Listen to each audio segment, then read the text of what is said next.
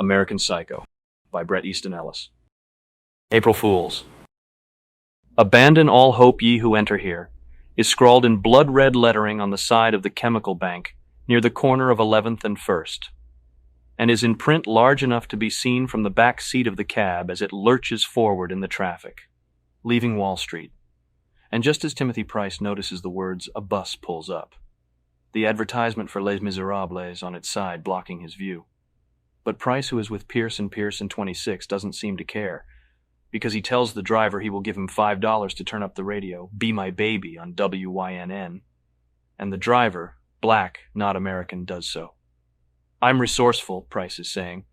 "I'm creative, I'm young, unscrupulous, highly motivated, highly skilled. In essence, what I'm saying is that society cannot afford to lose me. I'm an asset." Price calms down, continues to stare out the cab's dirty window, probably at the word "fear" sprayed in red graffiti on the side of a McDonald's on 4th and 7th. "I mean, the fact remains that no one gives a shit about their work. Everybody hates their job. I hate my job. You've told me you hate yours. What do? Go back to Los Angeles? Not an alternative. I didn't transfer from UCLA to Stanford to put up with this. I mean, am I alone in thinking we're not making enough money? Like in a movie, another bus appears. Another poster for Les Miserables replaces the word. Not the same bus, because someone has written the word "dyke" over Eponine's face. Tim blurts out, "I have a co-op here. I have a place in the Hamptons, for Christ's sakes." "Parents, guy. It's the parents." "I'm buying it from them. Will you fucking turn this up?" He snaps, but distractedly at the driver, the crystals still blaring from the radio. "It don't go up no higher," maybe the driver says. Timothy ignores him and irritably continues. "I could stay living in this city if they just installed Blaupunks in the cabs, maybe the ODM3 or Orca 2 dynamic tuning systems." His voice softens here. "Either one. Hip, my friend, very hip." He takes off the expensive-looking Walkman from around his neck, still complaining. "I hate to complain, I really do. About the trash, the garbage, the disease, about how filthy this city really is, and you know, and I know that it is a sty." He continues talking as he opens his new Toomey calfskin attaché case he bought at D.F. Sanders. He places the Walkman in the case alongside a Panasonic wallet-size, cordless portable folding Easophone. He used to own the NEC 9000 portable. And pulls out today's newspaper. In one issue, let's see here, strangled models, babies thrown from tenement rooftops, kids killed in the subway, a communist rally, mafia boss wiped out, Nazis. He flips through the pages excitedly. Baseball players with AIDS, more mafia shit, gridlock, the homeless, various maniacs, faggots dropping like flies in the streets, surrogate mothers, the cancellation of a soap opera, kids who broke into a zoo and tortured and burned various animals alive, more Nazis. And the joke is, the punchline is, it's all in this city. Nowhere else, just here, it sucks. Whoa, wait, more Nazis, gridlock, baby sellers, black market babies, AIDS babies, baby junkies, building collapses on baby, maniac baby, gridlock, bridge collapses. His voice stops. He takes in a breath and then quietly says, his eyes fixed on a beggar at the corner of 2nd and 5th. "That's the 24th one I've seen today. I've kept count." Then asks without looking over, "Why aren't you wearing the worsted navy blue blazer with the gray pants?" Price is wearing a 6-button wool and silk suit by Ermenegildo Zegna, a cotton shirt with French cuffs by Ike Behar, a Ralph Lauren silk tie and leather wingtips by Fratelli Rossetti. Pan down to the post. There is a moderately interesting story concerning 2 people who disappeared at a party aboard the yacht of a noted New York socialite while the boat was circling the island. A residue of spattered blood and 3 smashed champagne glasses are the only clues. Foul play is suspected, and police think that perhaps a machete was the killer's weapon because of certain grooves and indentations found on the deck. No bodies have been found. There are no suspects. Price began his spiel today over lunch and then brought it up again during the squash game and continued ranting over drinks at Harry's, where he had gone on over 3 J&Bs and water, much more interestingly about the Fisher account that Paul Owen is handling. Price will not shut up. "Diseases!" he exclaims, his face tense with pain. "There's this theory out now that if you can catch the AIDS virus through having sex with someone who is infected, then you can also catch anything, whether it's a virus per se or not. Alzheimer's, muscular dystrophy, hemophilia, leukemia, anorexia, diabetes, cancer, multiple sclerosis, cystic fibrosis, cerebral palsy, dyslexia, for Christ's sakes. You can get dyslexia from pussy." I'm not sure, Guy, but I don't think dyslexia is a virus. Oh, who knows? They don't know that. Prove it.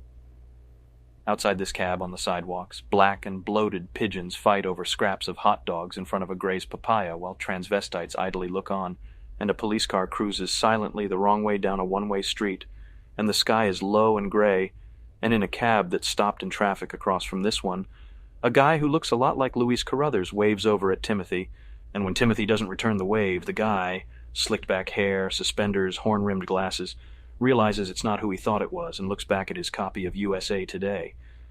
Panning down to the sidewalk, there's an ugly old homeless bag lady holding a whip, and she cracks it at the pigeons who ignore it as they continue to peck and fight hungrily over the remains of the hot dogs, and the police car disappears into an underground parking lot. But then, when you've just come to the point when your reaction to the times is one of total and sheer acceptance, when your body has become somehow tuned into the insanity, and you reach that point where it all makes sense, when it clicks, we get some crazy fucking homeless nigger who actually wants, listen to me, Bateman, wants to be out on the streets, those streets, see, those, he points. And we have a mayor who won't listen to her, a mayor who won't let the bitch have her way. Holy Christ, let the fucking bitch freeze to death, put her out of her own goddamn self-made misery, and look, you're back where you started, confused, fucked. Number 24, nope, 25. Who's going to be at Evelyn's? Wait, let me guess. He holds up a hand attached to an impeccable manicure. Ashley, Courtney, Muldwin, Marina, Charles?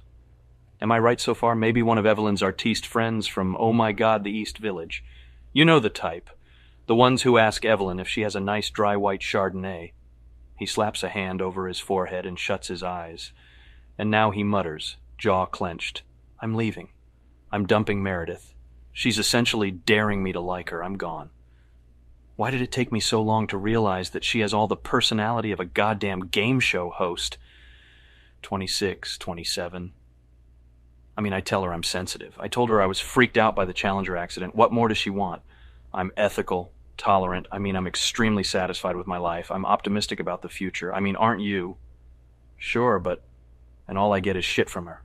28, 29. Holy shit, it's a goddamn cluster of bums. I tell you... He stops suddenly, as if exhausted, and turning away from another advertisement for Les Miserables, remembering something important, asks... Did you read about the host from that game show on TV? He killed 2 teenage boys? Depraved faggot. Droll, really droll. Price waits for a reaction. There is none. Suddenly, Upper West Side.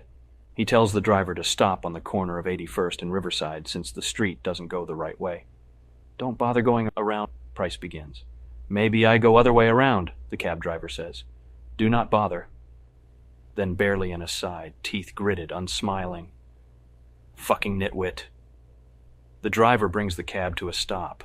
2 cabs behind this cab both blare their horns, then move on. Should we bring flowers? Nah. Hell, you're banging her, Bateman. Why should we get Evelyn flowers? You better have change for a 50, he warns the driver, squinting at the red numbers on the meter. Damn it, steroids. Sorry I'm tense. Thought you were off them. I was getting acne on my legs and arms, and the UVA bath wasn't fixing it, so I started going to a tanning salon instead and got rid of it. Jesus, Bateman, you should see how ripped my stomach is. The definition, completely buffed out, he says in a distant, odd way, while waiting for the driver to hand him the change. Ripped! He stiffs the driver on the tip, but the driver is genuinely thankful anyway. So long, Shlomo, Price winks. Damned, Price says as he opens the door. Coming out of the cab, he eyes a beggar on the street. Bingo. 30. Wearing some sort of weird, tacky, filthy green jumpsuit, unshaven, dirty hair greased back, and jokingly Price holds the cab's door open for him. The bum, confused and mumbling, eyes locked shamefully on the pavement, holds an empty styrofoam coffee cup out to us, clutched in a tentative hand. It's cold for April, and Price walks briskly down the street toward Evelyn's brownstone, whistling If I Were a Rich Man, the heat from his mouth creating smoky plumes of steam, and swinging his Toomey leather attaché case. A figure with slicked-back hair and horn-rimmed glasses approaches in the distance, wearing a beige double-breasted wool gabardine Cerruti 1881 suit, and carrying the same Toomey leather attaché case from D.F. Sanders that Price has. And Timothy wonders aloud, is it Victor Powell? It can't be. The man passes under the fluorescent glare of a street lamp with a troubled look on his face that momentarily curls his lips into a slight smile, and he glances at Price almost as if they were acquainted. But just as quickly he realizes that he doesn't know Price, and just as quickly Price realizes it's not Victor Powell, and the man moves on. Thank God, Price mutters as he nears Evelyn's. It looked a lot like him. Powell and dinner at Evelyn's? These two go together about as well as Paisley and Plaid. Price rethinks this. White socks with gray trousers. A slow dissolve, and Price is bounding up the steps outside the brownstone Evelyn's father bought her, grumbling about how he forgot to return the tapes he rented last night to Video Haven. He rings the bell. At the brownstone next to Evelyn's, a woman, high heels, great ass, leaves without locking her door. Price follows her with his gaze, and when he hears footsteps from inside coming down the hallway toward us, he turns around and straightens his Versace tie, ready to face whoever. Courtney opens the door, and she's wearing a Kritsia cream silk blouse, a Kritsia rust tweed skirt, and silk satin D'Orsay pumps from Manolo Blahnik. I shiver and hand her my black wool Giorgio Armani overcoat, and she takes it from me, carefully air-kissing my right cheek. Then she performs the same exact movements on Price while taking his Armani overcoat. The new Talking Heads on CD plays softly in the living room. "A bit late, aren't we, boys?" Courtney asks, smiling naughtily. "Inept Haitian cabbie," Price mutters, air-kissing Courtney back. "Do we have reservations somewhere? And please don't tell me Pastels at 9. Courtney smiles, hanging up both coats in the hall closet. "Eating in tonight, darlings. I'm sorry. I know. I tried to talk Evelyn out of it, but we're having sushi." Tim moves past her and down the foyer toward the kitchen. "Evelyn, where are you, Evelyn?" he calls out in a sing-song voice. "We have to talk." "It's good to see you," I tell Courtney. "You look very pretty tonight. Your face has a youthful glow. You really know how to charm the ladies, Bateman." There is no sarcasm in Courtney's voice. "Should I tell Evelyn you feel this way?" she asks flirtatiously. "No," I say, "but I bet you'd like to." "Come on," she says, taking my hands off her waist and placing her hands on my shoulders, steering me down the hall in the direction of the kitchen. "We have to save Evelyn. She's been rearranging the sushi for the past hour. She's trying to spell your initials, the P in yellowtail, the B in tuna, but she thinks the tuna looks too pale." "How romantic." "And she doesn't have enough yellowtail to finish the B." Courtney breathes in. "And so I think she's going to spell Tim's initials instead. Do you mind?" she asks, only a bit worried. Courtney is Luis Carruthers' girlfriend. "I'm terribly jealous, and I think I better talk to Evelyn," I say, letting Courtney gently push me into the kitchen. Evelyn stands by a blonde wood counter wearing a Kritsia cream silk blouse, a Kritsia rust tweed skirt, and the same pair of silk satin D'Orsay pumps Courtney has on. Her long blonde hair is pinned back into a rather severe-looking bun, and she acknowledges me without looking up from the oval Wilton stainless steel platter on which she has artfully arranged the sushi. "Oh, honey, I'm sorry. I wanted to go to this darling little new Salvadorian bistro on the Lower East Side." Price groans audibly. "But we couldn't get reservations. Timothy, don't groan." She picks up a piece of the yellowtail and places it cautiously near the top of the platter, completing what looks like a capital T. She stands back from the platter and inspects it. "I don't know. Oh, I'm so unsure." "I told you to keep Finlandia in this place," Tim mutters, looking through the bottles, most of them magnums at the bar. "She never has Finlandia," he says to no one, to all of us. "Oh God, Timothy, can't handle absolute?" Evelyn asks, and then contemplatively to Courtney. "The California roll should circle the rim of the plate, no?" "Bateman, drink?" Price sighs. "J&B rocks," I tell him, suddenly thinking it strange that Meredith wasn't invited.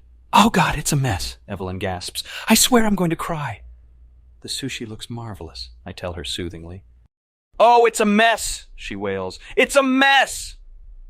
No, the sushi looks marvelous," I tell her, and in an attempt to be as consoling as possible, I pick up a piece of the fluke and pop it in my mouth, groaning with inward pleasure, and hug Evelyn from behind. My mouth still full, I manage to say, "Delicious." She slaps at me in a playful way, obviously pleased with my reaction, and finally, carefully, air kisses my cheek and then turns back to Courtney.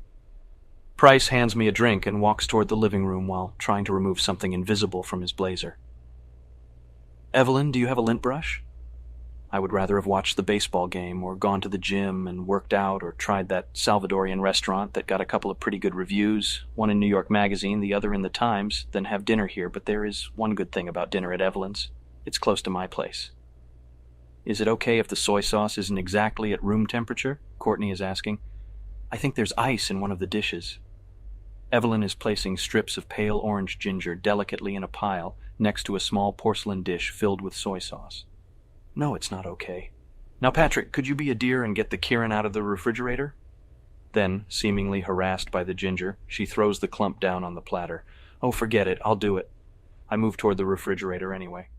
Staring darkly, Price re-enters the kitchen and says, "Who in the hell is in the living room?" Evelyn feigns ignorance. "Oh, who is that?" Courtney warns. "Evelyn, you did tell them, I hope." "Who is it?" I ask, suddenly scared. "Victor Powell?" "No, it's not Victor Powell, Patrick," Evelyn says casually. "It's an artist friend of mine, Stash, and Vanden, his girlfriend." "Oh, so that was a girl in there," Price says. "Go take a look, Bateman," he dares. "Let me guess, the East Village?" "Oh, Price," she says flirtatiously, opening beer bottles. "Why no. Vanden goes to Camden and Stash lives in Soho, so there." I move out of the kitchen, past the dining room where the table has been set, the beeswax candles from Zona lit in their sterling silver candle holders from Fortunoff, and into the living room. I can't tell what Stash is wearing since it's all black. Vanden has green streaks in her hair. She stares at a heavy metal video playing on MTV while smoking a cigarette. Ahem, I cough. Vanden looks over warily, probably drugged to the eyeballs. Stash doesn't move. "Hi, Pat Bateman," I say, offering my hand, noticing my reflection in a mirror hung on the wall, and smiling at how good I look. She takes it, says nothing. Stash starts smelling his fingers. Smash cut, and I'm back in the kitchen. "Just get her out of there." Price is seething. "She's doped up watching MTV, and I want to watch the goddamn McNeil Lehrer report." Evelyn is still opening large bottles of imported beer and absently mentions, "We've got to eat this stuff soon, or else we're all going to be poisoned." "She's got a green streak in her hair," I tell them, "and she's smoking."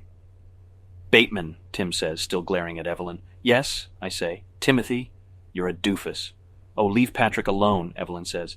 "He's the boy next door, that's Patrick. You're not a doofus, are you, honey?" Evelyn is on Mars, and I move toward the bar to make myself another drink. Boy next door. Tim smirks and nods, then reverses his expression and hostilely asks Evelyn again if she has a lint brush. Evelyn finishes opening the Japanese beer bottles and tells Courtney to fetch Stash and Vanden. "We have to eat this now, or else we're going to be poisoned," she murmurs, slowly moving her head, taking in the kitchen, making sure she hasn't forgotten anything. "If I can tear them away from the latest Megadeth video," Courtney says, before exiting. "I have to talk to you," Evelyn says. "What about?" I come up to her. "No," she says, and then pointing at Tim, "to Price." Tim still glares at her fiercely. I say nothing and stare at Tim's drink. "Be a hun," she tells me, and place the sushi on the table. Tempura is in the microwave and the sake is just about done boiling. Her voice trails off as she leads Price out of the kitchen. I'm wondering where Evelyn got the sushi, the tuna, yellowtail, mackerel, shrimp, eel, even bonito. All seems so fresh, and there are piles of wasabi and clumps of ginger placed strategically around the Wilton platter. But I also like the idea that I don't know, will never ask where it came from, and that the sushi will sit there in the middle of the glass table from Zona that Evelyn's father bought her like some mysterious apparition from the Orient. And as I set the platter down, I catch a glimpse of my reflection on the surface of the table. My skin seems darker because of the candlelight, and I notice how good the haircut I got at Gio's last Wednesday looks. I make myself another drink. I worry about the sodium level in the soy sauce. 4 of us sit around the table waiting for Evelyn and Timothy to return from getting Price a lint brush. I sit at the head taking large swallows of J and B. Vanden sits at the other end reading disinterestedly from some East Village rag called Deception, its glaring headline, The Death of Downtown. Stash has pushed a chopstick into a lone piece of yellowtail that lies on the middle of his plate like some shiny impaled insect, and the chopstick stands straight up. Stash occasionally moves the piece of sushi around the plate with the chopstick, but never looks up toward either myself or Vanden or Courtney, who sits next to me sipping plum wine from a champagne glass. Evelyn and Timothy come back perhaps 20 minutes after we've seated ourselves, and Evelyn looks only slightly flushed. Tim glares at me as he takes the seat next to mine, a fresh drink in hand, and he leans over toward me, about to admit something, when suddenly Evelyn interrupts, "Not there, Timothy," then barely a whisper, "Boy, girl, boy, girl." She gestures toward the empty chair next to Vanden, Timothy shifts his glare to Evelyn and hesitantly takes the seat next to Vanden, who yawns and turns a page of her magazine. "Well, everybody," Evelyn says, smiling, pleased with the meal she has presented. "Dig in?" And then, after noticing the piece of sushi that Stash has pinned, he's now bent low over the plate, whispering at it. Her composure falters, but she smiles bravely and chirps. "Plum wine, anyone?" No one says anything until Courtney, who is staring at Stash's plate, lifts her glass uncertainly and says, trying to smile, "It's delicious, Evelyn." Stash doesn't speak, even though he is probably uncomfortable at the table with us since he looks nothing like the other men in the room. His hair isn't slicked back, no suspenders, no horn-rimmed glasses, the clothes black and ill-fitting, no urge to light and suck on a cigar, probably unable to secure a table at Camel's, his net worth a pittance. Still, his behavior lacks warrant, and he sits there as if hypnotized by the glistening piece of sushi, and just as the table is about to finally ignore him to look away and start eating, he sits up and loudly says, pointing an accusing finger at his plate, "It moved!" Timothy glares at him with a contempt so total that I can't fully equal it, but I muster enough energy to come close. Vanden seems amused, and so now, unfortunately, does Courtney, who I'm beginning to think finds this monkey attractive, but I suppose if I were dating Louise Carruthers, I might too. Evelyn laughs good-naturedly and says, "Oh, Stash, you are a riot," and then asks worriedly, "Tempura?" Evelyn is an executive at a financial services company, FYI. "I'll have some," I tell her, and I lift a piece of eggplant off the platter, though I won't eat it because it's fried. The table begins to serve themselves, successfully ignoring Stash. I stare at Courtney as she chews and swallows. Evelyn, in an attempt to start a conversation, says, after what seems like a long, thoughtful silence, "Vanden goes to Camden." "Oh, really?" Timothy asks icily. "Where is that?" "Vermont," Vanden answers without looking up from her paper. I look over at Stash to see if he's pleased with Vanden's casually blatant lie. But he acts as if he wasn't listening, as if he were in some other room or some punk rock club in the bowels of the city. But so does the rest of the table, which bothers me since I'm fairly sure we all know it's located in New Hampshire. "Where did you go?" Vanden sighs after it finally becomes clear to her that no one is interested in Camden. "Well, I went to Le Rosé," Evelyn starts, "and then to business school in Switzerland." "I also survived business school in Switzerland," Courtney says. "But I was in Geneva. Evelyn was in Lausanne." Vanden tosses the copy of Deception next to Timothy and smirks in a wan, bitchy way. And though I am pissed off a little that Evelyn doesn't take in Vanden's condescension and hurl it back at her, the J&B has relieved my stress to a point where I don't care enough to say anything. Evelyn probably thinks Vanden is sweet, lost, confused, an artist. Price isn't eating, and neither is Evelyn. I suspect cocaine, but it's doubtful. While taking a large gulp from his drink, Timothy holds up the copy of Deception and chuckles to himself. "The Death of Downtown," he says, then pointing at each word in the headline, "Who gives a rat's ass?" I automatically expect Stash to look up from his plate, but he still stares at the lone piece of sushi, smiling to himself and nodding. "Hey," Vanden says as if she was insulted. "That affects us." "Oh, ho, ho," Tim says warningly. "That affects us? What about the massacres in Sri Lanka, honey? Doesn't that affect us too? What about Sri Lanka?" "Well, that's a cool club in the village," Vanden shrugs. "Yeah, that affects us too." Suddenly, Stash speaks without looking up. "That's called the Tonka." He sounds pissed, but his voice is even and low, his eyes still on the sushi. "It's called the Tonka, not Sri Lanka, got it? The Tonka." Vanden looks down, then meekly says, "Oh. I mean, don't you know anything about Sri Lanka? About how the Sikhs are killing like tons of Israelis there?" Timothy goads her. "Doesn't that affect us? Kapamaki roll, anyone?" Evelyn cuts in cheerfully, holding up a plate. "Oh, come on, Price," I say. "There are more important problems than Sri Lanka to worry about. Sure, our foreign policy is important, but there are more pressing problems at hand." "Like what?" he asks, without looking away from Vanden. "By the way, why is there an ice cube in my soy sauce?" "No," I start hesitantly. "Well, we have to end apartheid for one, and slow down the nuclear arms race, stop terrorism and world hunger, ensure a strong national defense, prevent the spread of communism in Central America, work for a Middle East peace settlement, prevent U.S. military involvement overseas. We have to ensure that America is a respected world power. Now that's not to belittle our domestic problems, which are equally important, if not more. Better and more affordable long-term care for the elderly, control and find a cure for the AIDS epidemic, clean up environmental damage from toxic waste and pollution, improve the quality of primary and secondary education, strengthen laws to crack down on crime and illegal drugs. We also have to ensure that college education is affordable for the middle class and protect Social Security for senior citizens, plus conserve natural resources and wilderness areas and reduce the influence of political action committees.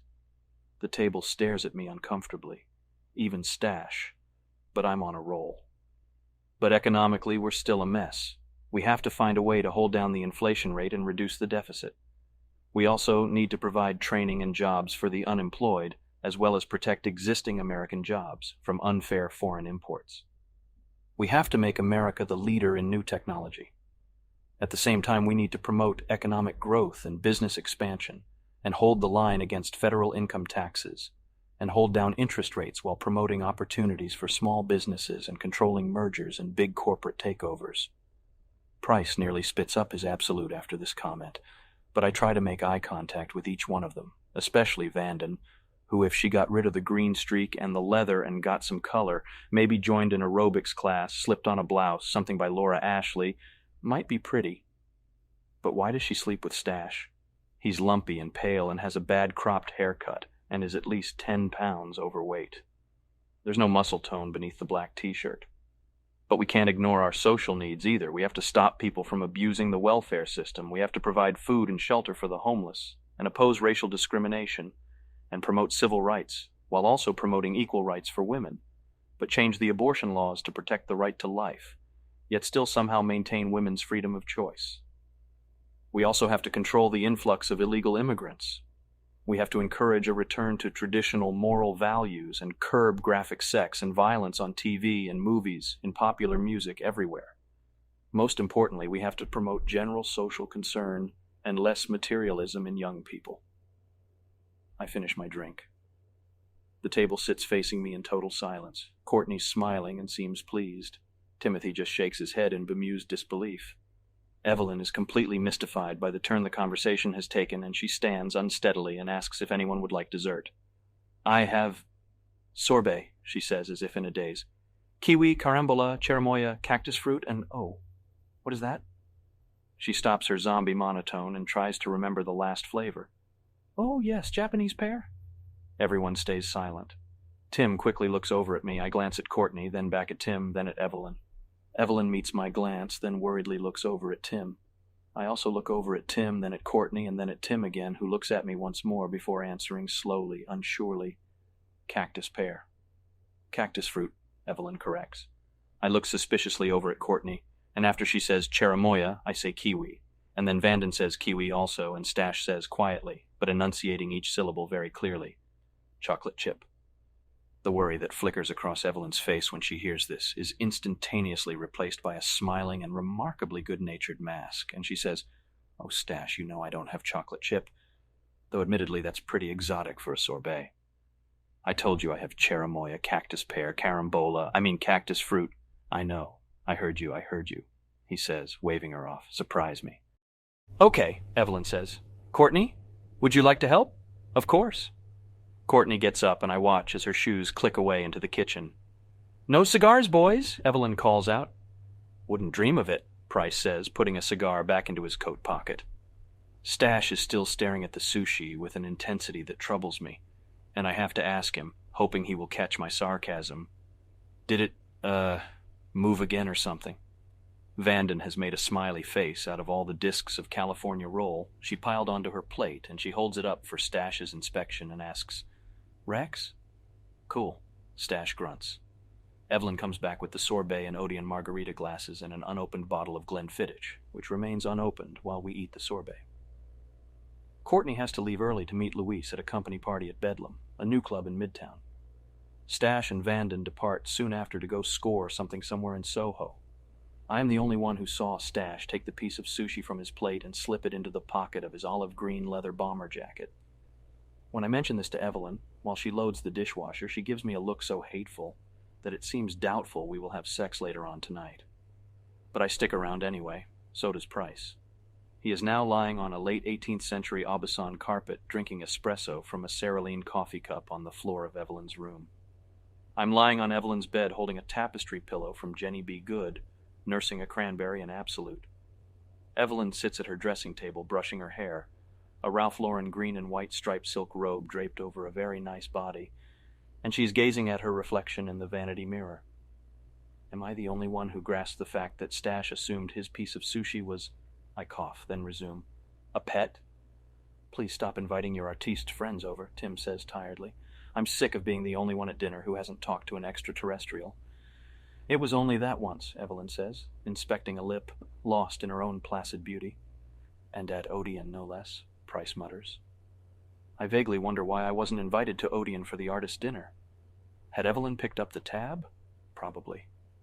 And I suddenly picture a smiling Evelyn, secretly morose, sitting at a whole table of Stash's friends, all of them constructing little log cabins with their French fries or pretending their grilled salmon was alive and moving the piece of fish around the table. The fish conversing with each other about the art scene, new galleries, maybe even trying to fit the fish into the log cabin made of French fries.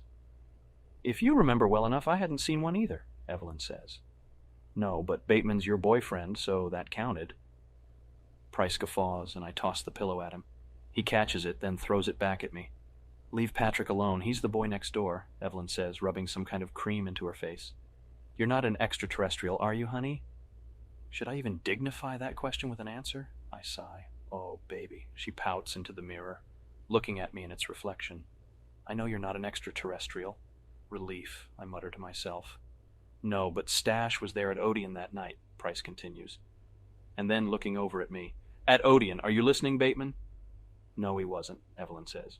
Oh, yes, he was, but his name wasn't Stash last time. It was Horseshoe or Magnet or Lego or something equally adult. Price sneers. I forget. Timothy, what are you going on about? Evelyn asks tiredly. I'm not even listening to you. She wets a cotton ball, wipes it across her forehead. No, we were at Odeon. Price sits up with some effort. And don't ask me why, but I distinctly remember him ordering the tuna cappuccino. Carpaccio, Evelyn corrects. No, Evelyn dear, love of my life, I distinctly remember him ordering the tuna cappuccino, Price says, staring up at the ceiling. He said Carpaccio, she counters, running the cotton ball over her eyelids. Cappuccino, Price insists, until you corrected him. You didn't even recognize him earlier tonight, she says. Oh, but I do remember him, Price says, turning to me. Evelyn described him as the good-natured bodybuilder. That's how she introduced him, I swear. Oh, shut up, she says, annoyed, but she looks over at Timothy in the mirror and smiles flirtatiously. I mean, I doubt Stash makes the society pages of W, which I thought was your criterion for choosing friends, Price says, staring back, grinning at her in his wolfish, lewd way. I concentrate on the Absolute and cranberry I'm holding, and it looks like a glass full of thin, watery blood with ice and a lemon wedge in it. What's going on with Courtney and Louise? I ask, hoping to break their gaze. Oh, God, Evelyn moans, turning back to the mirror. The really dreadful thing about Courtney is not that she doesn't like Louise anymore.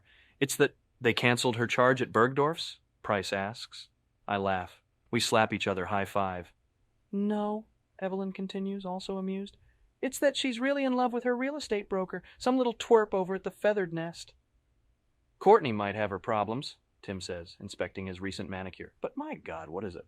Vanden. Oh, don't bring this up, Evelyn whines and starts brushing her hair. Vanden is a cross between the limited and used Benetton, Price says, holding up his hands, his eyes closed. No, I smile, trying to integrate myself into the conversation. Used Fiorucci. Yeah, Tim says, I guess. His eyes, now open, zone in on Evelyn. Timothy, lay off, Evelyn says. She's a Camden girl. What do you expect? Oh, God, Timothy moans. I am so sick of hearing Camden girl problems. Oh, my boyfriend, I love him, but he loves someone else. And oh, how I longed for him, and he ignored me, and blah, blah, blah, blah, blah. God, how boring. College kids, it matters, you know? It's sad, right, Bateman? Yeah, matters, sad. See, Bateman agrees with me, Price says smugly. Oh, he does not. With a Kleenex, Evelyn wipes off whatever she rubbed on. Patrick is not a cynic, Timothy. He's the boy next door, aren't you, honey? No, I'm not, I whisper to myself. I'm a fucking evil psychopath. Oh, so what? Evelyn sighs. She's not the brightest girl in the world. Ha! Understatement of the century, Price cries out. But Stash isn't the brightest guy either. Perfect couple. Did they meet on Love Connection or something? Leave them alone, Evelyn says. Stash is talented, and I'm sure we're underestimating Vanden. This is a girl. Price turns to me. Listen, Bateman, this is a girl. Evelyn told me this. This is a girl who rented High Noon because she thought it was a movie about, he gulps, marijuana farmers. It just hit me, I say. But have we deciphered what Stash, I assume he has a last name, but don't tell me, I don't want to know, Evelyn, does for a living? First of all, he's perfectly decent and nice, Evelyn says in his defense. The man asks for chocolate chip sorbet for Christ's sakes, Timothy wails, disbelieving. What are you talking about? Evelyn ignores this, pulls off her Tina Chow earrings. He's a sculptor, she says tersely. Oh, bullshit, Timothy says. I remember talking to him at Odeon. He turns to me again. This was when he ordered the tuna cappuccino, and I'm sure if left unattended would have ordered the salmon au lait, and he told me he did parties. So that technically makes him, I don't know, correct me if I'm wrong, Evelyn, a caterer. He's a caterer, Price cries out. Not a fucking sculptor. Oh gosh, calm down, Evelyn says, rubbing more cream into her face. That's like saying you're a poet. Timothy is drunk, and I'm beginning to wonder when he will vacate the premises. Well, Evelyn begins, I've been known to... You're a fucking word processor, Tim blurts out. He walks over to Evelyn and bows next to her, checking out his reflection in the mirror. Have you been gaining weight, Tim? Evelyn asks thoughtfully.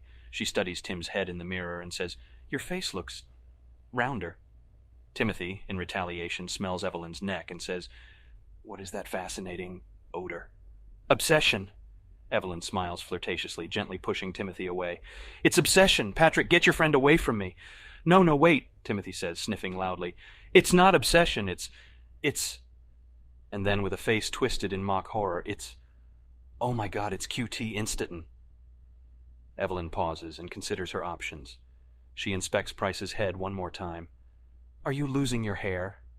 Evelyn, Tim says. Don't change the subject, but... And then genuinely worried. Now that you mention it, too much gel? Concerned, he runs a hand over it. Maybe, Evelyn says. Now make yourself useful and do sit down. Well, at least it's not green, and I haven't tried to cut it with a butter knife, Tim says, referring to Vanden's dye job and Stash's admittedly cheap, bad haircut. A haircut that's bad because it's cheap. Are you gaining weight? Evelyn asks more seriously this time. Jesus, Tim says, about to turn away, offended. No, Evelyn, your face definitely looks rounder, Evelyn says. Less chiseled. I don't believe this. Tim again. He looks deep into the mirror. She continues brushing her hair, but the strokes are less definite because she's looking at Tim. He notices this and then smells her neck, and I think he licks at it quickly and grins. Is that QT? He asks. Come on, you can tell me. I smell it. No, Evelyn says, unsmiling. You use that. No, as a matter of fact, I don't. I go to a tanning salon. I'm quite honest about that, he says. You're using QT. You're projecting, she says lamely. I told you, Tim says. I go to a tanning salon. I mean, I know it's expensive, but... Price blanches. Still, QT. Oh, how brave to admit you go to a tanning salon, she says. QT, he chuckles. I don't know what you're talking about, Evelyn says and resumes brushing her hair. Patrick, escort your friend out of here. Now Price is on his knees and he smells and sniffs at Evelyn's bare legs and she's laughing. I tense up. Oh, God, she moans loudly. Get out of here. You are orange. He laughs on his knees, his head in her lap. You look orange. I am not, she says, her voice a low, prolonged growl of pain, ecstasy. Jerk. I lie on the bed watching the two of them. Timothy is in her lap trying to push his head under the Ralph Lauren robe. Evelyn's head is thrown back with pleasure, and she is trying to push him away, but playfully and hitting him only lightly on his back with her Jan Hove brush. I am fairly sure that Timothy and Evelyn are having an affair. Timothy is the only interesting person I know. You should go, she says finally, panting. She has stopped struggling with him. He looks up at her, flashing a toothy, good-looking smile, and says, Anything the lady requests. Thank you, she says in a voice that sounds to me tinged with disappointment. He stands up. Dinner? Tomorrow? I'll have to ask my boyfriend, she says, smiling at me in the mirror. Will you wear that sexy black Anne Klein dress? He asks, his hands on her shoulders, whispering this into her ear as he smells it. Bateman's not welcome. I laugh good-naturedly while getting up from the bed, escorting him out of the room. Wait, my espresso, he calls out. Evelyn laughs, then claps as if delighted by Timothy's reluctance to vacate. Come on, fella, I say as I push him roughly out of the bedroom. Betty by time. He still manages to blow her a kiss before I get him out and away. He is completely silent as I walk him out of the brownstone. After he leaves, I pour myself a brandy and drink it from a checkered Italian tumbler, and when I come back to the bedroom, I find Evelyn lying in bed watching the Home Shopping Club. I lie down next to her and loosen my Armani tie. Finally, I ask something without looking at her. Why don't you just go for Price? Oh, God, Patrick, she says, her eyes shut. Why Price? Price? And she says this in a way that makes me think she has had sex with him. He's rich, I say. Everybody's rich, she says, concentrating on the TV screen. He's good looking, I tell her. Everybody's good looking, Patrick, she says remotely. He has a great body, I say. Everybody has a great body now, she says. I place the tumbler on the nightstand and roll over on top of her. While I kiss and lick her neck, she stares passionlessly at the wide-screen Panasonic remote-controlled television set and lowers the volume. I pull my Armani shirt up and place her hand on my torso, wanting her to feel how rock-hard, how halved my stomach is, and I flex the muscles, grateful it's light in the room so she can see how bronzed and defined my abdomen has become. You know, she says clearly, Stash tested positive for the AIDS virus and... She pauses. Something on the screen catching her interest. The volume goes slightly up and then is lowered. And I think he will probably sleep with Vanden tonight. Good, I say, biting lightly at her neck, one of my hands on a firm, cold breast. You're evil, she says, slightly excited, running her hands along my broad, hard shoulder. No, I sigh, just your fiancé. After attempting to have sex with her for around 15 minutes, I decide not to continue trying.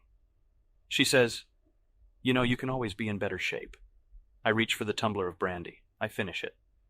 Evelyn is addicted to Parnati, an antidepressant. I lie there beside her watching the Home Shopping Club, at glass stalls, embroidered throw pillows, lamps shaped like footballs, lady zirconia, with the sound turned off. Evelyn starts drifting. Are you using minoxidil? She asks after a long time. No, I'm not, I say. Why should I? Your hairline looks like it's receding, she murmurs. It's not, I find myself saying. It's hard to tell. My hair is very thick and I can't tell if I'm losing it. I really doubt it. I walk back to my place and say goodnight to a doorman I don't recognize. He could be anybody. And then dissolve into my living room high above the city, the sounds of the tokens singing The Lion Sleeps Tonight coming from the glow of the Wurlitzer 1015 jukebox, which is not as good as the hard-to-find Wurlitzer 850 that stands in the corner of the living room. I masturbate, thinking about first Evelyn, then Courtney, then Vanden, and then Evelyn again. But right before I come, a weak orgasm about a near-naked model in a halter top I saw today in a Calvin Klein advertisement. Morning. In the early light of a May dawn, this is what the living room of my apartment looks like. Over the white marble and granite gas log fireplace hangs an original David Onica. It's a 6-foot by 4-foot portrait of a naked woman, mostly done in muted grays and olives, sitting on a chaise longue watching MTV. The backdrop a Martian landscape, a gleaming mauve desert scattered with dead, gutted fish. Smashed plates rising like a sunburst above the woman's yellow head. And the whole thing is framed in black aluminum steel. The painting overlooks a long white down-filled sofa and a 30-inch digital TV set from Toshiba. It's a high-contrast, highly defined model, plus it has a 4-corner video stand with a high-tech tube combination from NEC with a picture-in-picture digital effect system, plus freeze frame. The audio includes built-in MTS and a 5-watt per channel onboard amp. A Toshiba VCR sits in a glass case beneath the TV set. It's a super high-band beta unit and has built-in editing function, including a character generator with 8-page memory, a high-band record and playback, and 3-week, 8-event timer. A hurricane halogen lamp is placed in each corner of the living room. Thin white Venetian blinds cover all 8 floor-to-ceiling windows. A glass-top coffee table with oak legs by Turchin sits in front of the sofa, with Steuben glass animals placed strategically around expensive crystal ashtrays from Fortunoff, though I don't smoke. Next to the Wurlitzer jukebox is a black ebony Baldwin concert grand piano. A polished white oak floor runs throughout the apartment. On the other side of the room, next to a desk and a magazine rack by Gio Pani, is a complete stereo system, CD player, tape deck, tuner, amplifier, by Sansui with 6-foot Duntech Sovereign 2001 speakers in Brazilian rosewood. A down-filled futon lies on an oak wood frame in the center of the bedroom. Against the wall is a Panasonic 31-inch set with a direct view screen and stereo sound, and beneath it in a glass case is a Toshiba VCR. I'm not sure if the time on the Sony digital alarm clock is correct, so I have to sit up, then look down at the time flashing on and off on the VCR, then pick up the Ator Satsas push-button phone that rests on the steel and glass nightstand next to the bed and dial the time number. A cream leather steel and wood chair designed by Eric Marcus is in one corner of the room, a molded plywood chair in the other. A black-dotted beige and white Maud Sienna carpet covers most of the floor. One wall is hidden by 4 chests of immense bleached mahogany drawers. In bed, I'm wearing Ralph Lauren silk pajamas, and when I get up, I slip on a paisley ancient madder robe and walk to the bathroom. I urinate while trying to make out the puffiness of my reflection in the glass that encases a baseball poster hung above the toilet.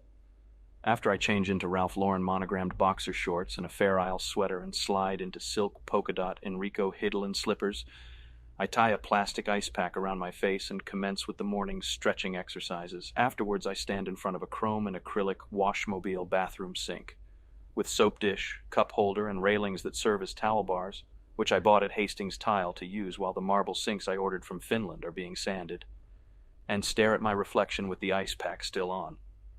I pour some Plaque's anti-plaque formula into a stainless steel tumbler and swish it around my mouth for 30 seconds. Then I squeeze Rembrandt onto a faux tortoise-shell toothbrush and start brushing my teeth. Too hungover to floss properly, but maybe I flossed before bed last night, and rinse with Listerine. Then I inspect my hands and use a nail brush. I take the ice pack mask off and use a deep pore cleanser lotion, then an herb mint facial mask, which I leave on for 10 minutes while I check my toenails. Then I use the ProBright tooth polisher and next the Interplaque tooth polisher, this in addition to the toothbrush, which has a speed of 4,200 RPM and reverses direction 46 times per second. The larger tufts clean between teeth and massage the gums, while the short ones scrub the tooth surfaces. I rinse again with Cepacol. I wash the facial massage off with a spearmint face scrub. The shower has a universal all-directional shower head that adjusts within a 30-inch vertical range. It's made from Australian gold-black brass and covered with a white enamel finish. In the shower, I use first a water-activated gel cleanser, then a honey almond body scrub, and on the face an exfoliating gel scrub. Vidal Sassoon shampoo is especially good at getting rid of the coating of dried perspiration, salts, oils, airborne pollutants, and dirt that can weigh down hair and flatten it to the scalp, which can make you look older. The conditioner is also good. Silicone technology permits conditioning benefits without weighing down the hair, which can also make you look older. On weekends or before a date, I prefer to use the Grün Natural Revitalizing Shampoo, the conditioner, and the nutrient complex. These are formulas that contain D-panthenol, a vitamin B complex factor, polysorbate 80, a cleansing agent for the scalp, and natural herbs. Over the weekend, I plan to go to Bloomingdale's or Bergdorf's, and on Evelyn's advice, pick up a Foltine European supplement and shampoo for thinning hair, which contains complex carbohydrates that penetrate the hair shafts for improved strength and shine. Also, the Vivigen Hair Enrichment Treatment, a new Redken product that prevents mineral deposits and prolongs the life cycle of hair. Luis Carruthers recommended the Aramis Nutriplex system, a nutrient complex that helps increase circulation. Once out of the shower and towel dry, I put the Ralph Lauren boxers back on, and before applying the Mousse razor, a shaving cream by Pour Homme, I press a hot towel against my face for 2 minutes to soften abrasive beard hair. Then I always slather on a moisturizer, to my taste, Clinique, and let it soak in for a minute.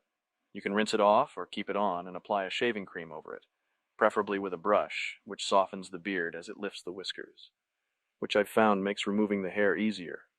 It also helps prevent water from evaporating and reduces friction between your skin and the blade. Always wet the razor with warm water before shaving and shave in the direction the beard grows, pressing gently on the skin. Leave the sideburns and chin for last, since these whiskers are tougher and need more time to soften. Rinse the razor and shake off any excess water before starting. Afterwards, splash cool water on the face to remove any trace of lather. You should use an aftershave lotion with little or no alcohol. Never use cologne on your face, since the high alcohol content dries your face out and makes you look older. One should use an alcohol-free antibacterial toner with a water-moistened cotton ball to normalize the skin. Applying a moisturizer is the final step. Splash on water before applying an emollient lotion to soften the skin and seal in the moisture. Next, apply gel apaisant, also made by Pour Homme, which is an excellent soothing skin lotion. If the face seems dry and flaky, which makes it look dull and older, use a clarifying lotion that removes flakes and uncovers fine skin. It can also make your tan look darker. Then apply an anti-aging eye balm, Baume des Yeux, followed by a final moisturizing, protective lotion. A scalp programming lotion is used after I towel my hair dry. I also lightly blow dry the hair to give it body and control, but without stickiness. And then add more of the lotion, shaping it with a Kent natural bristle brush, and finally slick it back with a wide-tooth comb. I pull the Fair Isle sweater back on and re-slip my feet into the polka dot silk slippers, then head into the living room and put the new talking heads in the CD player. But it starts to digitally skip, so I take it out and put in a CD laser lens cleaner. The laser lens is very sensitive and subject to interference from dust or dirt or smoke or pollutants or moisture, and a dirty one can inaccurately read CDs, making for false starts, inaudible passages, digital skipping, speed changes, and general distortion. The lens cleaner has a cleaning brush that automatically aligns with the lens, then the disc spins to remove residue and particles. When I put the Talking Head CD back in, it plays smoothly. I retrieve the copy of USA Today that lies in front of my door in the hallway and bring it with me into the kitchen, where I take 2 Advil, a multivitamin, and a potassium tablet, washing them down with a large bottle of Evian water, since the maid, an elderly Chinese woman, forgot to turn the dishwasher on when she left yesterday. And then I have to pour the grapefruit lemon juice into a St. Remy wine glass I got from Baccarat. I check the neon clock that hangs over the refrigerator to make sure I have enough time to eat breakfast unhurriedly. Standing at the island in the kitchen, I eat kiwi fruit and a sliced Japanese apple pear. They cost $4 each at Gristedes, out of aluminum storage boxes that were designed in West Germany. I take a bran muffin, a decaffeinated herbal tea bag, and a box of oat bran cereal from one of the large glass front cabinets that make up most of an entire wall in the kitchen, complete with stainless steel shelves and sand-blasted wire glass. It is framed in a metallic dark gray blue. I eat half of the bran muffin after it's been microwaved and lightly covered with a small helping of apple butter. A bowl of oat bran cereal with wheat germ and soy milk follows. Another bottle of Evian water and a small cup of decaf tea after that. Next to the Panasonic bread baker and the Sultan pop-up coffee maker is the Cremina Sterling silver espresso maker, which is, oddly, still warm, that I got at Hammacher Schlemmer.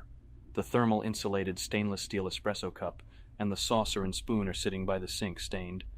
And the Sharp Model R1810 a carousel. 2 microwave oven with revolving turntable, which I use when I heat up the other half of the bran muffin. Next to the Sultan Sonata toaster and the Cuisinart Little Pro food processor and the Acme Supreme juicerator and the Cordially Yours liqueur maker stands the heavy gauge stainless steel 2 1/2 quart tea kettle, which whistles tea for 2 when the water is boiling, and with it I make another small cup of the decaffeinated apple cinnamon tea. For what seems like a long time, I stare at the Black & Decker handy knife that lies on the counter next to the sink, plugged into the wall. It's a slicer peeler with several attachments, a serrated blade, a scalloped blade, and a rechargeable handle. The suit I wear today is from Alan Flusser. It's an 80s draped suit, which is an updated version of the 30s style. The favored version has extended natural shoulders, a full chest, and a bladed back. The soft rolled lapels should be about 4 inches wide, with the peak finishing 3/4 of the way across the shoulders. Properly used on double-breasted suits, peaked lapels are considered more elegant than notched ones. Low slung pockets have a flapped double besom design.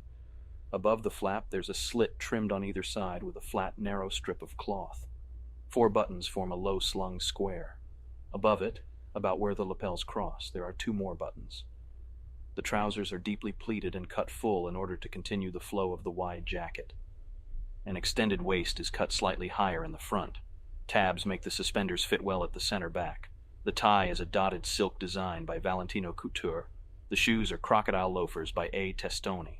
While I'm dressing, the TV is kept on to the Patty Winters show. Today's guests are women with multiple personalities. A nondescript, overweight older woman is on the screen, and Patty's voice is heard asking, "Well, is it schizophrenia or what's the deal? Tell us."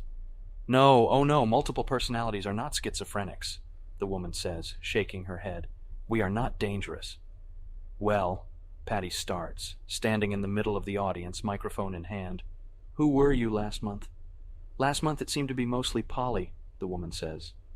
A cut to the audience. A housewife's worried face. Before she notices herself on the monitor, it cuts back to the multiple personality woman. "Well," Patty continues, "now who are you?" "Well," the woman begins tiredly, as if she was sick of being asked this question, as if she had answered it over and over again and still no one believed it. "Well, this month I'm lamb chop, mostly. Lamb chop." A long pause. The camera cuts to a close-up of a stunned housewife shaking her head, another housewife whispering something to her. "The shoes I'm wearing are crocodile loafers by A. Testoni." Grabbing my raincoat out of the closet in the entranceway, I find a Burberry scarf and matching coat with a whale embroidered on it, something a little kid might wear, and it's covered with what looks like dried chocolate syrup crisscrossed over the front, darkening the lapels. I take the elevator downstairs to the lobby, rewinding my Rolex by gently shaking my wrist. I say good morning to the doorman, step outside and hail a cab, heading downtown toward Wall Street. Harry's. Price and I walk down Hanover Street in the darkest moments of twilight and, as if guided by radar, move silently toward Harry's. Timothy hasn't said anything since we left P&P. He doesn't even comment on the ugly bum that crouches beneath a dumpster off Stone Street, though he does manage a grim wolf whistle toward a woman, big tits, blonde, great ass, high heels, heading toward Water Street. Price seems nervous and edgy, and I have no desire to ask him what's wrong.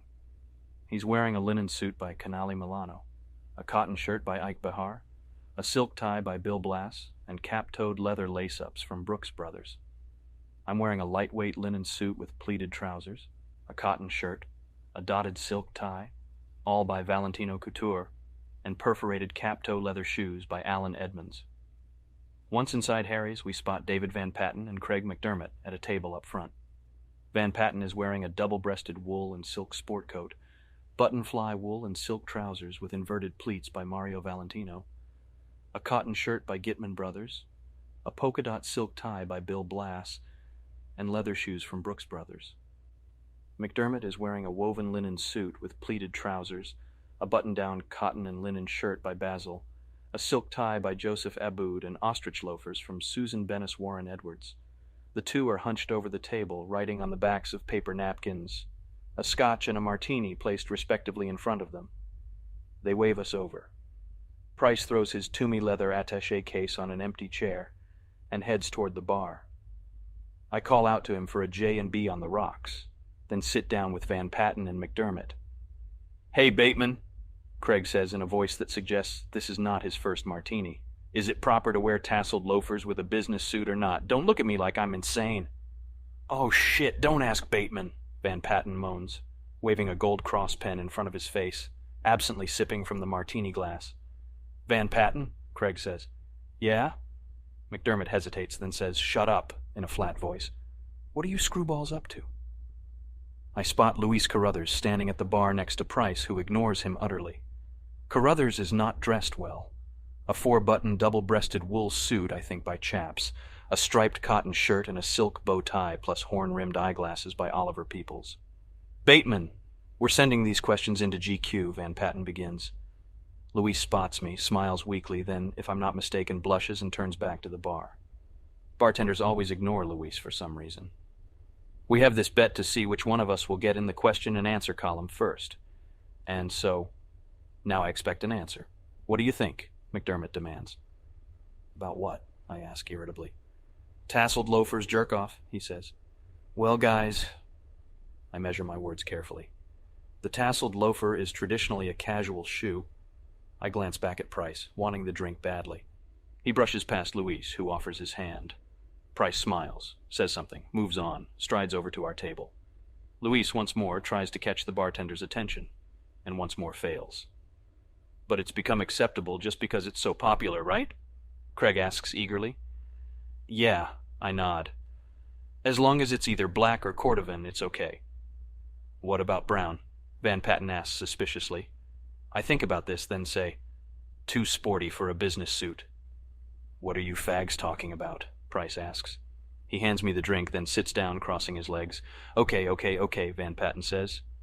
This is my question. A two-parter? He pauses dramatically. Now, are rounded collars too dressy or too casual? Part 2? Which tie knot looks best with them? A distracted Price, his voice still tense, answers quickly with an exact, clear enunciation that can be heard over the din in Harry's. It's a very versatile look, and it can go with both suits and sport coats. It should be starched for dressy occasions, and a collar pin should be worn if it's particularly formal. He pauses, sighs. It looks as if he's spotted somebody. I turn around to see who it is. Price continues. If it's worn with a blazer, then the collar should look soft, and it can be worn either pinned or unpinned. Since it's a traditional preppy look, it's best if balanced by a relatively small four-in-hand knot. He sips his martini, recrossing his legs. Next question. Buy the man a drink, McDermott says, obviously impressed. Price? Van Patten says. Yes? Price says, casing the room, you're priceless. Listen, I ask, where are we having dinner? I brought the trusty Mr. Zagat, Van Patten says, pulling the long crimson booklet out of his pocket and waving it at Timothy. Hooray, Price says dryly. What do we want to eat? Me. Something blonde with big tits, Price. How about that Salvadorian bistro, McDermott? Listen, we're stopping by Tunnel afterwards, so somewhere near there, Van Patten says. Oh shit, McDermott begins. We're going to Tunnel? Last week I picked up this Vassar chick. Oh God, not again, Van Patten groans. What's your problem? McDermott snaps back. I was there. I don't need to hear this story again, Van Patten says. But I never told you what happened afterwards, McDermott says, arching his eyebrows. Hey, when were you guys there? I ask. Why wasn't I invited? You were on that fucking cruise thing. Now shut up and listen. So okay, I picked up this Vassar chick at Tunnel. Hot number, big tits, great legs. This chick was a little hard body. And so I buy her a couple of champagne cures, and she's in the city on spring break, and she's practically blowing me in the chandelier room, and so I take her back to my place. Whoa, wait, I interrupt. May I ask where Pamela is during all of this? Craig winces. Oh, fuck you. I want a blowjob, Bateman. I want a chick who's going to let me. I don't want to hear this, Van Patten says, clamping his hands over his ears. He's going to say something disgusting. You prude, McDermott sneers. Listen, we're not going to invest in a co-op together or jet down to St. Bart's. I just want some chick whose face I can sit on for 30, 40 minutes. I throw my swizzle stick at him. Anyway, so we're back at my place, and listen to this. He moves in closer to the table. She's had enough champagne by now to get a fucking rhino tipsy, and get this, she let you fuck her without a condom? One of us asks. McDermott rolls his eyes up. This is a Vassar girl. She's not from Queens. Price taps me on the shoulder. What does that mean? Anyway, listen, McDermott says. She would... Are you ready? He pauses dramatically. She would only give me a handjob, and get this. She kept her glove on. He sits back in his chair and sips his drink in a smug, satisfied sort of way. We all take this in solemnly. No one makes fun of McDermott's revelatory statement or of his inability to react more aggressively with this chick. No one says anything, but we are all thinking the same thought. Never pick up a Vassar girl. What you need is a chick from Camden, Van Patten says, after recovering from McDermott's statement. Oh, great, I say. Some chick who thinks it's okay to fuck her brother. Yeah, but they think AIDS is a new band from England, Price points out. Where's dinner? Van Patten asks, absently studying the question scrawled on his napkin. Where the fuck are we going? It's really funny that girls think guys are concerned with that, with diseases and stuff, Van Patten says, shaking his head. I'm not going to wear a fucking condom, McDermott announces. I have read this article I've Xeroxed, Van Patten says, and it says our chances of catching that are like 0.000 decimal percentage or something, and this no matter what kind of scumbag, slut-bucket, horn-dog chick we end up boffing. Guys just cannot get it. Well, not white guys. This girl was wearing a fucking glove, Price asks, still shocked. A glove? Jesus, why didn't you just jerk off instead? Listen, the dick also rises, Van Patten says. Faulkner. Where did you go to college? Price asks. Pine Manor? Men, I announce. Look who approaches. Who? Price won't turn his head. Hint, I say. Biggest weasel at Drexel, Burnham Lambert. Connolly? Price guesses. Hello, Preston, I say, shaking Preston's hand. Fellows, Preston says, standing over the table, nodding to everyone. I'm sorry about not making dinner with you guys tonight. Preston is wearing a double-breasted wool suit by Alexander Julian, a cotton shirt and a silk Perry Ellis tie. He bends down, balancing himself by putting a hand on the back of my chair. I feel really bad about canceling, but commitments, you know. Price gives me an accusatory look and mouths, Was he invited? I shrug and finish what's left of the J&B. What did you do last night? McDermott asks, and then, nice threads. Who did he do last night? Van Patten corrects. No, Preston says. Very respectable, decent evening. No babes, no blow, no brew. Went to the Russian tea room with Alexandra and her parents. She calls her father. Get this, Billy. But I'm so fucking tired and only one Stoli. He takes off his glasses, Oliver Peoples, of course, and yawns, wiping them clean with an Armani handkerchief. I'm not sure, but I think our, weird Orthodox waiter dropped some acid in the borscht. I'm so fucking tired. What are you doing instead? Price asks, clearly uninterested. Have to return these videos, Vietnamese with Alexandra, a musical, Broadway, something British, Preston says, scanning the room. Hey, Preston, Van Patten says, we're going to send in the GQ questions. You got one? Oh, yeah, I've got one, Preston says. Okay, so when wearing a tuxedo, how do you keep the front of your shirt from riding up? Van Patten and McDermott sit silently for a minute before Craig, concerned and his brow creased in thought, says, That's a good one. Hey, Price, Preston says, do you have one? Yeah, Price sighs. If all of your friends are morons, is it a felony, a misdemeanor, or an act of God if you blow their fucking heads off with a .38 Magnum? Not GQ material, McDermott says. Try Soldier of Fortune. Or Vanity Fair, Van Patten. Who is that? Price asks, staring over at the bar. Is that Reed Robeson? And by the way, Preston, you simply have a tab with a buttonhole sewn into the front of the shirt, which can then be attached by a button to your trousers. And make sure that the stiff pleated front of the shirt doesn't extend below the waistband of your trousers, or it will rise up when you sit down now. Is that jerk Reed Robeson? It looks a hell of a lot like him. Stunned by Price's remarks, Preston slowly turns around, still on his haunches, and after he puts his glasses back on, squints over at the bar. No, that's Nigel Morrison. Ah, Price exclaims. One of those young British faggots serving internship at... How do you know he's a faggot? I ask him. They're all faggots. Price shrugs. The British. How would you know, Timothy? Van Patten grins. I saw him fuck Bateman up the ass in the men's room at Morgan Stanley, Price says. I sigh and ask Preston, where is Morrison interning? I forget, Preston says, scratching his head. Lazard? Where? McDermott presses. First Boston, Goldman. I'm not sure, Preston says. Maybe Drexel. Listen, he's just an assistant corporate finance analyst, and his ugly black-toothed girlfriend is in some dinky rat hole doing leverage buyouts. Where are we eating? I ask, my patience at an all-time low. We need to make a reservation.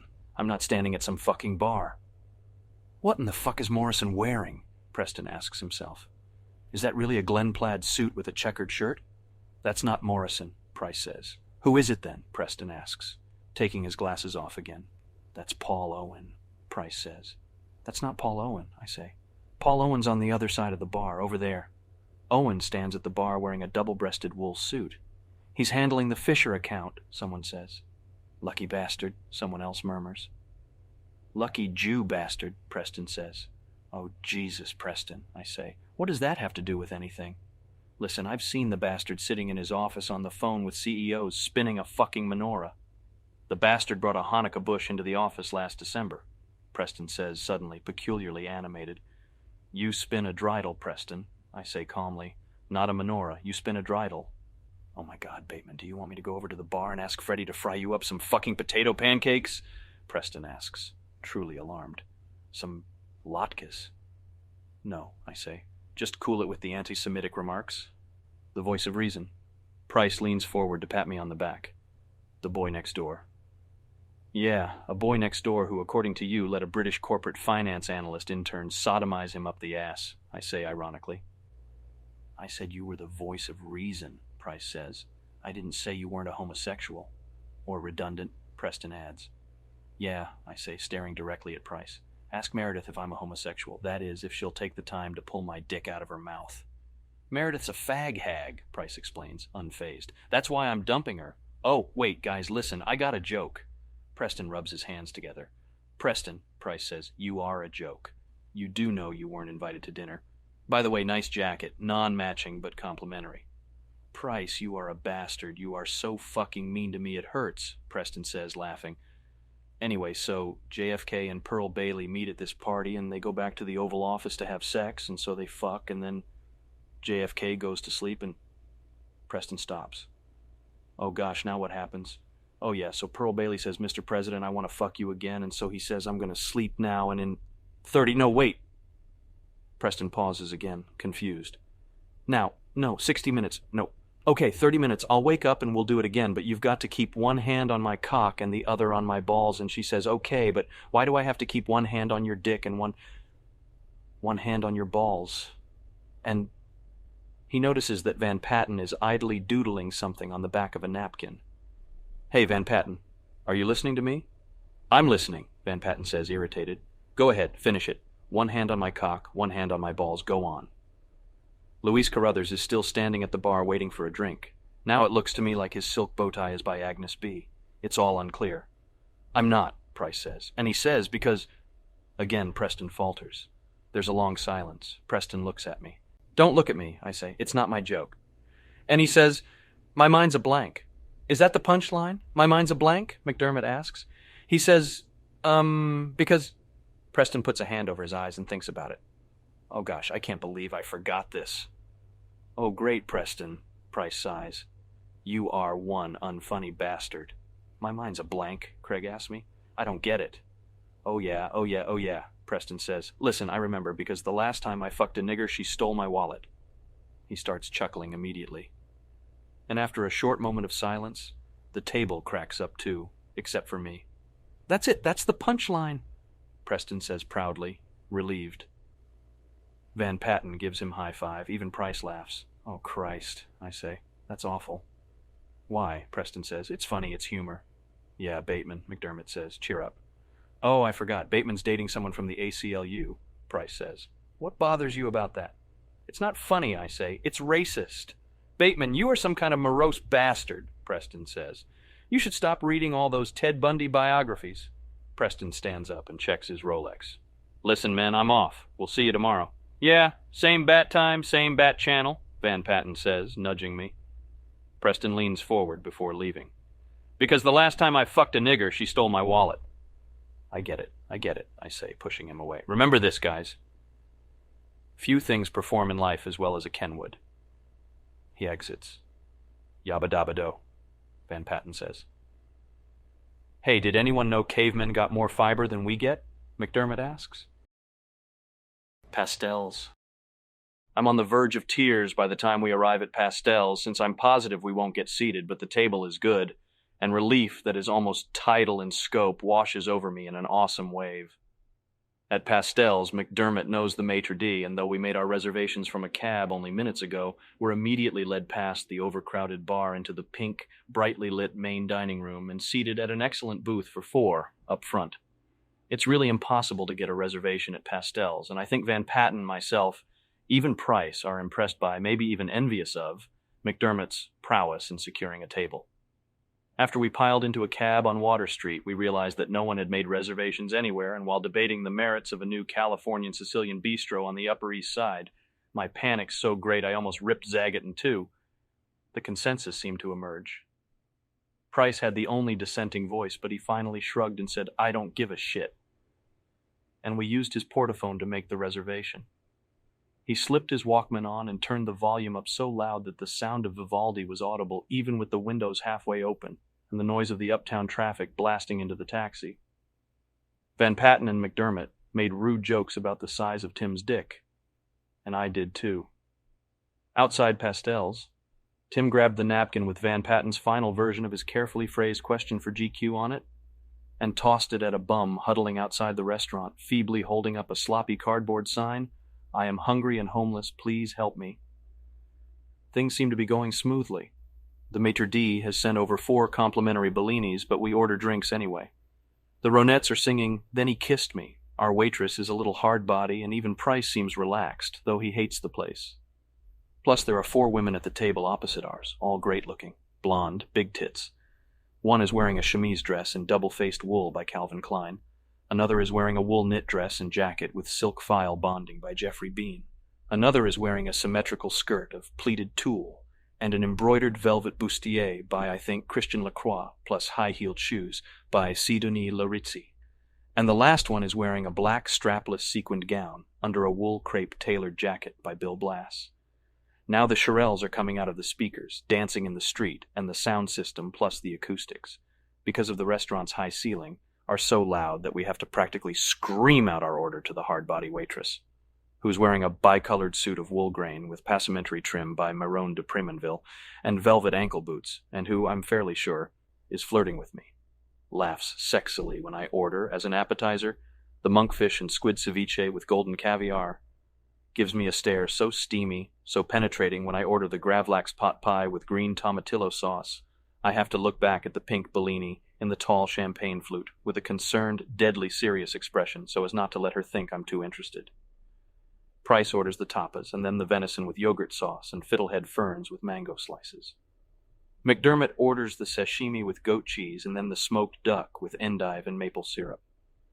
Van Patten has the scallop sausage and the grilled salmon with raspberry vinegar and guacamole. The air conditioning in the restaurant is on full blast, and I'm beginning to feel bad that I'm not wearing the new Versace pullover I bought last week at Bergdorf's. It would look good with the suit I'm wearing. "Could you please get rid of these things?" Price tells the busboy as he gestures toward the Bellinis. "Wait, Tim," Van Patten says. "Cool out, I'll drink them." "You're a trash, David," Price explains. "You're a trash." "You can have mine, Van Patten," I say. "Wait," McDermott says, holding the busboy back. "I'm keeping mine, too." "Why?" Price asks. "Are you trying to entice that Armenian chick over by the bar?" "What Armenian chick?" Van Patten is suddenly craning his neck, interested. "Just take them all," Price says, practically seething. The busboy humbly removes the glasses, nodding to no one as he walks away. "Who made you boss?" McDermott whines.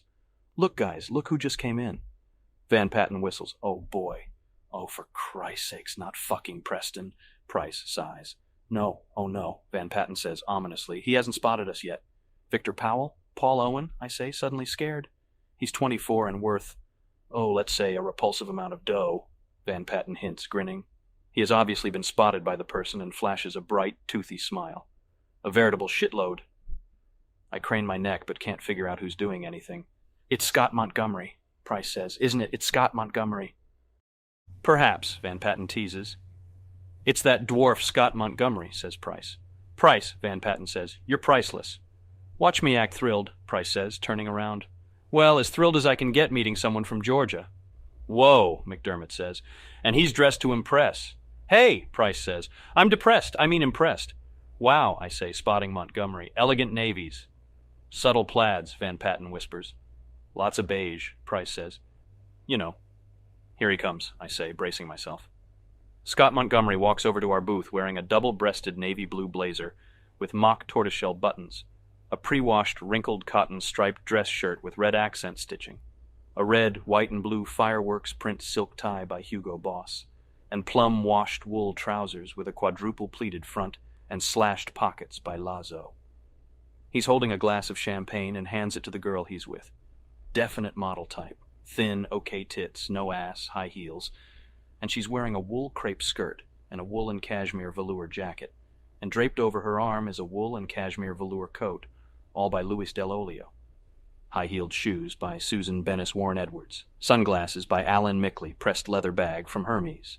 "Hey, fellas, how y'all doing?" Montgomery speaks in a thick Georgia twang. "This is Nicky, this is McDonald, Van Buren, Bateman, Nice Tan, and Mr. Price." He shakes only Timothy's hand and then takes the champagne glass from Nicky. Nicky smiles, politely, like a robot. Probably doesn't speak English. "Montgomery," Price says in a kindly conversational tone, staring at Nicky. "How have things been?" "Well, fellas," Montgomery says, "see y'all got the primo table. Get the check yet? Just kidding."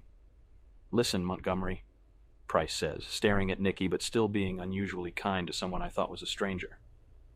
"Squash?" "Call me," Montgomery says absently, looking over the room. "Is that Tyson? Here's my card." "Great," Price says, pocketing it. "Thursday?" "Can't. Going to Dallas tomorrow, but—" Montgomery's already moving away from the table, hurrying toward someone else, snapping for Nicky. "Yeah, next week." Nicky smiles at me, then looks at the floor. Pink, blue, lime green tiles crisscrossing each other in triangular patterns, as if it had some kind of answer, held some sort of clue, offered a coherent reason as to why she was stuck with Montgomery. Idly, I wonder if she's older than him, and then if she's flirting with me. Later, Price is saying. Later, fellas. Montgomery's already about halfway across the room. Nikki slinks behind him. I was wrong. She does have an ass. 800 million, McDermott whistles, shaking his head. College? I ask. A joke, Price hints. Rollins, I guess. Get this, McDermott says. Hampton Sydney. He's a parasite, a loser, a weasel, Van Patten concludes. But he's worth 800 million, McDermott repeats emphatically. Go over and give the dwarf head. Will that shut you up? Price says. I mean, how impressed can you get, McDermott? Anyway, I mention, nice babe. That girl is hot, McDermott agrees. Affirmative. Price nods, but grudgingly. Oh, man, Van Patten says, distressed. I know that chick. Oh, bullshit, we all moan. Let me guess, I say. Picked her up at Tunnel, right? No, he says, then after sipping his drink. She's a model. Anorexic, alcoholic, uptight bitch, totally French. What a joke you are, I say, unsure if he's lying. Want to bet? So what? McDermott shrugs. I'd fuck her. She drinks a liter of Stoli a day, then throws it up and re-drinks it, McDermott, Van Patten explains. Total alky. Total cheap alky, Price murmurs. I don't care, McDermott says bravely. She is beautiful. I want to fuck her. I want to marry her. I want her to have my children. Oh, Jesus, Van Patten says, practically gagging. Who wants to marry a chick who's going to give birth to a jug of vodka and cranberry juice? He has a point, I say. Yeah, he also wants to shack up with the Armenian chick at the bar, Price sneers. What'll she give birth to? A bottle of Korbel and a pint of peach juice? What Armenian chick? McDermott asks, exasperated, craning his neck. Oh, Jesus, fuck off, you faggots. Van Patten sighs. The maitre d' stops by to say hello to McDermott, then notices we don't have our complimentary Bellinis, and runs off before any of us can stop him. I'm not sure how McDermott knows Alain so well. Maybe Cecilia? And it slightly pisses me off, but I decide to even up the score a little bit by showing everyone my new business card. I pull it out of my gazelle skin wallet from Barney's worth $850 and slap it on the table, waiting for reactions. What's that, a gram? Price says, not apathetically. New card. I try to act casual about it, but I'm smiling proudly. What do you think? Whoa, McDermott says, lifting it up, fingering the card, genuinely impressed. Very nice, take a look. He hands it to Van Patten. Picked them up from the printers yesterday, I mention. Cool coloring, Van Patten says, studying the card closely. That's bone, I point out. And the lettering is something called Cillian Rail. Cillian Rail? McDermott asks. Yeah, not bad, huh? It is very cool, Bateman, Van Patten says guardedly, the jealous bastard, but that's nothing. He pulls out his wallet and slaps a card next to an ashtray. Look at this. We all lean over and inspect David's card, and Price quietly says, That's really nice. A brief spasm of jealousy courses through me when I notice the elegance of the color and the classy type. I clench my fist as Van Patten says smugly, Eggshell with Romalian type. He turns to me. What do you think? Nice, I croak, but manage to nod as the busboy brings 4 fresh Bellinis. Jesus, Price says, holding the card up to the light, ignoring the new drinks. This is really super. How'd a nitwit like you get so tasteful? I'm looking at Van Patten's card and then at mine, and cannot believe that Price actually likes Van Patten's better. Dizzy, I sip my drink, then take a deep breath. But wait, Price says. You ain't seen nothing yet. He pulls his out of an inside coat pocket and slowly, dramatically turns it over for our inspection and says, Mine. Even I have to admit it's magnificent. Suddenly the restaurant seems far away, hushed, the noise distant, a meaningless hum compared to this card, and we all hear Price's words. Raised lettering, pale nimbus white. Holy shit, Van Patten exclaims. I've never seen... Nice, very nice, I have to admit. But wait, let's see Montgomery's. Price pulls it out, and though he's acting nonchalant, I don't see how he can ignore its subtle off-white coloring, its tasteful thickness. I am unexpectedly depressed that I started this. Pizza. Let's order a pizza, McDermott says. Doesn't anyone want to split a pizza? Red snapper? Bateman wants that, he says, rubbing his hands eagerly together. I pick up Montgomery's card and actually finger it. For the sensation the card gives off to the pads of my fingers. Nice, huh? Price's tone suggests he realizes I'm jealous. Yeah, I say offhandedly, giving Price the card like I don't give a shit, but I'm finding it hard to swallow. Red snapper pizza. McDermott reminds me. I'm fucking starving. No pizza, I murmur, relieved when Montgomery's card is placed away, out of sight, back in Timothy's pocket. Come on, McDermott says, whining. Let's order the red snapper pizza. Shut up, Craig, Van Patten says, eyeing a waitress taking a Booth's order. But call that hardbody over. But she's not ours, McDermott says, fidgeting with the menu he's yanked from a passing busboy. Call her over anyway, Van Patten insists. Ask her for water, or a Corona, or something. Why her? I'm asking no one in particular. My card lies on the table, ignored next to an orchid in a blue glass vase. Gently, I pick it up and slip it, folded, back into my wallet. She looks exactly like this girl who works in the Georgette Klinger section of Bloomingdale's, Van Patten says. Call her over. Does anyone want the pizza or not? McDermott's getting testy. How would you know? I ask Van Patten. I buy Kate's perfume there, he answers. Price's gestures gather the table's attention. Did I forget to tell everyone that Montgomery's a dwarf? Who's Kate? I say. Kate is the chick who Van Patten's having the affair with, Price explains, staring back at Montgomery's table. What happened to Miss Kittredge? I ask. Yeah, Price smiles. What about Amanda? Oh God, guys, lighten up. Fidelity? Right. Aren't you afraid of diseases? Price asks. From who, Amanda or Kate? I ask.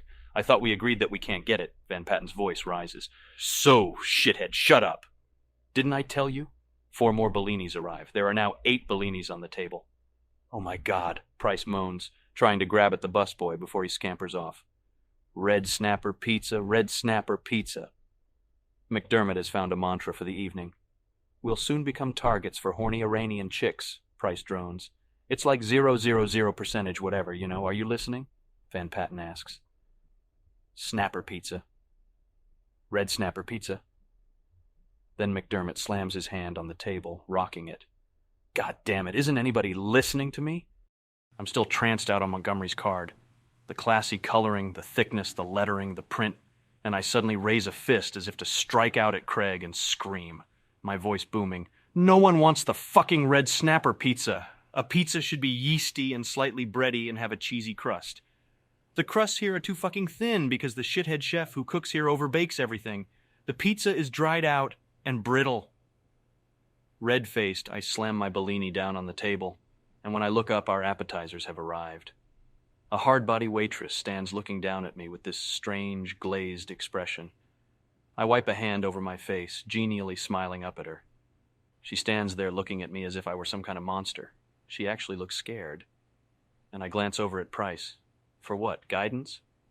And he mouths cigars and pats his coat pocket. McDermott quietly says, I don't think they're brittle. Honey, I say, ignoring McDermott, taking an arm and pulling her toward me. She flinches, but I smile, and she lets me pull her closer. Now we're all going to eat a nice big meal here, I start to explain.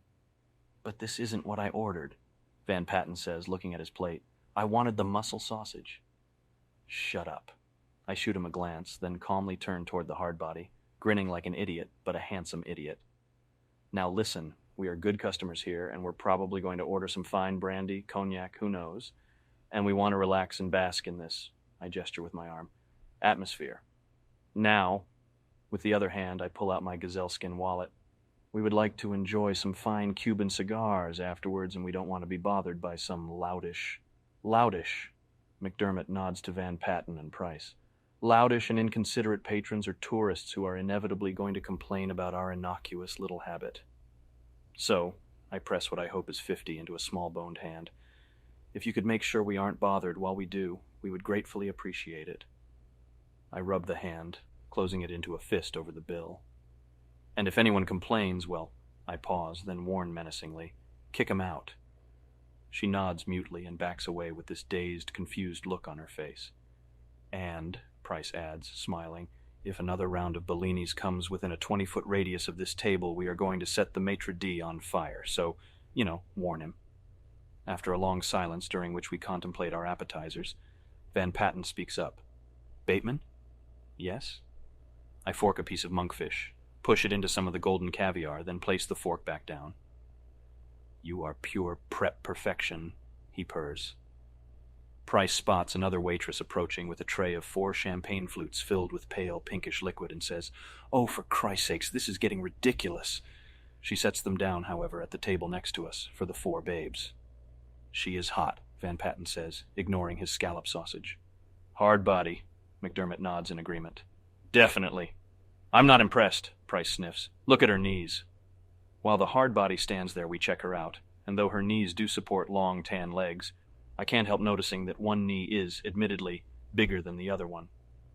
The left knee is knobbier, almost imperceptibly thicker than the right knee, and this unnoticeable flaw now seems overwhelming and we all lose interest. Van Patten is looking at his appetizer, stunned, and then he looks at McDermott and says, "That isn't what you ordered either. That's sushi, not sashimi." Jesus, McDermott sighs. You don't come here for the food anyway. Some guy who looks exactly like Christopher Lauder comes over to the table and says, patting me on the shoulder, "Hey, Hamilton, nice tan," before walking into the men's room. "Nice tan, Hamilton," Price mimics, tossing tapas onto my bread plate. Oh gosh, I say, hope I'm not blushing. "Actually, where do you go, Bateman?" Van Patten asks. "For a tan." "Yeah, Bateman, where do you go?" McDermott seems genuinely intrigued. "Read my lips," I say. "A tanning salon?" Then irritably, "Like everyone else." "I have," Van Patten says, pausing for maximum impact. "A tanning bed at home." And then he takes a large bite out of his scallop sausage. "Oh, bullshit," I say, cringing. "It's true," McDermott confirms, his mouth full. "I've seen it." "That is fucking outrageous," I say. "Why the hell is it fucking outrageous?" Price asks, pushing tapas around his plate with a fork. "Do you know how expensive a fucking tanning salon membership is?" Van Patten asks me. "A membership for a year?" "You're crazy," I mutter. "Look, guys," Van Patten says, "Bateman's indignant." Suddenly a busboy appears at our table, and without asking if we're finished, removes our mostly uneaten appetizers. None of us complain, except for McDermott, who asks, "Did he just take our appetizers away?" And then laughs uncomprehendingly, but when he sees no one else laughing, he stops. "He took them away because the portions are so small he probably thought we were finished," Price says tiredly. "I just think that's crazy about the tanning bed," I tell Van Patten. Though secretly, I think it would be a hip luxury, except I really have no room for one in my apartment.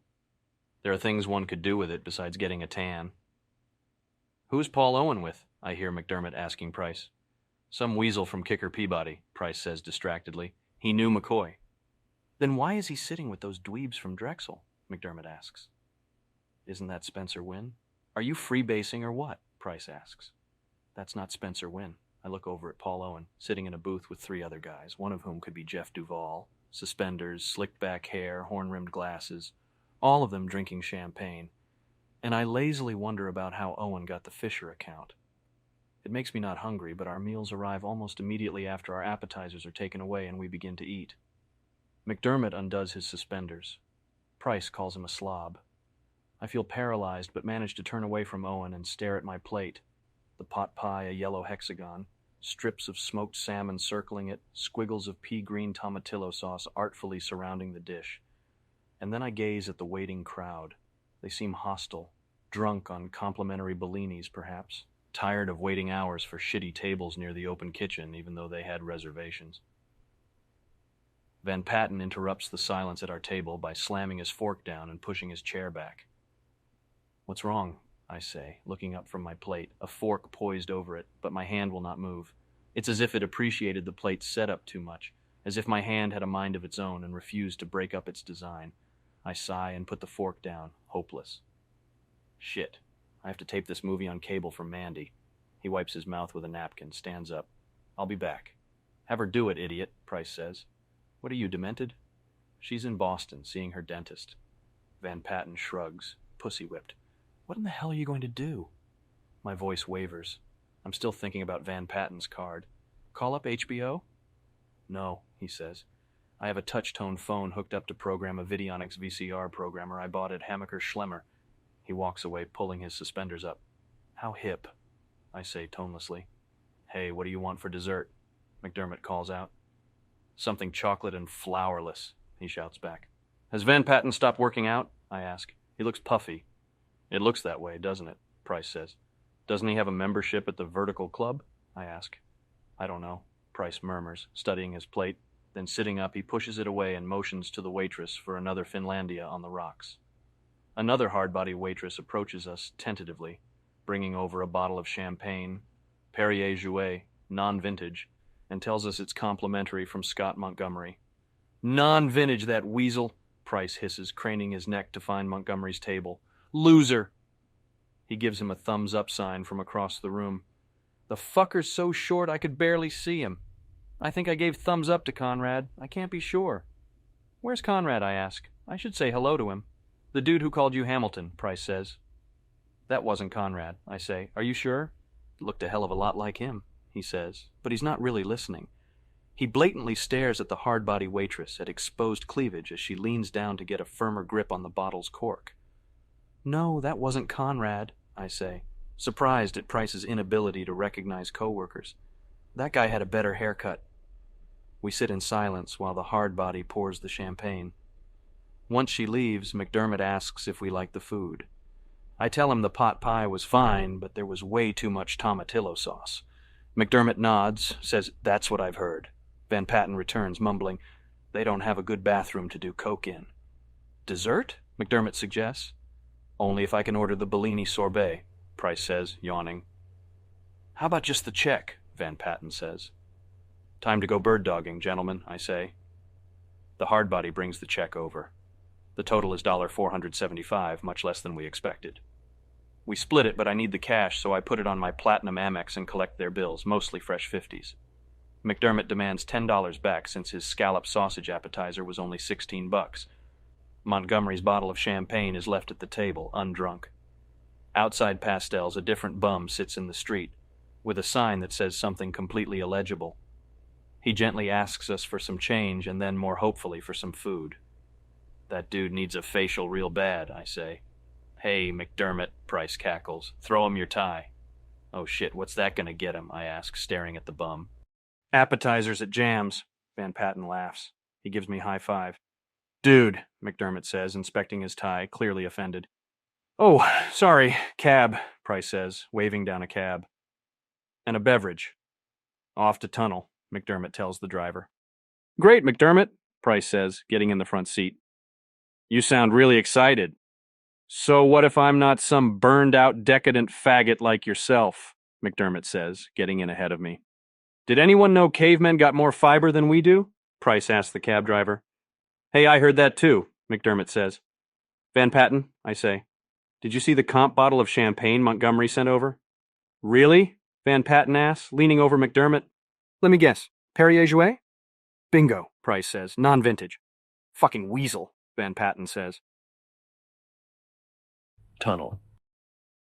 All of the men outside Tunnel tonight are for some reason wearing tuxedos, except for a middle-aged homeless bum who sits by a dumpster, only a few feet away from the ropes, holding out to anyone who pays attention a styrofoam coffee cup, begging for change. And as Price leads us around the crowd up to the ropes, motioning to one of the doormen, Van Patten waves a crisp $1 bill in front of the homeless bum's face, which momentarily lights up. Then Van Patten pockets it as we're whisked into the club, handed a dozen drink tickets and 2 VIP basement passes. Once inside, we're vaguely hassled by 2 more doormen, long wool coats, ponytails, probably German, who demand to know why we're not wearing tuxedos. Price handles this all suavely somehow, either by tipping the dorks or by persuading them with his clout, probably the former. I stay uninvolved and with my back to him, try to listen as McDermott complains to Van Patten about how crazy I am for putting down the pizzas made at Pastels. But it's hard to hear anything with Belinda Carlisle's version of I Feel Free blasting over the sound system. I have a knife with a serrated blade in the pocket of my Valentino jacket, and I'm tempted to gut McDermott with it right here in the entranceway, maybe slice his face open, sever his spine. But Price finally waves us in, and the temptation to kill McDermott is replaced by this strange anticipation to have a good time, drink some champagne, flirt with a hard body, find some blow, maybe even dance to some oldies or that new Janet Jackson song I like. It gets quieter as we move into the front hallway, heading toward the actual entrance, and we pass by 3 hard bodies. One is wearing a black side-buttoned, notched collar wool jacket, wool crepe trousers, and a fitted cashmere turtleneck, all by Oscar de la Renta. Another is wearing a double-breasted coat of wool, mohair and nylon tweed, matching jeans-style pants, and a man's cotton dress shirt, all by Stephen Sprouse. The best-looking one is wearing a checked wool jacket and high-waisted wool skirt, both from Barney's, and a silk blouse by Andre Gabriel.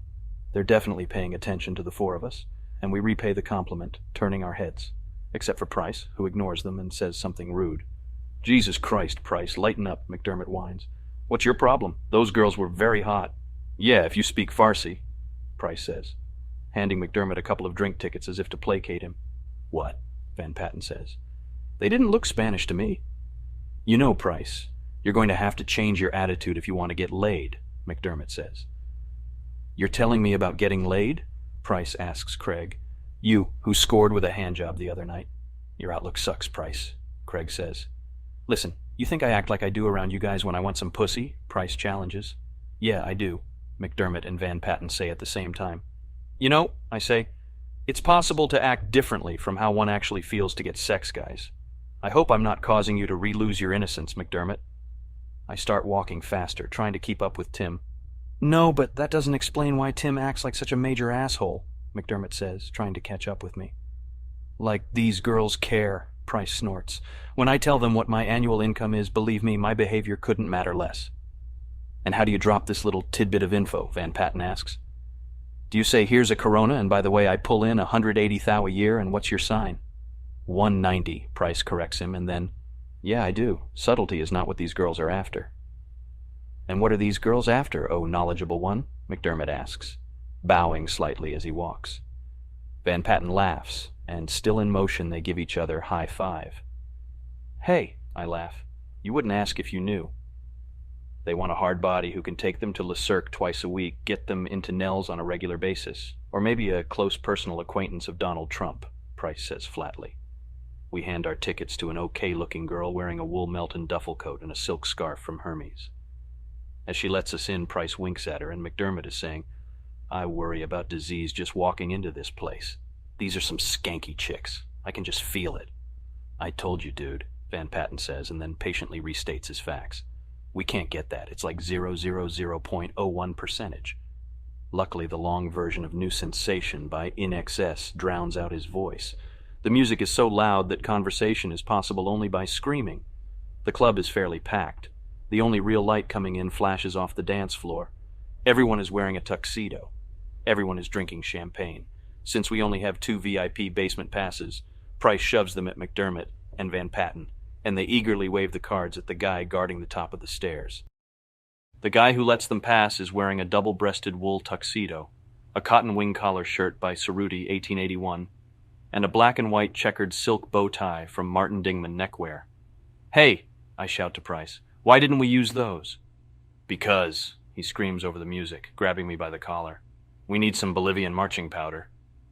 I follow him as he rushes through the narrow corridor that runs parallel to the dance floor, then into the bar, and finally into the chandelier room, which is jammed with guys from Drexel, from Lehman's, from Kidder Peabody, from First Boston, from Morgan Stanley, from Rothschild, from Goldman, even from Citibank, for Christ's sakes.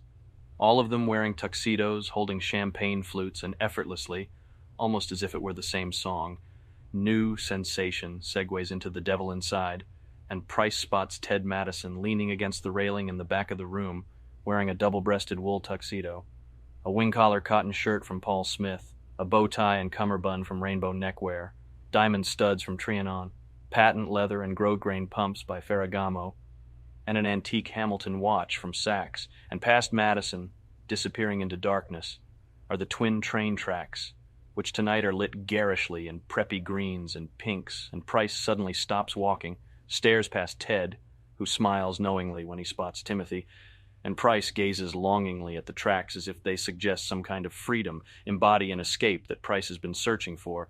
But I shout out to him, "Hey, there's Teddy!" And this breaks his gaze, and he shakes his head as if to clear it, refocuses his gaze on Madison, and shouts decisively, "No, that's not Madison, for Christ's sakes, that's Turnball."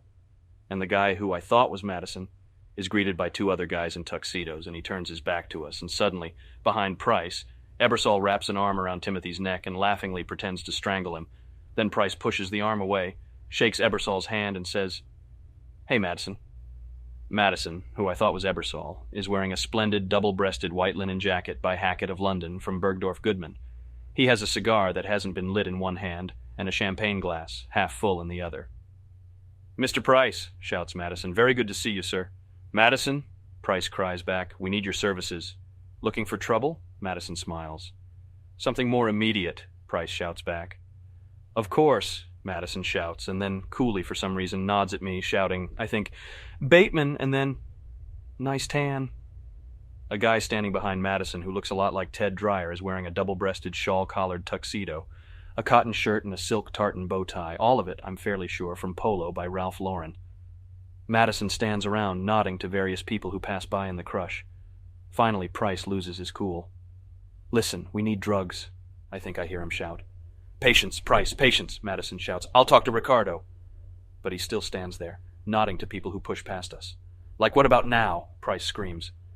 Why aren't you wearing a tux? Madison shouts. How much do we want? Price asks me, looking desperate. A gram is fine, I shout. I have to be at the office early tomorrow. Do you have cash? I can't lie, nod, hand him 40. A gram, Price shouts to Ted. Hey, Madison says, introducing his friend. This is you. A gram. Price presses cash into Madison's hand. You? What? This guy and Madison both smile, and Ted shakes his head and shouts a name I can't hear.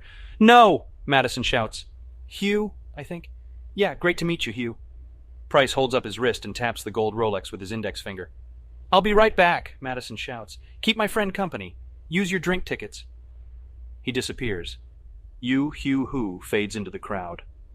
I follow Price over to the railings. I want to light my cigar, but don't have any matches.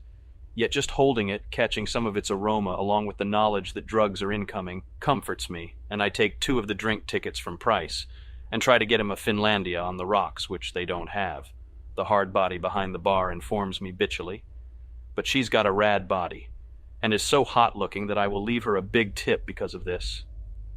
I settle on an absolute for Price, and order a J&B on the rocks for myself.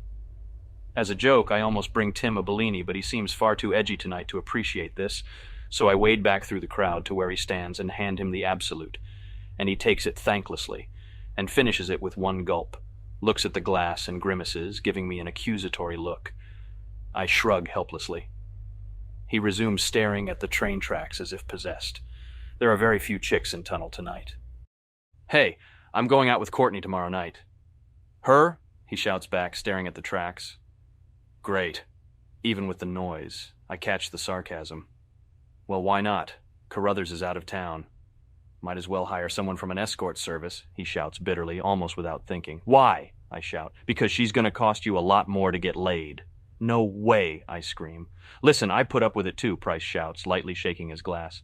Ice cubes clank loudly, surprising me. Meredith's the same way. She expects to be paid. They all do. Price?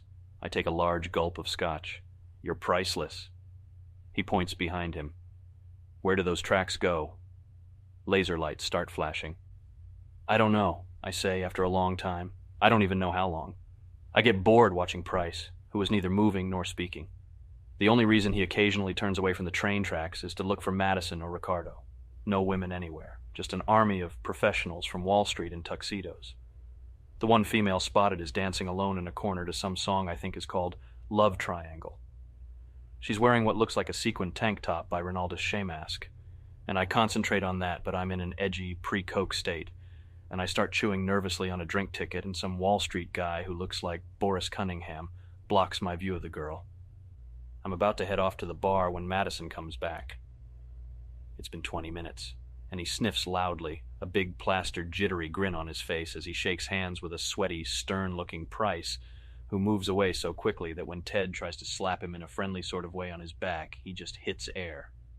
I follow Price back past the bar and the dance floor, past the basement and upstairs, past the long line for the women's room, which is strange since there seem to be no women at the club tonight, and then we're in the men's room, which is empty, and Price and I slip into one of the stalls together, and he bolts the door. I'm shaking, Price says, handing me the small envelope. You open it.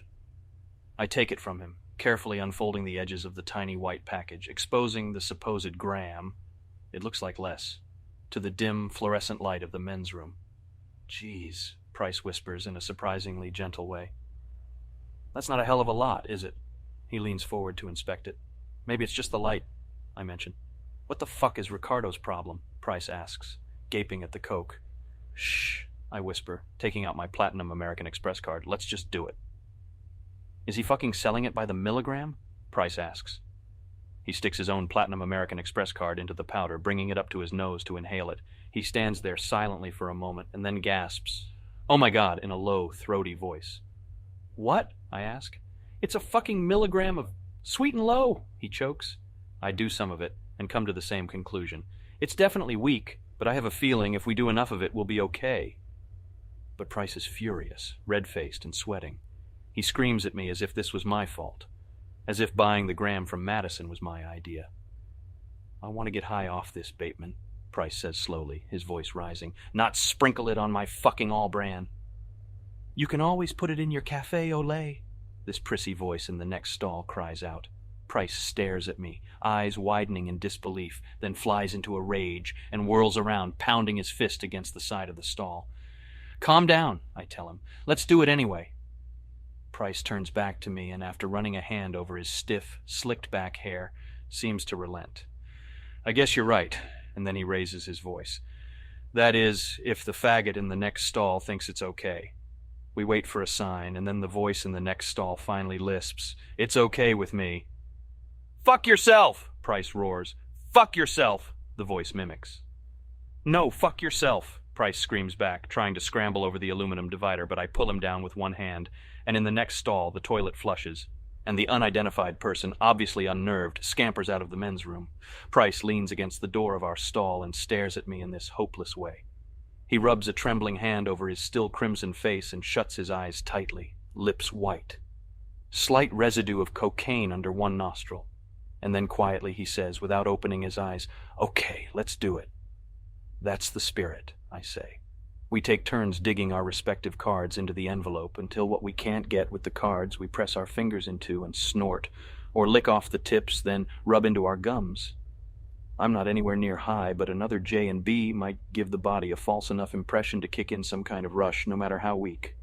Stepping out of the stall, we wash our hands, inspecting our reflections in the mirror, and once satisfied, head back to the chandelier room. I'm beginning to wish I'd checked my overcoat. Armani. But no matter what Price says, I feel kind of high, and minutes later, as I wait at the bar trying to get this hard body's attention, it starts not to matter. I finally have to lay a 20 on the counter to get her attention, even though I have plenty of drink tickets left. It works. Taking advantage of the drink tickets, I order 2 double Stolies on the rocks. She pours the drinks in front of me. I'm feeling good, and I shout out to her, "Hey, don't you go to NYU?" She shakes her head, unsmiling. "Hunter?" I shout. She shakes her head again, not Hunter. "Columbia?" I shout, though that's a joke. She continues to concentrate on the bottle of Stoli. I decide not to continue the conversation and just slap the drink tickets on the bar as she places the 2 glasses in front of me. But she shakes her head and shouts, "It's after 11. Those aren't good anymore. It's a cash bar. That'll be $25. And without complaining, playing it totally cool, I pull out my gazelle skin wallet and hand her a 50, which she eyes, I swear, contemptuously, and, sighing, turns to the cash register and finds my change, and I say, staring at her quite clearly but muffled by, "Pump up the volume," and the crowd, "You are a fucking ugly bitch I want to stab to death and play around with your blood." But I'm smiling. I leave the cunt no tip and find Price, who is standing again, morosely by the railings, his hands gripping the steel bars. Paul Owen, who is handling the Fisher account, is wearing a 6-button, double-breasted wool tuxedo, and he stands next to Price, screaming something like, "Ran 500 iterations of discounted cash flow minus on an ICMPC, took company cab to Smith and Walensky." I hand the drink to Price, while nodding to Paul.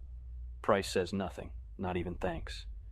He just holds the drink and mournfully stares at the tracks, and then he squints and bends his head down to the glass. And when the strobe lights start flashing, he stands up straight and murmurs something to himself. "Aren't you high?" I ask him. "How are you?" Owen shouts. "Very happy," I say. The music is one long, unending song that overlaps with other separate songs, connected only by a dull, thumping beat, and it obliterates all conversation, which, while I'm talking to a weasel like Owen, is perfectly okay with me. There seem to be more girls in the chandelier room now, and I try to make eye contact with one of them, model type with big tits. Price nudges me, and I lean in to ask if we should perhaps get another gram. "Why aren't you wearing a tuxedo?" Owen asks behind me. "I'm leaving," Price shouts. "I'm getting out." "Leaving what?" I shout back, confused. "This," he shouts, referring to, I'm not sure, but I think his double Stoli. "Don't," I tell him. I'll drink it. Listen to me, Patrick, he screams. I'm leaving. Where to? I really am confused. You want me to find Ricardo? I'm leaving, he screams. I am leaving. I start laughing, not knowing what he means. Well, where are you going to go? Away, he shouts. Don't tell me, I shout back at him. Merchant banking? No, Bateman, I'm serious, you dumb son of a bitch. Leaving, disappearing. Where to? I'm still laughing, still confused, still shouting. Morgan Stanley? Rehab what? He looks away from me, doesn't answer, just keeps staring past the railings, trying to find the point where the tracks come to an end, find what lies behind the blackness. He's becoming a drag, but Owen seems worse, and I've already accidentally made eye contact with the weasel. Tell him don't worry, be happy, Owen shouts. Are you still handling the Fisher account? What else can I say to him? What? Owen asks. Wait, is that Conrad? He points at some guy wearing a shawl-collar, single-breasted wool tuxedo, a cotton shirt with a bow tie, all by Pierre Cardin, who stands near the bar, directly beneath the chandelier, holding a glass of champagne, inspecting his nails. Owen pulls out a cigar, then asks for a light. I'm bored, so I go for the bar without excusing myself to ask the hardbody I want to cut up for some matches. The chandelier room is packed and everyone looks familiar. Everyone looks the same. Cigar smoke hangs heavy, floating in midair, and the music, in excess again, is louder than ever, but building toward what? I touch my brow by mistake and my fingers come back wet. At the bar, I pick up some matches. On my way back through the crowd, I bump into McDermott and Van Patten, who start begging me for more drink tickets. I hand them the rest of the tickets, knowing that they are no longer valid, but we're crushed together in the middle of the room, and the drink tickets don't offer enough incentive for them to make the trek to the bar. Skanky chicks, Van Patten says. Beware, no hard bodies. Basement sucks, McDermott shouts. Did you find drugs? Van Patten shouts. We saw Ricardo. No, I shout. Negative. Madison couldn't find any. Service, damn it, service, the guy behind me shouts. It's useless, I shout. I can't hear anything. What? Van Patten shouts. I can't hear anything. Suddenly, McDermott grabs my arm. What the fuck is Price doing? Look. As in a movie, I turn around with some difficulty, standing on my toes to see Price perched on the rails, trying to balance himself, and someone has handed him a champagne glass, and drunk or wired, he holds both arms out and closes his eyes as if blessing the crowd. Behind him, the strobe light continues to flash off and on and off and on, and the smoke machine is going like crazy, gray mist billowing up, enveloping him. He's shouting something, but I can't hear what. The room is jammed to overcapacity, the sound level an ear-splitting combination of Eddie Murphy's Party All the Time and the constant din of businessmen. So I push my way forward, my eyes glued on Price, and manage to pass Madison and Hugh and Turnbull and Cunningham and a few others. But the crowd is too densely packed and it's futile to even keep trying. Only a few of the faces are fixated on Tim, still balancing on the railing, eyes half closed, shouting something. Embarrassed, I'm suddenly glad I'm stuck in the crowd, unable to reach him, to save him from almost certain humiliation, and during a perfectly timed bite of silence I can hear Price shout, "Goodbye!" And then, the crowd finally paying attention, "Fuckheads!" Gracefully he twists his body around and hops over the railing and leaps onto the tracks and starts running, the champagne flute bobbing as he holds it out to his side. He stumbles once, twice, with the strobe light flashing in what looks like slow motion, but he regains his composure before disappearing into blackness. A security guard sits idly by the railing as Price recedes into the tunnel. He just shakes his head, I think. "Price, come back!" I yell, but the crowd is actually applauding his performance. "Price!" I yell once more over the clapping. But he's gone, and it's doubtful that if he did hear me, he would do anything about it. Madison is standing nearby and sticks his hand out as if to congratulate me for something. That guy's a riot. McDermott appears behind me and pulls at my shoulder. Does Price know about a VIP room that we don't? He looks worried. Outside tunnel now. I'm high but really tired, and my mouth tastes surprisingly like NutraSweet, even after drinking 2 more Stolies and half a J&B 1230, and we watch limousines try to make left turns onto the West Side Highway. The 3 of us, Van Patten, McDermott, and myself, discuss the possibilities of finding this new club called Nekania. I'm not really high, just sort of drunk. Lunch? I ask them, yawning. Tomorrow? Can't, McDermott says. Haircut at the Pierre. What about breakfast? I suggest. Nope, Van Patten says. Gio's manicure. That reminds me, I say, inspecting a hand. I need one too. How about dinner? McDermott asks me. I've got a date, I say. Shit. What about you? McDermott asks Van Patten. No can do, Van Patten says. I've got to go to Sunmakers, then private workout. In the office. In the elevator, Frederick Dibble tells me about an item, or some other gossip column, about Ivana Trump, and then about this new Italian Thai place on the Upper East Side that he went to last night with Emily Hamilton, and starts raving about this great fusilli shiitake dish. I have taken out a gold cross pen to write down the name of the restaurant in my address book.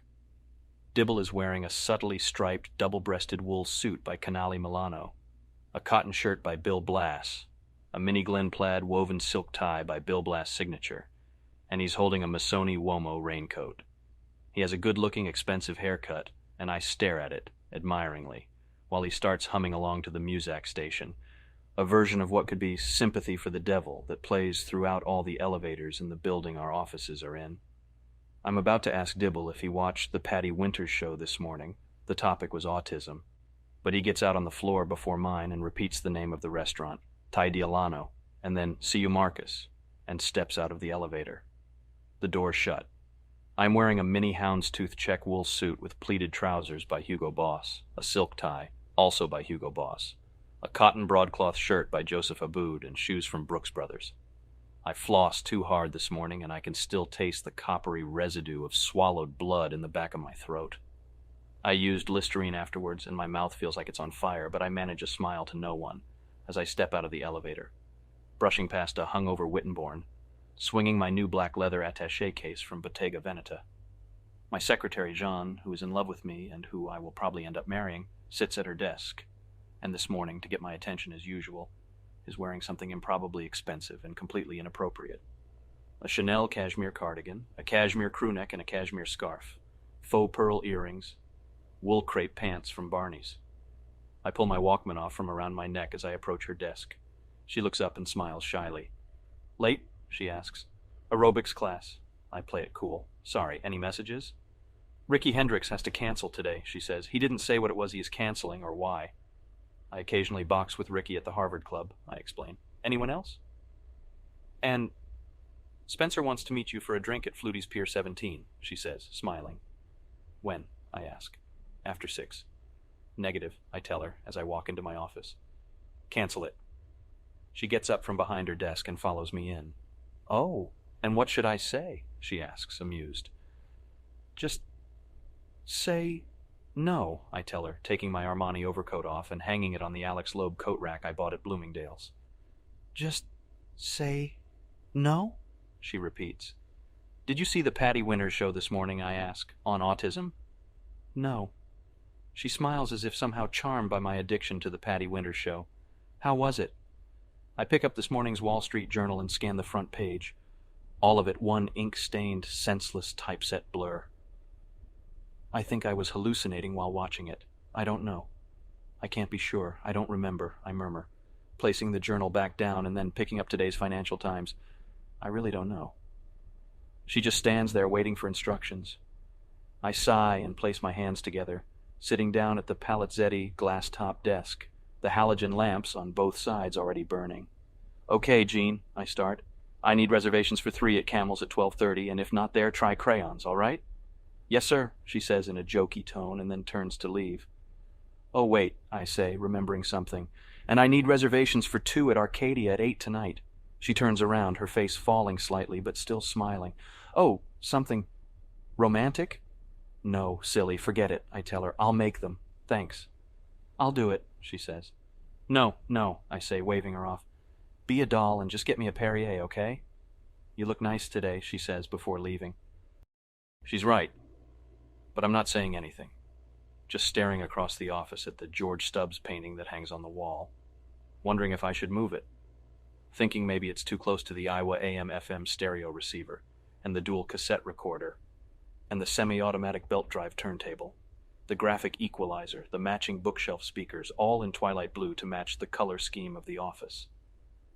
The Stubbs painting should probably go over the life-size Doberman that's in the corner, $700 at Beauty and the Beast in Trump Tower, or maybe It would look better over the Pacrazini antique table that sits next to the Doberman. I get up and move all these sporting magazines from the 40s, they cost me $30 a piece, that I bought at Funchies, Bunkers, Gax and Gleeks, and then I lift the Stubbs painting off the wall and balance it on the table, then sit back at my desk and fiddle with the pencils I keep in a vintage German beer stein I got from Mantiques. The Stubbs looks good in either place. A reproduction Black Forest umbrella stand, $675 at Hubert Desforges, sits in another corner without, I'm just noticing, any umbrellas in it. I put a Paul Butterfield tape in the cassette player, sit back at the desk and flip through last week's Sports Illustrated, but can't concentrate. I keep thinking about that damn tanning bed Van Patten has, and I move to pick up the phone and buzz Jean. "Yes?" she answers. "Jean, listen, keep your eyes open for a tanning bed, okay?" "What?" she asks, incredulously, I'm sure, but she's still probably smiling. "You know, a tanning bed," I repeat casually, "for a tan." "Okay," she says hesitantly. "Anything else?" And oh shit, yeah. Remind me to return the videotapes I rented last night back to the store. I start to open and close the sterling silver cigar holder that sits by the phone. "Anything else?" she asks, and then flirtatiously, "How about that Perrier?" "Yeah, that sounds good." "Yes," she says, and I'm relieved by her patience. "You don't think I'm crazy?" I ask. "I mean, for wanting a tanning bed?" There's a pause, and then, "Well, it is a little unusual," she admits, and I can tell she is choosing her words very carefully. "But no, of course not. I mean, how else are you going to keep up that devilishly handsome skin tone?" "Good girl," I say before hanging up. "I have a great secretary." She comes into the office 5 minutes later with the Perrier, a wedge of lime, and the ransom file, which she did not need to bring, and I am vaguely touched by her almost total devotion to me. I can't help but be flattered. "You have a table at Camel's at 12:30, she announces as she pours the Perrier into a glass tumbler. "Non-smoking section." "Don't wear that outfit again," I say, looking her over quickly. "Thanks for the ransom file." She stalls, about to hand me the Perrier, and asks, "What? I didn't hear you?" before setting the drink on my desk. I said, and I repeat myself calmly, grinning, "Do not wear that outfit again. Wear a dress, a skirt or something." She stands there only a little stunned, and after she looks down at herself, she smiles like some kind of cretin. "You don't like this, I take it," she says humbly. "Come on," I say, sipping my Perrier. "You're prettier than that." "Thanks, Patrick," she says sarcastically, though I bet tomorrow she'll be wearing a dress. The phone on her desk rings. I tell her I'm not here. She turns to leave. "And high heels," I mention. "I like high heels."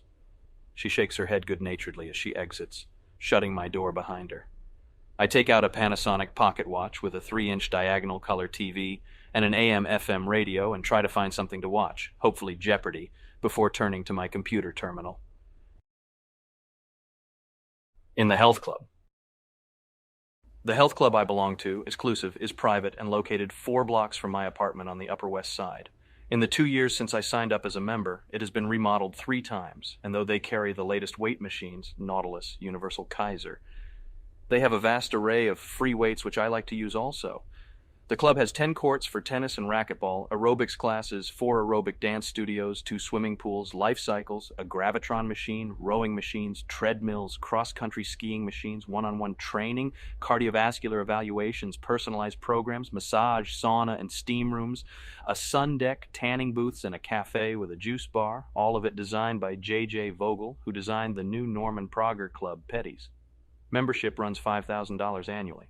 It was cool this morning, but seems warmer after I leave the office, and I'm wearing a 6-button, double-breasted, chalk-striped suit by Ralph Lauren, with a spread collar, pencil-striped Sea Island cotton shirt with French cuffs, also by Polo, and I remove the clothes, gratefully, in the air-conditioned locker room, then slip into a pair of crow black cotton and lycra shorts with a white waistband and side stripes, and a cotton and lycra tank top, both by Wilkes, which can be folded so tightly that I can actually carry them in my briefcase.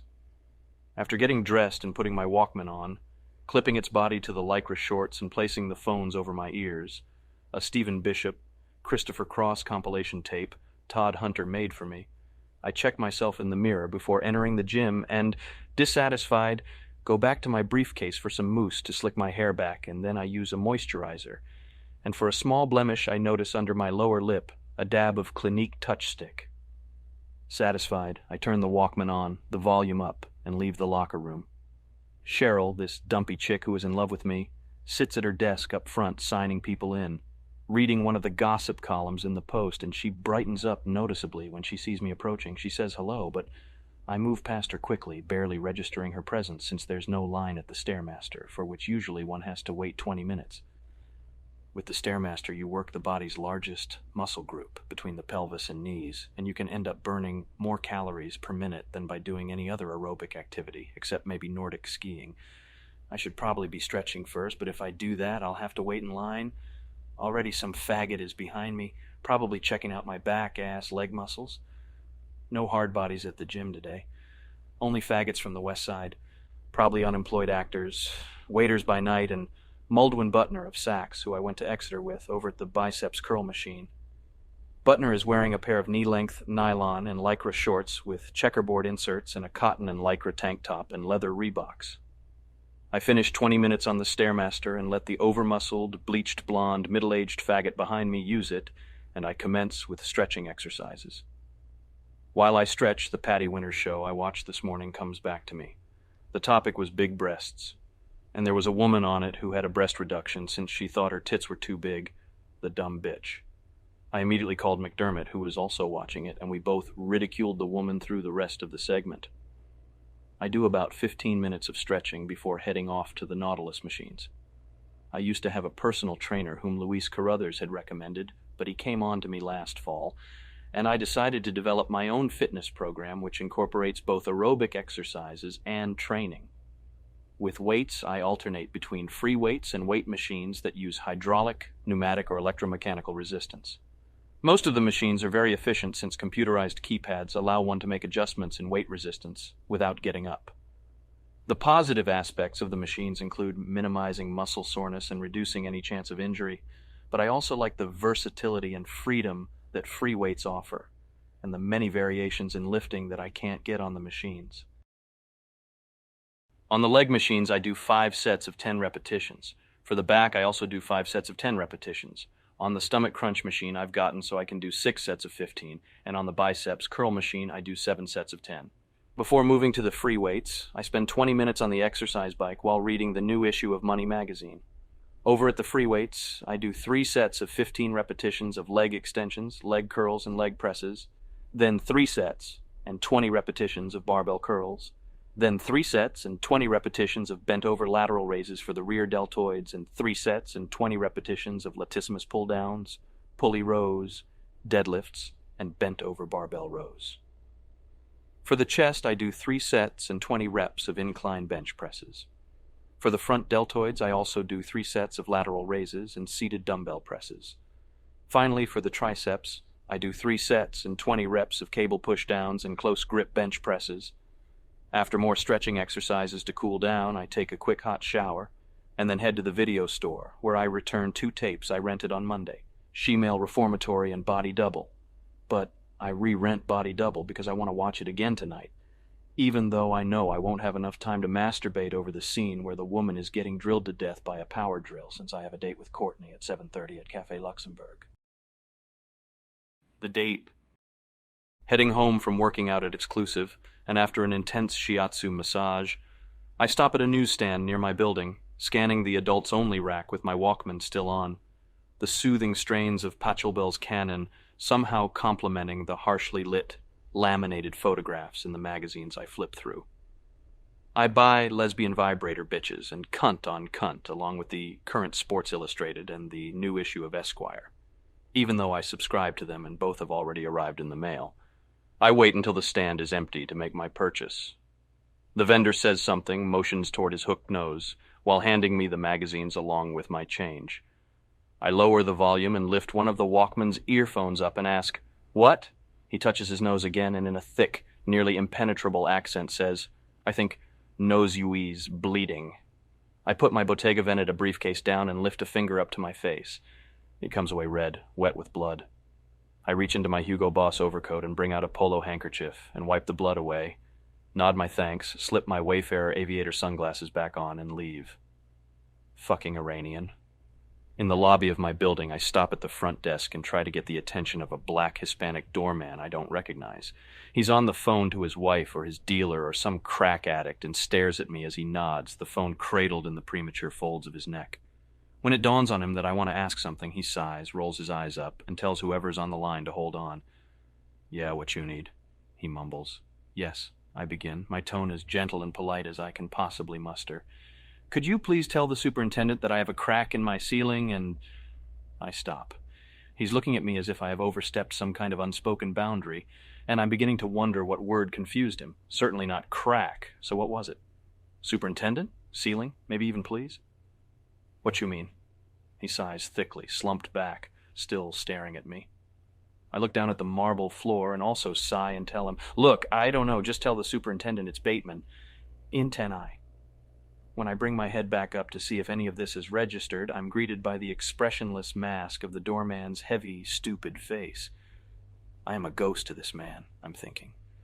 I am something unreal, something not quite tangible, yet still an obstacle of sorts. And he nods, gets back on the phone, resumes speaking in a dialect totally alien to me. I collect my mail. Polo catalog, American Express bill, June Playboy, invitation to an office party at a new club called Bedlam, then walk to the elevator, step in while inspecting the Ralph Lauren brochure and press the button for my floor, and then the close door button. But someone gets in right before the doors shut, and instinctively I turn to say hello.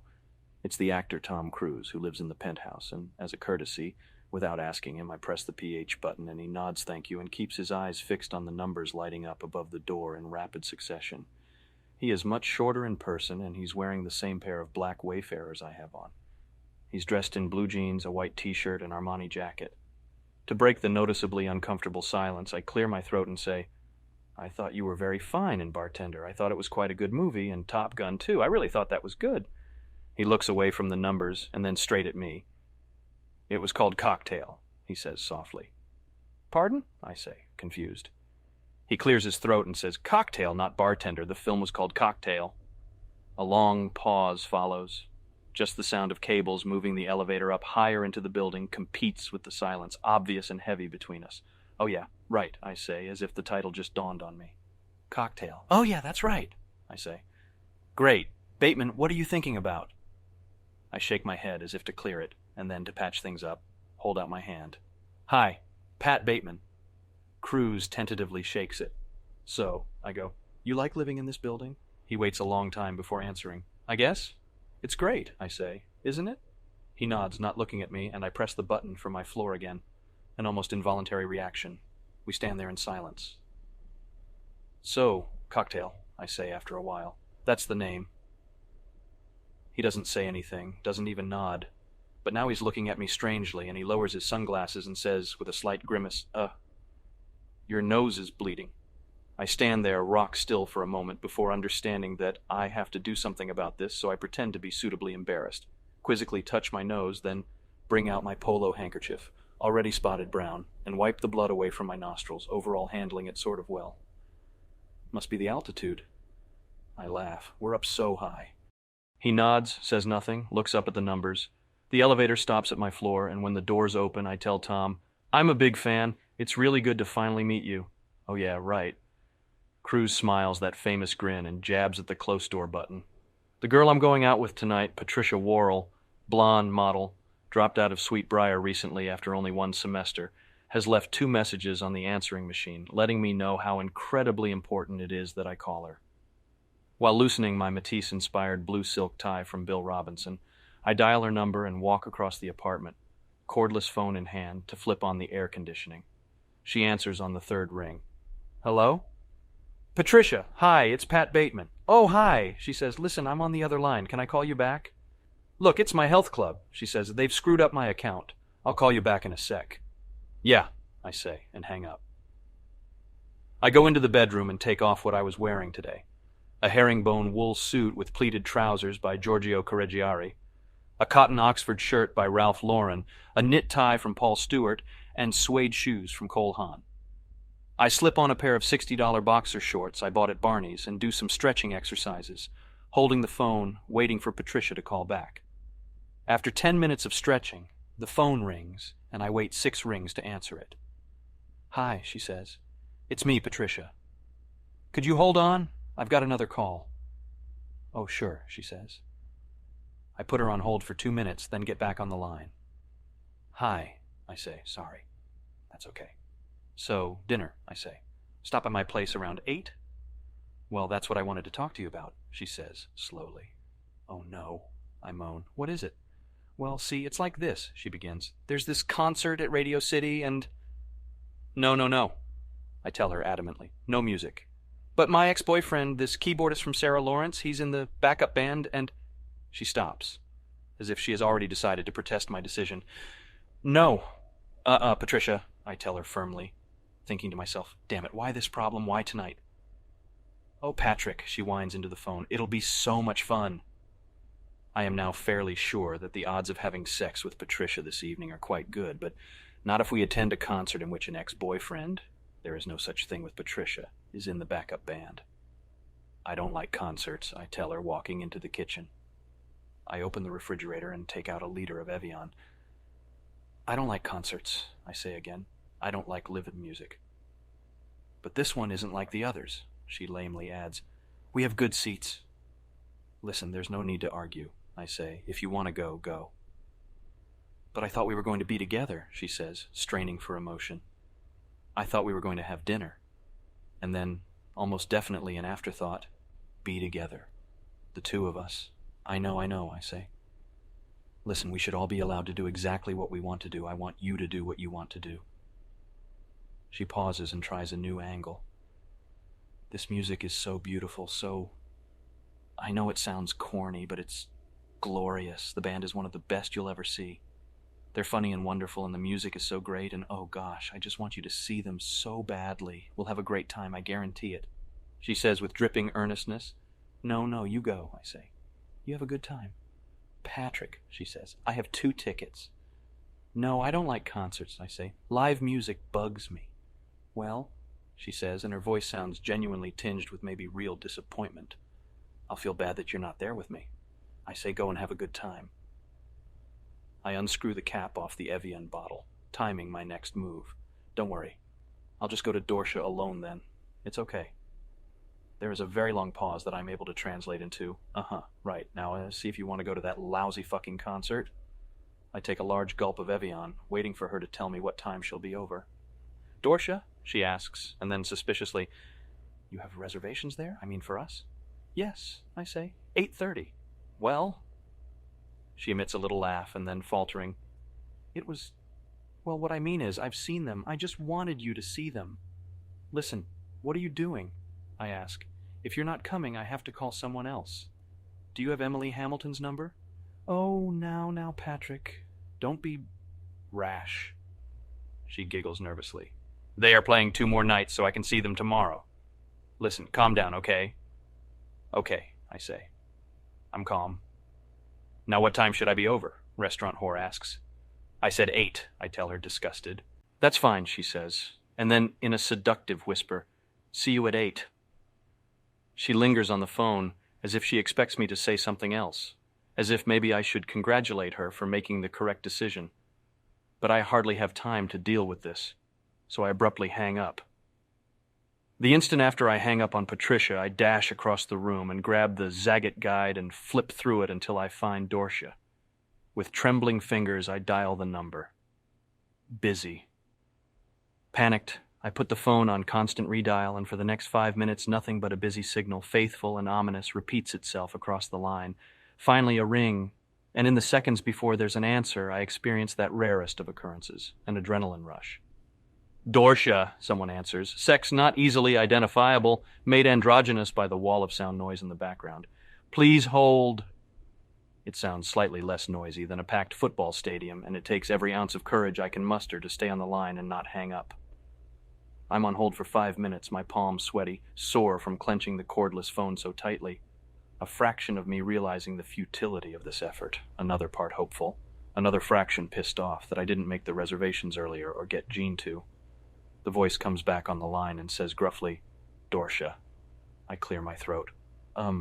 Yes, I know it's a little late, but is it possible to reserve a table for 2 at 8:30 or 9, perhaps? I'm asking this with both eyes shut tight. There's a pause, the crowd in the background a surging, deafening mass, and with real hope coursing through me, I open my eyes, realizing that the maitre d', God love him, is probably looking through the reservation book for a cancellation. But then he starts giggling, low at first, but it builds to a high-pitched crescendo of laughter which is abruptly cut off when he slams down the receiver. Stunned, feverish, feeling empty, I contemplate the next move, the only sound the dial tone buzzing noisily from the receiver. Gather my bearings, count to 6. Reopen the Zagat guide, and steadily regain my concentration against the almost overwhelming panic about securing an 8:30 reservation somewhere, if not as trendy as Dorsia then, at least in the next best league. I eventually get a reservation at Barcadia for 2 at 9, and that only because of a cancellation. And though Patricia will probably be disappointed, she might actually like Barcadia. The tables are well spaced, the lighting is dim and flattering, the food, Nouvelle Southwestern, and if she doesn't, what is the bitch going to do, sue me? I worked out heavily at the gym after leaving the office today, but the tension has returned. So I do 90 abdominal crunches, 150 push-ups, and then I run in place for 20 minutes while listening to the new Huey Lewis CD. I take a hot shower and afterwards use a new facial scrub by Caswell Massey and a body wash by Gruen, then a body moisturizer by Lubriderm, and a Neutrogena facial cream. I debate between 2 outfits. One is a wool crepe suit by Bill Robinson I bought at Saks with this cotton jacquard shirt from Charivari and an Armani tie, or a woolen cashmere sport coat with blue plaid, a cotton shirt, and pleated wool trousers by Alexander Julian with a polka dot silk tie by Bill Blass. The Julian might be a little too warm for May, but if Patricia's wearing this outfit by Karl Lagerfeld that I think she's going to, then maybe I will go with the Julian because it would go well with her suit. The shoes are crocodile loafers by A. Testoni. A bottle of Scharfenberger is on ice in a Spiros spun aluminum bowl, which is in a Christine Vanderherd etched glass champagne cooler which sits on a Christoffel silver-plated bar tray. The Scharfenberger isn't bad. It's not Cristal, but why waste Cristal on this bimbo? She probably wouldn't be able to tell the difference anyway. I have a glass of it while waiting for her, occasionally rearranging the Steuben animals on the glass-top coffee table by Turchin, or sometimes I flip through the last hardcover book I bought, something by Garrison Keillor. Patricia is late. While waiting on the couch in the living room, the Wurlitzer jukebox playing Cherish by the Lovin' Spoonful, I come to the conclusion that Patricia is safe tonight, that I'm not going to unexpectedly pull a knife out and use it on her just for the sake of doing so, that I am not going to get any pleasure watching her bleed from slits I've made by cutting her throat, or slicing her neck open, or gouging her eyes out. She's lucky, even though there is no real reasoning behind the luck. It could be that she's safe because her wealth, her family's wealth, protects her tonight. Or it could be that it's simply my choice. Maybe the glass of Scharfenberger has deadened my impulse, or maybe it's simply that I don't want to ruin this particular Alexander Julian suit by having the bitch spray her blood all over it. Whatever happens, the useless fact remains Patricia will stay alive, and this victory requires no skill, no leaps of the imagination, no ingenuity on anyone's part. This is simply how the world, my world, moves. She arrives 30 minutes late, and I tell the doorman to let her up, even though I meet her outside my door while I'm locking it. She isn't wearing the Karl Lagerfeld suit I expected, but she looks pretty decent anyway. A silk gazar blouse with rhinestone cufflinks by Louis Del Olio, and a pair of embroidered velvet pants from Saks, crystal earrings by Wendy Gell for Anne Klein, and gold slingback pumps. I wait until we're in the cab heading midtown to tell her about not going to Dorsia, and then I apologize profusely, mention something about disconnected phone lines, a fire, a vengeful maitre d'. She gives a little gasp when I drop the news, ignores the apologies, and turns away from me to glare out the window. I try to placate her by describing how trendy, how luxurious the restaurant we're going to is, explaining its pasta with fennel and banana, its sorbets, but she only shakes her head, and then I'm reduced to telling her, oh Christ, about how Barcadia has gotten much more expensive even than Dorsia, but she is relentless. Her eyes, I swear, intermittently tear. She doesn't say anything until we're seated at a mediocre table near the back section of the main dining room, and that's only to order a Bellini. For dinner, I order the shad roe ravioli with apple compote as an appetizer, and the meatloaf with chèvre and quail stock sauce for an entree. She orders the red snapper with violets and pine nuts, And for an appetizer, a peanut butter soup with smoked duck and mashed squash, which sounds strange but is actually quite good. New York Magazine called it a playful but mysterious little dish. And I repeat this to Patricia, who lights a cigarette while ignoring my lit match, sulkily slumped in her seat, exhaling smoke directly into my face, occasionally shooting furious looks at me which I politely ignore, being the gentleman that I can be. Once our plates arrive, I just stare at my dinner. The meatloaf dark red triangles topped by chèvre, which has been tinted pink by pomegranate juice, squiggles of thick tan quail stock circling the beef, and mango slices dotting the rim of the wide black plate. For a long time, a little confused before deciding to eat it, hesitantly picking up my fork. Even though dinner lasts only 90 minutes, it feels as if we have been sitting in Barcadia for a week, and though I have no desire to visit Tunnel afterwards, it seems appropriate punishment for Patricia's behavior. The bill comes to $320. Less than I expected, actually, and I put it on my Platinum Amex. In the cab heading downtown, my eyes locked on the meter, our driver tries to make conversation with Patricia, who completely ignores him while checking her makeup in a Gucci compact, adding lipstick to an already heavily colored mouth. There was a baseball game on tonight that I think I forgot to videotape, so I won't be able to watch it when I get home. But I remember that I bought 2 magazines after work today, and I can always spend an hour or so poring over those. I check my Rolex and realize that if we have 1 drink, maybe 2, I'll get home in time for late night with David Letterman. Though physically, Patricia is appealing, and I wouldn't mind having sex with her body, the idea of treating her gently, of being a kind date, of apologizing for this evening, for not being able to get into Dorsia, even though Barcadia is twice as expensive for Christ's sakes, rubs me the wrong way. The bitch is probably pissed we don't have a limo. The cab stops outside Tunnel. I pay the fare and leave the driver a decent tip, and hold the door open for Patricia, who ignores my hand when I try to help her step out of the cab. No one stands outside the ropes tonight. In fact, the only person on 24th Street is a bum who sits by a dumpster, writhing in pain, moaning for change or food. And we pass quickly by him as one of the 3 doormen who stand behind the ropes lets us in. Another one patting me on the back, saying, "How are you, Mr. McCullough?" I nod, opening the door for Patricia, and before following her in, say, "Fine, Jim." And I shake his hand. Once inside, after paying $50 for the 2 of us, I head immediately to the bar, without really caring if Patricia follows. I order a J&B on the rocks. She wants a Perrier no lime and orders this herself. After I down half the drink, leaning against the bar and checking the hard-body waitress out, something suddenly seems out of place. It's not the lighting or Ink SS singing New Sensation or the hard-body behind the bar. It's something else. When I slowly turn around to take in the rest of the club, I'm confronted by space that is completely deserted. Patricia and myself are the only 2 customers in the entire club. We are, except for the occasional hardbody, literally the only 2 people in Tunnel. New Sensation becomes The Devil Inside, and the music is full blast, but it feels less loud because there isn't a crowd reacting to it, and the dance floor looks vast when empty. I move away from the bar and decide to check out the club's other areas, expecting Patricia to follow, but she doesn't. No one guards the stairs that lead to the basement, and as I step down them, the music from upstairs changes, melds itself into Belinda Carlisle singing "I Feel Free." The basement has 1 couple in it who look like Sam and Eileen Sanford, but it's darker down here, warmer, and I could be wrong. I move past them as they stand by the bar drinking champagne and head over toward this extremely well-dressed Mexican-looking guy sitting on a couch.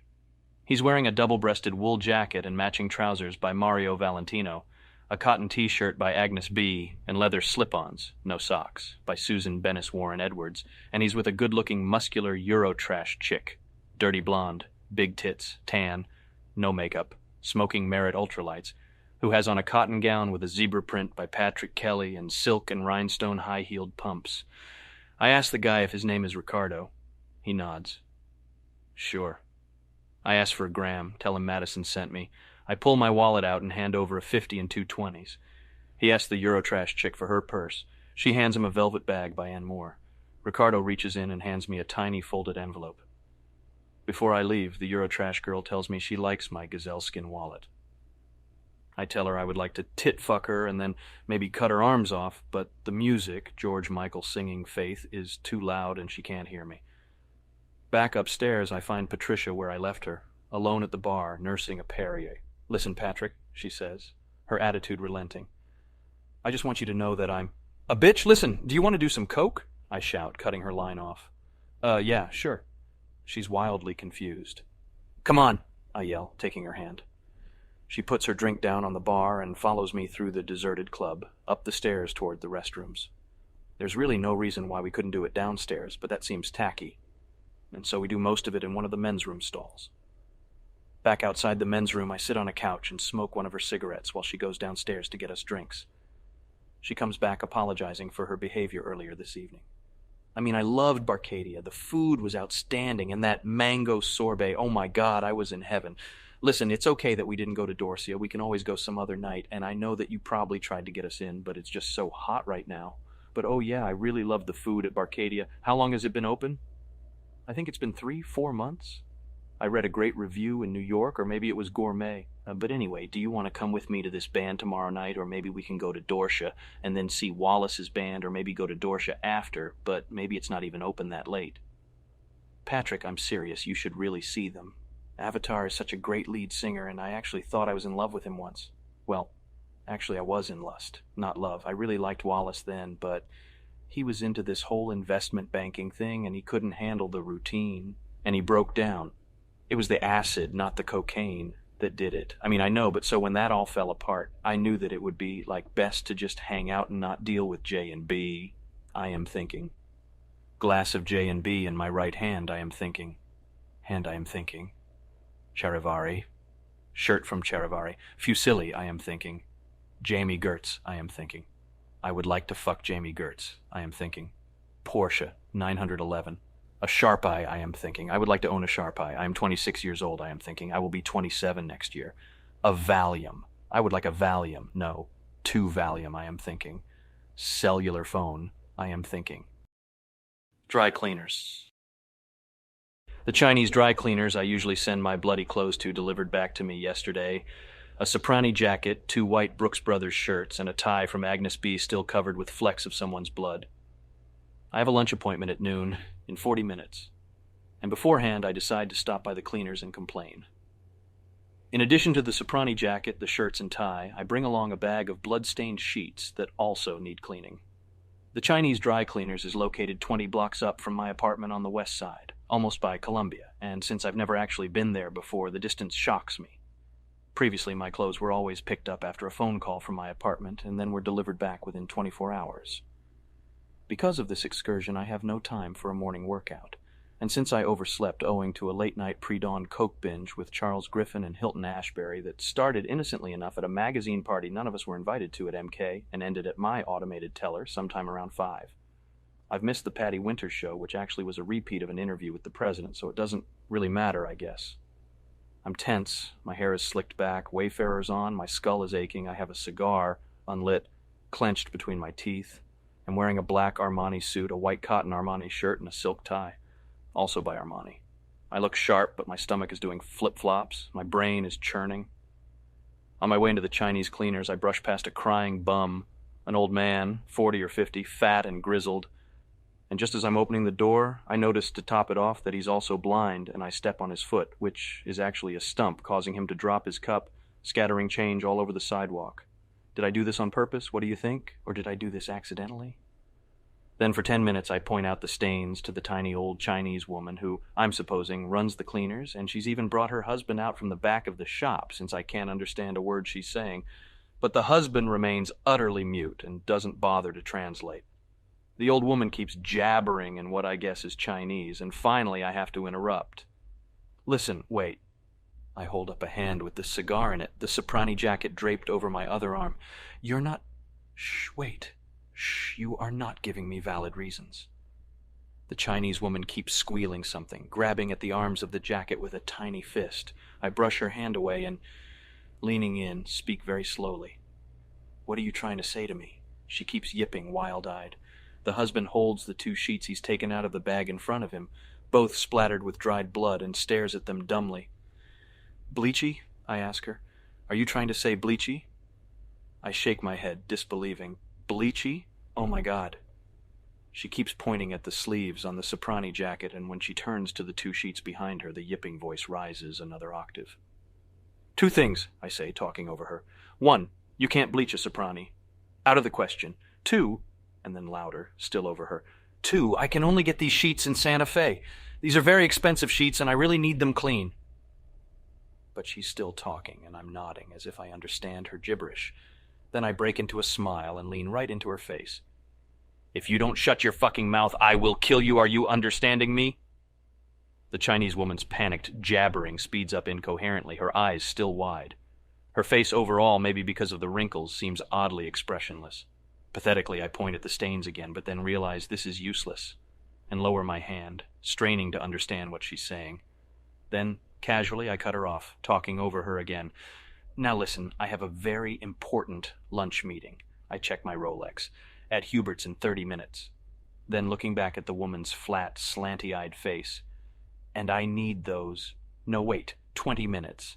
I have a lunch meeting at Hubert's in 20 minutes with Ronald Harrison, and I need those sheets cleaned by this afternoon. But she's not listening. She keeps blabbering something in the same spastic, foreign tongue. I've never firebombed anything, and I start wondering how one goes about it. What materials are involved? Gasoline, matches, or would it be lighter fluid? Listen, I snap out of it, and sincerely in sing-song, leaning into her face, her mouth moving chaotically, she turns to her husband, who nods during a rare brief pause. I tell her, I cannot understand you.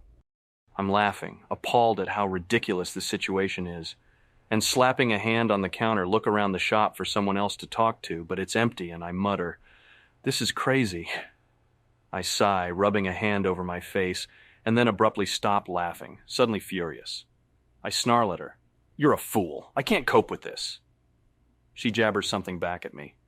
What? I ask spitefully. You didn't hear me? You want some ham? Is that what you just said? You want some ham? She grabs at the arm of the soprani jacket again. Her husband stands behind the counter, sullen and detached. You are a fool, I bellow. She jabbers back, undaunted, pointing relentlessly at the stains on the sheets. Stupid bitchy, understand? I shout, red-faced, on the verge of tears. I'm shaking, and I yank the jacket away from her, muttering, Oh Christ. Behind me the door opens, and a bell chimes, and I compose myself, close my eyes, breathe in deeply, remind myself about stopping in at the tanning salon after lunch, maybe Hermes or Patrick? Jolted by the sound of a real voice, I turn around, and it's someone I recognize from my building, someone I've seen a number of times lingering in the lobby, staring admiringly at me whenever I run into her. She's older than me, late 20s, okay-looking, a little overweight, wearing a jogging suit. From where? Bloomingdale's? I have no idea. And she's beaming. Taking off her sunglasses, she offers a wide smile. Hi, Patrick. I thought it was you. Having no idea what her name is, I sigh a muted hello, then very quickly mumble something that resembles a woman's name. And then I just stare at her, stumped, drained, trying to control my viciousness. The Chinese woman still screeching behind me. Finally, I clap my hands together and say, Well? She stands there, confused, until nervously moving toward the counter, ticket in hand. Isn't it ridiculous? Coming all the way up here, but you know they really are the best. Then why can't they get these stains out? I ask patiently, still smiling. Both eyes closed until the Chinese woman has finally shut up, and then I open them. I mean, can you talk to these people or something? I delicately propose. I'm not getting anywhere. She moves toward the sheet the old man holds up. Oh my, I see, she murmurs. The moment she tentatively touches the sheet, the old lady starts jabbering away. And ignoring her, the girl asks me, What are those? She looks at the stains again and says, Oh my. Well, I look over at the sheets, which are really quite a mess. It's, cranberry juice, cranapple juice. She looks at me and nods, as if unsure, then timidly ventures, It doesn't look like cranberry, I mean cranapple, to me. I stare at the sheets for a long time before stammering. Well, I mean, it's really... Bosco, you know, like... I pause. Like a Dove bar. It's a Dove bar. Hershey's syrup? Oh yeah, she nods, understanding, maybe a hint of skepticism. Oh my. Listen, if you could talk to them. I reach over, yanking the sheet out of the old man's hand. I would really appreciate it. I fold the sheet and lay it gently on the counter, then, checking my Rolex again, explain, I'm really late. I have a lunch appointment at Hubert's in 15 minutes. I move toward the door of the dry cleaners and the Chinese woman starts yapping again, desperately, shaking a finger at me. I glare at her, forcing myself not to mimic the hand gestures. Hubert's? Oh, really? The girl asks, impressed. It moved uptown, right? Yeah, well, oh boy, listen, I've got to go.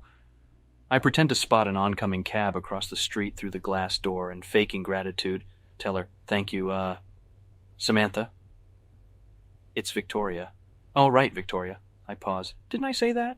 No, you said Samantha. Well, I'm sorry. I smile. I'm having problems. Maybe we could have lunch one day next week, she suggests hopefully, moving toward me while I'm backing out of the store. You know, I'm downtown near Wall Street quite often. Oh, I don't know, Victoria. I force an apologetic grin, avert my gaze from her thighs. I'm at work all the time. Well, what about, maybe a Saturday? Victoria asks, afraid she'll offend. Next Saturday? I ask, checking my Rolex again. Yeah. She shrugs timidly. Oh, can't, I'm afraid. Matinee of Les Miserables, I lie. Listen, I've really got to go. I run a hand over my hair and mutter, oh Christ, before forcing myself to add, I'll call you. Okay. She smiles, relieved. Do. I glare at the Chinese woman once more and rush the hell out of there, dashing after a non-existent cab. And then I slow down a block or two, up past the cleaners, and suddenly I find myself eyeing a very pretty homeless girl sitting on the steps of a brownstone on Amsterdam, a styrofoam coffee cup resting on the step below her feet, and as if guided by radar, I move toward her, smiling, fishing around in my pocket for change. Her face seems too young and fresh and tan for a homeless person's. It makes her plight all the more heartbreaking. I examine her carefully in the seconds it takes to move from the edge of the sidewalk to the steps leading up to the brownstone where she sits. Her head bowed down, staring dumbly into her empty lap. She looks up, unsmiling after she notices me standing over her. My nastiness vanishes and, wanting to offer something kind, something simple, I lean in, still staring, eyes radiating sympathy into her blank, grave face, and dropping $1 into the styrofoam cup, I say, Good luck. Her expression changes, and because of this, I notice the book, Sartre, in her lap, and then the Columbia book bag by her side, and finally the tan-colored coffee in the cup and my dollar bill floating in it. And though this all happens in a matter of seconds, it's played out in slow motion, and she looks at me, then at the cup, and shouts, Hey, what's your goddamn problem? And frozen, hunched over the cup, cringing, I stutter, I didn't know it was full. And shaken, I walk away, hailing a taxi and heading toward Hubert's. In it, I hallucinate the buildings into mountains, into volcanoes. The streets become jungles. The sky freezes into a backdrop. And before stepping out of the cab, I have to cross my eyes in order to clear my vision. Lunch at Hubert's becomes a permanent hallucination in which I find myself dreaming while still awake. At Harry's. You should match the socks with the trousers, Todd Hamlin tells Reeves, who is listening intently, stirring his beefeater on the rocks with a swizzle stick. Who says? George asks. Now listen, Hamlin patiently explains. If you wear gray trousers, you wear gray socks. It's as simple as that. But wait, I interrupt. What if the shoes are black? That's okay, Hamlin says, sipping his martini, but then the belt has to match the shoes. So what you're saying is that with a gray suit, you can either wear gray or black socks, I ask. Yeah, Hamlin says, confused. I guess. Did I say that? See, Hamlin, I say, I disagree about the belt since the shoes are so far away from the actual belt line. I think you should concentrate on wearing a belt that coordinates with the trousers. He has a point, Reeves says. The three of us, Todd Hamlin and George Reeves and myself, are sitting in Harry's, and it's a little after 6. Hamlin is wearing a suit by Lubium, a great-looking striped spread-collar cotton shirt from Burberry, a silk tie by Resicao, and a belt from Ralph Lauren. Reeves is wearing a 6-button double-breasted suit by Christian Dior, a cotton shirt, a patterned silk tie by Claiborne, perforated cap-toe leather lace-ups by Allen Edmonds, a cotton handkerchief in his pocket, probably from Brooks Brothers. Sunglasses by Lafont Paris lie on a napkin by his drink, and a fairly nice attaché case from T. Anthony rests on an empty chair by our table. I'm wearing a two-button, single-breasted, chalk-striped wool flannel suit, a multicolored, candy-striped cotton shirt, and a silk pocket square, all by Patrick Aubert, a polka-dot silk tie by Bill Blass, and clear prescription eyeglasses with frames by Lafont Paris. One of our CD Walkman headsets lies in the middle of the table, surrounded by drinks and a calculator. Reeves and Hamlin left the office early today for facials somewhere, and they both look good. Faces pink but tan, hair short and slicked back. The Patty Winters show this morning was about real-life Rambos. "But what about vests?" Reeves asks Todd. "Aren't they out?" "No, George," Hamlin says. "Of course not." "No," I agree. "Vests have never been out of fashion." "Well, the question really is, how should they be worn?" Hamlin inquires. "They should fit..." Reeves and I start simultaneously. "Oh, sorry," Reeves says. "Go ahead." "No, it's okay," I say.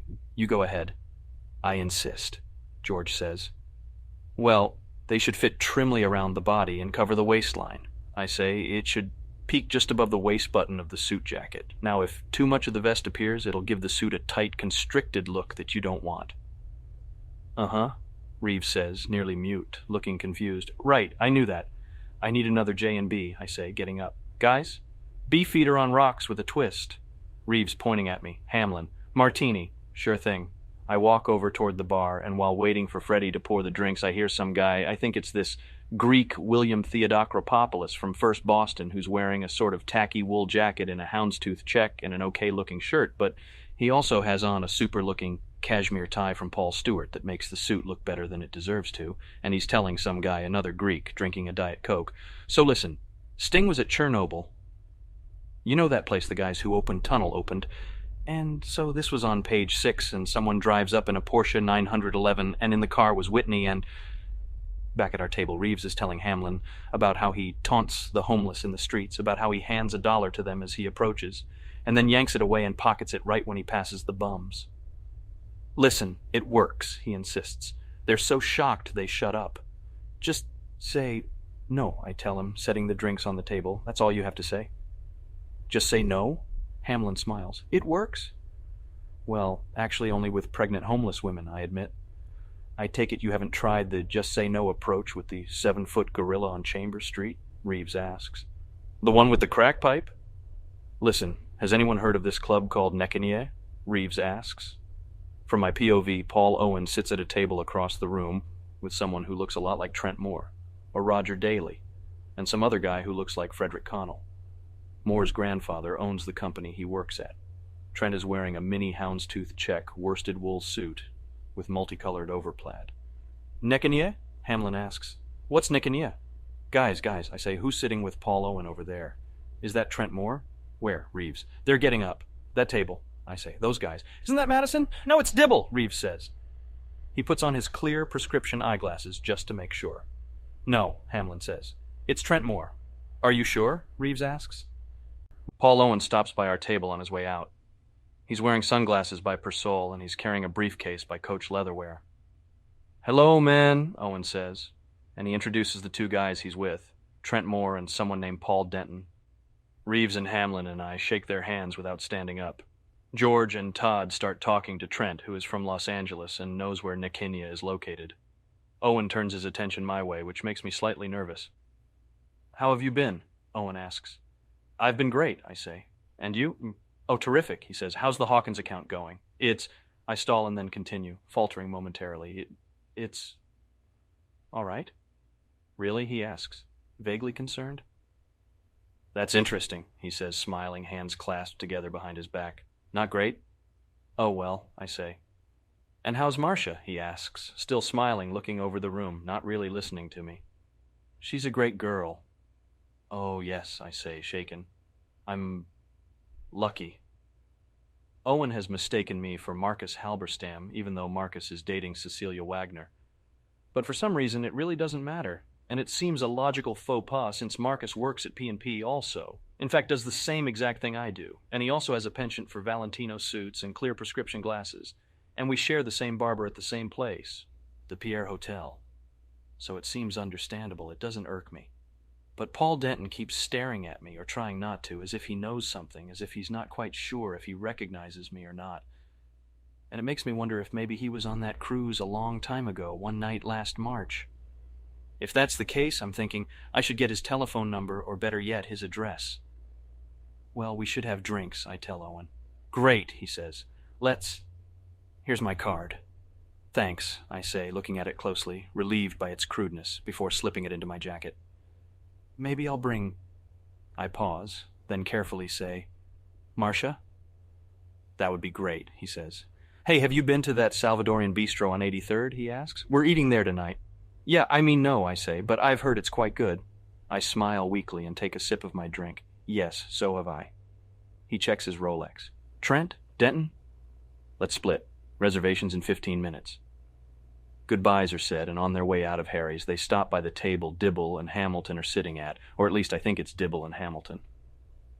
Before they leave, Denton looks over at our table, at me, one last time, and he seems panicked, convinced of something by my presence, as if he recognized me from somewhere, and this, in turn, freaks me out. The Fisher account, Reeves says. Oh, shit, I say. Don't remind us. Lucky bastard, Hamlin says. Has anyone seen his girlfriend? Reeves asks. Laurie Kennedy, total hard body. I know her, I say. Admit, I knew her. Why do you say it like that? Hamlin asks, intrigued. Why does he say it like that, Reeves? Because he dated her, Reeves says, casually. How did you know that? I ask, smiling. Girls dig Bateman. Reeves sounds a little drunk. He's GQ. You're total GQ, Bateman.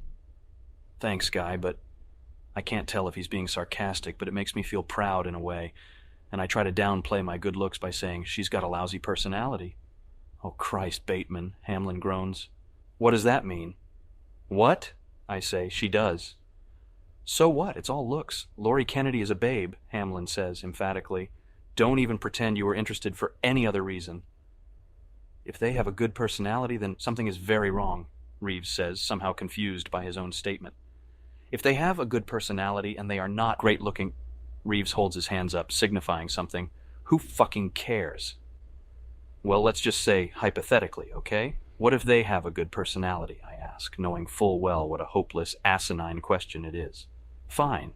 Hypothetically even better, but, Hamlin says, I know. I smile. There are no girls with good personalities, we all say in unison, laughing, giving each other high five. A good personality, Reeves begins, consists of a chick who has a little hard body and who will satisfy all sexual demands without being too slutty about things and who will essentially keep her dumb fucking mouth shut. Listen, Hamlin says, nodding in agreement. The only girls with good personalities who are smart or maybe funny or halfway intelligent or even talented, though God knows what the fuck that means, are ugly chicks. Absolutely, Reeves nods. And this is because they have to make up for how fucking unattractive they are, Hamlin says, sitting back in his chair. Well, my theory's always been, I start, men are only here to procreate, to carry on the species, you know? They both nod. No buts, Hamlin says, interrupting. Bateman, are you telling me that you're going to make it with Oprah Winfrey? Hey, she's rich. She's powerful. Or go down on Nell Carter? Hey, she's got a show on Broadway, a great voice, residuals pouring in. Wait, Reeves says, who is Nell Carter? I don't know, I say, confused by the name. She owns Nell's, I guess. Listen to me, Bateman, Hamlin says. The only reason chicks exist is to get us turned on, like you said. Survival of the species, right? It's as simple... He lifts an olive out of his drink and pops it into his mouth. As that. After a deliberate pause, I say, do you know what Ed Gein said about women? Ed Gein, one of them asks. Maitre D at Canal Bar? No, I say, serial killer, Wisconsin in the 50s. He was an interesting guy. You've always been interested in stuff like that, Bateman, Reeves says, and then to Hamlin. Bateman reads these biographies all the time, Ted Bundy and Son of Sam and Fatal Vision and Charlie Manson, all of them. So what did Ed say? Hamlin asks, interested. He said, I begin, when I see a pretty girl walking down the street, I think two things. One part of me wants to take her out and talk to her and be real nice and sweet and treat her right. I stop, finish my J&B in one swallow. What does the other part of him think? Hamlin asks tentatively. What her head would look like on a stick, I say. Hamlin and Reeves look at each other and then back at me before I start laughing. And then the two of them uneasily join in. Listen, what about dinner? I say, casually changing subjects. How about that Indian Californian place on the Upper West Side? Hamlin suggests. Fine with me, I say. Sounds good, Reeves says. Who'll make the res? Hamlin asks. Deck chairs. Courtney Lawrence invites me out to dinner on Monday night, and the invitation seems vaguely sexual, so I accept.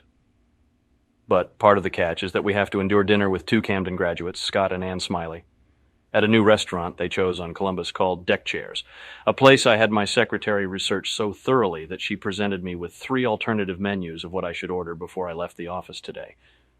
The things that Courtney told me about Scott and Ann: he works at an advertising agency, she opens restaurants with her father's money, most recently 1968 on the Upper East Side, on the interminable cab ride uptown, was only slightly less interesting than hearing about Courtney's day.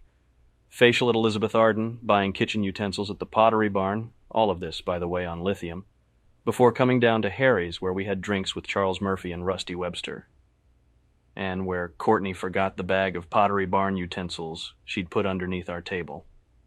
The only detail of Scott and Ann's life that seems even remotely suggestive to me is that they adopted a Korean boy of 13 the year after they married, named him Scott Jr., and sent him to Exeter, where Scott had gone to school 4 years before I attended. They better have reservations, I warn Courtney in the cab. Just don't smoke a cigar, Patrick, she says slowly. Is that Donald Trump's car? I ask, looking over at the limousine stuck next to us in gridlock. Oh, God, Patrick, shut up, she says, her voice thick and drugged. You know, Courtney, I have a Walkman in my Bottega Veneta briefcase I could easily put on. I say, you should take some more lithium or have a Diet Coke. Some caffeine might get you out of this slump. I just want to have a child, she says softly, staring out the window, to no one. Just 2.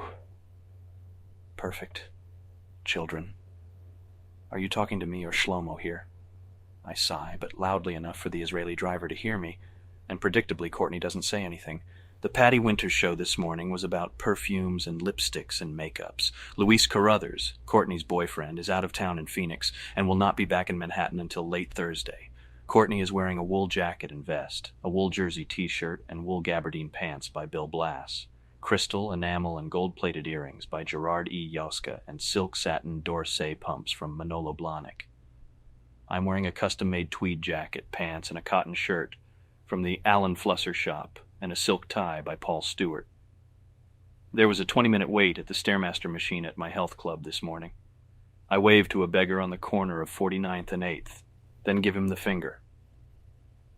Tonight, the talk centers around Elmore Leonard's new book, which I haven't read, Certain Restaurant Critics, who I have, the British soundtrack from Les Miserables versus the American cast recording, that new Salvadorian bistro on 2nd and 83rd, and which gossip columns are better written, the Posts or the Newses. It seems that Ann Smiley and I share a mutual acquaintance, a waitress from Abatone's in Aspen, who I raped with a can of hairspray last Christmas when I was skiing there over the holidays. Deck Chairs is crowded, ear-splitting, the acoustics lousy because of the high ceilings, and if I'm not mistaken, accompanying the din is a New Age version of White Rabbit blaring from speakers mounted in the ceiling corners. Someone who looks like Forrest Atwater, slick-back blonde hair, non-prescription redwood-framed glasses, Armani suit with suspenders, is sitting with Carolyn Baker, an investment banker at Drexel maybe, and she doesn't look too good. She needs more makeup. The Ralph Lauren tweed outfit is too severe. They're at a mediocre table up front by the bar. It's called California Classic Cuisine, Ann tells me, leaning in close after we ordered. The statement deserves a reaction, I suppose, and since Scott and Courtney are discussing the merits of the Post's gossip column, it's up to me to reply. You mean, compared to, say, California cuisine? I ask carefully, measuring each word, then lamely add, or post-California cuisine? I mean, I know it sounds so trendy, but there is a world of difference. It's subtle, she says, but it's there. I've heard of post-California cuisine, I say, acutely aware of the design of the restaurant. The exposed pipe and the columns and the open pizza kitchen and the deck chairs. In fact, I've even eaten it. No baby vegetables, scallops and burritos, wasabi crackers. Am I on the right track? And by the way, did anyone ever tell you that you look exactly like Garfield but run over and skinned, and then someone threw an ugly Ferragamo sweater over you before they rushed you to the vet? Fusilli? Olive oil on brie? Exactly, Ann says, impressed. Oh, Courtney, where did you find Patrick? He's so knowledgeable about things. I mean, Luis's idea of California cuisine is half an orange and some gelati, she gushes, then laughs, encouraging me to laugh with her, which I do, hesitantly. For an appetizer, I ordered radicchio with some kind of free-range squid. Anne and Scott both had the monkfish ragu with violets. Courtney almost fell asleep when she had to exert the energy to read the menu, but before she slid off her chair, I grabbed both shoulders, propping her up. And Anne ordered for her something simple and light, like Cajun popcorn perhaps, which wasn't on the menu. But since Anne knows Noj the chef, he made up a special little batch, just for Courtney. Scott and Anne insisted that we all order some kind of blackened medium-rare redfish, a deck chair specialty which was, luckily for them, an entree on one of the mock menus that Jean made up for me. If it hadn't, and if they nevertheless insisted on my ordering it, the odds were pretty good that after dinner tonight, I would have broken into Scott and Anne's studio at around 2 this morning, after late night with David Letterman, and with an axe chopped them to pieces, first making Anne watch Scott bleed to death from gaping chest wounds, and then I would have found a way to get to Exeter where I would pour a bottle of acid all over their son's slanty-eyed, zipper-head face. Our waitress is a little hard-body who is wearing gold faux pearl tasseled lizard slingback pumps. I forgot to return my videotapes to the store tonight, and I curse myself silently while Scott orders 2 large bottles of San Pellegrino. It's called California Classic Cuisine, Scott is telling me. Why don't we all go to Zeus Bar next week? Anne suggests to Scott. You think we'd have a problem getting a table on Friday? Scott is wearing a red and purple and black striped cashmere intarsia sweater from Paul Stewart, baggy Ralph Lauren corduroys, and Cole Haan leather moccasins. Well, maybe, he says. That's a good idea. I like it a lot, Anne says, picking up a small violet off her plate and sniffing the flower before placing it carefully on her tongue. She's wearing a red, purple, and black hand-knitted mohair and wool sweater from Koos van den Acker Couture and slacks from Anne Klein with suede open-toe pumps. A waiter, though not the hard body, strides over to take another drink order. J and B straight, I say, before anyone else orders. Courtney orders a champagne on the rocks, which secretly appalls me. Oh, she says as if reminded by something. Can I have that with a twist? A twist of what? I ask irritably, unable to stop myself. Let me guess, melon? And I'm thinking, oh my God, why didn't you return those goddamn videos, Bateman, you dumb son of a bitch? You mean lemon, miss? The waiter says, giving me an icy stare. Yes, of course, lemon. Courtney nods, seeming lost in some kind of dream, but enjoying it, oblivious to it. I'll have a glass of the... Oh gosh, I guess the acacia, Scott says, and then addresses the table. Do I want a white? Do I really want a Chardonnay? We can eat the redfish with a Cabernet. Go for it, Anne says cheerily. Okay, I'll have the... Oh geez, the Sauvignon Blanc, Scott says. The waiter smiles, confused. Scotty, Anne shrieks. The Sauvignon Blanc? Just teasing, he snickers. I'll have the Chardonnay, the acacia. You complete jerk. Anne smiles, relieved. You're funny. I'm having the Chardonnay, Scott tells the waiter. That's nice, Courtney says, patting Scott's hand. I'll just have...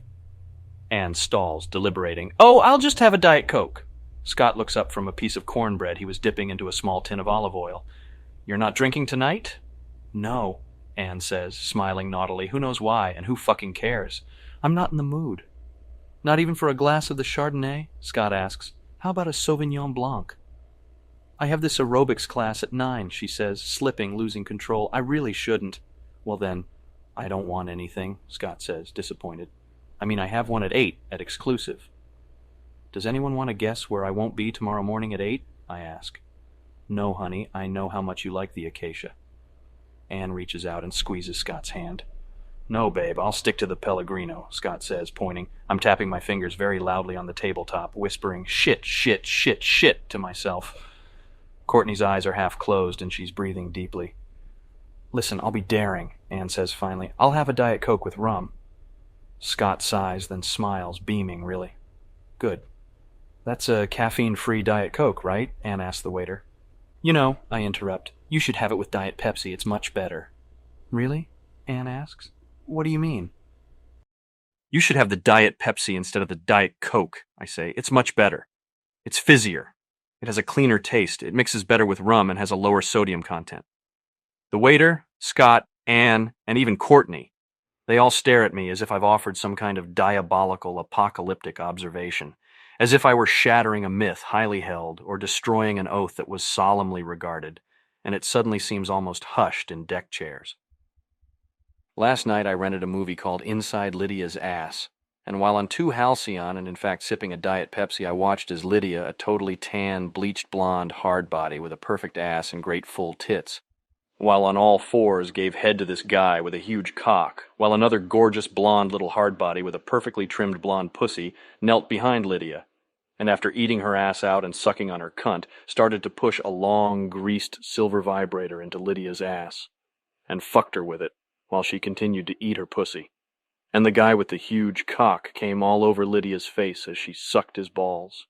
And then Lydia bucked to an authentic-looking, fairly strong orgasm, and then the girl behind Lydia crawled around and licked the cum from Lydia's face, and then made Lydia suck on the vibrator. The new Stephen Bishop came out last Tuesday, and at Tower Records yesterday I bought the compact disc, the cassette, and the album because I wanted to own all 3 formats. Listen, I say, my voice trembling with emotion, have whatever you want, but I'm telling you, I recommend the Diet Pepsi. I look down at my lap, at the blue cloth napkin, the words deck chairs sewn into the napkin's edge, and for a moment think I'm going to cry. My chin trembles and I can't swallow. Courtney reaches over and touches my wrist gently, stroking my Rolex. It's okay, Patrick, it really is. A sharp pain near my liver overcomes the surge of emotion, and I sit up in my chair, startled, confused. And the waiter leaves, and then Anne asks if we've seen the recent David Onicka exhibit, and I'm feeling calmer.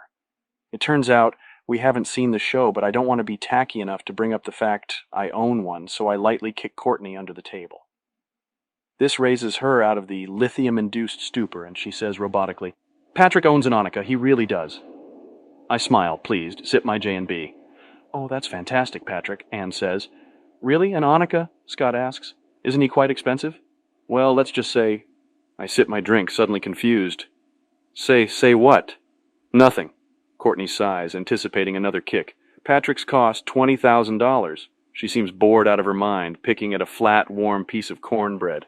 I give her a sharp look and try not to hiss. No. Courtney, it was really 50. She slowly looks up from the cornbread she's mashing between her fingers, and even in her lithium haze manages a stare so malicious that it automatically humbles me. But not enough to tell Scott and Ann the truth. That the Onicka cost only $12,000. But Courtney's frightening gaze, though I might be overreacting, she might be staring disapprovingly at the patterns on the columns, the Venetian blinds on the skylight, the Montego vases full of purple tulips lining the bar, scares me enough to not elaborate on the procedure of purchasing an Onicka. It's a stare that I can interpret fairly easily. It warns, kick me again and no pussy, do you understand? That seems... Anne starts. I hold my breath, my face tight with tension. Low, she murmurs. I exhale. It is, but I got a fabulous deal, I say, gulping. But 50,000? Scott asks suspiciously. Well, I think his work...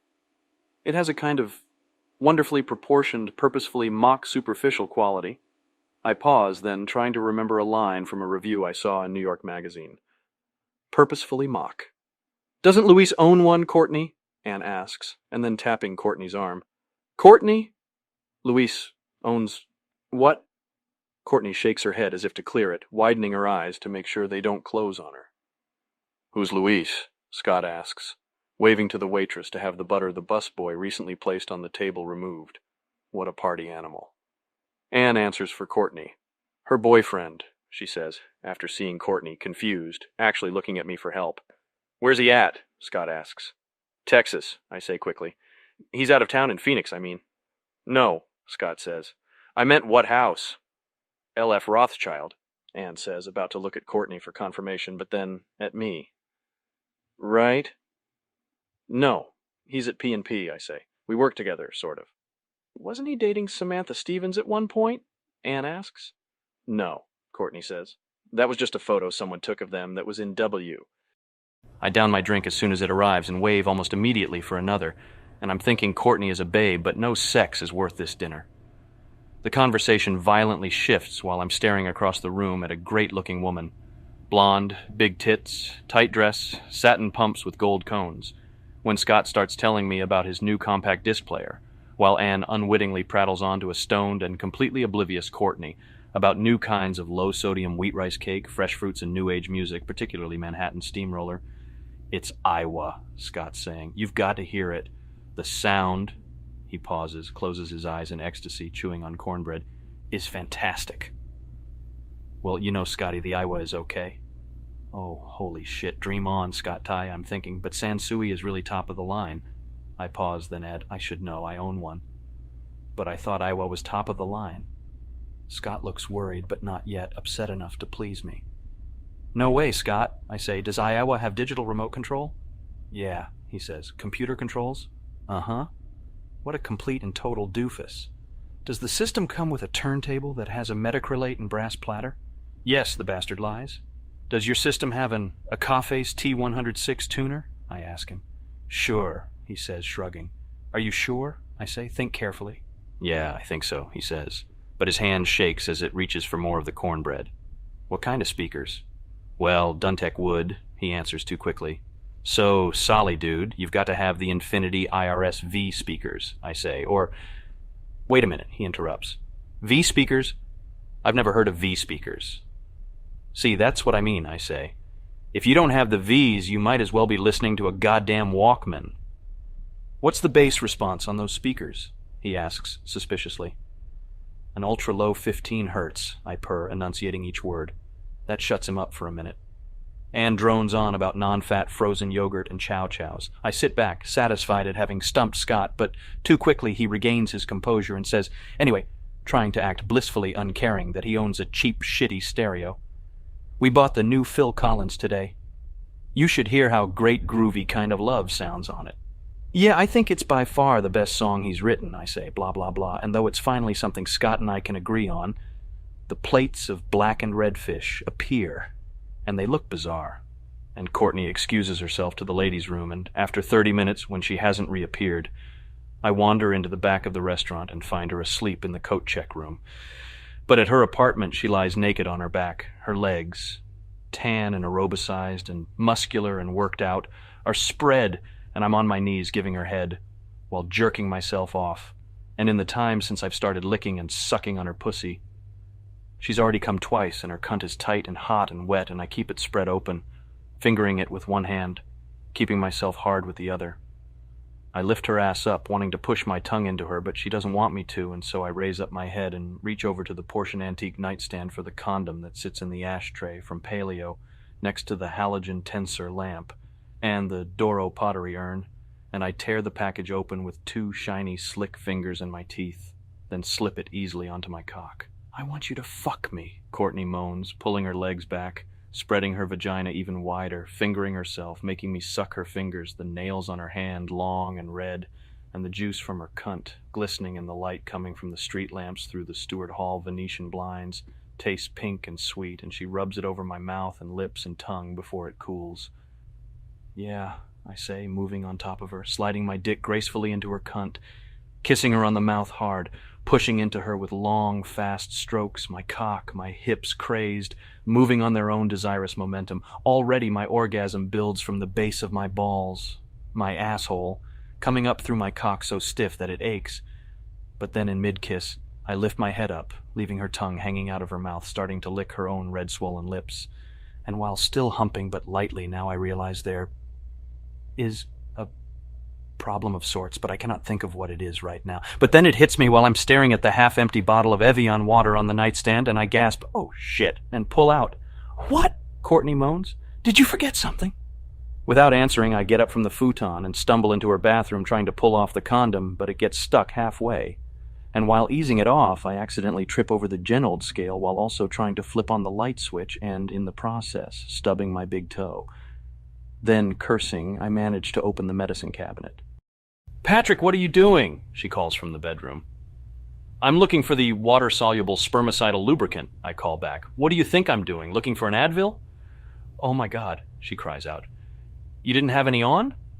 "Courtney," I call back, noticing a small razor nick above my lip. "Where is it?" "I cannot hear you, Patrick," she calls out. "Luis has terrible taste in cologne," I mutter, picking up a bottle of Paco Rabanne, sniffing it. What are you saying? She cries out. The water-soluble spermicidal lubricant, I shout back, staring into the mirror, searching her counter for a Clinique touchstick to put over the razor nick. What do you mean? Where is it? She calls out. Didn't you have it with you?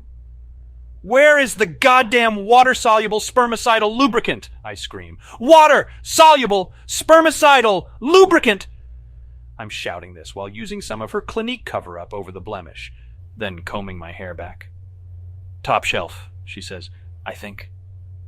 While looking through the medicine cabinet, I glance over at her tub, noticing how plain it is, which moves me to say, You know, Courtney, you should really get your act together and get your tub marbleized, or maybe add some jacuzzi jets.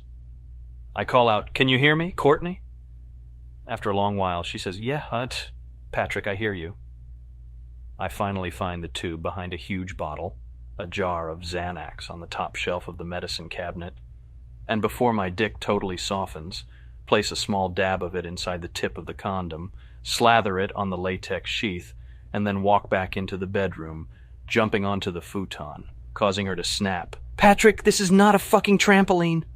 Ignoring her, I kneel over her body, sliding my cock up into Courtney, and immediately she's pushing her hips up to meet my thrusts. Then she licks her thumb and starts rubbing her clit. I watch as my cock moves in, then out, then into her vagina with long, fast strokes. Wait, she gasps. What? I moan, puzzled, but almost there. Louise is a despicable twit, she gasps, trying to push me out of her.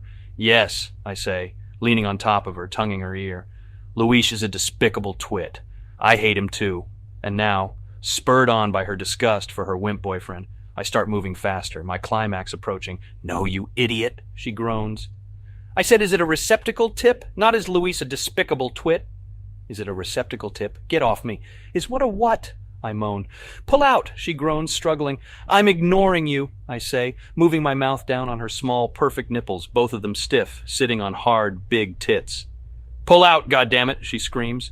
What do you want, Courtney? I grunt, slowing my thrusts down until I finally straighten up, and then I'm just kneeling over her, my cock still half inside. She hunches back against the headboard, and my dick slides out. It's a plain end, I point, I think. Turn the light on, she says, trying to sit up. Oh, Jesus, I say, I'm going home. Patrick, she warns, turn on the light. I reach over and flip on the halogen tensor. It's a plain end, see? I say. So?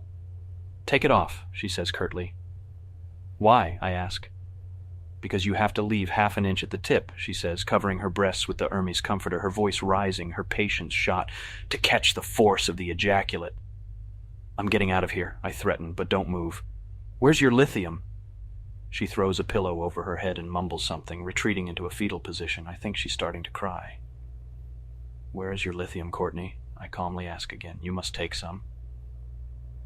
Something indecipherable is mumbled again, and she shakes her head. No, beneath the pillow. What did you say? I ask with forced politeness, jerking myself feebly back to an erection. Where? Sobs beneath the pillow, barely audible. You are crying now, and though it sounds clearer to me, I still cannot hear a word you're saying. I try to grab the pillow off her head. Now speak up! Again she mumbles. Again, it doesn't make any sense. Courtney, I warn, getting furious, if you just said what I think you said, that your lithium is in a carton in the freezer next to the Frusen Gladja and is a sorbet, I'm screaming this.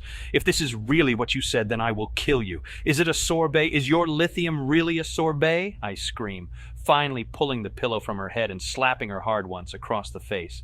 Do you think you're turning me on by having unsafe sex? She screams back. Oh, Christ, this really isn't worth it, I mutter, pulling the condom down so there is half an inch to spare. A little less, actually. And see, Courtney, it's there for what, huh? Tell us, I slap her again, this time lightly. Why is it pulled down half an inch? So it can catch the force of the ejaculate. Well, it's not a turn-on for me. She's hysterical, racked with tears, choking. I have a promotion coming to me. I'm going to Barbados in August, and I don't want a case of Kaposi's sarcoma to fuck it up. She chokes, coughing. Oh, God, I want to wear a bikini, she wails. A Norma Kamali I just bought at Bergdorf's. I grab her head and force her to look at the placement of the condom. See? Happy, you dumb bitch? Are you happy, you dumb bitch? Without looking at my dick, she sobs. Oh, God, just get it over with. And falls back down on the bed. Roughly, I push my cock back into her and bring myself to an orgasm so weak as to be almost non-existent, and my groan of a massive but somewhat expected disappointment is mistaken by Courtney for pleasure and momentarily spurs her on as she lies sobbing beneath me on the bed, sniffling to reach down and touch herself. But I start getting soft almost instantly. Actually, during the moment I came, but if I don't withdraw from her while still erect, she'll freak out, so I hold onto the base of the condom as I literally wilt out of her. After lying there on separate sides of the bed for what might be 20 minutes with Courtney whimpering about Louise and antique cutting boards and the sterling silver cheese grater and muffin tin she left at Harry's, she then tries to give me head. "I want to fuck you again," I tell her, "but I don't want to wear a condom because I don't feel anything." And she says calmly, taking her mouth off my limp shrunken dick, glaring at me, "If you don't use one, you're not going to feel anything anyway." The business meeting. Jean, my secretary who is in love with me, walks into my office without buzzing, announcing that I have a very important company meeting to attend at 11.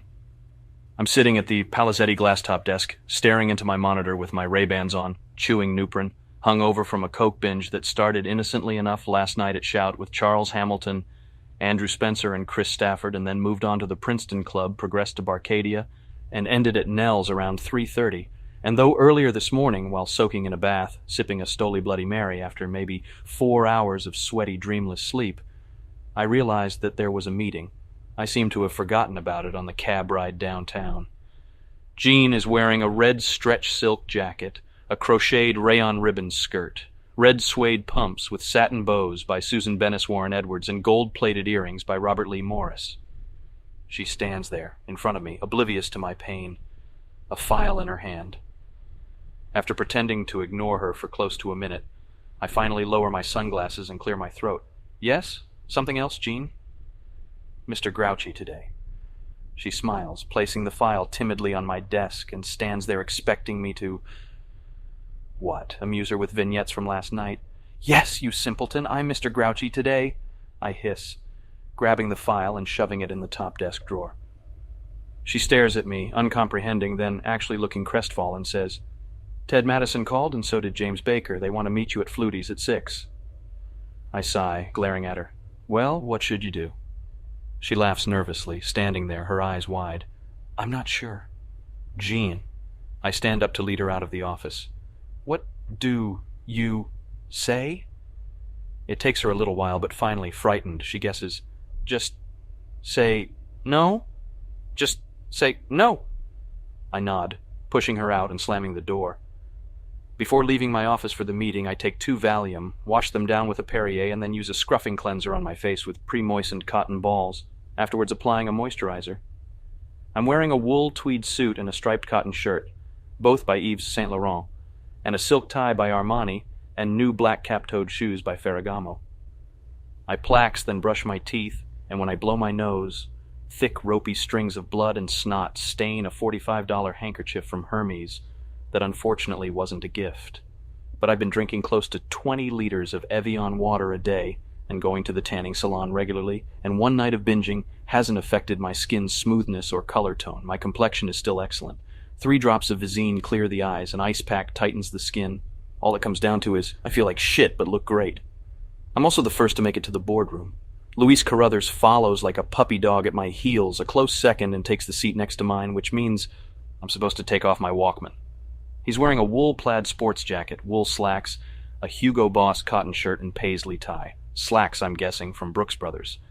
He starts rattling on about a restaurant in Phoenix Profiteers that I'm actually interested in hearing about, but not from Luis Carruthers, yet I'm on 10 milligrams of Valium, and for that reason I can manage. On the Patty Winters show this morning were descendants of members of the Donner Party. The clients were total hicks, predictably, Luis is saying. They wanted to take me to a local production of Les Mis, which I already saw in London, but... "Did you have any trouble getting reservations at Profiteers?" I ask, cutting him off. "No, none at all," he says. "We ate late." "What did you order?" I ask. "I had the poached oysters, the latte, and the walnut tart." "I hear the latte is good there," I murmur, lost in thought. "The client had the boudin blanc, the roasted chicken, and the cheesecake," he says. "Cheesecake?" I say, confused by this plain, alien-sounding list. What sauce or fruits were on the roasted chicken? What shapes was it cut into? None, Patrick, he says, also confused. It was roasted. And the cheesecake, what flavor? Was it heated, I say? Ricotta cheesecake? Goat cheese? Were there flowers or cilantro in it? It was just regular, he says. And then, Patrick, you're sweating. What did she have? I ask, ignoring him. The client's bimbo. Well, she had the country salad, the scallops, and the lemon tart, Luis says. The scallops were grilled? Were they sashimi scallops? In a ceviche of sorts? I'm asking. Or were they gratinized? No, Patrick, Luis says. They were broiled. It's silent in the boardroom as I contemplate this, thinking it through before asking finally, What's broiled, Luis? I'm not sure, he says. I think it involves a pan. Wine, I ask. An 85 Sauvignon Blanc, he says. Jordan, 2 bottles. Car, I ask. Did you rent while in Phoenix? BMW, he smiles. Little black Beamer. Hip, I murmur, remembering last night, how I lost it completely in a stall at Nell's, my mouth foaming. All I could think about were insects, lots of insects, and running at pigeons. Foaming at the mouth and running at pigeons. Phoenix. Janet Leigh was from Phoenix. I stall, then continue. She got stabbed in the shower. Disappointing scene. I pause. Blood looked fake. Listen, Patrick, Luis says, pressing his handkerchief into my hand, my fingers clenched into a fist that relaxes at Luis's touch. Dibble and I are having lunch next week at the Yale Club. Would you like to join us? Sure. I think about Courtney's legs, spread and wrapped around my face, and when I look over at Luis in one brief flashing moment, his head looks like a talking vagina, and it scares the bejesus out of me, moves me to say something while mopping the sweat off my brow. That's a nice suit, Luis. The farthest thing from my mind. He looks down as if stunned, and then blushing, embarrassed, he touches his own lapel. Thanks, Pat. You look great too. As usual. And when he reaches out to touch my tie, I catch his hand before his fingers make it, telling him, Your compliment was sufficient. Reed Thompson walks in wearing a wool-plaid, 4-button, double-breasted suit and a striped cotton shirt and a silk tie. All Armani, plus slightly tacky blue cotton socks by Interwoven and black Ferragamo cap-toe shoes that look exactly like mine, with a copy of the Wall Street Journal held in a nicely manicured fist and a Bill Kaiserman tweed Balmacan overcoat draped casually across the other arm. He nods and sits across from us at the table. Soon after, Todd Broderick walks in wearing a wool chalk-striped 6-button double-breasted suit and a striped broadcloth shirt and silk tie, all by Polo, plus an affected linen pocket square that I'm fairly sure is also by Polo. McDermott walks in next, carrying a copy of this week's New York Magazine and this morning's Financial Times, wearing new non-prescription Oliver Peoples redwood-framed glasses, a black and white wool houndstooth check single-breasted suit with notched lapels, a striped cotton dress shirt with spread collar, and a silk paisley tie, all of it designed and tailored by John Ryle. I smile, raising my eyebrows at McDermott, who sullenly takes the seat next to mine. He sighs and opens the newspaper, silently reading. Since he hasn't offered a hello or good morning, I can tell that he's pissed off, and I suspect that it has something to do with me. Finally, sensing that Luis is about to ask something, I turn to McDermott. So, McDermott, what's wrong? I smirk. Long line at the Stairmaster this morning? Who said anything's wrong? He asks, sniffing, turning pages in the Financial Times. Listen, I tell him, leaning in. I already apologized about yelling at you because of the pizza at Pastels the other night. Who said it was about that? He asks, tensely. I thought we already cleared this up, I whisper, gripping the arm of his chair, smiling over at Thompson. I'm sorry I insulted the pizzas at Pastels. Happy? Who said it's about that? He asks again. Then what is it, McDermott? I whisper, noticing movement behind me. I count to 3, then whirl around, catching Luis leaning toward me, trying to eavesdrop. He knows he's been caught, and he sinks slowly back into his chair, guilty. McDermott, this is ridiculous, I whisper. You can't stay angry at me because I think the pizza at Pastels is crusty. Brittle, he says, shooting me a glance. The word you used was brittle. I apologize, I say, but I'm right, it is. You read the review in the Times, right? Here. He reaches into his pocket and hands me a Xeroxed article. I just wanted to prove you wrong. Read this. What is it? I ask, opening the folded page. It's an article on your hero, Donald Trump. McDermott grins. It sure is, I say apprehensively. Why didn't I ever see this, I wonder? And McDermott scans the article and points an accusatory finger at the bottom paragraph, which he's highlighted in red ink. Where does Donald Trump think the best pizza in Manhattan is served? Let me read this, I sigh, waving him away. You might be wrong. What a lousy photo. Bateman, look, I circled it, he says. I pretend to read the fucking article, but I'm getting very angry and I have to hand the article back to McDermott and ask, thoroughly annoyed, so what? What does it mean? What are you, McDermott, trying to tell me? What do you think of the pizza at Pastels now, Bateman? He asks, smugly. Well, I say, choosing my words carefully, I think I have to go back and retaste the pizza. I'm saying this through gritted teeth. I'm just suggesting that the last time I was there, the pizza was...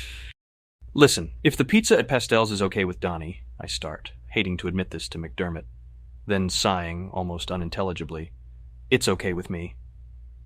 McDermott cackles gleefully, a victor. I count 3 silk crepe ties, 1 Versace silk satin woven tie, 2 silk foulard ties, 1 silk Kenzo, 2 silk jacquard ties. The fragrances of Xerius and Tuscany and Armani and Obsession and Polo and gray flannel and even Antaeus mingle, wafting into each other, rising from the suits and into the air, forming their own mixture, a cold, sickening perfume. But I'm not apologizing, I warn McDermott. You already have, Bateman, he says. Paul Owen walks in wearing a cashmere one-button sports jacket, tropical wool flannel slacks, a button-down tab-collared shirt by Ronaldus Chez Masque, but it's really the tie. Blue and black and red and yellow bold stripes from Andrew Feza by Zanzara that impresses me. Carruthers gets excited too, and he leans into my chair and asks if I'm listening correctly. Do you think he has a power jock strap to go along with that thing? When I don't answer, he retreats, opens one of the Sports Illustrateds that sit in the middle of the table and, humming to himself, starts to read an article on Olympic divers. Hello, Halberstam, Owen says, walking by. Hello, Owen, I say, admiring the way he styled and slicked back his hair, with a part so even and sharp it devastates me. And I make a mental note to ask him where he purchases his hair care products, which kind of mousse he uses. My final guess after mulling over the possibilities being 10x. Greg McBride walks in and stops by my chair. Did you watch the winner's show this morning? Riot! Total riot! And we give each other high five before he takes a seat between Dibble and Lloyd. God knows where they came from. Kevin Forrest, who walks in with Charles Murphy, is saying, my call waiting is busted. Felicia screwed it up somehow. I'm not even paying attention to what they're wearing, but I find myself staring at Murphy's vintage owl cufflinks with blue crystal eyes. Video store, then D'Agostino's. I'm wandering around Video Visions, the video rental store near my apartment on the Upper West Side, sipping from a can of Diet Pepsi, the new Christopher Cross tape blaring from the earphones of my Sony Walkman. After the office, I played racquetball with Montgomery, then had a shiatsu massage, and met Jesse Lloyd, Jamie Conway, and Kevin Forrest for drinks at Rusty's on 73rd Street. Tonight I'm wearing a new wool topcoat by Ungaro Uomo Paris, and carrying a Bottega Veneta briefcase and an umbrella by Georges Gasper. The video store is more crowded than usual. There are too many couples in line for me to rent Shemale Reformatory or Ginger's Cunt without some sense of awkwardness or discomfort. Plus, I've already bumped into Robert Ailes from First Boston in the horror aisle, or at least I think it was Robert Ailes. He mumbled, "Hello, McDonald," as he passed me by, holding Friday the 13th. Part 7 and a documentary on abortions in what I noticed were nicely manicured hands marred only by what looked to me like an imitation gold Rolex. Since pornography seems out of the question, I browse through light comedy and, feeling ripped off, settle for a Woody Allen movie, but I'm still not satisfied. I want something else. I pass through the rock musical section, nothing, then find myself in horror comedy, ditto, and suddenly I'm seized by a minor anxiety attack. There are too many fucking movies to choose from. I duck behind a promotional cardboard display for the new Dan Aykroyd comedy and take 2 5-milligram Valiums, washing them down with the Diet Pepsi. Then, almost by rote, as if I've been programmed, I reach for Body Double, a movie I have rented 37 times, and walk up to the counter where I wait for 20 minutes to be checked out by a dumpy girl, 5 pounds overweight, dry, frizzy hair. She's actually wearing a baggy, nondescript sweater, definitely not designer, Probably to hide the fact that she has no tits, and even though she has nice eyes, so fucking what? Finally, it's my turn. I hand her the empty boxes. Is this it? She asks, taking my membership card from me. I'm wearing Mario Valentino Persian black gloves. My VideoVisions membership costs only $250 annually. Do you have any Jamie Gertz movies? I ask her, trying to make direct eye contact. What? She asks, distracted. Any movies that Jamie Gertz is in? Who? She enters something into the computer and then says without looking at me, How many nights? 3, I say. Don't you know who Jamie Gertz is? I don't think so. She actually sighs. Jamie Gertz, I say. She's an actress. I don't think I know who you mean, she says, in a tone that suggests I'm harassing her, but hey, she works in a video rental store, and since it's such a demanding, high-powered profession, her bitchy behavior is completely reasonable, right? The things I could do to this girl's body with a hammer, the words I could carve into her with an ice pick. She hands the guy behind her my boxes, and I pretend to ignore his horrified reaction as he recognizes me after he looks at the body double box. But he dutifully walks into some kind of vault in the back of the store to get the movies. Yeah, sure you do, I say, good-naturedly. She's in those Diet Coke commercials, you know the ones. I really don't think so, she says in a monotone that almost cuts me off. She types the names of the movies and then my membership number into the computer. I like the part in Body Double where the woman gets drilled by the power driller in the movie. The best, I say, almost gasping. It seems very hot in the video store right now all of a sudden, and after murmuring, "Oh my God," under my breath, I place a gloved hand on the counter to settle it from shaking, and the blood starts pouring out of the ceiling. I take a deep breath, and while I'm saying this, my head starts nodding of its own accord, and I keep swallowing, thinking I have to see her shoes. And so as inconspicuously as possible, I try to peer over the counter to check out what kind of shoes she's wearing, but maddeningly they're only sneakers. Not K-Swiss, not Tretorn, not Adidas, not Reebok, just cheap ones. Sign here. She hands me the tapes without even looking at me, refusing to recognize who I am, and breathing in hard and exhaling, she motions for the next in line, a couple with a baby. On the way back to my apartment, I stop at D'Agostino's, where for dinner I buy 2 large bottles of Perrier, a 6-pack of Coke Classic, a head of arugula, 5 medium-sized kiwis, a bottle of tarragon balsamic vinegar, a tin of creme fraiche, a carton of microwave tapas, a box of tofu, and a white chocolate candy bar I pick up at the checkout counter. Once outside, ignoring the bum, lounging below the Les Miserables poster and holding a sign that reads, "I've lost my job, I am hungry, I have no money. Please help," whose eyes tear after I pull the tease the bum with a $1 trick and tell him, "Jesus, will you get a fucking shave, please?"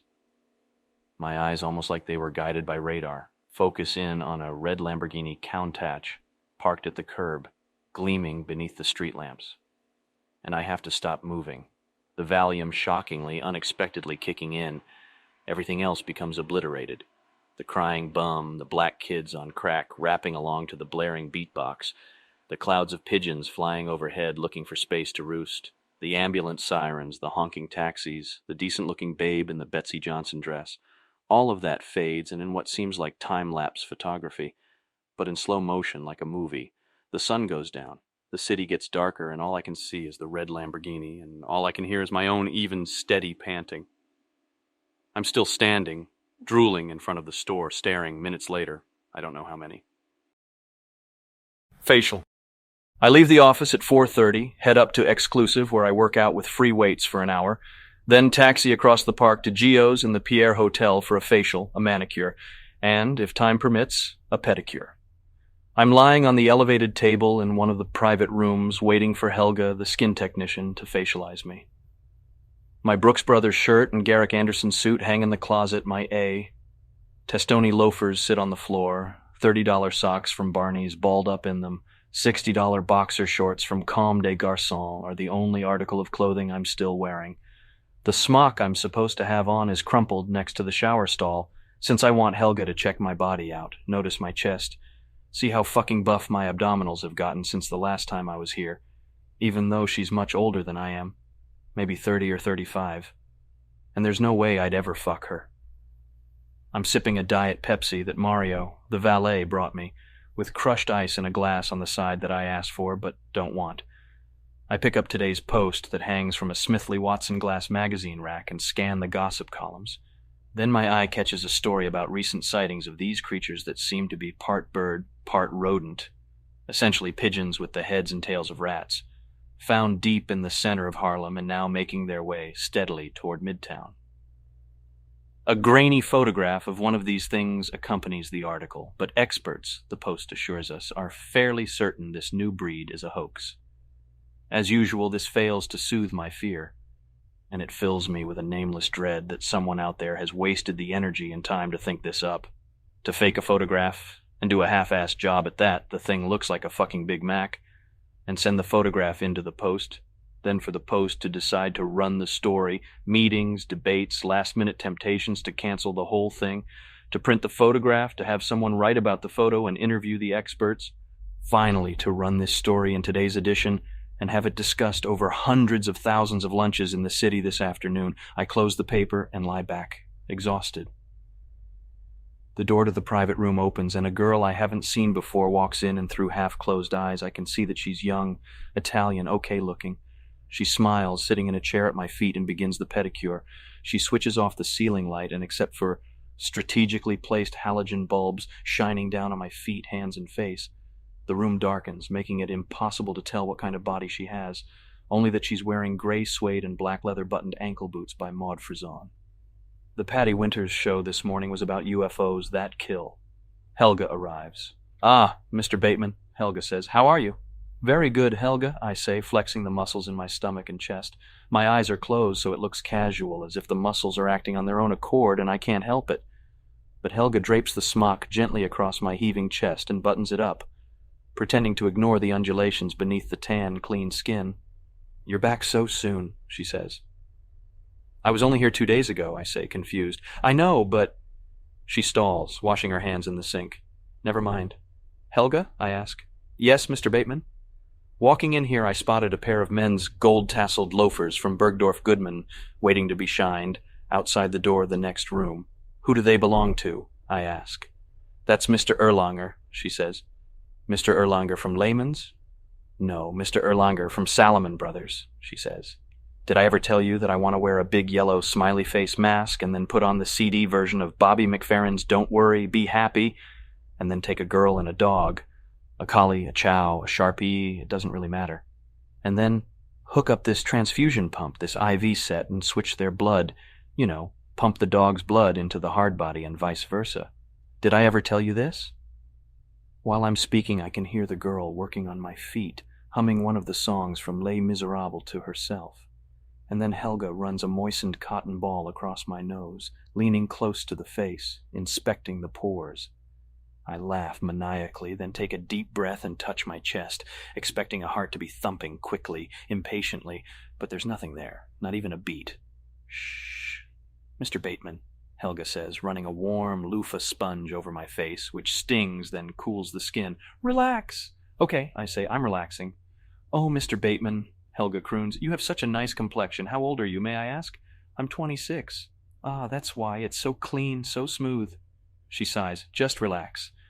I drift, my eyes rolling back into my head, the Muzak version of Don't Worry Baby drowning out all bad thoughts, and I start thinking only positive things. The reservations I have tonight with Marcus Halberstam's girlfriend Cecilia Wagner, the mashed turnips at Union Square Cafe, skiing down Buttermilk Mountain in Aspen last Christmas, the new Huey Lewis and the News Compact disc, dress shirts by Ike Behar, by Joseph Aboud, by Ralph Lauren, beautiful oiled hard bodies eating each other's pussies and assholes under harsh video lights, truckloads of arugula and cilantro, my tan line, the way the muscles in my back look when the lights in my bathroom fall on them at the right angle, Helga's hands caressing the smooth skin on my face, lathering and spreading cream and lotions and tonics into it admiringly, whispering, "Oh, Mr. Bateman, your face is so clean and smooth, so clean, the fact that I don't live in a trailer park or work in a bowling alley or attend hockey games or eat barbecued ribs. The look of the AT&T building at midnight. Only at midnight." Jeannie comes in and starts the manicure, first clipping and filing the nails, then brushing them with a sandpaper disc to smooth out the remaining edges. Next time I'd prefer them a bit longer, Jeannie, I warn her. Silently, she soaks them in warm lanolin cream, then dries both hands off and uses a cuticle moisturizer, then removes all the cuticles while cleaning under the nails with a cotton-on-wood stick. A heat vibrator massages the hand and forearm. The nails are buffed first with chamois, and then with buffing lotion.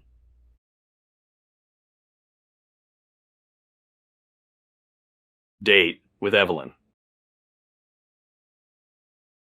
Evelyn comes in on the call, waiting of my third line, and I wasn't going to take it. But since I'm holding on the second line to find out if Bullock, the maitre d' at the new Davis Frangois restaurant on Central Park South, has any cancellations for tonight, so Courtney, holding on the first line, and I might have dinner. I pick it up in the hope that it's my dry cleaners.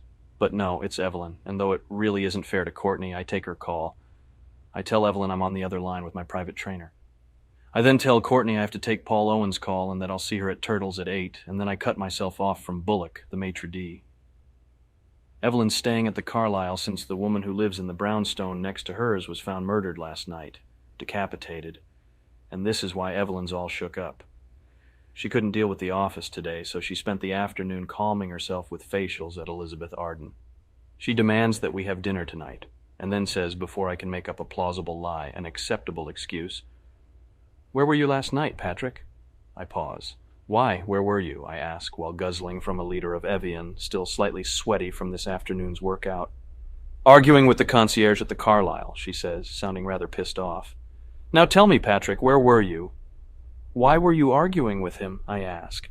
"Patrick," she says, a declarative statement. "I'm here," I say after a minute. "Patrick, it doesn't matter. The phone in my room didn't have 2 lines and there was no call waiting," she says. "Where were you?" "I was fooling around renting videotapes," I say, pleased, giving myself high five, the cordless phone cradled in my neck. "I wanted to come over," she says in a whiny little girl tone. "I was scared. I still am. Can't you hear it in my voice?" "Actually, you sound like anything but." "No, Patrick, seriously, I'm quite terrified," she says. "I'm shaking, just like a leaf I'm shaking. Ask Mia, my facialist. She said I was tense." "Well," I say, "you couldn't have come over anyway." "Honey, why not?" she whines, and then addresses someone who just entered her suite. "Oh, wheel it over there near the window." "No, that window." "And can you tell me where that damn masseuse is?" "Because your neighbor's head was in my freezer." I yawn, stretching. "Listen, dinner? Where? Can you hear me?" At 8:30, the two of us are sitting across from each other in Barcadia. Evelyn's wearing an Anne Klein rayon jacket, a wool crepe skirt, a silk blouse from Bonwitz, antique gold and agate earrings from James Robinson that cost roughly $4,000, and I'm wearing a double-breasted suit, a silk shirt with woven stripes, a patterned silk tie and leather slip-ons, all by Gianni Versace. I neither canceled the reservation at Turtle's nor told Courtney not to meet me there, so she'll probably show up around 8:15, completely confused. And if she hasn't taken any Ellaville today, she'll probably be furious, and it's this fact, not the bottle of Cristal that Evelyn insists on ordering and then adds Cassis to, that I laugh out loud about. I spent most of the afternoon buying myself early Christmas presents, a large pair of scissors at a drugstore near City Hall, a letter opener from Hammacher Schlemmer, a cheese knife from Bloomingdale's to go along with the cheese board that Jean, my secretary who's in love with me, left on my desk before she went to lunch while I was in a meeting. The Patty Winter show this morning was about the possibility of nuclear war, and according to the panel of experts, the odds are pretty good. It will happen sometime within the next month. Evelyn's face seems chalky to me right now, her mouth lined with a purple lipstick that gives off an almost startling effect. And I realize that she's belatedly taken Tim Price's advice to stop using her tanning lotion. Instead of mentioning this and have her bore me silly with inane denials, I ask about Tim's girlfriend, Meredith, whom Evelyn despises for reasons never made quite clear to me. And because of rumors about Courtney and myself, Courtney's also on Evelyn's shit list, for reasons that are a little clearer. I place a hand over the top of the champagne flute when the apprehensive waitress, at Evelyn's request, attempts to add some blueberry cassis into my crystal. "No thank you," I tell her. "Maybe later, in a separate glass." Party pooper. Evelyn giggles, then takes a sharp breath. "But you smell nice. What are you wearing? Obsession? You party pooper, is it obsession?" "No," I say grimly, "Paul Sebastian." "Of course." She smiles, downs her second glass. She seems in a much better mood, boisterous almost, more than you'd expect of someone whose neighbor's head was sliced off in a matter of seconds while she was still conscious by an electric mini chainsaw. Evelyn's eyes momentarily glitter in the candlelight, then revert to their normal pallid gray. "How is Meredith?" I ask, trying to mask my void of disinterest. "Oh, God, she's dating Richard Cunningham," Evelyn moans. "He's at First Boston, if you can believe it. You know," I mention, "Tim was going to break it off with her, call it quits." "Why, for God's sake?" Evelyn asks, surprised, intrigued. "They had that fabulous place in the Hamptons." I remember him telling me that he was sick to death of watching her do nothing but her nails all weekend. "Oh my God," Evelyn says, and then, genuinely confused, "You mean—" Wait, she didn't have someone do them for her. Tim said, and he reiterated this fact quite often, that she had all the personality of a game show host, I say dryly, sipping from the flute. She smiles to herself secretly. Tim is a rascal. Idly, I wonder if Evelyn would sleep with another woman if I brought one over to her brownstone, and if I insisted, whether they'd let me watch the two of them get it on. If they'd let me direct, tell them what to do, position them under hot halogen lamps. Probably not. The odds don't look good. But what if I forced her at gunpoint? Threatened to cut them both up, maybe, if they didn't comply. The thought doesn't seem unappealing, and I can imagine the whole scenario quite clearly. I start counting the banquettes that encircle the room. Then I start counting the people sitting in the banquettes. She's asking me about Tim. "Where do you think that rascal has been? Rumor is he's at Saks," she says ominously. "Rumor is," I say. "He's in rehab. This champagne isn't cold enough." I'm distracted. "Doesn't he send you postcards?" "Has he been sick?" she asks with the slightest trepidation. "Yes, I think so," I say. "I think that's what it is. You know, if you order a bottle of Cristal, it should at least be, cold." "Oh my God," Evelyn says. "You think he might be sick?" "Yes, he's in a hospital in Arizona," I add. The word Arizona has a mysterious tinge to it, and I say it again. "Arizona, I think." "Oh my God," Evelyn exclaims, now truly alarmed, and she gulps down what little Cristal is left in her glass. "Who knows?" I manage the slightest of shrugs. "You don't think—" She breathes in and puts her glass down. "You don't think it's—" And now she looks around the restaurant before leaning in, whispering, "AIDS?" "Oh, no, nothing like that," I say. Though, immediately I wish I'd paused long enough before answering to scare her. "Just general brain." I bite the tip off an herbed breadstick and shrug. "Injuries." Evelyn sighs, relieved, and then says, "Is it warm in here?" All I can think about is this poster I saw in the subway station the other night before I killed those two black kids. A photo of a baby calf. Its head turned toward the camera, its eyes caught wide and staring by the flash, and its body seemed like it was boxed into some kind of crate, and in big black letters below the photo it read, "Question, why can't this veal calf walk?" Then, answer, "Because it only has 2 legs." But then I saw another one, the same exact photo, the same exact calf. Yet beneath it, this one read, "Stay out of publishing." I pause, still fingering the breadstick, then ask, "Is any of this registering with you, or would I get more of a response from, 'Oh, an ice bucket'?"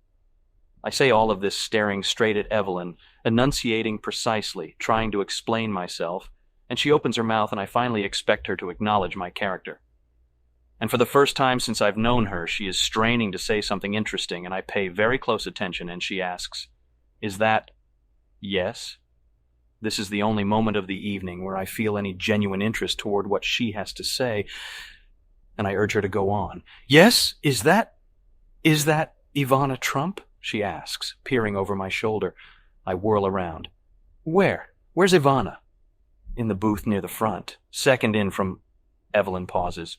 "Brooke Astor, see?" I squint, put on my Oliver Peoples non-prescription glasses, and realize that Evelyn, her vision clouded by the Cassis-riddled crystal, not only has mistaken Norris Powell for Ivana Trump, but has mistaken Steve Rubel for Brooke Astor, and I can't help it. I almost explode. "No, oh my God, Evelyn," I moan, crushed, disappointed, my adrenaline rush turning sour, my head in my hands. "How could you mistake that wench for Ivana?" "Sorry," I hear her chirp. "Girlish mistake?" "That is infuriating," I hiss, both eyes clenched tight. Our hard-body waitress, who has on satin high-backed pumps, sets down 2 new champagne flutes for the second bottle of Cristal Evelyn orders. The waitress pouts her lips at me when I reach for another breadstick, and I lift my head toward her and pout mine back, then press my head again into the palms of my hands, and this happens again when she brings our appetizers. Dried peppers in a spicy pumpkin soup for me, dried corn and jalapeno pudding for Evelyn. I've kept my hands over both ears, trying to block out Evelyn's voice during this whole interim between her mistaking Norris Powell for Ivana Trump and the arrival of our appetizers.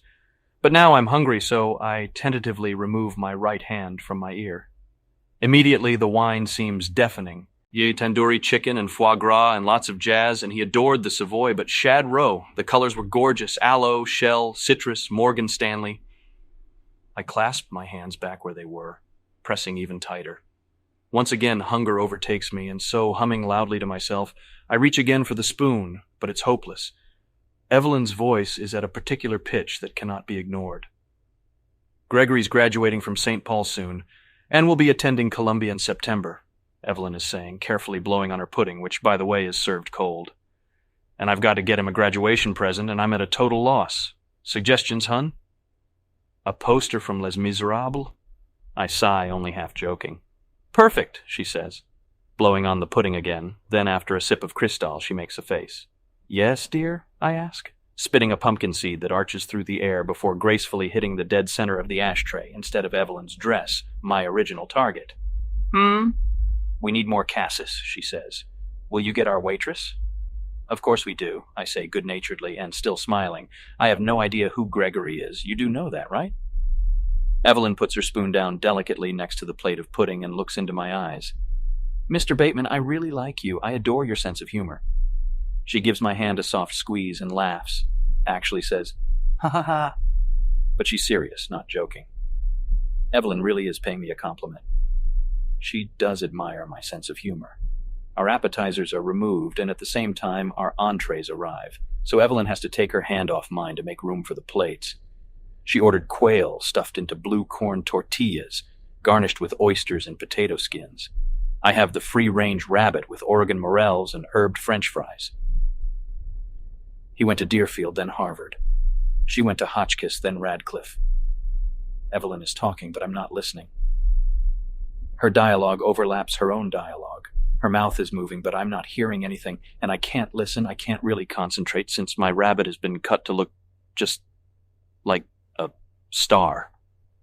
Shoestring French fries surrounded, and chunky red salsa has been smeared across the top of the plate, which is white and porcelain and 2 feet wide, to give the appearance of a sunset. But it looks like one big gunshot wound to me, and shaking my head slowly in disbelief, I press a finger into the meat, leaving the indentation of one finger, then another, and then I look for a napkin, not my own, to wipe my hand with. Evelyn hasn't broken her monologue. She talks and chews exquisitely, and smiling seductively at her, I reach under the table and grab her thigh, wiping my hand off, and still talking. She smiles naughtily at me and sips more champagne. I keep studying her face, bored by how beautiful it is, flawless really, and I think to myself how strange it is that Evelyn has pulled me through so much, how she's always been there when I needed her most. I look back at the plate, thoroughly unhungry, pick up my fork, study the plate hard for a minute or two, whimper to myself before sighing and putting the fork down. I pick up my champagne glass instead. Groton, Lawrenceville, Milton, Exeter, Kent, St. Paul's, Hotchkiss, Andover, Milton Choate. Oops, already said Milton. If I'm not eating this tonight, and I'm not, I want some cocaine, I announce.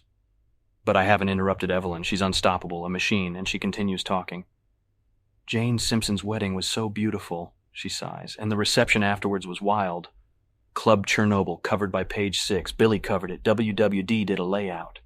I heard there was a 2-drink minimum, I say warily, signaling for a nearby busboy to remove my plate. Weddings are so romantic. She had a diamond engagement ring. You know, Patrick, I won't settle for less, she says coyly. It has to be diamond. Her eyes glaze over and she tries to recount the wedding in mind-numbing detail. It was a sit-down dinner for 750, followed by a 16-foot tiered Ben and Jerry's ice cream cake. The gown was by Ralph, and it was white lace and low-cut and sleeveless. It was darling. Oh, Patrick, what would you wear? She sighs. I would demand to wear Ray-Ban sunglasses. Expensive Ray-Bans, I say carefully. In fact, I would demand that everyone would have to wear Ray-Ban sunglasses. I'd want a Zydeco band, Patrick. That's what I'd want. A Zydeco band, she gushes breathlessly. Or mariachi, or reggae. Something ethnic to shock Daddy. Oh, I can't decide. I'd want to bring a Harrison AK-47 assault rifle to the ceremony, I say, bored in a rush.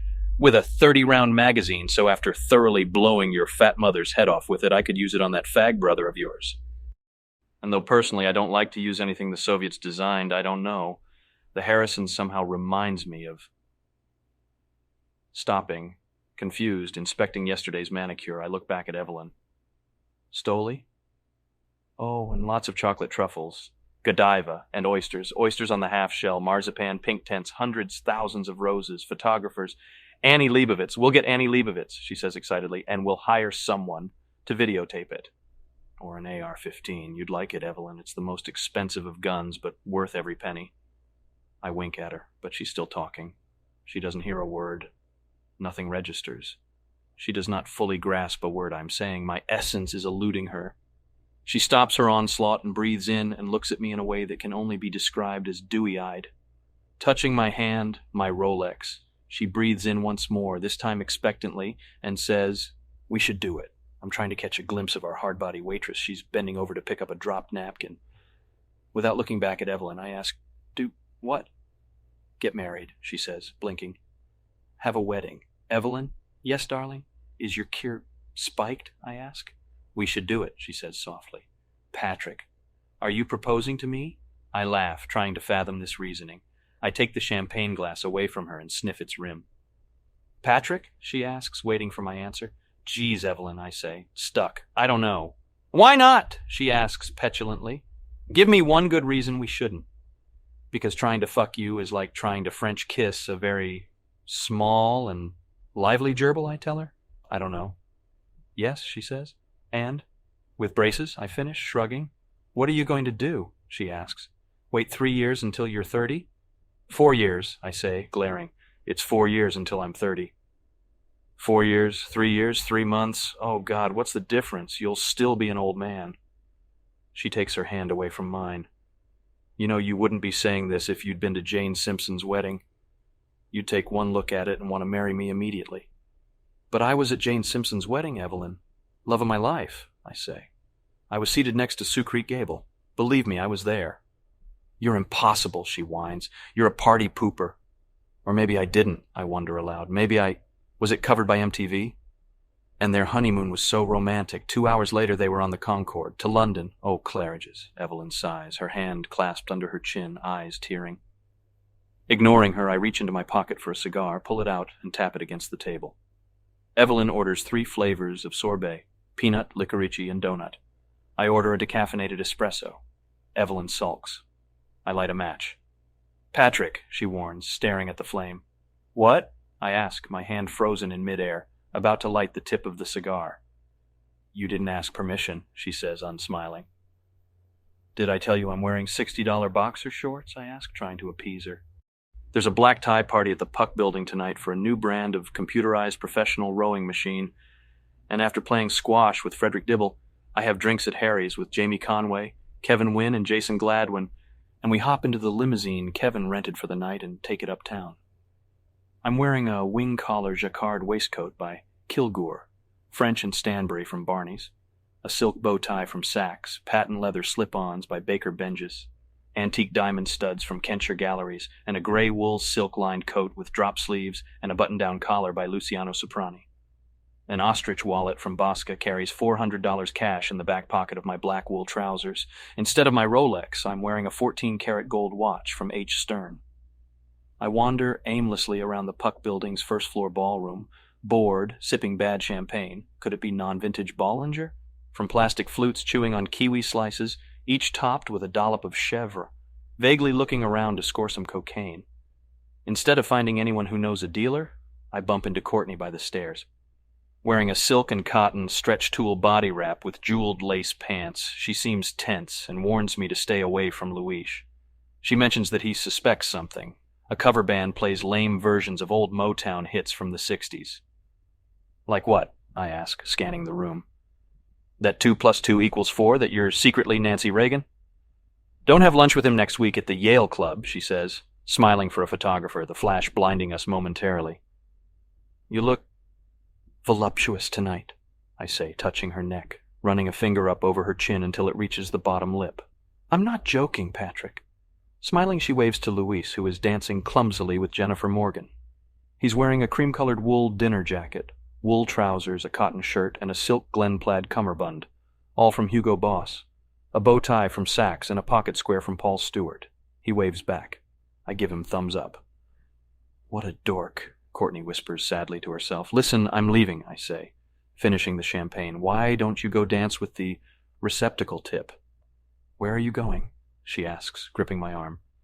Courtney, I don't want to experience another one of your emotional outbursts, I tell her. Besides, the canapes are shitty. Where are you going? She asks again. Details, Mr. Bateman. Why are you so concerned? Because I'd like to know, she says. You're not going to Evelyn's, are you? Maybe, I lie. Patrick, she says, don't leave me here. I don't want you to go. I have to return some videos, I lie again, handing her my empty champagne glass. Just as another camera flashes somewhere, I walk away. The band segues into a rousing version of Life in the Fast Lane, and I start looking around for hard bodies. Charles Simpson, or someone who looks remarkably like him, slicked back hair, suspenders, Oliver Peoples glasses, shakes my hand, shouts, Hey, Williams, and tells me to meet a group of people with Alexandra Craig at Nell's around midnight. I give him a reassuring squeeze on the shoulder and tell him I'll be there. Outside, smoking a cigar, contemplating the sky, I spot Reed Thompson, who emerges from the Puck building with his entourage. Jamie Conway, Kevin Wynn, Marcus Halberstam, no babes, and invites me along to dinner. And though I suspect they have drugs, I have misgivings about spending the evening with them, and decide not to trek up to that Salvadorian bistro, especially since they don't have reservations and aren't guaranteed a table. I wave them off, then cross Houston, dodging other limos leaving the party, and start moving uptown. Walking along Broadway, I stop at an automated teller where just for the hell of it I take out another $100, feeling better having an even $500 in my wallet. I find myself walking through the antique district below 14th Street.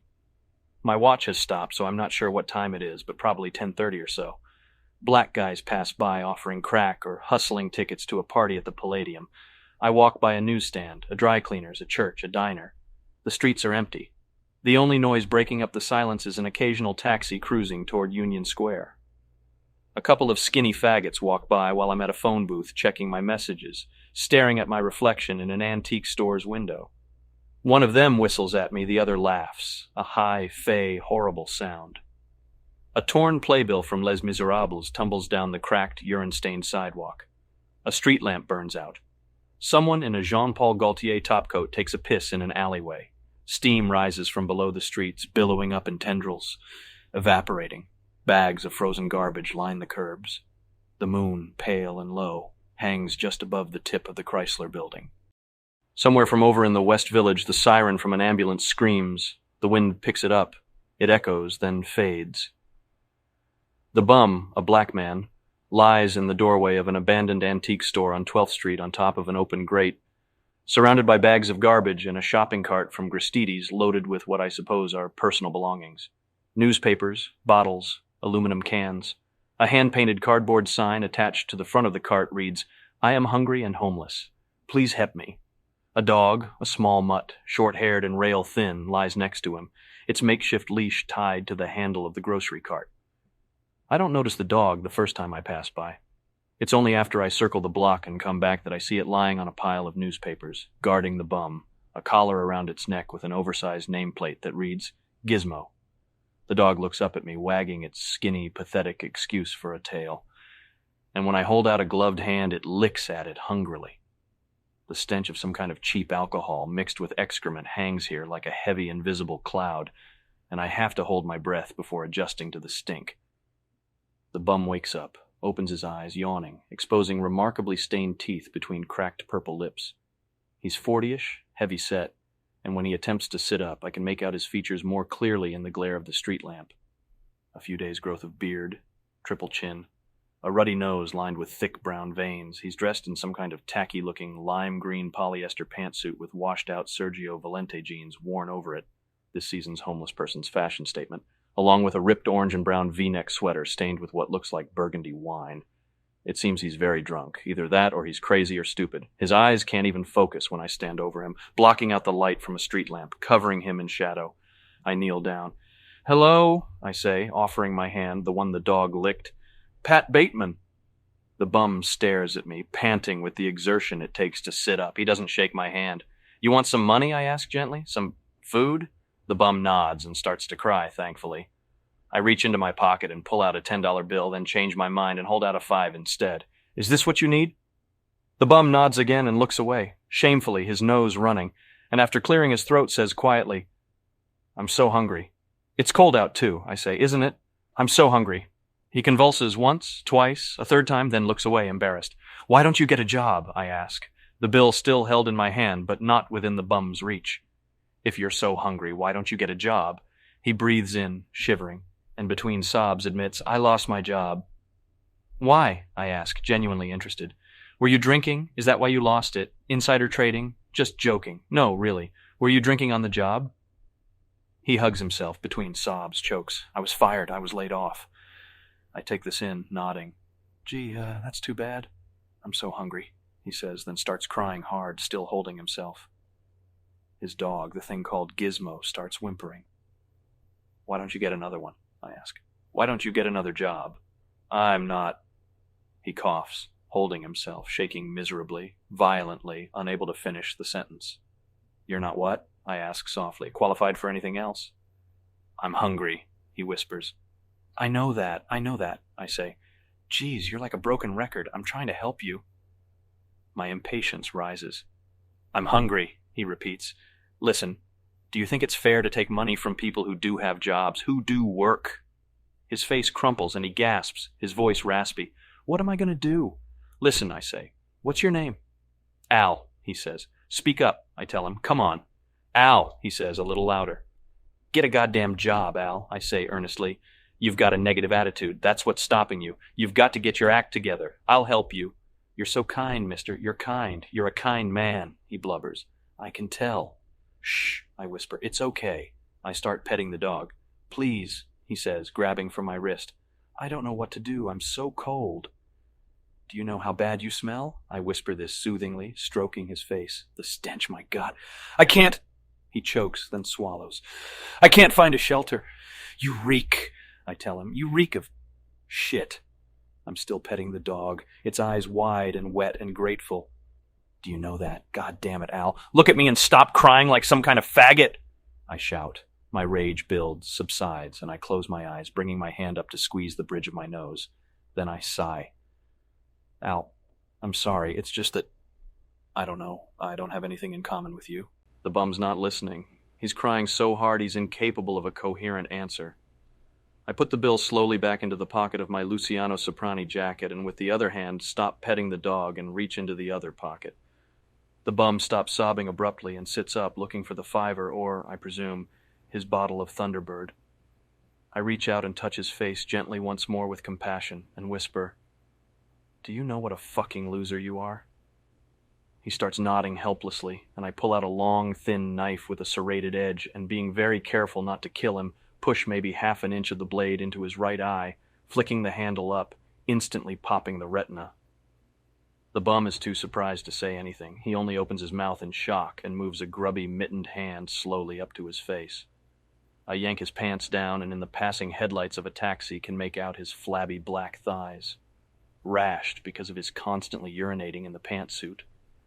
The stench of shit rises quickly into my face, and breathing through my mouth, down on my haunches, I start stabbing him in the stomach, lightly, above the dense matted patch of pubic hair.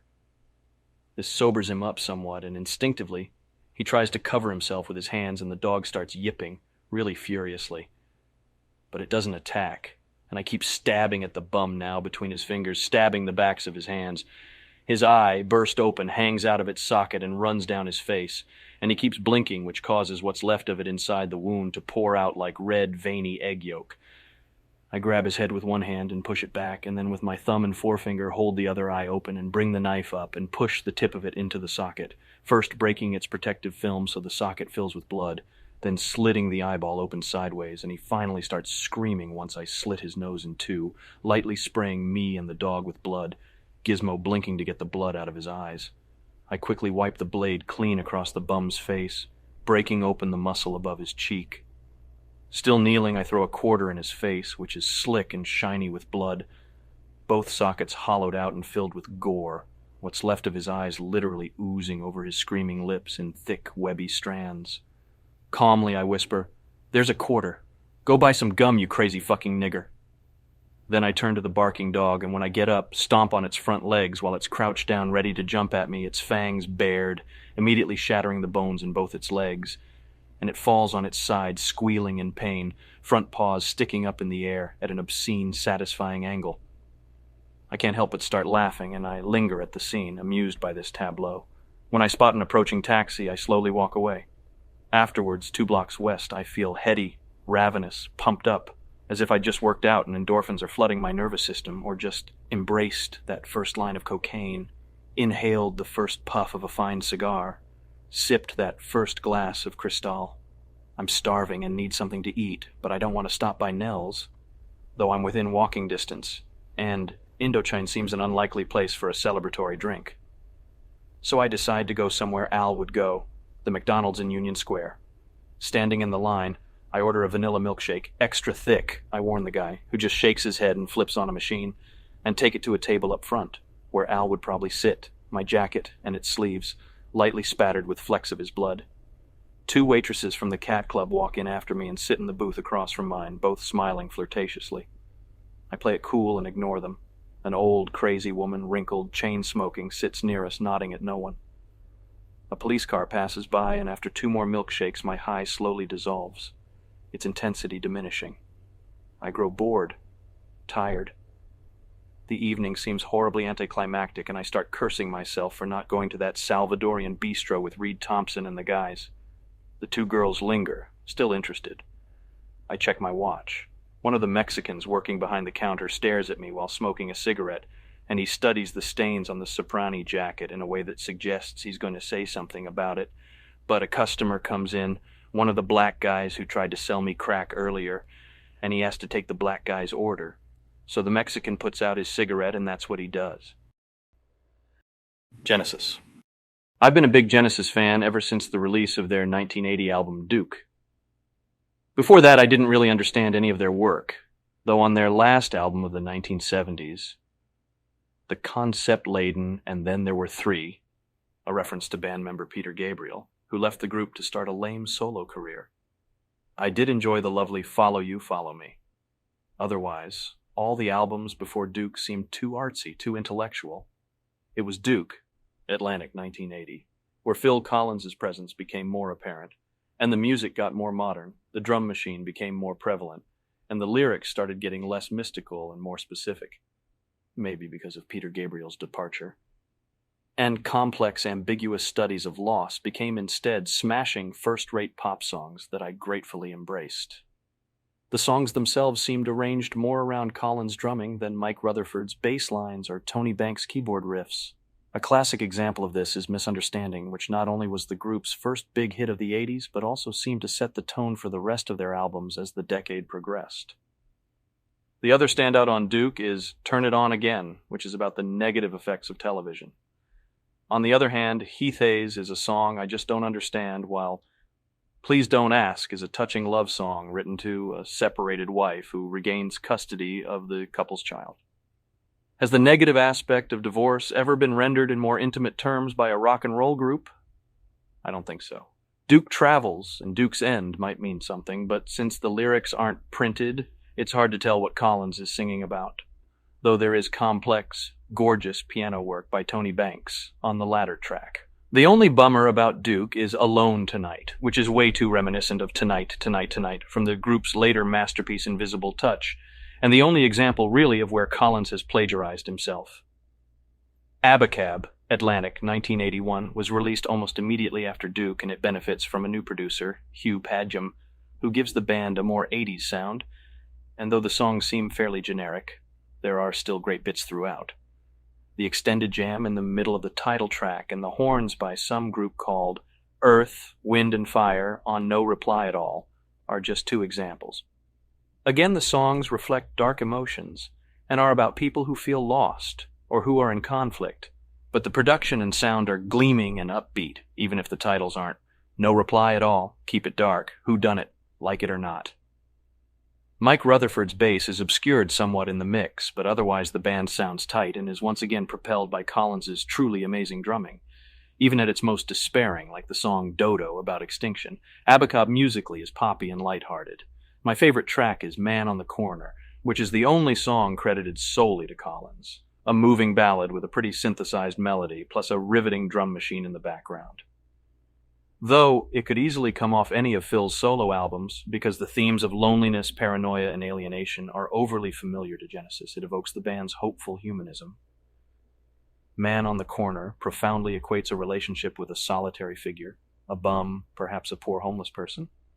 That lonely man on the corner who just stands around.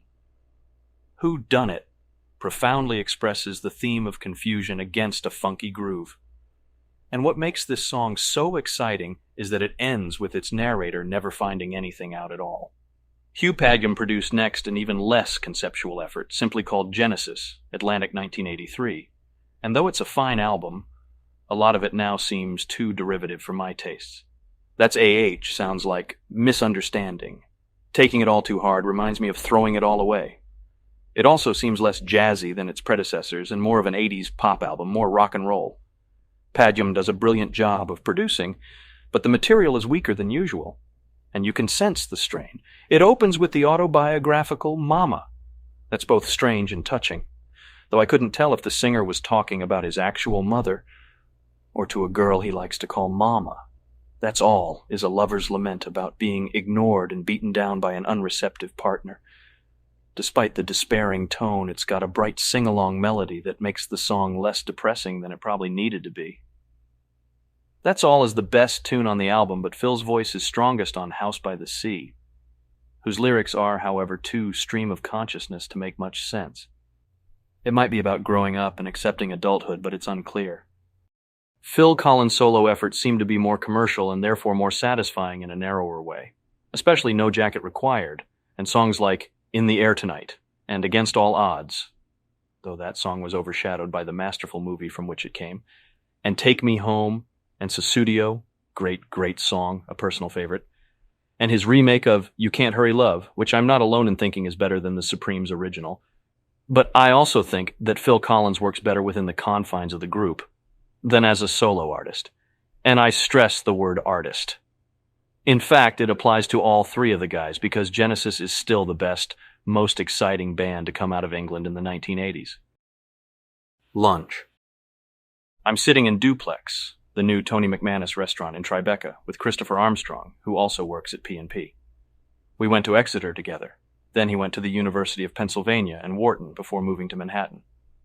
We inexplicably could not get reservations at Subjects, so Armstrong suggested this place. Armstrong is wearing a 4-button, double-breasted, chalk-striped, spread-collar cotton shirt by Christian Dior, and a large paisley-patterned silk tie by Givenchy Gentleman. His leather agenda and leather envelope, both by Bottega Veneta, lie on the third chair at our table. A good one, up front by the window. I'm wearing a nailhead-patterned worsted wool suit with overplaid from de rigueur by Schoenemann, a cotton broadcloth shirt by Bill Blass, a Macclesfield silk tie by Savoy, and a cotton handkerchief by Asher Brothers. A Muzak rendition of the score from Les Miserables plays lightly throughout the restaurant. Armstrong's girlfriend is Jodie Stafford, who used to date Todd Hamlin, and this fact, plus the TV monitors hanging from the ceilings with closed-circuit video of chefs working in the kitchen, fills me with nameless dread. Armstrong just got back from the islands and has a very deep, very even tan, but so do I. So how are the Bahamas? I ask after we order. You just got back, right? Well, Taylor, Armstrong begins, staring at a point somewhere behind me and slightly above my head, on the column that has been terracotta-ized or perhaps on the exposed pipe that runs the length of the ceiling. Travelers looking for that perfect vacation this summer may do well to look south, as far south as the Bahamas and the Caribbean islands. There are at least 5 smart reasons for visiting the Caribbean, including the weather and the festivals and events, the less crowded hotels and attractions, the price, and the unique cultures. While many vacationers leave the cities in search of cooler climates during the summer months, few have realized that the Caribbean has a year-round climate of 75 to 85 degrees, and that the islands are constantly cooled by the trade winds. It is frequently hotter north in. On the Patty Winters show this morning, the topic was toddler murderers. In the studio audience were parents of children who'd been kidnapped, tortured, and murdered, while on stage, a panel of psychiatrists and pediatricians were trying to help them cope. Somewhat futilely, I might add, and much to my delight, with their confusion and anger. But what really cracked me up was, via satellite on a lone TV monitor, 3 convicted toddler murderers on death row who, due to fairly complicated legal loopholes, were now seeking parole and would probably get it. But something kept distracting me while I watched the huge Sony TV over a breakfast of sliced kiwi and Japanese apple pear, Evian water, oat bran muffins, soy milk, and cinnamon granola, ruining my enjoyment of the grieving mothers, and it wasn't until the show was almost over that I figured out what it was. The crack above my David Onica that I had asked the doorman to tell the superintendent to fix. On my way out this morning, I stopped at the front desk, about to complain to the doorman, when I was confronted with a new doorman, my age but balding and homely and fat. 3 glazed jelly donuts and 2 steaming cups of extra dark hot chocolate lay on the desk in front of him beside a copy of the Post open to the comics, and it struck me that I was infinitely better looking, more successful and richer than this poor bastard would ever be, and so with a passing rush of sympathy, I smiled and nodded a curt, though not impolite, good morning without lodging a complaint. "Oh, really?" I find myself saying loudly, completely uninterested to Armstrong. Like the United States, it celebrates the summer months with festivals and special events including music concerts, art exhibits, street fairs, and sporting tournaments. And because of the vast number of people traveling elsewhere, the islands are less crowded, allowing for better service and no lines when waiting to use that sailboat or dine in that restaurant. I think most people go to sample the culture, the food, the history. On the way to Wall Street this morning, due to gridlock, I had to get out of the company car and was walking down Fifth Avenue to find a subway station when I passed what I thought was a Halloween parade, which was disorienting since I was fairly sure this was May. When I stopped on the corner of 16th Street and made a closer inspection, it turned out to be something called a gay pride parade, which made my stomach turn. Homosexuals proudly marched down Fifth Avenue, pink triangles emblazoned on pastel-colored windbreakers, some even holding hands, most singing somewhere, out of key and in unison. I stood in front of Paul Smith and watched with a certain traumatized fascination, my mind reeling with the concept that a human being, a man, could feel pride over sodomizing another man. But when I began to receive fey catcalls from aging, over-muscled beach boys with walrus-like mustaches in between the lines, there's a place for us, somewhere a place for us. I sprinted over to 6th Avenue, decided to be late for the office, and took a cab back to my apartment where I put on a new suit, by Cerruti from 1881, gave myself a pedicure, and tortured to death a small dog I had bought earlier this week in a pet store on Lexington. Armstrong drones on. Water sports are of course the leading attraction, but golf courses and tennis courts are in excellent condition, and the pros at many of the resorts are made more available during the summer. Many of the courts are lit for night playing as well. Fuck yourself. Armstrong, I'm thinking while staring out the window at the gridlock and pacing bums on Church Street. Appetizers arrive, sun-dried tomato brioche for Armstrong, poblano chilies with an oniony orange-purple marmalade on the side for me. I hope Armstrong doesn't want to pay because I need to show the dim-witted bastard that I in fact do own a platinum American Express card. I feel very sad at this moment for some reason, listening to Armstrong, and a lump forms in my throat, but I swallow and take a sip from my Corona, and the emotion passes. And during a pause while he's chewing, I ask, "The food? How's the food?" Almost involuntarily, thinking about anything but. Good question. As for dining out, the Caribbean has become more attractive as the island cuisine has mixed well with the European culture. Many of the restaurants are owned and managed by Americans, British, French, Italian, even Dutch expatriates. Mercifully, he pauses, taking a bite out of his brioche, which looks like a sponge drenched in blood. His brioche looks like a big bloody sponge, and he washes it down with a sip from his Corona. My turn. "How about sightseeing?" I ask disinterestedly, concentrating on the blackened chilies. the yellowish marmalade circling the plate in an artful octagon, cilantro leaves circling the marmalade, chili seeds circling the cilantro leaves. Sightseeing is highlighted by the European culture, which established many of the islands as regional fortresses in the 1700s. Visitors can see the various spots where Columbus landed, and as we near the 300th anniversary of his first sailing in 1590, there is a heightened awareness in the islands as to the history and culture that is an integral part of island life. Armstrong, you are an asshole. Uh-huh, I nod. Well, paisley ties, plaid suits, my aerobics class, returning videotapes, spices to pick up from Zabar's, beggars, white chocolate truffles. The sickening scent of Drakkar Noir, which is what Christopher is wearing, floats over near my face, mingling with the scent of the marmalade and cilantro, the onions and the blackened chilies. Uh-huh, I say, repeat. And for the active vacationer, there is mountain climbing, cave exploring, sailing, horseback riding, and whitewater river rafting, and for the gamblers, there are casinos on many of the islands. Fleetingly, I imagine pulling out my knife, slicing a wrist, one of mine, aiming the spurting vein at Armstrong's head, or better yet his suit, wondering if he would still continue to talk. I consider getting up without excusing myself, taking a cab to another restaurant, somewhere in Soho, maybe farther uptown, having a drink, using the restroom, maybe even making a phone call to Evelyn, coming back to Duplex, and every molecule that makes up my body tells me that Armstrong would still be talking about not only his vacation, but what seems like the world's vacation in the fucking Bahamas. Somewhere along the line, the waiter removes half-eaten appetizers, brings fresh Coronas, free-range chicken with raspberry vinegar and guacamole, calf's liver with shad, roe, and leeks. And though I'm not sure who ordered what, it doesn't really matter since both plates look exactly the same. I end up with the free-range chicken with extra tomatillo sauce, I think. Visitors to the Caribbean don't need a passport, just proof of U.S. citizenship. And even better, Taylor, is that language is no barrier.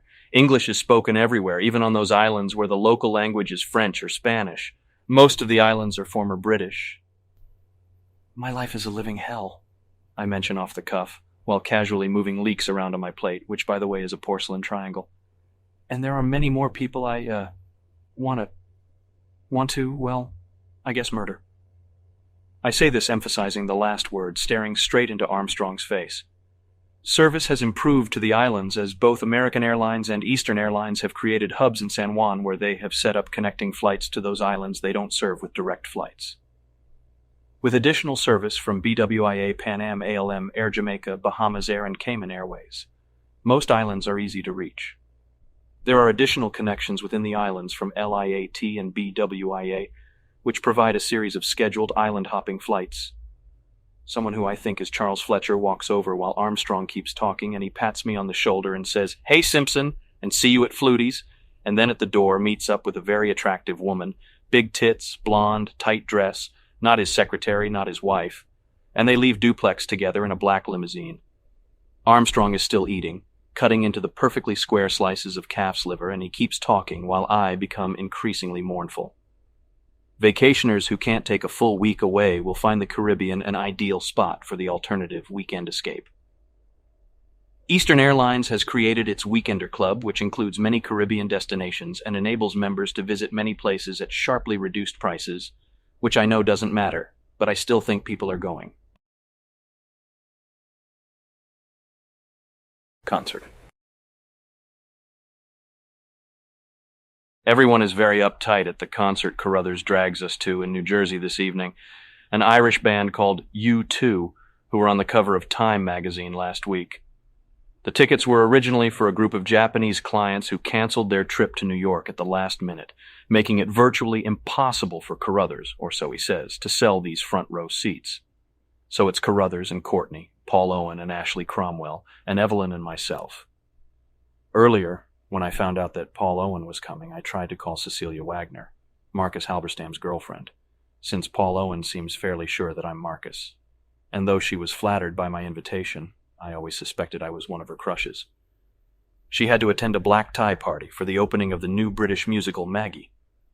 But she did mention something about lunch next week, and I told her I would give her a call on Thursday.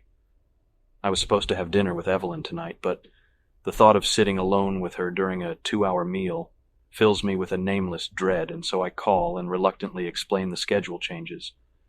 and she asks if Tim Price is coming, and when I tell her no, there's the briefest hesitation before she accepts, and then I cancel the reservation Jean made for us at H2O, the new Clive Powell restaurant in Chelsea, and leave the office early for a quick aerobics class before the concert. None of the girls are particularly excited about seeing the band, and all have confided in me, separately, that they don't want to be here. And in the limousine heading towards somewhere called the Meadowlands, Carruthers keeps trying to placate everyone by telling us that Donald Trump is a big U2 fan, and then, even more desperately, that John Gutfreund also buys their records. A bottle of Cristal is opened, then another. The TV is tuned to a press conference Reagan's giving, but there's a lot of static, and no one pays attention except for me. The Patty Winters show this morning was about shark attack victims. Paul Owen has called me Marcus 4 times, and Evelyn, much to my relief, Cecilia twice.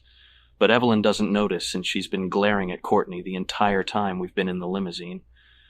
Anyway, no one has corrected Owen, and it's unlikely that anyone will. I even called her Cecilia a couple of times myself when I was sure she wasn't listening while she was staring hatefully at Courtney. Carruthers keeps telling me how nice I look and complimenting my suit. Evelyn and I are by far the best-dressed couple. I'm wearing a lamb's wool topcoat, a wool jacket with wool flannel trousers, a cotton shirt, a cashmere V-neck sweater, and a silk tie, all from Armani. Evelyn's wearing a cotton blouse by Dolce & Gabbana, suede shoes by Yves Saint Laurent, a stenciled calf skirt by Adrian Landau, with a suede belt by Jill Stewart, Calvin Klein tights, Venetian glass earrings by Frances Paddocky Stein, and clasped in her hand is a single white rose that I bought at a Korean deli before Carruthers' limousine picked me up. Carruthers is wearing a lamb's wool sport coat, a cashmere vicuna cardigan sweater, cavalry twill trousers, a cotton shirt, and a silk tie, all from Hermes. How tacky, Evelyn whispered to me. I silently agreed. Courtney is wearing a triple-layered silk organdy top and a long velvet skirt with a fishtail hem, velvet ribbon and enamel earrings by Jose and Maria Barrera, gloves by Portolano, and shoes from Gucci. Paul and Ashley are, I think, a bit overdressed, and she has sunglasses on even though the windows in the limo are tinted, and it's already dusk. She holds a small bouquet of flowers daisies Carruthers gave her, which failed to make Courtney jealous since she seems intent upon clawing Evelyn's face open, which right now, though it's the better-looking face, seems not a bad idea, and one I wouldn't mind watching Courtney carry out. Courtney has a slightly better body, Evelyn nicer tits. The concert has been dragging on now for maybe 20 minutes. I hate live music, but everyone around us is standing, their screams of approval competing with the racket coming from the towering walls of speakers stacked over us. The only real pleasure I get from being here is seeing Scott and Anne Smiley 10 rows behind us, in shittier, though probably not less expensive seats. Carruthers changes seats with Evelyn to discuss business with me, but I can't hear a word, so I change seats with Evelyn to talk to Courtney. Luis is a weasel, I shout. He suspects nothing. The Edge is wearing Armani, she shouts, pointing at the bassist. That's not Armani, I shout back. It's Emporio. No, she shouts. Armani. The grays are too muted, and so are the taupes and navies. Definite winged lapels, subtle plaids, polka dots, and stripes are Armani. Not Emporio, I shout, extremely irritated that she doesn't know this, can't differentiate, both my hands covering both ears. There's a difference. Which one's the ledge? The drummer might be the ledge, she shouts. I think. I'm not sure. I need a cigarette. Where were you the other night? If you tell me with Evelyn, I'm going to hit you. The drummer is not wearing anything by Armani, I scream. Or Emporio, for that matter. Nowhere. I don't know which one the drummer is, she shouts. Ask Ashley, I suggest, screaming. Ashley? She screams, reaching over across Paul and tapping Ashley's leg. Which one's the ledge? Ashley shouts something at her that I can't hear, and then Courtney turns back to me, shrugging. She said she can't believe she's in New Jersey. Carruthers motions for Courtney to change seats with him. She waves the little twit away and grips my thigh, which I flex rock hard, and her hand lingers admiringly. But Louise persists, and she gets up and screams at me. I think we need drugs tonight. I nod. The lead singer, Bono, is screeching out what sounds like Where the Beat Sounds the Same. Evelyn and Ashley leave to buy cigarettes, use the ladies' room, find refreshments. Louise sits next to me. The girls are bored, Louise screams at me. Courtney wants us to find her some cocaine tonight, I shout. Oh, great. Louise looks sulky. Do we have reservations anywhere? Brussels, he shouts, checking his Rolex, but it's doubtful if we'll make it. If we don't make it, I warn him, I'm not going anywhere else. You can drop me at my apartment. We'll make it, he shouts. If we don't, what about Japanese? I suggest, relenting. There's a really top sushi bar on the Upper West Side, Blades. Chef used to be at Isoito. It got a great rating in Zagat. Bateman, I hate the Japanese, Carruthers screams at me, one hand placed over an ear. Little slanty-eyed bastards. What? I scream. In the hell are you talking about? Oh, I know, he screams, eyes bulging. They save more than we do, and they don't innovate much, but they sure in the fuck know how to take, steal our innovations, improve on them, then ram them down our fucking throats. I stare at him, disbelieving for a moment, then look at the stage, at the guitarist running around in circles. Bono's arms outstretched as he runs back and forth across the length of its edge, and then back at Luis, whose face is still crimson with fury, and he's still staring at me, wide-eyed, spittle on his lips, not saying anything. What in the hell does that have to do with Blades? I ask finally, genuinely confused. Wipe your mouth. That's why I hate Japanese food, he screams back. Sashimi, California roll, oh Jesus. He makes a gagging motion, with one finger going down his throat. Carruthers. I stop, still looking at him, studying his face closely, slightly freaked out, unable to remember what I wanted to say. What, Bateman? Carruthers asks, leaning in. Listen, I can't believe this shit, I scream. I can't believe you didn't make the reservations for later. We're going to have to wait. What? He screams, cupping his ear as if it makes a difference. We're going to have to wait, I scream louder. This is not a problem, he shouts. The lead singer reaches out to us from the stage, his hand outstretched, and I wave him away. It's okay? It's okay? No, Luis, you're wrong. It's not okay. I look over at Paul Owen, who seems equally bored, his hands clamped over both ears, but still managing to confer with Courtney about something. We won't have to wait, Luis screams. I promise. Promise nothing, you geek, I scream. Then, is Paul Owen still handling the Fisher account? I don't want you to be mad at me, Patrick, Luis screams desperately. It'll be all right. Oh, Jesus, forget it, I scream. Now listen to me. Is Paul Owen still handling the Fisher account? Carruthers looks over at him and then back at me. Yeah, I guess. I heard Ashley has chlamydia. I'm going to talk to him, I shout, getting up, taking the empty seat next to Owen. But when I sit down, something strange on the stage catches my eye. Bono has now moved across the stage, following me to my seat, and he's staring into my eyes, kneeling at the edge of the stage, wearing black jeans, maybe gitano, sandals, a leather vest with no shirt beneath it. His body is white, covered with sweat, and it's not worked out enough. There's no muscle tone, and what definition there might be is covered beneath a paltry amount of chest hair. He has a cowboy hat on, and his hair is pulled back into a ponytail, and he's moaning some dirge. I catch the lyric, a hero is an insect in this world. And he has a faint, barely noticeable, but nonetheless intense smirk on his face. And it grows, spreading across it confidently. And while his eyes blaze, the backdrop of the stage turns red, and suddenly I get this tremendous surge of feeling, this rush of knowledge. And I can see into Bono's heart, and my own beats faster because of this, and I realize that I'm receiving a message of some kind from the singer. It hits me that we have something in common, that we share a bond, and it's not impossible to believe that an invisible cord attached to Bono has now encircled me, and now the audience disappears, and the music slows down, gets softer, and it's just Bono on stage. The stadium's deserted, the band fades away, and the message, his message, once vague, now gets more powerful, and he's nodding at me, and I'm nodding back, everything getting clearer. My body alive and burning, on fire, and from nowhere a flash of white and blinding light envelops me, and I hear it, can actually feel, can even make out the letters of the message hovering above Bono's head in orange wavy letters. I am the devil, and I am just like you. And then everyone, the audience, the band, reappears, and the music slowly swells up, and Bono, sensing that I've received the message, I actually know that he feels me reacting to it, is satisfied and turns away, and I'm left tingling, my face flushed, an aching erection pulsing against my thigh, my hands clenched in fists of tension. But suddenly everything stops, as if a switch has been turned off. The backdrop flashes back to white. Bono, the devil, is on the other side of the stage now, and everything, the feeling in my heart, the sensation combing my brain, vanishes, and now more than ever I need to know about the Fisher account that Owen is handling, and this information seems vital, more pertinent than the bond of similarity I have with Bono, who's now dissolving and remote. I turn to Paul Owen. Hey, I shout. How's it going? Those guys over there? He motions toward a group of stagehands standing by the edge of the far side of the front row, peering into the crowd, conferring with one another. They were pointing over here at Evelyn and Courtney and Ashley. Who are they? I shout. Are they from Oppenheimer? No, Owen shouts back. I think they're roadies who look for chicks to go backstage and have sex with the band. Oh, I scream. I thought maybe they worked at Barney's. No, he shouts. They're called trim coordinators. How do you know that? I have a cousin who manages All We Need of Hell, he shouts. It's irritating that you know this, I say. What? He shouts.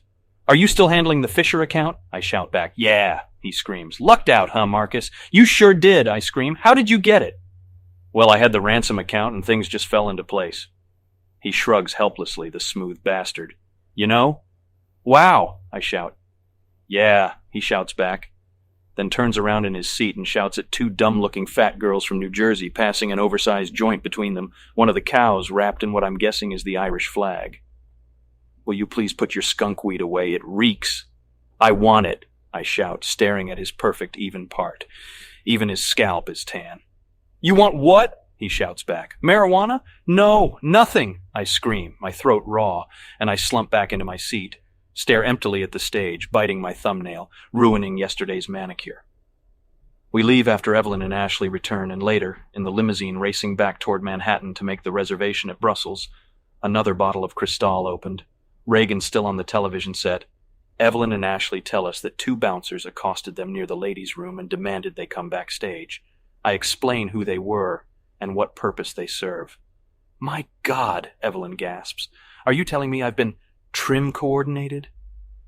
I bet Bono has a small dick, Owen says, staring out the tinted window. Irish, you know. Do you think they had an automated teller back there? Louise asks. Ashley, Evelyn shouts. Did you hear that? We've been trim coordinated. How does my hair look? I ask. More crystal? Courtney asks Louise. A glimpse of a Thursday afternoon. And it's mid-afternoon, and I find myself standing at a phone booth on a corner somewhere downtown. I don't know where, but I'm sweaty, and a pounding migraine thumps dully in my head, and I'm experiencing a major league anxiety attack, searching my pockets for Valium, Xanax, a leftover Halcyon, anything, and all I find are 3 faded Nuprin in a Gucci pillbox, so I pop all 3 into my mouth and swallow them down with a Diet Pepsi, and I couldn't tell you where it came from if my life depended on it. I've forgotten who I had lunch with earlier, and, even more important, where. Was it Robert Ailes at Beats? Or was it Todd Hendricks at Ursula's, the new Philip Duncan Holmes bistro in Tribeca? Or was it Ricky Warral, and were we at December's? Or would it have been Kevin Weber at Contra in NoHo? Did I order the partridge sandwich on brioche with green tomatoes, or a big plate of endive with clam sauce? Oh God, I can't remember, I moan. My clothes, a linen and silk sport coat, a cotton shirt, pleated linen khaki trousers, all by Matsuda, a silk tie with a Matsuda insignia with a belt from Coach Leatherware, drenched with sweat. And I take off the jacket and wipe my face with it. The phone keeps ringing, but I don't know who I've called, and I just stand on the corner. Ray-Bans balanced on my forehead at what feels like an odd, crooked angle. And then I hear a faint, familiar sound coming through the wires. Jean's soft voice competing with the endless gridlock stuck on Broadway. The Patty Winters show this morning was aspirin. Can it save your life? Jean? I cry out. Hello, Jean? Patrick, is that you? She calls back. Hello? Jean, I need help, I shout. Patrick? What? Jesse Forrest called, Jean says. He has a reservation at Melrose tonight at 8, and Ted Madison and Jamie Conway want to meet you for drinks at Harry's. Patrick? Jean asks. Where are you? Jean, I sigh, wiping my nose. I'm not... Oh, and Todd Lauder called, Jean says. No, I mean Chris. Oh no, it was Todd Lauder. Yeah, Todd Lauder. Oh God, I moan, loosening my tie, the August sun beating down on me. What do you say, you dumb bitch? Not Bice, Patrick. The reservation is at Melrose. Not Bice. What am I doing? I cry out. Where are you? And then, Patrick, what's wrong? I'm not going to make it, Jean, I say, then choke out. To the office this afternoon. Why? She sounds depressed, or maybe it's just simple confusion. Just say no, I scream. What is it, Patrick? Are you all right? She asks. Stop sounding so fucking sad. Jesus, I shout. Patrick, I'm sorry. I mean, I meant to say just say no, but... I hang up on her and lunge away from the phone booth, and the Walkman around my neck suddenly feels like a boulder strapped around my throat, and the sounds blaring from it, early Dizzy Gillespie, deeply irritate.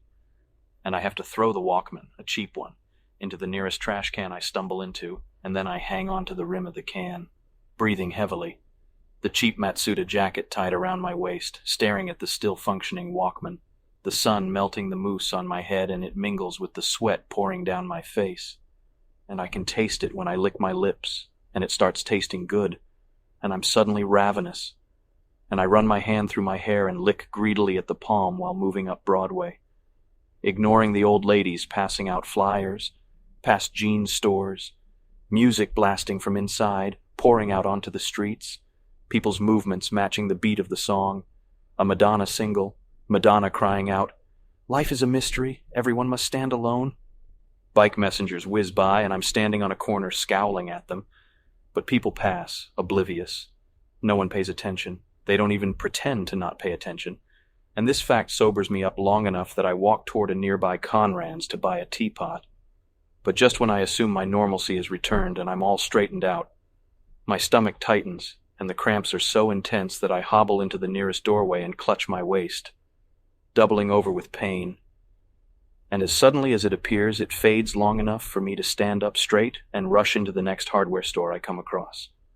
And once inside, I buy a set of butcher knives, an axe, a bottle of hydrochloric acid, and then, at the pet store down the block, a habit trail and 2 white rats that I plan to torture with the knives and acid. But somewhere, later in the afternoon, I leave the package with the rats in it at the Pottery Barn while shopping for candles, or did I finally buy the teapot? Now I'm lunging up Lafayette, sweating and moaning and pushing people out of my way, foam pouring out of my mouth, stomach contracting with horrendous abdominal cramps. They might be caused by the steroids, but that's doubtful, and I calm myself down enough to walk into a Gristedes, rush up and down the aisles, and shoplift a canned ham that I calmly walk out of the store with, hidden under the Matsuda jacket, and down the block, where I try to hide in the lobby of the American Felt Building, breaking the tin open with my keys, ignoring the doorman, who at first seems to recognize me. Then, after I start stuffing handfuls of the ham into my mouth, scooping the lukewarm pink meat out of the can, getting it stuck beneath my nails, threatens to call the police. I'm out of there, outside, throwing up all the ham, leaning against a poster for Les Miserables at a bus stop, and I kiss the drawing of Eponine's lovely face, her lips, leaving brown streaks of bile smeared across her soft, unassuming face, and the word "dyke" scrawled beneath it. Loosening my suspenders, ignoring beggars, beggars ignoring me, sweat-drenched, delirious, I find myself back downtown in Tower Records, and I compose myself, muttering over and over to no one. I've got to return my videotapes, I've got to return my videotapes. And I buy 2 copies of my favorite compact disc, Bruce Willis, The Return of Bruno, and then I'm stuck in the revolving door for 5 full spins, and I trip out onto the street, bumping into Charles Murphy from Kidder Peabody, or it could be Bruce Barker from Morgan Stanley, whoever. And he says, "Hey, Kinsley." And I belch into his face, my eyes rolling back into my head, greenish bile dripping in strings from my bared fangs, and he suggests, unfazed, "See you at Flutie's, okay? Severt too?" I screech, and while backing away I bump into a fruit stand at a Korean deli, collapsing stacks of apples and oranges and lemons that go rolling onto the sidewalk, over the curb, and into the street where they're splattered by cabs and cars and buses and trucks, and I'm apologizing, delirious, offering a screaming Korean my platinum Amex accidentally. Then a 20, which he immediately takes, but still he grabs me by the lapels of the stained, wrinkled jacket I've forced myself back into, and when I look up into his slanty-eyed round face, he suddenly bursts into the chorus of Lou Christie's Lightning Strikes. I pull away, horrified, stumbling uptown toward home, but people, places, stores keep interrupting me. A drug dealer on 13th Street who offers me crack. And blindly I wave a 50 at him, and he says, "Oh man," gratefully, and shakes my hand, pressing 5 vials into my palm, which I proceed to eat whole, and the crack dealer stares at me, trying to mask his deep disturbance with an amused glare, and I grab him by the neck and croak out, my breath reeking, "The best engine is in the BMW 750IL, and then I move on to a phone booth, where I babble gibberish at the operator until I finally spit out my credit card number, and then I'm speaking to the front office of Exclusive, where I cancel a massage appointment that I never made. I'm able to compose myself by simply staring at my feet, actually at the A-Testoni loafers kicking pigeons aside, and without even noticing I enter a shabby delicatessen on 2nd Avenue, and I'm still confused, mixed up, sweaty, and I walk over to a short, fat Jewish woman, old and hideously dressed. "Listen," I say, "I have a reservation. Bateman. Where's the maitre d'? I know Jackie Mason." And she sighs. "I can seat you. Don't need a reservation," as she reaches for a menu. She leads me to a horrible table in back, near the restrooms, and I grab the menu away from her and rush to a booth up front, and I'm appalled by the cheapness of the food. Is this a goddamn joke? And sensing a waitress is near, I order without looking up. "A cheeseburger. I'd like a cheeseburger, and I'd like it medium rare." "I'm sorry, sir," the waitress says. "No cheese. Kosher." And I have no idea what the fuck she's talking about, and I say, "Fine, a kosher burger, but with cheese, Monterey Jack perhaps," and "Oh God," I moan, sensing more cramps coming on. "No cheese, sir," she says. "Kosher. Oh God, is this a nightmare, you fucking Jew?" I mutter, and then, "Cottage cheese? Just bring it." "I'll get the manager," she says. "Whatever. But bring me a beverage in the meanwhile," I hiss. "Yes?" she asks. "A vanilla? Milkshake?" "No milkshakes. Kosher," she says then. "I'll get the manager." "No, wait. Mister, I'll get the manager." "What in the fuck is going on?" I ask, seething, my platinum Amex already slapped on the greasy table. "No milkshake, Kosher," she says, thick-lipped, just one of billions of people who have passed over this planet. "Then bring me a fucking vanilla malted," I roar, spraying spit all over my open menu. She just stares.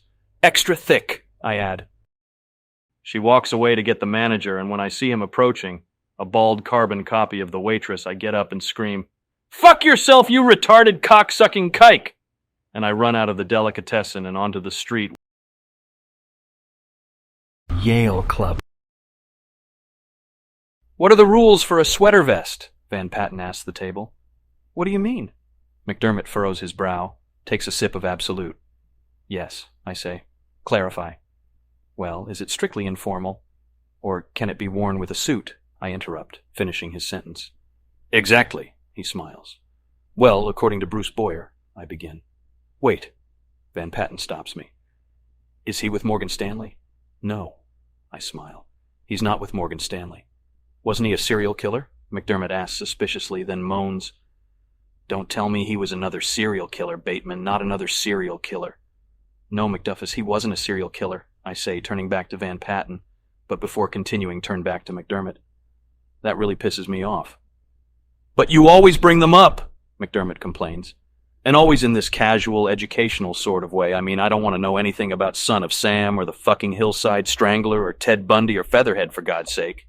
"Featherhead?" Van Patten asks. "Who's Featherhead? He sounds exceptionally dangerous." "He means Leatherface," I say, teeth tightly clenched. "Leatherface. He was part of the Texas Chainsaw Massacre." "Oh," Van Patten smiles politely. "Of course." "And he was exceptionally dangerous," I say. "And now, okay, go on. Bruce Boyer, what did he do?" McDermott demands, releasing a sigh, rolling his eyes up. "Let's see, skin them alive, starve them to death, run them over, feed them to dogs? What?" "You guys," I say, shaking my head, then teasingly admit he did something far worse. "Like what, take them to dinner at McManus's new restaurant?" McDermott asks. "That would do it," Van Patten agrees. "Did you go?" "It was grubby, wasn't it?" "Did you have the meatloaf?" McDermott asks. "The meatloaf?" Van Patten's in shock.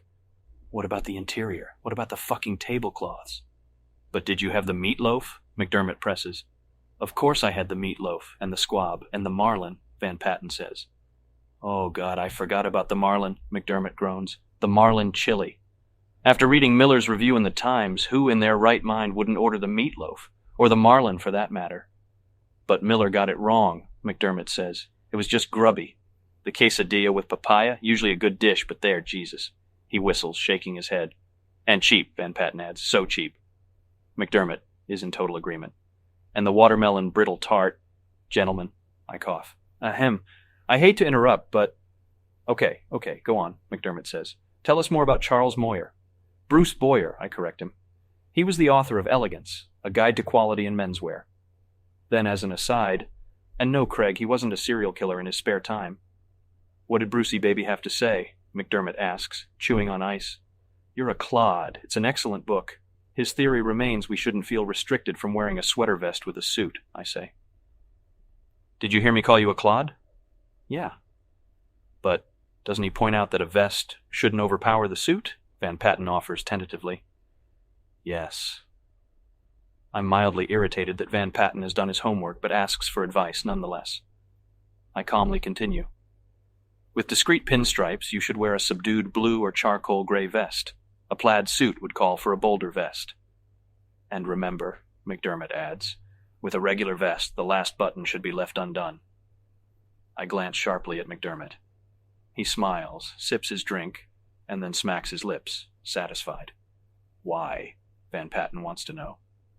It's traditional, I say, still glaring at McDermott, but it's also more comfortable.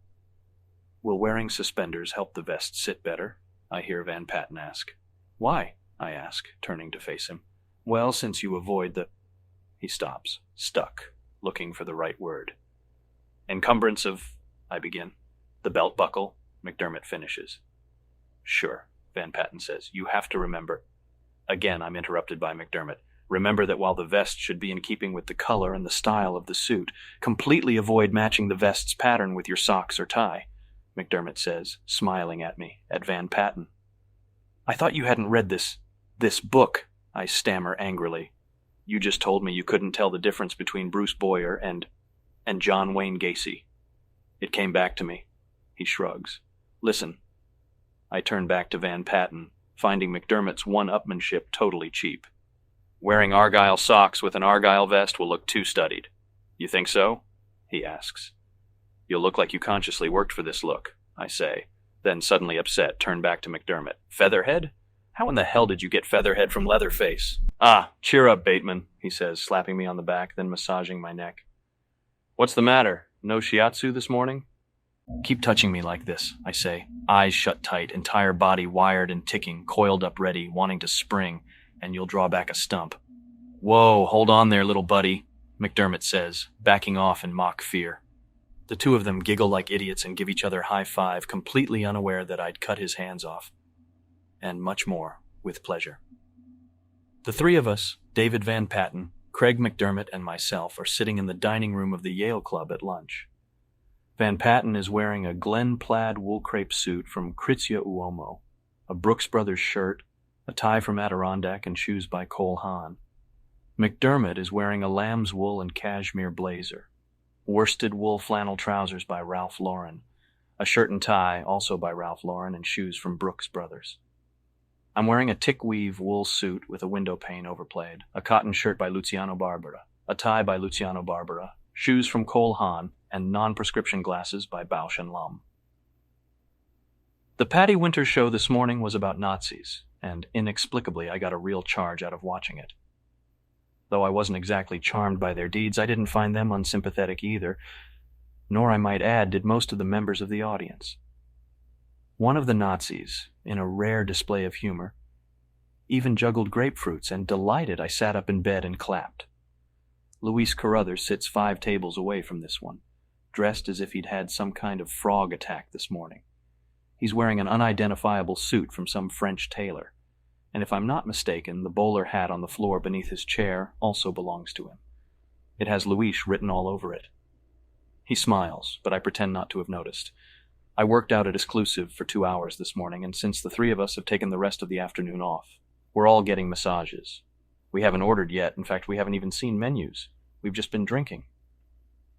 A bottle of champagne is what Craig originally wanted, but David shook his head vehemently and said, out, out, out, when this was suggested, and so we ordered drinks instead. I keep watching Luis, and whenever he looks over at our table, I tip my head back and laugh, even if what Van Patten or McDermott's saying isn't particularly funny, which is practically always. I've perfected my fake response to a degree where it's so natural-sounding that no one notices. Luis stands up, wipes his mouth with a napkin, and glances over here again before exiting the dining area and, I'm supposing, goes to the men's room. But there's a limit, Van Patten is saying. The point is, I don't want to spend the evening with the Cookie Monster. But you're still dating Meredith, so, what's the difference? I ask. Naturally, he doesn't hear. But Ditzy is cute, McDermott says. Ditzy is very cute. Bateman, Van Patten asks. Any style opinions on ditziness? What? I asked, getting up. Ditzy, no? McDermott this time. Ditzy's desirable, comprende? Listen, I say, pushing my chair in. I just want everyone to know that I'm pro-family and anti-drug. Excuse me. As I walk away, Van Patten grabs a passing waiter and says, his voice fading, Is this tap water? I don't drink tap water.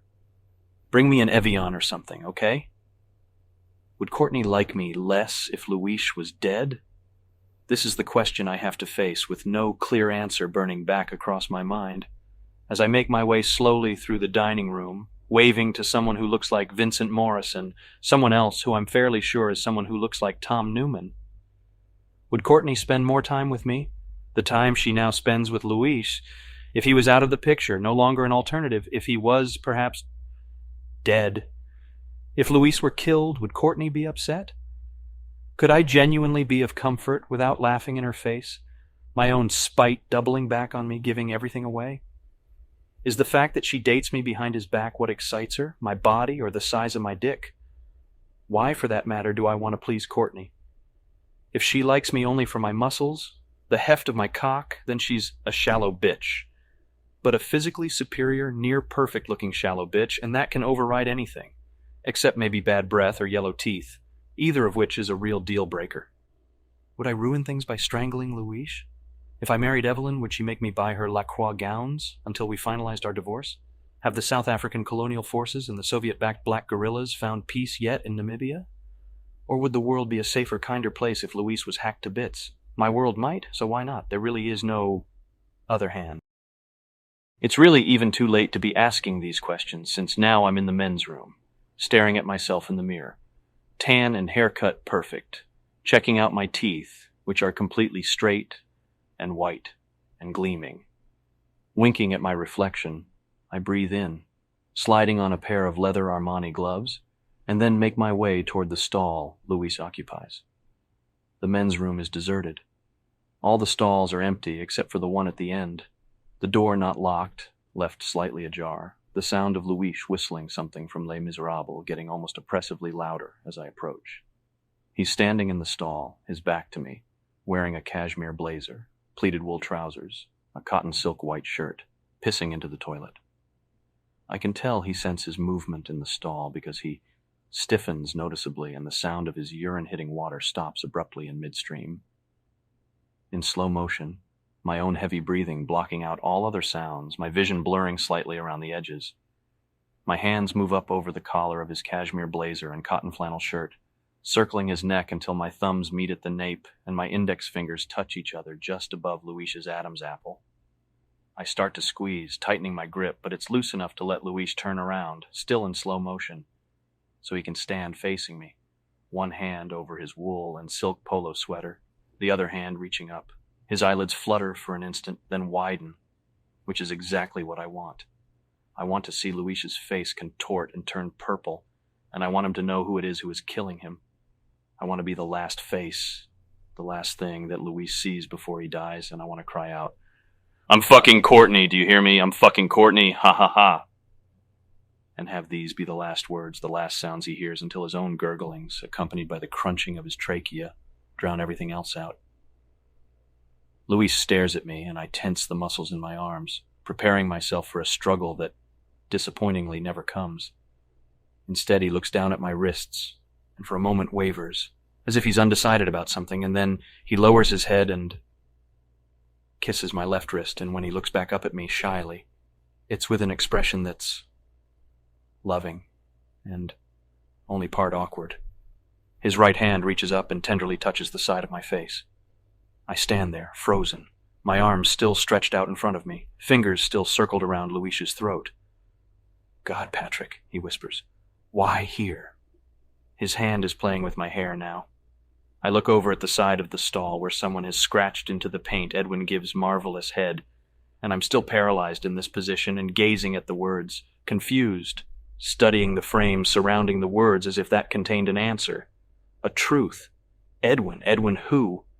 I shake my head to clear it and look back at Louise, who has this horrible, love-struck grin plastered on his face, and I try to squeeze harder, my face twisted with exertion, but I can't do it. My hands won't tighten, and my arms, still stretched out, look ludicrous and useless in their fixed position. "I've seen you looking at me," he says, panting. "I've noticed your—" He gulps. "Hot body." He tries to kiss me on the lips, but I back away, into the stall door, accidentally closing it. I drop my hands from Luis's neck and he takes them and immediately places them back. I drop them once again and stand there contemplating my next move, but I'm immobile. "Don't be shy," he says. I take a deep breath, close my eyes, count to 10, open them, and make a helpless attempt to lift my arms back up to strangle Luis, but they feel weighed down and lifting them becomes an impossible task. "You don't know how long I've wanted it." He's sighing, rubbing my shoulders, trembling. "Ever since that Christmas party at Arizona 206. You know the one you were wearing that red-striped Paisley Armani tie?" For the first time, I notice his pants are still unzipped, and calmly and without difficulty I turn out of the stall and move over to a sink to wash my hands. But my gloves are still on and I don't want to take them off. The bathroom at the Yale Club suddenly seems to me to be the coldest room in the universe, and I shudder involuntarily. Luis trails behind, touching my jacket, leaning next to me at the sink. "I want you," he says in a low, faggoty whisper, and when I slowly turn my head to glare at him, while hunched over the sink, seething, my eye contact radiating revulsion, he adds, "Two." I storm out of the men's room, bumping into Brewster Whipple, I think. I smile at the maitre d', and after shaking his hand, I make a run for the closing elevator, but I'm too late, and I cry out, pounding a fist against the doors, cursing. Composing myself, I notice the maitre d' conferring with a waiter, the two of them looking my way questioningly. And so I straighten up, smile shyly, and wave at them. Luis strides over calmly, still grinning, flushed, and I just stand there and let him walk up to me. He says nothing. "What is it?" I finally hiss. "Where are you going?" he whispers, bewildered. I've got a... Stumped, I look around the crowded dining room, then back at Luis's quivering, yearning face. "I've got to return some videotapes," I say, jabbing at the elevator button. Then, my patience shot, I start to walk away and head back toward my table. "Patrick!" he calls out. I whirl around. "What?"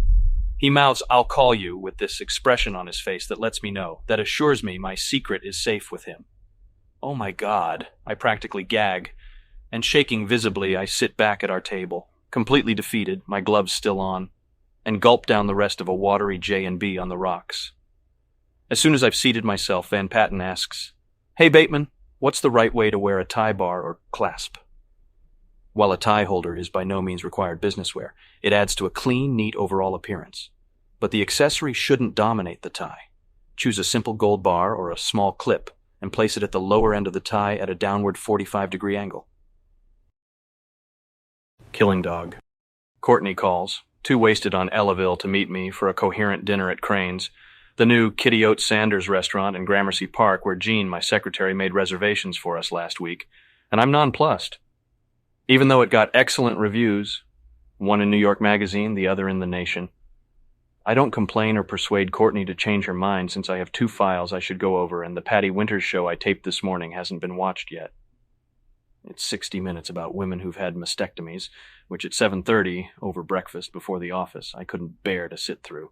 But after today, hanging out at the office where the air conditioning broke down, a tedious lunch with Cunningham at Odeon, my fucking Chinese cleaners unable to get bloodstains out of another Soprani jacket, 4 videotapes overdue that ended up costing me a fortune, a 20-minute wait at the Stairmasters. I've adapted. These events have toughened me, and I'm prepared to deal with this particular topic. 2,000 abdominal crunches, and 30 minutes of rope jumping in the living room, the Wurlitzer jukebox blasting "The Lion Sleeps Tonight" over and over, even though I worked out in the gym today for close to 2 hours. After this, I get dressed to pick up groceries at D'Agostino's. Blue jeans by Armani, a white polo shirt, an Armani sport coat, no tie, hair slicked back with Thompson mousse. Since it's drizzling, a pair of black waterproof lace-ups by Manolo Blahnik, 3 knives and 2 guns carried in a black EPI leather attaché case, $3,200, by Louis Vuitton, because it's cold and I don't want to fuck up my manicure, a pair of Armani deerskin gloves. Finally, a belted trench coat in black leather by Gianfranco Ferré that cost $4,000. Though it's only a short walk to D'Agostino's, I put on a CD Walkman anyway with the long version of Bon Jovi's Wanted Dead or Alive already in it. I grab an Etra wood-handled Paisley umbrella from Bergdorf Goodman, $300 on sale, off a newly installed umbrella rack in the closet near the entranceway, and I'm out the door. After the office, I worked out at Exclusive, and once home made obscene phone calls to young Dalton girls, the numbers I chose coming from the register I stole a copy of from the administration office when I broke in last Thursday night. I'm a corporate raider, I whispered lasciviously into the cordless phone. I orchestrate hostile takeovers. What do you think of that? And I would pause before making sucking noises, freakish pig-like grunts, and then ask, "Huh, bitch?" Most of the time I could tell they were frightened, and this pleased me greatly, enabled me to maintain a strong, pulsing erection for the duration of the phone calls, until one of the girls, Hillary Wallace, asked, unfazed, "Dad, is that you?" And whatever enthusiasm I'd built up plummeted. Vaguely disappointed, I made a few more calls, but only half-heartedly, opening today's mail while doing so, and I finally hung up in mid-sentence when I came across a personalized reminder from Clifford, the guy who helps me at Armani, that there was a private sale at the boutique on Madison 2 weeks ago. And though I figured out that one of the doormen probably withheld the card to piss me off, it still doesn't erase the fact that I missed the fucking sale. And dwelling over this loss while wandering down Central Park West, somewhere around 76th, 75th, it strikes me profoundly that the world is more often than not a bad and cruel place. Someone who looks almost exactly like Jason Taylor. Black hair slicked back, navy double-breasted cashmere coat with a beaver collar, black leather boots Morgan Stanley, passes beneath a street lamp and nods as I turn down the volume on the Walkman to hear him say, "Hello, Kevin." And I catch a whiff of gray flannel, and still walking, I look back at the person who resembles Taylor, who could be Taylor, wondering if he's still dating Shelby Phillips, when I almost stumble over a beggar lying on the street, sprawled in the doorway of an abandoned restaurant, a place Tony McManus opened 2 summers ago called Amnesia, and she's black and out of her mind crazy, repeating the words, "Money, please help, Mr. Money, please help, Mr.," like some kind of Buddhist chant. I try to lecture her on the merits of getting a job somewhere, perhaps at Cineplex Odeon, I suggested, not impolitely, silently debating whether or not to open the briefcase, pull out the knife or the gun. But it strikes me that she's too easy a target to be truly satisfying, so I tell her to go to hell and turn up the Walkman just as Bon Jovi cries, "It's all the same, only the names have changed," and move on, stopping at an automated teller to take $300 out for no particular reason, all the bills crisp, freshly printed 20s, and I delicately place them in my gazelle skin wallet so as not to wrinkle them. At Columbus Circle, a juggler wearing a trench cloak and top hat, who is usually at this location afternoons and who calls himself Stretch Man, performs in front of a small, uninterested crowd. Though I smell prey, and he seems fully worthy of my wrath, I move on in search of a less dorky target. Though if he'd been a mime, odds are he'd already be dead. Faded posters of Donald Trump on the cover of Time magazine cover the windows of another abandoned restaurant, what used to be Palazzo, and this fills me with a newfound confidence. I've arrived at D'Agostino's, standing directly in front of it, gazing into it, and I have an almost overwhelming urge to walk in and browse through each aisle, filling my basket with bottles of balsamic vinegar and sea salt, roam through the vegetable and produce stands, inspecting the color tones of red peppers and yellow peppers and green peppers and purple peppers, deciding what flavor, what shape of gingerbread cookie to buy. But I'm still longing for something deeper, something undefined to do beforehand, and I start to stalk the dark, cold streets off Central Park West, and I catch sight of my face reflected in the tinted windows of a limousine that's parked in front of Café des Artistes. And my mouth is moving involuntarily, my tongue wetter than usual, and my eyes are blinking uncontrollably of their own accord. In the street lamp's glare, my shadow is vividly cast on the wet pavement, and I can see my gloved hands moving, alternately clutching themselves into fists, fingers stretching, wriggling, and I have to stop in the middle of 67th Street to calm myself down, whisper soothing thoughts, anticipating D'Agostino's, a reservation at Dorsia, the new mic and the Mechanics CD, and it takes an awesome amount of strength to fight down the urge to start slapping myself in the face.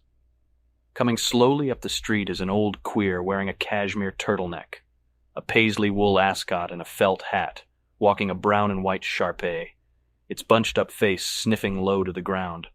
The two of them get closer, passing beneath one street lamp, then another, and I've composed myself sufficiently to slowly take off the Walkman and inconspicuously unlock the briefcase. I'm standing in the middle of the thin strip of sidewalk next to a white BMW 320i, and the queer with the sharp eye is now within feet of me, and I get a good look at him. Late 50s, pudgy, with obscenely healthy-looking pink skin, no wrinkles. All of this topped off with a ridiculous mustache that accentuates his feminine features. He gives me the once-over with a quizzical smile, while the Shar-Pei sniffs a tree, then a garbage bag sitting next to the BMW. "Nice dog," I smile, leaning down. The Shar-Pei eyes me warily, then growls, "Richard!" The man glares at the dog, then looks back up at me, apologetic, and I can sense he's flattered. Not only that I've noticed his dog, but that I've actually stopped to talk to him about it. And I swear the old bastard is positively flushed, creaming in his tacky loose corduroys from, I'm guessing, Ralph Lauren. "It's okay," I tell him, and pet the dog gently, laying the briefcase on the ground. "It's a Shar-Pei, right?" "No, Shar-Pei," he says, lisping, a way I've never heard it pronounced before. "Shar-Pei!" I try to say it the same way he does, still stroking the velvet bumpiness of the dog's neck and back. "No," he laughs flirtatiously. "Shar-Pei, accent on the last syllable. Accent on the last syllable." "Well, whatever," I say, standing up and grinning boyishly. "It's a beautiful animal." "Oh, thank you," he says, then exasperated. "It costs a fortune." "Really, why?" I ask, leaning down again and stroking the dog. "Hiya, Richard. Hiya, little fella." "You wouldn't believe it," he says. "You see, the bags around its eyes have to be lifted surgically every 2 years, so we have to go all the way down to Key West, which has the only vet I really trust in this world. And a little snip, a little tuck, and Richard can see splendidly once again, can't you, baby?"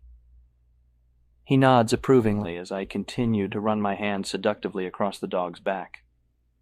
"Well," I say, "he looks great." There's a pause in which I watch the dog. The owner keeps eyeing me, and then he just can't help it. He has to break the silence. "Listen," he says. "I really hate to ask this." "Go ahead," I urge. "Oh gosh, this is so silly," he admits, chuckling. I start laughing. "Why?" "Are you a model?" he asks, not laughing anymore. "I could swear I've seen you in a magazine or somewhere." "No, I'm not," I say, deciding not to lie. "But I'm flattered." "Well, you look just like a movie star." He waves a limp wrist, then, "I don't know," and finally he lisps the following, I swear to God, to himself. "Oh, stop it, silly, you're embarrassing yourself." I lean down, giving the appearance of picking up the briefcase. But because of the shadows I'm leaning into, he doesn't see me pull out the knife, the sharpest one, with the serrated edge. And I'm asking him what he paid for Richard, naturally, but also very deliberately, without even looking up to check to see if other people are walking down the street. In one swift movement, I pick the dog up quickly by the neck and hold it with my left arm, pushing it back against the street lamp while it nips at me, trying to bite my gloves, its jaws snapping. But since I've got such a tight grip on its throat, it can't bark, and I can actually hear my hand crush its trachea. I push the serrated blade into its stomach and quickly slice open its hairless belly in a squirt of brown blood, its legs kicking and clawing at me, then blue and red intestines bulge out, and I drop the dog onto the sidewalk. The queer just standing there, still gripping the leash, and this has all happened so fast he's in shock. And he just stares in horror, saying, "Oh my God," as the sharp eye drags itself around in a circle, its tail wagging, squealing, and it starts licking and sniffing the pile of its own intestines spilled out in a mound on the sidewalk, some still connected to its stomach. And as it goes into its death throes, still attached to its leash, I whirl around on its owner and I push him back, hard with a bloodied glove, and start randomly stabbing him in the face and head, finally slashing his throat open in 2 brief chopping motions. An arc of red-brown blood splatters the white BMW 320 I parked at the curb, setting off its car alarm, 4 fountain-like bursts coming from below his chin, the spray-like sound of the blood. He falls to the sidewalk, shaking like mad, blood still pumping as I wipe the knife clean on the front of his jacket and toss it back in the briefcase and begin to walk away. But to make sure the old queer is really dead and not faking it, they sometimes do. I shoot him with a silencer twice in the face, and then I leave, almost slipping in the puddle of blood that is formed by the side of his head, and I'm down the street and out of darkness, and like in a movie I appear in front of the D'Agostino's, sales clerks beckoning for me to enter, and I'm using an expired coupon for a box of oat bran cereal, and the girl at the checkout counter, black, dumb, slow, doesn't get it. Doesn't notice the expiration date has passed, even though it's the only thing I buy, and I get a small but incendiary thrill when I walk out of the store, opening the box, stuffing handfuls of the cereal into my mouth, trying to whistle hip to be square at the same time, and then I've opened my umbrella, and I'm running down Broadway, then up Broadway, then down again, screaming like a banshee, my coat open, flying out behind me like some kind of cape. Girls. Tonight, an infuriating dinner at Raw Space with a vaguely ditched-out Courtney who keeps asking me questions about spa menus and George Bush and tofuti that belong only in someone's nightmare. I utterly ignore her, to no avail, and while she's in mid-sentence, page 6, Jackie O., I resort to waving our waiter over and ordering the cold corn chowder lemon bisque with peanuts and dill, an arugula Caesar salad, and swordfish meatloaf with kiwi mustard. Even though I already ordered this, and he tells me so, I look up at him, not even trying to feign surprise, and smile grimly. Yes, I did, didn't I? The Floridian cuisine looks impressive, but the portions are small and costly, especially in a place with a dish of crayons on each table. Courtney draws a Laura Ashley print on her paper placemat, and I draw the insides of Monica Lustgarten's stomach and chest on mine. And when Courtney, charmed by what I'm drawing, inquires as to what it is, I tell her, watermelon. The bill, which I pay for with my Platinum American Express card, comes to over $300. Courtney looks okay in a Donna Karan wool jacket, silk blouse, and cashmere wool skirt. I'm wearing a tuxedo for no apparent reason. The Patty Winters show this morning was about a new sport called dwarf tossing. In the limousine, dropping her off at Nell's, where we're supposed to have drinks with Meredith Taylor, Louise Samuelson, and Pierce Towers, I tell Courtney that I need to score some drugs and I promise that I'll be back before midnight. Oh, and tell Nell I say hi, I add casually. Just buy some downstairs if you have to, for God's sake, she whines. But I promised someone I'd stop by their place. Paranoia, understand? I whine back. Who's paranoid? She asks, eyes squinting. I don't get it. Honey, the drugs downstairs are usually a notch below NutraSweet in terms of potency, I tell her. You know. Don't implicate me, Patrick, she warns. Just go inside and order me a Foster's, okay? Where are you really going? She asks after a beat, now suspicious. I'm going to Noj, I say. I'm buying Coke from Noj. But Noj is the chef at Deck Chairs, she says, as I'm pushing her out of the limousine. Noj isn't a drug dealer, he's a chef. Don't have a hissy fit, Courtney, I sigh, my hands on her back. But don't lie to me about Noj, she whines, struggling to stay in the car. Noj is the chef at Deck Chairs, did you hear me? I stare at her, dumbfounded, caught in the harsh lights hung above the ropes outside Nell's. I mean Fiddler, I finally admit meekly. I'm going to Fiddler's to score. You're impossible, she mutters, walking away from the limo. There's something seriously wrong with you. I'll be back, I call out after her, slamming the limo's door shut. Then I cackle gleefully to myself while relighting a cigar. Don't you bet on it. I tell the chauffeur to head over to the meatpacking district just west of Nell's, near the Bistro Florent, to look for prostitutes. And after heavily scanning the area twice, actually I've spent months prowling this section of town, for the appropriate babe, I find her on the corner of Washington and 13th.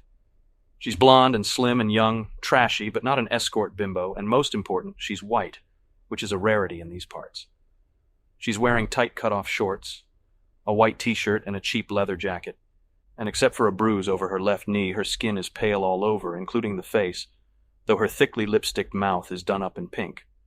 Behind her, in 4-foot-tall red block letters painted on the side of an abandoned brick warehouse, is the word meat.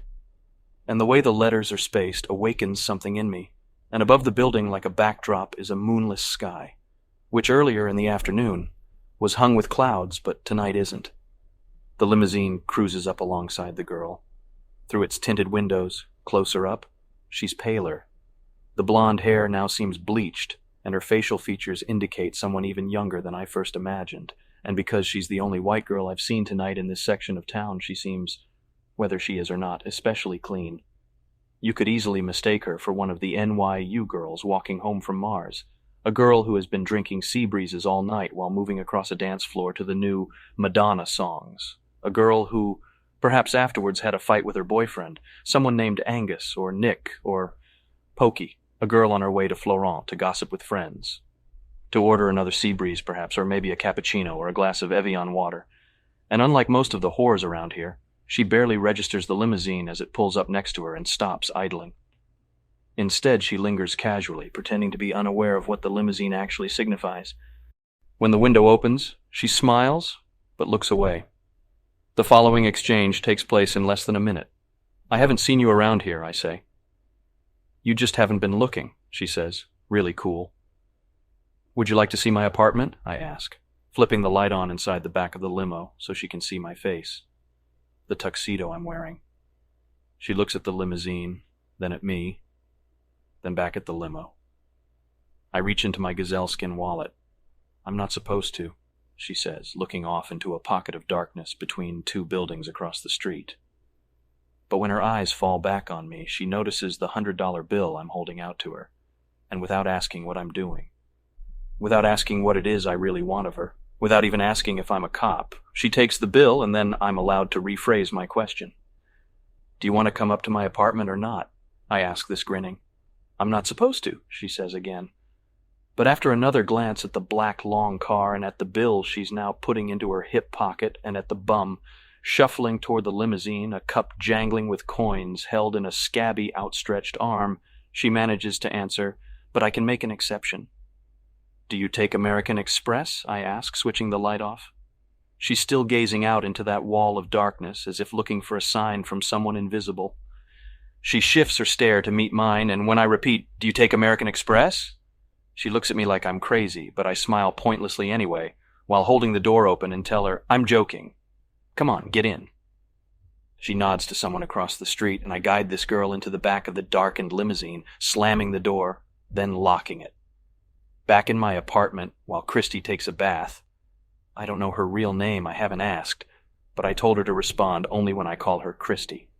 I dial the number for Cabana by escort service and, using my gold American Express card, order a woman, a blonde, who services couples.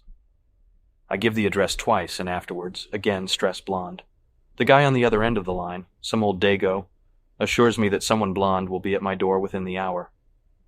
After flossing and changing into a pair of silk polo boxer shorts and a cotton Bill Blass sleeveless t-shirt, I walk into the bathroom where Christy lies on her back in the tub, sipping white wine from a thin-stemmed Steuben wine glass. I sit on the tub's marble edge and pour Monique Van Frere herb-scented bath oil into it, while inspecting the body lying in the milky water. For a long time my mind races, becomes flooded with impurities. Her head is within my reach, is mine to crush. At this very moment my urge to strike out, to insult and punish her, rises, then subsides, and afterwards I'm able to point out, "That's a very fine Chardonnay you're drinking." After a long pause, my hand squeezing a small, childlike breast, I say, "I want you to clean your vagina." She stares up at me with this 17-year-old's gaze, then looks down at the length of her body soaking in the tub. With the mildest of shrugs, she places the glass on the tub's edge and moves a hand down to the sparse hair, also blonde, below her flat, porcelain-smooth stomach, and then she spreads her legs slightly. "No," I say quietly, from behind, "get on your knees." She shrugs again. "I want to watch," I explain. "You have a very nice body," I say, urging her on. She rolls over, kneeling on all fours, her ass raised up above the water, and I move to the other edge of the tub to get a better view of her cunt, which she fingers with a soapy hand. I move my hand above her moving wrist to her asshole, which I spread and with a dab of the bath oil finger lightly. It contracts. She sighs. I remove the finger, then slide it into her cunt, which hangs below it, both our fingers moving in, then out, then back into her. She's wet inside, and using this wetness, I move my index finger back up to her asshole and slide it in easily, up to the knuckle. She gasps twice and pushes herself back onto it, while still fingering her cunt. This goes on for a while until the doorman rings, announcing that Sabrina has arrived. I tell Christy to get out of the tub and dry off, to choose a robe, but not the bijan, from the closet, and meet me and our guest in the living room for drinks. I move back to the kitchen, where I pour a glass of wine for Sabrina. Sabrina, however, is not a blonde, and standing in the doorway after my initial shock subsides, I finally let her in. Her hair is brownish blonde, not real blonde, and though this infuriates me, I don't say anything because she's also very pretty. Not as young as Christy, but not too used up either. In short, she looks like she'll be worth whatever it is I'm paying her by the hour. I calm down enough to become totally unangry when she takes off her coat and reveals a hard body, dressed in tight black peg pants and a flower print halter top, with black pointy-toed high-heeled shoes. Relieved, I lead her into the living room and position her on the white down-filled sofa, and without asking if she wants anything to drink, bring her a glass of white wine and a coaster to place it on from the Mauna Kea Hotel in Hawaii. The Broadway cast recording of Les Miserables is playing on CD from the stereo. When Christy comes in from the bathroom to join us, wearing a Ralph Lauren terry cloth robe, her blonde hair slicked back, looking white now because of the bath, I place her on the couch next to Sabrina. They nod hello, and then I take a seat in the Nordian chrome and teakwood chair across from the couch. I decide it's probably best if we get to know each other before we adjourn to the bedroom, and so I break a long, not unpleasant silence by clearing my throat and asking a few questions. So, I start, crossing my legs, don't you want to know what I do? The two of them stare at me for a long time. Fixed smiles locked on their faces, they glance at each other before Christy, unsure, shrugs and quietly answers, no. Sabrina smiles, takes this as a cue, and agrees, no, not really. I stare at the two of them for a minute before recrossing my legs and sighing, very irritated. Well, I work on Wall Street at Pierce & Pierce. A long pause. Have you heard of it? I ask. Another long pause. Finally, Sabrina breaks the silence. Is it connected with Mays or Macy's? I pause before asking, Mays? She thinks about it for a minute, then says, yeah, a shoe outlet? Isn't P&P a shoe store? I stare at her hard. Christy stands up, surprising me, and moves over to admire the stereo. You have a really nice place here, Paul. And then, looking through the compact discs, hundreds upon hundreds of them, stacked and lined up in a large white oak shelf. All of them alphabetically listed. How much did you pay for it? I'm standing up to pour myself another glass of the acacia. Actually, none of your business, Christy, but I can assure you it certainly wasn't cheap. From the kitchen, I notice Sabrina has taken a pack of cigarettes out of her handbag, and I walk back into the living room, shaking my head before she can light one. No smoking, I tell her. Not in here. She smiles, pauses slightly, and with a little nod slips the cigarette back into its box. I'm carrying a tray of chocolates with me, and I offer one to Christy. Varda truffle? She stares blankly at the plate, then politely shakes her head. I move over to Sabrina, who smiles and takes one, and then, concerned, I notice her wine glass, which is still full. I don't want you to get drunk, I tell her. But that's a very fine Chardonnay you're not drinking. I place the tray of truffles on the glass-top Palizzetti coffee table and sit back in the armchair, motioning for Christy to get back on the couch, which she does. We sit here silently, listening to the Les Miserables CD. Sabrina chews on the truffle thoughtfully and takes another. I have to break the silence again myself. So, have either of you been abroad? It hits me almost immediately what the sentence sounds like, how it could be misinterpreted. I mean, to Europe? Both of them are looking at each other, as if some secret signal is passing between them, before Sabrina shakes her head, and then Christy follows with the same head movement. The next question I ask after another long silence is, did either of you go to college, and if so, where? The response to this question consists of a barely contained glare from each of them, and so I decide to take this as an opportunity to lead them into the bedroom, where I make Sabrina dance a little before taking off her clothes in front of Christy and me while every halogen bulb in the bedroom burns.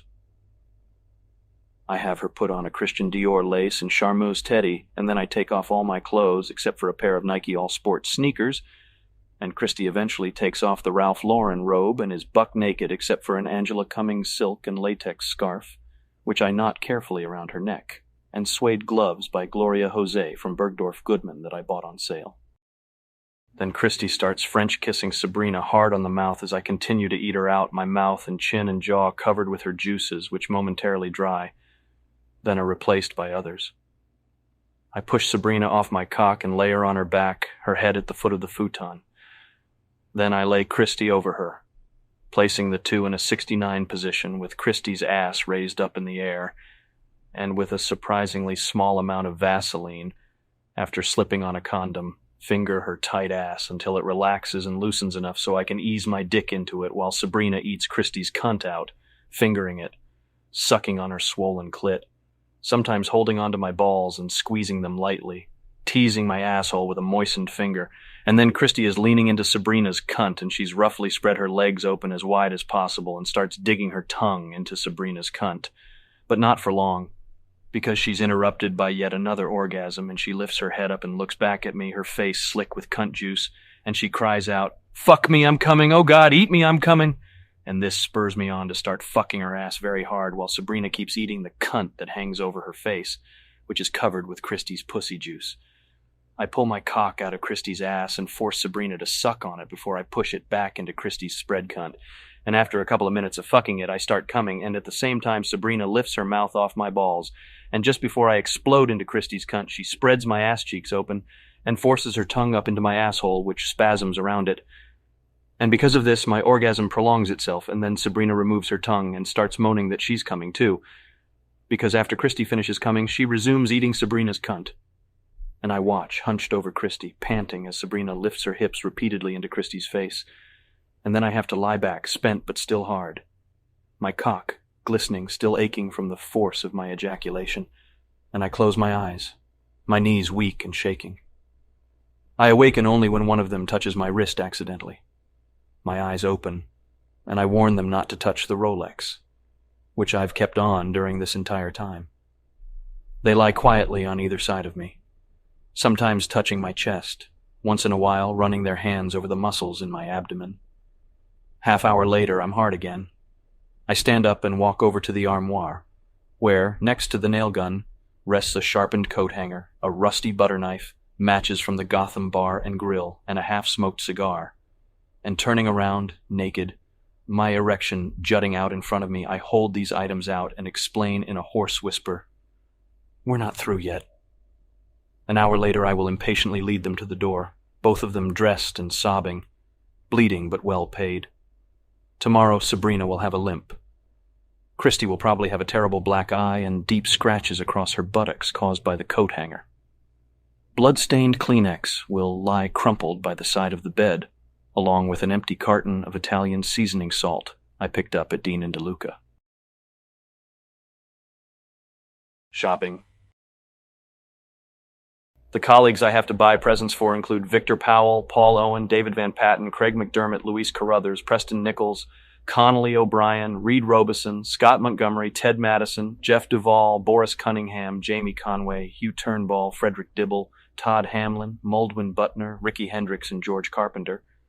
And though I could have sent Jean to make these purchases today, instead I asked her to sign, stamp, and mail 300 designer Christmas cards with a Mark Kastabi print on them, and then I wanted her to find out as much as she could about the Fisher account that Paul Owen is handling. Right now I'm moving down Madison Avenue after spending close to an hour standing in a daze near the bottom of the staircase at the Ralph Lauren store on 72nd, staring at cashmere sweater vests, confused, hungry, and when I finally took hold of my bearings, after failing to get the address of the blonde hardbody who worked behind the counter and who was coming onto me, I left the store yelling, "Come all you faithful!" Now I scowl at a bum huddled in the doorway of a store called Ear Karma, and he's clutching a sign that reads, "Hungry and Homeless." Please help me, God bless, and then I find myself moving down 5th toward Saks, trying to remember if I switched the tapes in my VCR, and suddenly I'm worried that I might be taping 30-something over Pamela's tight fuckhole. A Xanax fails to ward off the panic. Saks intensifies it. Pens and photo albums, pairs of bookends and lightweight luggage, electric shoe polishers and heated towel stands and silver-plated insulated carafes and portable palm-sized color TVs with earphones, birdhouses and candle holders, placemats, picnic hampers and ice buckets, lace-trimmed oversized linen napkins and umbrellas, and sterling silver monogrammed golf tees and charcoal filter smoke trappers and desk lamps and perfume bottles, jewelry boxes and sweaters and baskets to hold magazines in and storage boxes, office tote bags, desk accessories, scarves, file holders, address books, agendas for handbags. My priorities before Christmas include the following. 1. To get an 8 o'clock reservation on a Friday night at Dorsia with Courtney. 2. To get myself invited to the Trump Christmas party aboard their yacht. 3. To find out as much as humanly possible about Paul Owen's mysterious Fisher account. 4.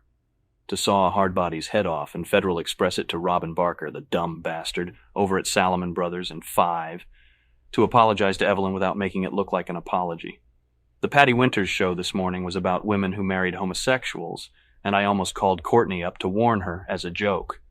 But then decided against it, deriving a certain amount of satisfaction from imagining Luis Carruthers proposing to her, Courtney shyly accepting, their nightmarish honeymoon. Scowling at another beggar shivering in the misty drizzle at 57th and 5th. I walk up and squeeze his cheek affectionately, then laugh out loud. His eyes, how they twinkled, his dimples, how merry. The Salvation Army choir harmonizes badly on Joy to the World. I wave to someone who looks exactly like Duncan MacDonald, then duck into Bergdorf's. Paisley ties and crystal water pitchers, tumbler sets and office clocks that measure temperature and humidity and barometric pressure, electric calling card address books and margarita glasses, valet stands and sets of dessert plates, correspondence cards and mirrors and shower clocks and aprons and sweaters and gym bags and bottles of champagne, and porcelain cash pose, and monogrammed bath sheets, and foreign currency exchange mini calculators, and silver-plated address books and paperweights with fish, and boxes of fine stationery and bottle openers and compact discs, and customized tennis balls and pedometers and coffee mugs. I check my Rolex while I'm buying scruffing lotion at the Clinique counter, still in Bergdorf's, to make sure I have enough time to shop some more before I have to meet Tim Severt for drinks at the Princeton Club at 7. I worked out this morning for 2 hours before the office, and though I could have used this time for a massage, since my muscles are sore from the exhausting exercise regimen I'm now on, or a facial, even though I had one yesterday. There are just too many cocktail parties in the upcoming weeks that I have to attend, and my presence at them will put a crimp in my shopping schedule, so it's best if I get the shopping out of the way now. I run into Bradley Simpson from P&P outside FAO Schwartz, and he's wearing a Glen plaid worsted wool suit with notched lapels by Perry Ellis, a cotton broadcloth shirt by Gitman Brothers, a silk tie by Savoy, a chronograph with a crocodile skin band by Brielle, a cotton raincoat by Paul Smith, and a fur felt hat by Paul Stewart. After he says, "Hey Davis," I inexplicably start listing the names of all 8 reindeer alphabetically, and when I've finished, he smiles and says, "Listen, there's a Christmas party at Neckenye on the 20th. See you there?" I smile and assure him I'll be at Neckenye on the 20th, and as I walk off, nodding to no one, I call back to him, "Hey asshole, I want to watch you die, motherfucker. Ah!"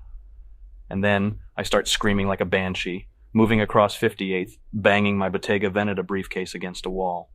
Another choir on Lexington sings "Hark the Herald Angels," and I tap dance, moaning in front of them before I move like a zombie toward Bloomingdale's, where I rush over to the first tie rack I see and murmur to the young faggot working behind the counter, too fabulous," while fondling a silk ascot. He flirts and asks if I'm a model. "I'll see you in hell," I tell him, and move on.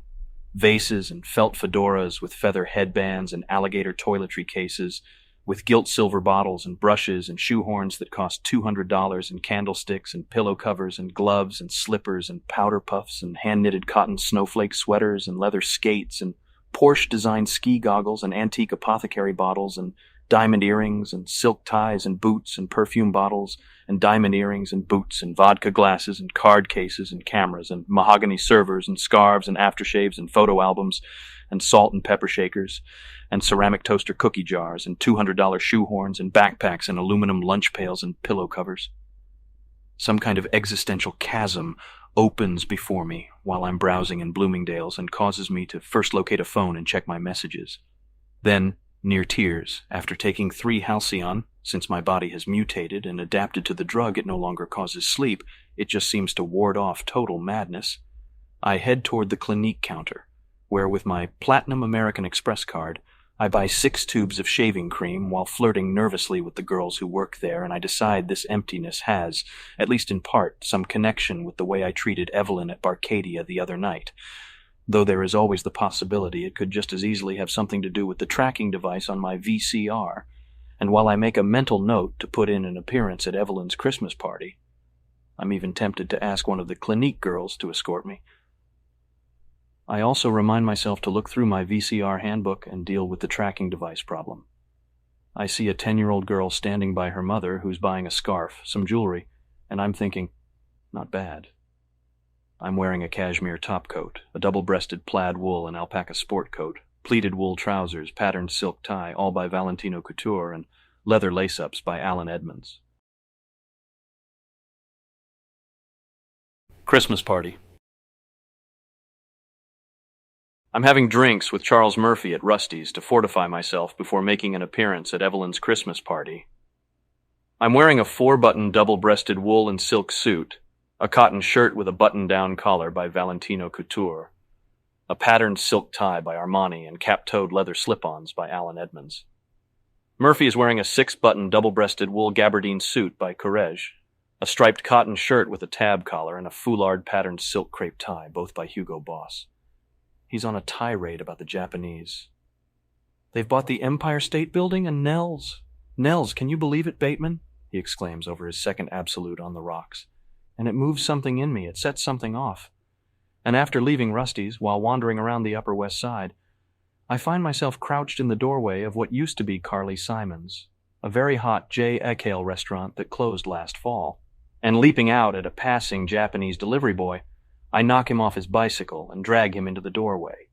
His legs tangled somehow in the Schwinn he was riding, which works to my advantage since when I slit his throat, easily, effortlessly, the spasmodic kicking that usually accompanies this routine is blocked by the bike, which he still manages to lift 5-6 times, while he's choking on his own hot blood. I open the cartons of Japanese food and dump their contents over him. But to my surprise, instead of sushi and teriyaki and hand rolls and soba noodles, chicken with cashew nuts falls all over his gasping, bloodied face, and beef chow mein and shrimp fried rice and mushu pork splatter onto his heaving chest, and this irritating setback, accidentally killing the wrong type of Asian, moves me to check where this order was going. Sally Rubenstein, and with my Mont Blanc pen to write, "I'm gonna get you too," bitch on the back of it, then place the order over the dead kid's face and shrug apologetically, mumbling, sorry, and recall that the Patty Winters show this morning was about teenage girls who trade sex for crack. I spent 2 hours at the gym today, and can now complete 200 abdominal crunches in less than 3 minutes.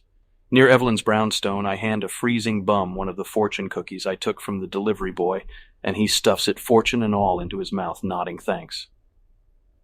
"Fucking slob," I mutter, loud enough for him to hear.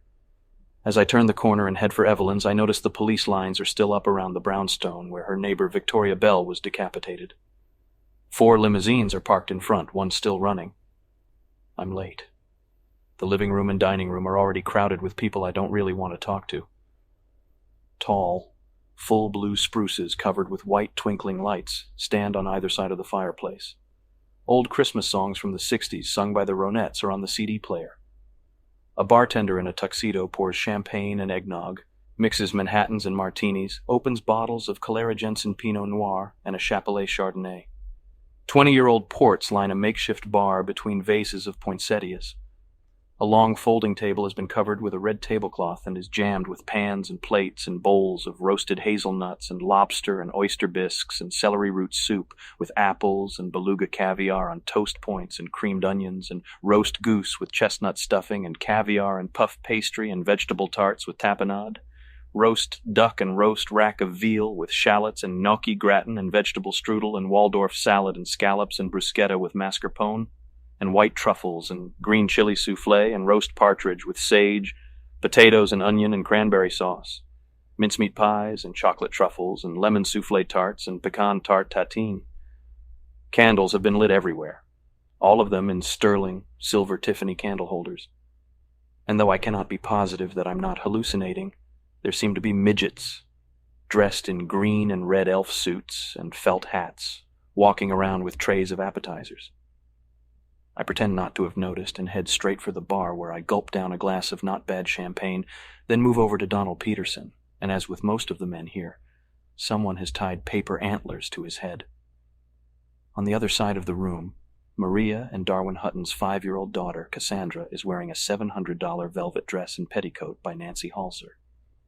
After finishing a second glass of champagne, I move to martinis, absolute doubles.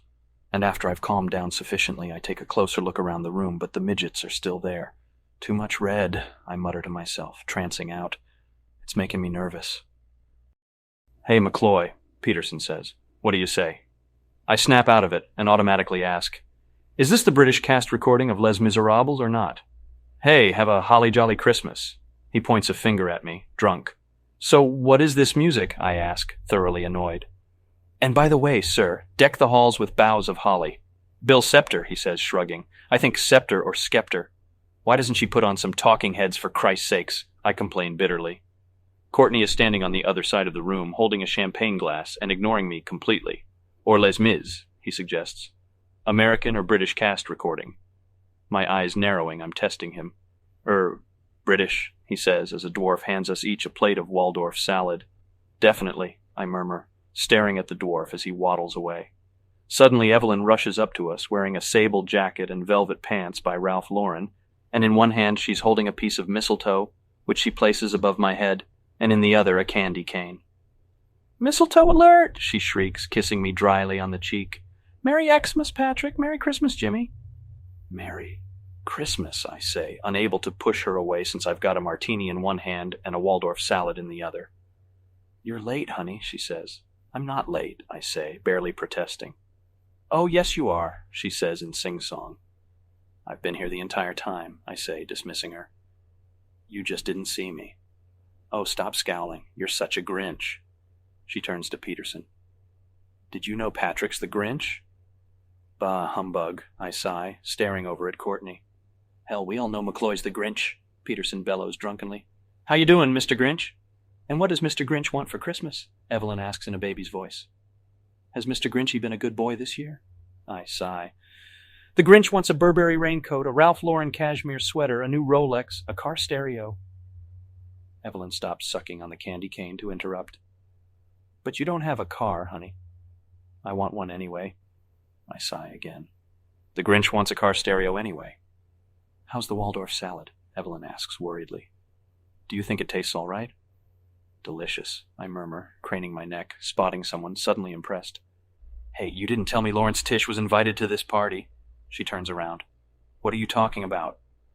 "Why," I ask, "is Lawrence Tish passing around a tray of canapes?"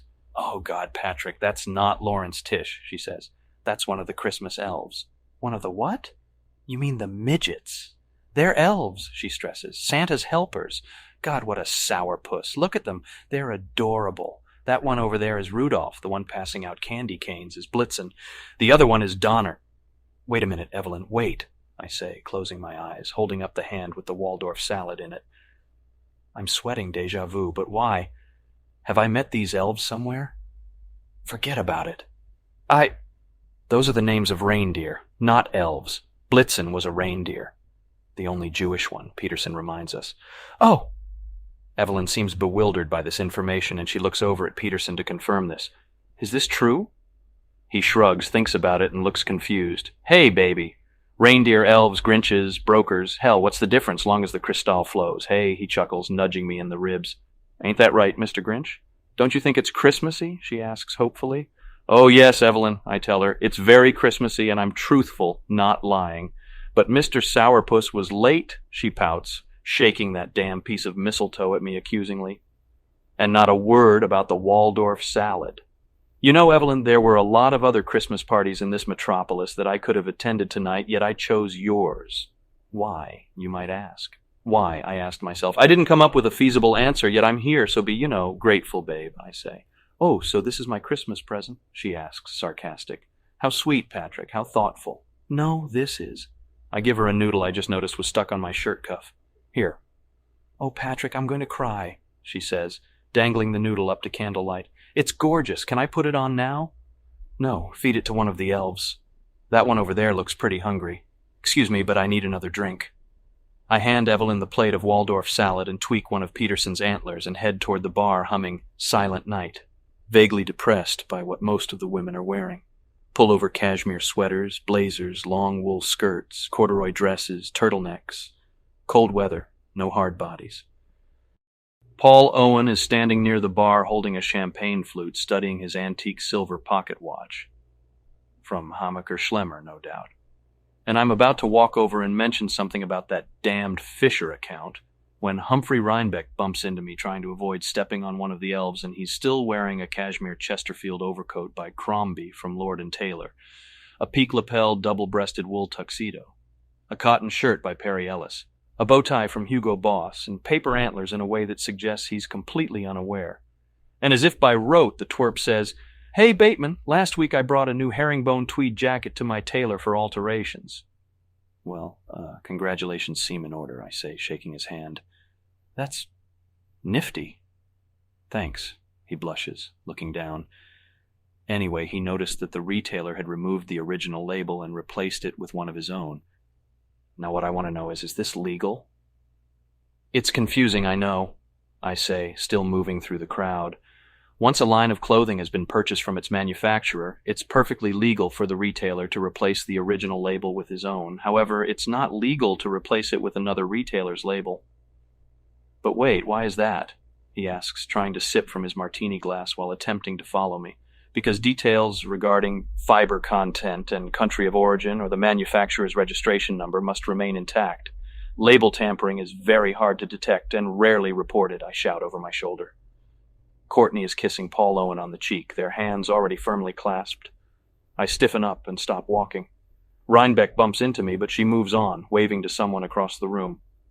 "So what's the best solution?" Rhinebeck calls out behind me. "Shop for familiar labels from retailers, you know, and take those fucking antlers off your head, Rhinebeck. You look like a retard. Excuse me." I walk off, but not before Humphrey reaches up and feels the headpiece. "Oh my God!" "Owen!" I exclaim, merrily holding out a hand, the other hand grabbing a martini off a passing elf tray. "Marcus, Merry Christmas," Owen says, shaking my hand. "How've you been? Workaholic, I suppose?" "Haven't seen you in a while," I say, then wink. "Workaholic, huh?" "Well, we just got back from the Knickerbocker Club," he says, and then greets someone who bumps into him. "Hey, Kinsley." Then back to me. "We're going to Nell's. Limo's out front." "We should have lunch," I say, trying to figure out a way to bring up the Fisher account without being tacky about it. "Yes, that would be great," he says. "Maybe you could bring Cecilia, I guess." "Yes, Cecilia," he says. "Oh, Cecilia would adore it," I say. "Well, let's do it," he smiles. "Yes, we could go to Le Bernardin," I say, then after pausing, "for some seafood, perhaps, Le Bernardin is in Zagat's top 10 this year." He nods. "You know that?" "We could have some—" I pause again, staring at him. Then more deliberately, "Fish there, no?" "Sea urchins," Owen says, scanning the room. "Meredith loves the sea urchins there." "Oh, does she?" I ask, nodding. "Meredith," he calls out, motioning for someone behind me. "Come here." "She's here?" I ask. "She's talking to Cecilia over there," he says. "Meredith," he calls out, waving. I turn around. Meredith and Evelyn make their way over to us. I whirl around back to Owen. Meredith walks over with Evelyn. Meredith is wearing a beaded wool gabardine dress and bolero by Jeffrey Bean from Barney's. Diamond and gold earrings by James Savitt, $13,000. Gloves by Jeffrey Bean for Portolano products. And she says, "Yes, boys, what are you two talking about? Making up Christmas lists?" "The sea urchins at Le Bernardin, darling," Owen says. "My favorite topic." Meredith drapes an arm over my shoulder while she confides to me as an aside, "They're fabulous." "Delectable." I cough nervously. "What does everyone think of the Waldorf salad?" Evelyn asks. "Did you like it?" "Cecilia, darling, I haven't tried it yet," Owen says, recognizing someone across the room, "but I'd like to know why Lawrence Tish is serving the eggnog." "That's not Lawrence Tish," Evelyn whines, genuinely upset. "That's a Christmas elf. Patrick, what did you tell him?" "Nothing," I say. "Cecilia. Besides, Patrick, you're the Grinch." At the mentions of my name, I immediately start blabbering, hoping that Owen didn't notice. "Well, Cecilia, I told him I thought it was a mixture of the two, like a—" I stop, briefly look at them before lamely spitting out, "a Christmas Tish." Then, nervously, I lift a sprig of parsley off a slice of pheasant pâté that a passing elf is carrying and hold it over Evelyn's head before she can say anything. "Mistletoe alert!" I shout, and people around us are suddenly ducking. And then I kiss her on the lips while looking at Owen and Meredith, both of them staring at me strangely. And out of the corner of my eye, I catch Courtney, who is talking to Rhinebeck, gazing at me hatefully, outraged. "Oh, Patrick!" Evelyn starts. "Cecilia, come here at once!" I pull her arm, then tell Owen and Meredith, "Excuse us, we have to talk to that elf and get this all straightened out." "I'm so sorry," she says to the two of them, shrugging helplessly as I drag her away. "Patrick, what is going on?" I maneuver her into the kitchen. "Patrick," she asks, "what are we doing in the kitchen?" "Listen," I tell her, grabbing her shoulders, facing her. "Let's get out of here." Oh, Patrick, she sighs, I can't just leave. Aren't you having a good time? Why can't you leave? I ask. Is it so unreasonable? You've been here long enough. Patrick, this is my Christmas party, she says. Besides, the elves are going to sing O Tannenbaum any minute now. Come on, Evelyn, let's just get out of here. I'm on the verge of hysteria, panicked that Paul Owen, or worse, Marcus Halberstam, is going to walk into the kitchen. I want to take you away from all this. From all what? She asks. Then her eyes narrow. You didn't like the Waldorf salad, did you? I want to take you away from this, I say, motioning around the kitchen, spastic, from sushi and elves and stuff. An elf walks into the kitchen, setting down a tray of dirty plates, and past him. Over him, I can see Paul Owen leaning into Meredith, who's shouting something into his ear over the din of Christmas music, and he scans the room looking for someone, nodding. Then Courtney walks into view, and I grab Evelyn, bringing her even closer to me. Sushi? Elves? Patrick, you're confusing me, Evelyn says, and I don't appreciate it. Let's go. I'm squeezing her roughly, pulling her toward the back door. Let's be daring for once. For just once in your life, Evelyn, be daring. She stops, refusing to be pulled along, and then she starts smiling, considering my offer, but only slightly won over. Come on! I start whining. Let this be my Christmas present. Oh no, I was already at Brooks Brothers, and she starts. Stop it. Come on, I want this, I say, and then in a last desperate attempt, I smile flirtatiously, kissing her lightly on the lips, and add, Mrs. Bateman? Oh, Patrick, she sighs, melting, but what about cleanup? The midgets'll do it, I assure her. But someone has to oversee it, honey. So choose an elf. Make that one over there the elf overseer, I say. But let's go, now. I start pulling her toward the back door of the brownstone, her shoes squeaking as they slide across the Muscoli marble tile. And then we're out the door, rushing down the alley adjacent to the brownstone, and I stop and peer around the corner to see if anyone we know is leaving or entering the party. We make a run for a limousine I think is Owen's, but I don't want to make Evelyn suspicious, so I simply walk up to the closest one, open the door, and push her in. Patrick, she squeals, pleased. This is so naughty. And a limo. I close the door on her and walk around the car and knock on the driver's window. The driver unrolls it. Hi, I say, holding out a hand. Pat Bateman. The driver just stares, an unlit cigar clenched in his mouth, first at my outstretched hand, then at my face, then at the top of my head. Pat Bateman, I repeat. What is it? He keeps looking at me. Tentatively, I touch my hair to see if it's messed up or out of place, and to my shock and surprise, I feel 2 pairs of paper antlers. There are 4 antlers on my fucking head. I mutter, oh, Jesus, whoa, and tear them off, staring at them crumpled in my hands, horrified. I throw them on the ground, then turn back to the driver. So, Pat Bateman, I say, smoothing my hair back into place. Yeah? Sid, he shrugs. Listen, Sid, Mr. Owen says we can take this car, so... I stop, my breath steaming in the frozen air. Who's Mr. Owen? Sid asks.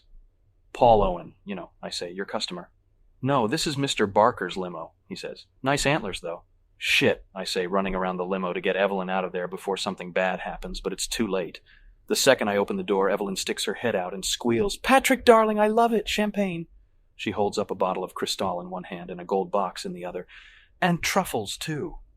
I grab her arm and yank her out, mumbling by way of an explanation, under my breath, Wrong limo, take the truffles, and we head over to the next limousine.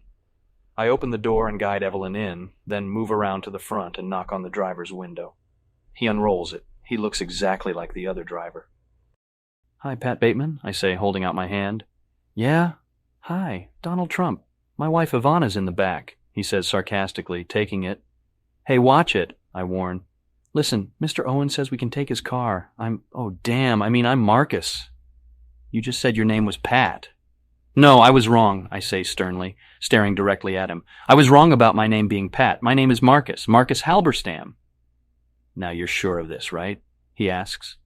Listen, Mr. Owen said I can take his car for the night, so... I stop.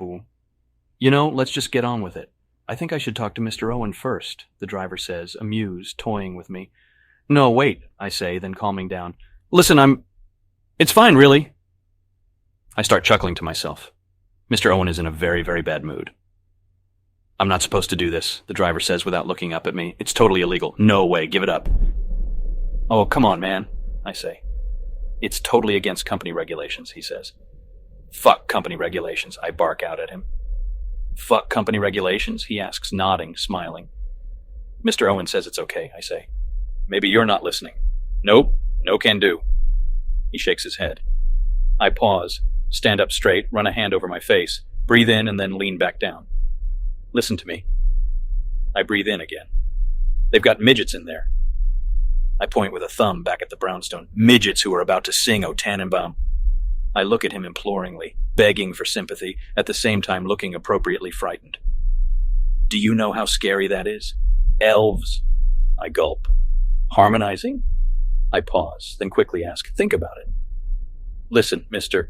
Marcus, I remind him. Marcus, whatever. I'm not going to break the rules. I can't do anything about it. It's company rules. I'm not going to break them. We both lapse into silence. I sigh, look around, considering dragging Evelyn to the third limo, or maybe back to Barker's limo. He's a real asshole. But no, goddammit, I want Owen's. Meanwhile, the driver sighs to himself.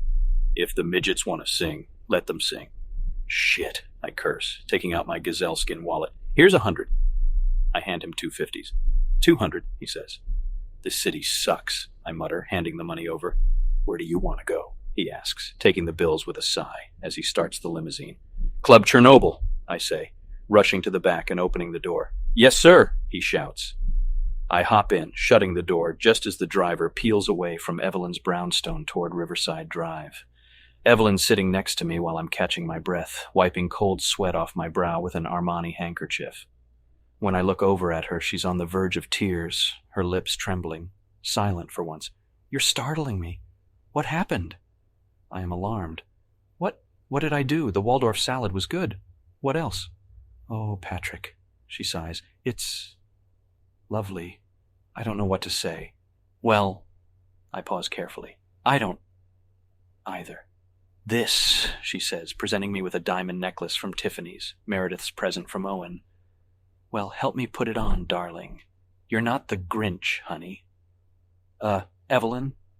I say, then curse under my breath as she turns her back toward me so I can clasp it around her neck.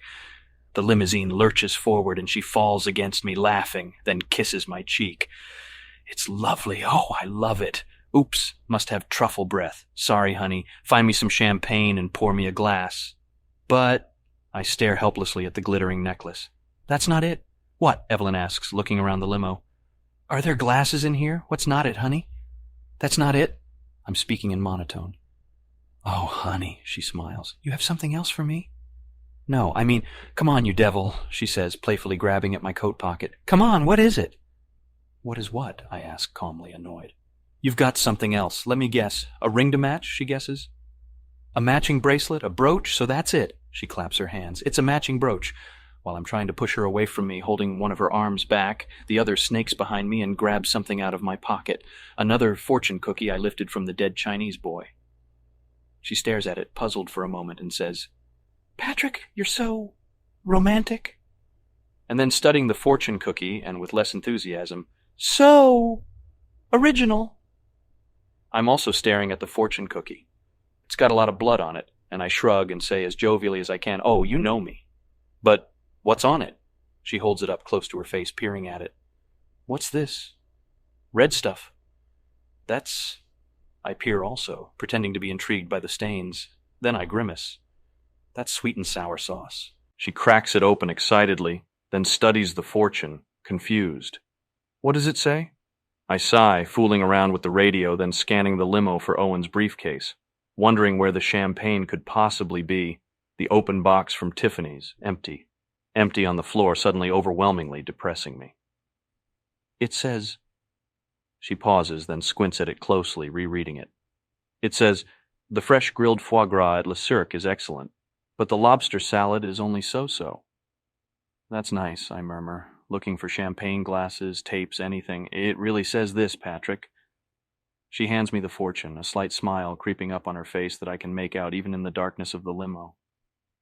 What could it possibly mean? She asks slyly. I take it from her, read it, then look at Evelyn, then back at the fortune, then out the tinted window. at snow flurries swirling around lampposts, around people waiting for buses, beggars staggering directionless down city streets, and I say out loud to myself, my luck could be worse. It really could. Oh, honey, she says, throwing her arms around me, hugging my head. Lunch at Le Cirque? You're the best. You're not the Grinch. I take it back. Thursday? Is Thursday good for you? Oh no, I can't do it Thursday. Herbal wrap. But how's Friday? And do we really want to go to Le Cirque? How about... I push her off me and knock on the divider, rapping my knuckles against it loudly until the driver lowers it. Sid, I mean Earl. Whoever, this isn't the way to Chernobyl. Yes, it is, Mr. Bateman. Hey, I mean Mr. Halberstam. Avenue C, right? He coughs politely. I suppose, I say, staring out the window. I don't recognize anything. Avenue C? Evelyn looks up from marveling at the necklace Paul Owen bought Meredith. What's Avenue C? C, as in Cartier, I take it? It's hip, I assure her. It's totally hip. Have you been there? She asks. Millions of times, I mutter. Chernobyl! No, not Chernobyl, she whines. Honey, it's Christmas. What in the hell does that mean, I ask. Limo driver, oh limo driver. Evelyn leans forward, balancing herself on my knees. Limo driver, we're going to the Rainbow Room. Driver, to the Rainbow Room, please. I push her back and lean forward. Ignore her. Chernobyl, ASAP. I press the button, and the divider goes back up. Oh, Patrick, it's Christmas, she whines. You keep saying that as if it means something, I say, staring right at her. But it's Christmas, she whines again. I can't stand the Rainbow Room, I say, adamant. Oh, why not, Patrick, she whines. They have the best Waldorf salad in town at the Rainbow Room. Did you like mine? Did you like my Waldorf salad, honey? Oh my God, I whisper, covering my face with both hands. Honestly, did you? She asks.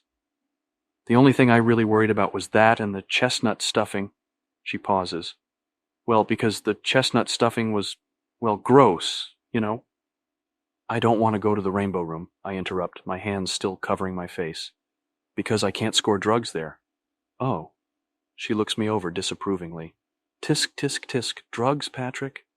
What kind of, drugs are we talking about? Drugs, Evelyn, cocaine, drugs. I want to do some cocaine tonight. Do you understand? I sit up and glare at her. Patrick, she says, shaking her head as if she's lost faith in me. I can see you're confused, I point out. I just don't want any part of it, she says. You don't have to do any of it, I tell her. Maybe you're not even invited to do any of it.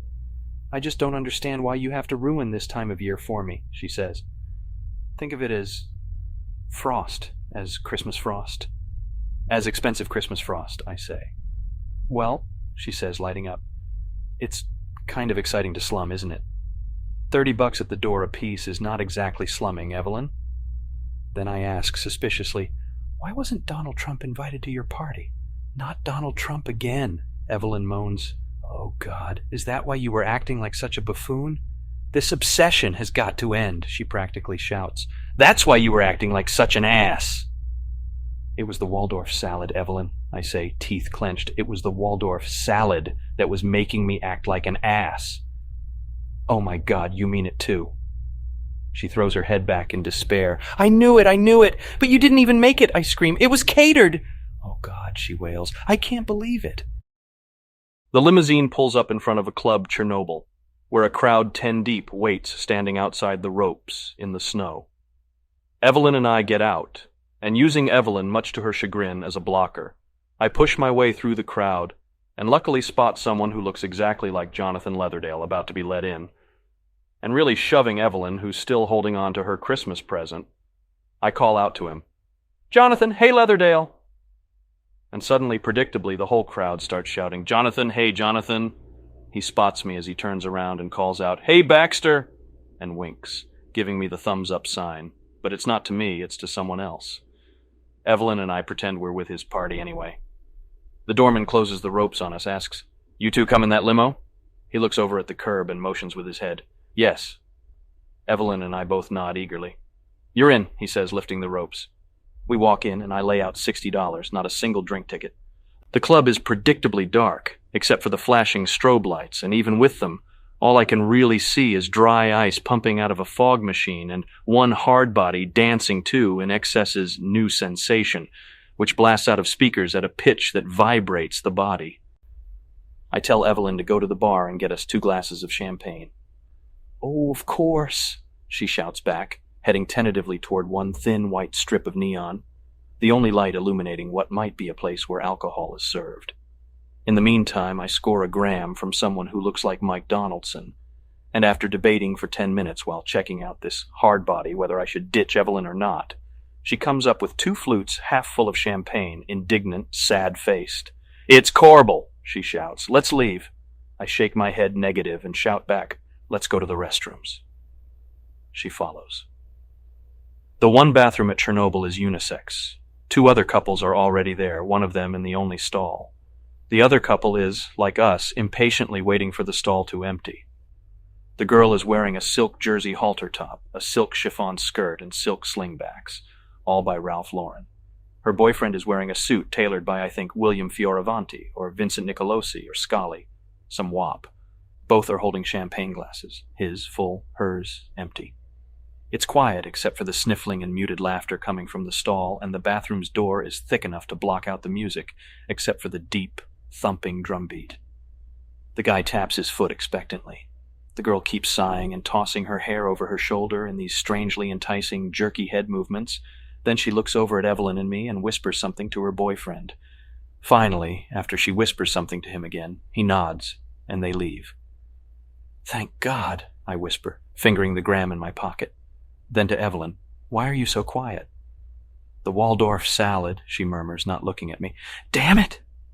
There's a click. The door to the stall opens, and a young couple, the guy wearing a double-breasted wool cavalry twill suit, cotton shirt and silk tie, all by Givenchy. The girl wearing a silk taffeta dress with ostrich hem by Geoffrey Beene, vermeil earrings by Stephen Dweck Moderne, and Chanel Grosgrain dance shoes, walks out discreetly wiping each other's noses, staring at themselves in the mirror before leaving the restroom, and just as Evelyn and I are about to walk into the stall they vacated, the first couple rushes back in and attempts to overtake it. "Excuse me," I say, my arm outstretched, blocking the entrance. "You left. It's, our turn, you know?" No, I don't think so," the guy says mildly. "Patrick," Evelyn whispers behind me, "let them, you know." "Wait, no, it's our turn," I say. "Yeah, but we were waiting first." "Listen, I don't want to start a fight." "But you are," the girlfriend says, bored yet still managing a sneer. "Oh my," Evelyn murmurs behind me, looking over my shoulder. "Listen, we should just do it here." The girl, who I wouldn't mind fucking, spits out, "Oh, what a bitch," I murmur, shaking my head. "Listen," the guy says, relenting. "While we're arguing about this, one of us could be in there." "Yeah," I say, "us." "Oh, Christ," the girl says, hands on hips, then to Evelyn and me. "I can't believe who they're letting in now." "You are a bitch," I murmur, disbelieving. "Your attitude sucks, you know that?" Evelyn gasps and squeezes my shoulder. "Patrick!" The guy has already started snorting his coke, spooning the powder out of a brown vial, inhaling, then laughing after each hit, leaning against the door. "Your girlfriend's a total bitch," I tell the guy. "Patrick," Evelyn says, "stop it." "She's a bitch," I say, pointing at her. "Patrick, apologize," Evelyn says. The guy goes into hysterics, his head thrown back, sniffing in loudly. Then he doubles up and tries to catch his breath. "Why are you laughing? Defend her!" "Why?" the guy asks, then shrugs, both nostrils ringed with white powder. "He's right." "I'm leaving, Daniel," the girl says, near tears. "I can't handle this. I can't handle you. I can't handle them." "I warned you at Bice." "Go ahead," the guy says. "Go, just do it. Take a hike. I don't care." "Patrick, what have you started?" Evelyn asks, backing away from me. "This is unacceptable." And then, looking up at the fluorescent bulbs, "And so is this lighting. I'm leaving." But she stands there, waiting. "I'm leaving, Daniel," the girl says. "Did you hear me?" "Go ahead. Forget it," Daniel says, staring at his nose in the mirror, waving her away. "I said take a hike." "I'm using the stall," I tell the room. "Is this okay? Does anybody mind?" "Aren't you going to defend your girlfriend?" Evelyn asks Daniel. "Jesus, what do you want me to do?" He looks at her in the mirror, wiping his nose, sniffing again. "I bought her dinner. I introduced her to Richard Marx. Jesus Christ, what else does she want?" "Beat the shit out of him," the girl suggests, pointing at me. "Oh, honey," I say, shaking my head, "the things I could do to you with a coat hanger." "Goodbye, Daniel," she says, pausing dramatically. "I'm out of here." "Good," Daniel says, holding up the vial. "More for Moy." "And don't try calling me," she screams, opening the door. "My answering machine is on tonight, and I'm screening all calls." "Patrick," Evelyn says, still composed, prim, "I'll be outside." I wait a moment, staring at her from inside the stall, then at the girl standing in the doorway. Yeah, so? Patrick, Evelyn says, don't say something you'll regret. Just go, I say. Just leave. Take the limo. Patrick! Leave, I roar. The Grinch says leave. I slam the door of the stall and start shoveling the coke from the envelope into my nose with my platinum Amex. In between my gasps, I hear Evelyn leave, sobbing to the girl. He made me walk out of my own Christmas party. Can you believe it? My Christmas party? And I hear the girl sneer, get a life, and I start laughing raucously, banging my head against the side of the stall. And then I hear the guy do a couple more hits, then he splits. And after finishing most of the gram, I peek out from over the stall to see if Evelyn's still hanging around pouting, chewing her lower lip sorrowfully. Oh, boo-hoo-hoo, baby. But she hasn't come back. And then I get an image of Evelyn and Daniel's girlfriend on a bed, somewhere with the girl spreading Evelyn's legs, Evelyn on all fours, licking her asshole, fingering her cunt, and this makes me dizzy. And I head out of the restroom into the club, horny and desperate, lusting for contact. But it's later now, and the crowd has changed. It's now filled with more punk rockers, blacks, fewer Wall Street guys, more bored rich girls from Avenue A lounging around, and the music has changed. Instead of Belinda Carlisle singing I Feel Free, it's some black guy rapping, if I'm hearing this correctly, something called Her Shit on His Dick. And I sidle up to a couple of hard-body rich girls, both of them wearing skanky Betsy Johnson-type dresses. And I'm wired beyond belief, and I start off with a line like, cool music, haven't I seen you at Salomon Brothers? And one of these girls, sneers and says, go back to Wall Street. And the one with the nose ring says, fucking yuppie. And they say this even though my suit looks black in the darkness of the club and my tie, Paisley Armani silk, is loosened. Hey, I say, grinding my teeth. You may think I'm a really disgusting yuppie, but I'm not really, I tell them, swallowing rapidly. Wired out of my head. Two black guys are sitting with them at the table. Both sport faded jeans, t-shirts, and leather jackets. One has reflector sunglasses on, the other has a shaved head. Both are glaring at me. I stick out my hand at a crooked angle, trying to mimic a rapper. Hey, I say, I'm fresh. The freshest, like a the defest. I take a sip of champagne. Deaf. To prove this, I spot a black guy with dreadlocks, and I walk up to him and exclaim, Rasta man, and hold out my hand, anticipating a high five. But the nigger just stands there. I cough. Man. And then, with less enthusiasm, we be, jamming. He brushes past me, shaking his head. I look back at the girls. They shake their heads, a warning to me not to come back over. I turn my gaze to a hardbody who's dancing by herself next to a column.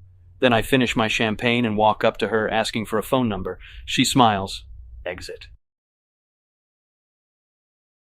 Nels. Midnight. I'm sitting in a booth at Nell's with Craig McDermott and Alex Taylor, who has just passed out, and 3 models from Elite, Libby, Daisy, and Karen. It's nearing summer, mid-May, but the club is air-conditioned and cool. The music from the light jazz band drifts through the half-empty room. Ceiling fans are whirring. A crowd 20 deep waits outside in the rain, a surging mass. Libby is blonde and wearing black grosgrain high-heeled evening shoes with exaggeratedly pointed toes and red satin bows by Yves Saint Laurent. Daisy is blonder and wearing black satin tapered toe pumps set off by splattered silver sheer black stockings by Betsy Johnson. Karen is platinum blonde and wearing stack-heeled leather boots with a pointed patent leather toe and wool tweed turned over calf by Karl Lagerfeld for Chanel. All 3 of them have on skimpy black wool knit dresses by Giorgio di Sant'Angelo and are drinking champagne with cranberry juice and peach schnapps and smoking German cigarettes. But I don't complain, even though I think it would be in Nell's best interest if a non-smoking section was initiated. 2 of them are wearing Giorgio Armani sunglasses. Libby has jet lag.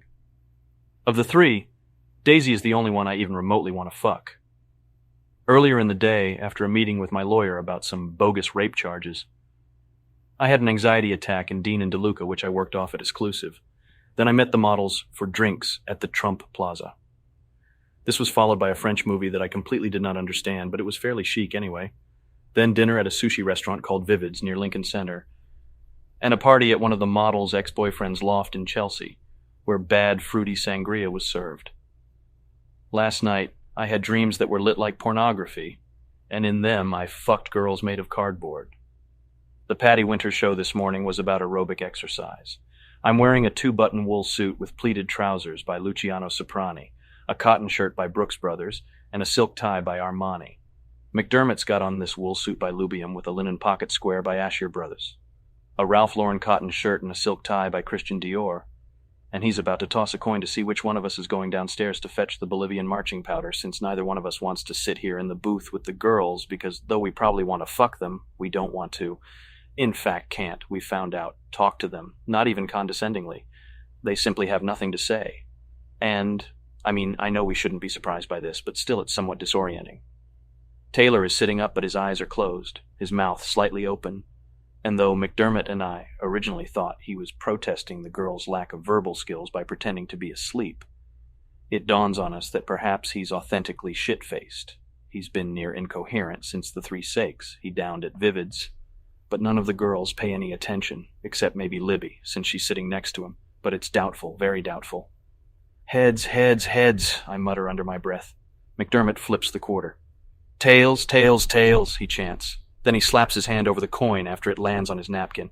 Heads, heads, heads, I hiss, praying. He lifts his palm. It's tails, he says, looking at me. I stare at the quarter for a long time before asking, Do it again? So long, he says, looking over at the girls before getting up. Then he glances at me, rolls his eyes, gives his head a curt shake. Listen, he reminds me, I want another martini. Absolute. Double, no olive. Hurry, I call after him, then under my breath, watching as he waves gaily from the top of the stairs. Fucking moron! I turn back to the booth. Behind us, a table of Eurotrash hardbodies that suspiciously resemble Brazilian transvestites shriek in unison. Let's see. Saturday night I'm going to a Mets game with Jeff Harding and Leonard Davis. I'm renting Rambo movies on Sunday. The new Life Cycle will be delivered on Monday. I stare at the 3 models for an agonizing amount of time, minutes before saying anything, noticing that someone has ordered a plate of papaya slices and someone else a plate of asparagus, though both remain untouched. Daisy carefully looks me over, then aims her mouth in my direction and blows smoke toward my head. Exhaling, and it floats over my hair, missing my eyes, which are protected anyway by the Oliver Peoples non-prescription redwood-framed glasses I've been wearing most of the night. Another one, Libby, the bimbo with jet lag, is trying to figure out how to unfold her napkin. My frustration level is surprisingly low because things could be worse. After all, these could be English girls. We could be drinking tea. So, I say, clapping my hands together, trying to seem alert. It was hot out today, no? Where did Greg go? Libby asks, noticing McDermott's absence. Well, Gorbachev is downstairs, I tell her. McDermott Gregg is going to sign a peace treaty with him between the United States and Russia. I pause, trying to gauge her reaction before adding, McDermott's the one behind Glasnost, you know. Well, yeah, she says, her voice impossibly toneless, nodding. But he told me he was in mergers and acquisitions. I'm looking over at Taylor, who's still sleeping. I snap one of his suspenders, but there's no reaction, no movement. Then I turn back to Libby. You're not confused, are you? No, she says, shrugging. Not really. Gorbachev's not downstairs, Karen says suddenly. Are you lying? Daisy asks, smiling.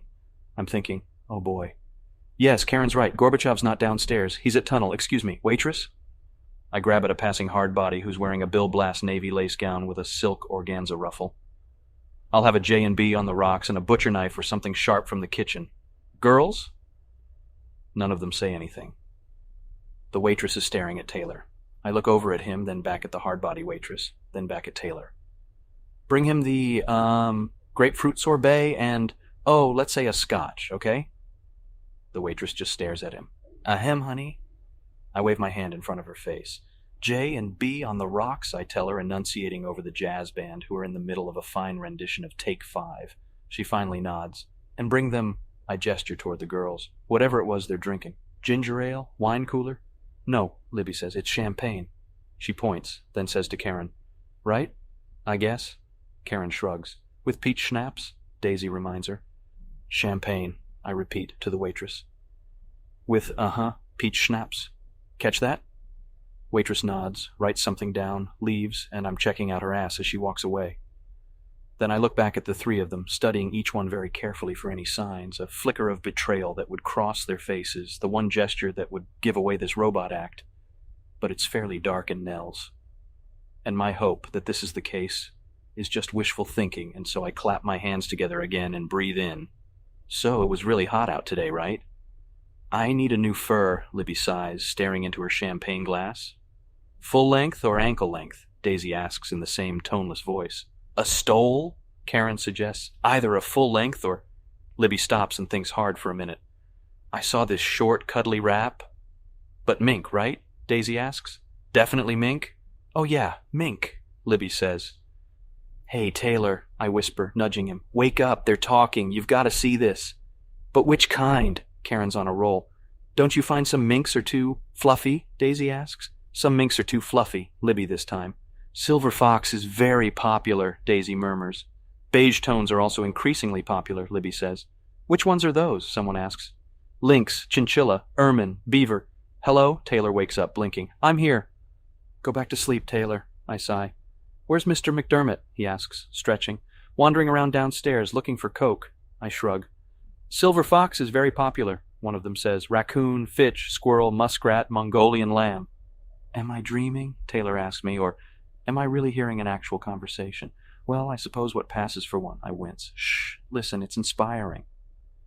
At the sushi restaurant tonight, McDermott, in a state of total frustration, asked the girls if they knew the names of any of the 9 planets. Libby and Karen guessed the moon. Daisy wasn't sure, but she actually guessed comet. Daisy thought that comet was a planet.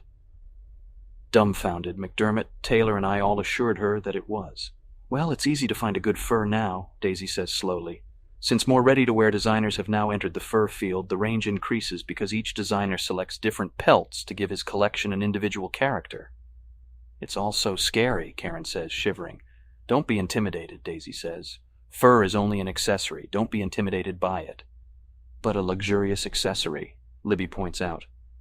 I ask the table, has anyone ever played around with a Tech 9mm Uzi? It's a gun. No? They're particularly useful because this model has a threaded barrel for attaching silencers and barrel extensions. I say this nodding. Furs shouldn't be intimidating. Taylor looks over at me and blankly says, I'm gradually uncovering some startling information here. But a luxurious accessory, Libby points out again. The waitress reappears, setting the drinks down along with a bowl of grapefruit sorbet. Taylor looks at it and says, blinking, I didn't order this. Yes, you did, I tell him. In your sleep you ordered this. You ordered this in your sleep. No, I didn't, he says, unsure. I'll eat it, I say. Just listen. I'm tapping my fingers against the table loudly. Karl Lagerfeld hands down, Libby's saying. Why? Karen. He created the Fendi collection, of course, Daisy says, lighting a cigarette. I like the Mongolian lamb mixed with mole, or... Karen stops to giggle. This black leather jacket lined with Persian lamb. What do you think of Jeffrey Bean? Daisy asks her. Karen ponders this. The white satin collars, iffy. But he does marvelous things with Tibetan lambs, Libby says. Carolina Herrera? Karen asks. No, too fluffy, Daisy says, shaking her head. Too schoolgirl, Libby agrees. James Galanos has the most wonderful Russian lynx bellies, though, Daisy says. And don't forget Arnold Skazi, the white ermine, Libby says. To die for. Really? I smile and lift my lips into a depraved grin. To die for? To die for, Libby says again, affirmative about something for the first time all night. I think you'd look adorable in... Oh, a Jeffrey Bean, Taylor, I whine in a high, faggy voice, flopping a limp wrist on his shoulder. But he's sleeping again, so it doesn't matter. I remove the hand with a sigh. That's Miles. Karen peers over at some aging gorilla in the next booth with a graying crew cut and an 11-year-old bimbo balanced on his lap. Libby turns around to make sure. But I thought he was filming that Vietnam movie in Philadelphia. No, the Philippines, Karen says. It wasn't in Philadelphia. Oh yeah, Libby says then. Are you sure? Yeah, in fact it's over, Karen says in a tone that's completely undecided. She blinks. In fact it's out. She blinks again. In fact, I think it came out last year. The two of them are looking over at the next booth disinterestedly, but when they turn back to our table, their eyes falling on the sleeping tailor, Karen turns to Libby and sighs. Should we go over and say hello? Libby nods slowly, her features quizzical in the candlelight, and stands up. Excuse us. They leave. Daisy stays, sips Karen's champagne. I imagine her naked, murdered maggots burrowing, feasting on her stomach, tits blackened by cigarette burns. Libby eating this corpse out, then I clear my throat. So it was really hot out today, wasn't it? It was, she agrees. Ask me a question, I tell her, feeling suddenly, spontaneous. She inhales on the cigarette, then blows out. So what do you do? What do you think I do? And frisky too. A model? She shrugs. An actor? No, I say, flattering, but no. Well, I'm into, murders and executions mostly. It depends. I shrug. Do you like it? She asks, unfazed. It depends. Why? I take a bite of sorbet. Well, most guys I know who work in mergers and acquisitions don't really like it, she says. That's not what I said, I say, adding a forced smile, finishing my J&B. Oh, forget it. Ask me a question, she says. Okay. Where do you... I stop for a moment, stuck, then, Summer? Where do you work out? Private trainer, she says. How about you? Exclusive, I say, on the Upper West Side. Really? She smiles, then notices someone behind me, but her expression doesn't change, and her voice remains flat. Francesca, oh my God, it's Francesca, look. Daisy! And Patrick, you devil, Francesca screeches. Daisy, what in God's name are you doing with a stud like Batman? She overtakes the booth, sliding in with this bored blonde girl I don't recognize. Francesca is wearing a velvet dress by Saint Laurent Rive Gauche, and the girl I don't recognize is wearing a wool dress by Jeffrey Bean. Both are wearing pearls. Hello, Francesca, I say. Daisy, oh my God, Ben and Jerry's here. I love Ben and Jerry, I think is what she says, all in a breathless rush, shouting over the light din, actually drowning out the light din of the jazz band. Don't you love Ben and Jerry? She asks, her eyes wide. And then she rasps out to a passing waitress. Orange juice. I need orange juice. Jesus fucking Christ, the help here has got to go. Where's Nell? I'll tell her, she mutters, looking around the room, then turns to Daisy. How's my face? Bateman, Ben and Jerry are here. Don't sit there like an idiot. Oh God, I'm kidding. I adore Patrick, but come on, Batman, look lively, you stud. Ben and Jerry are here. She winks lasciviously, then wets both lips with her tongue. Francesca writes for Vanity Fair. But I stop and look down at my sorbet, troubled. I already ordered this grapefruit sorbet. Gloomily, I point at the dish, confused. I don't want any ice cream. For Christ's sakes, Bateman, Jagger is here. Mick, Jerry, Francesca says, talking to the booth but constantly scanning the room. Daisy's expression hasn't changed once all evening. What a Y-U-P-P-I-E, she spells to the blonde girl. Then Francesca's eyes land on my sorbet. I pull it toward me protectively. Oh yeah, I say, just another night with you. I sing, sort of. I know who he is. You look thin, Daisy, you're making me sick. Anyway, this is Allison Poole, who is also too thin and makes me sick, Francesca says, lightly slapping my hands covering the sorbet, pulling the dish back toward her. And this is Daisy Milton and Patrick.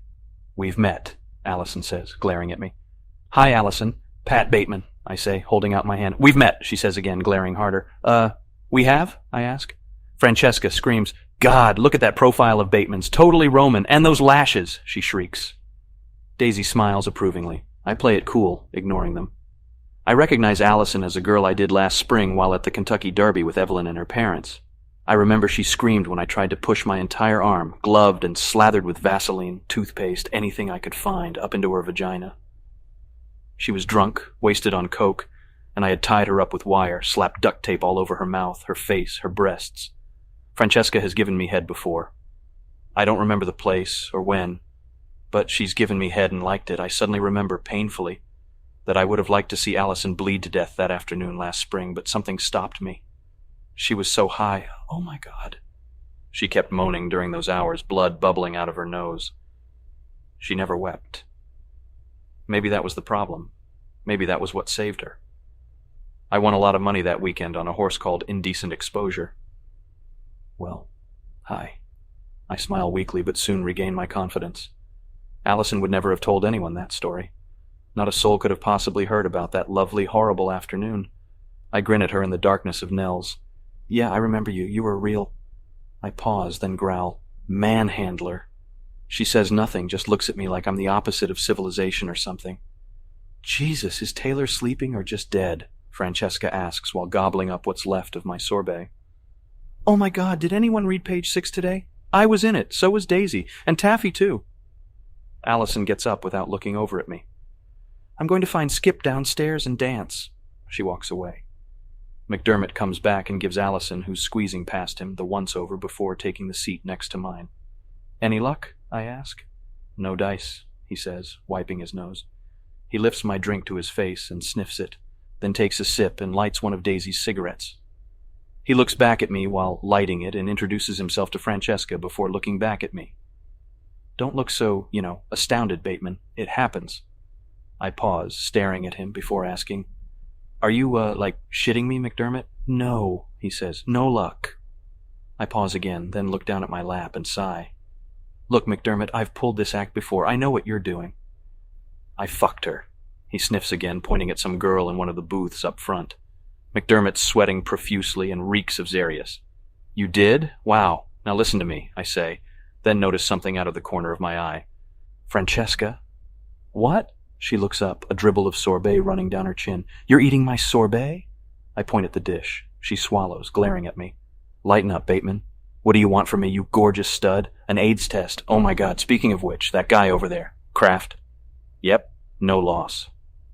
The guy Francesca pointed out is sitting in a booth near the stage where the jazz band plays.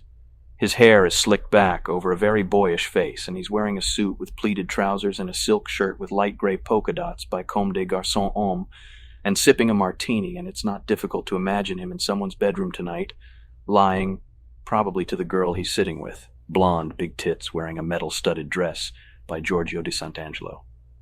Should we tell her? Someone asks. Oh no, Daisy says. Don't, she looks like a real bitch. Listen to me, McDermott. I lean in toward him. You have drugs, I can see it in your eyes, not to mention that fucking sniffing. Nope. Negative. Not tonight, honey. He wags his head.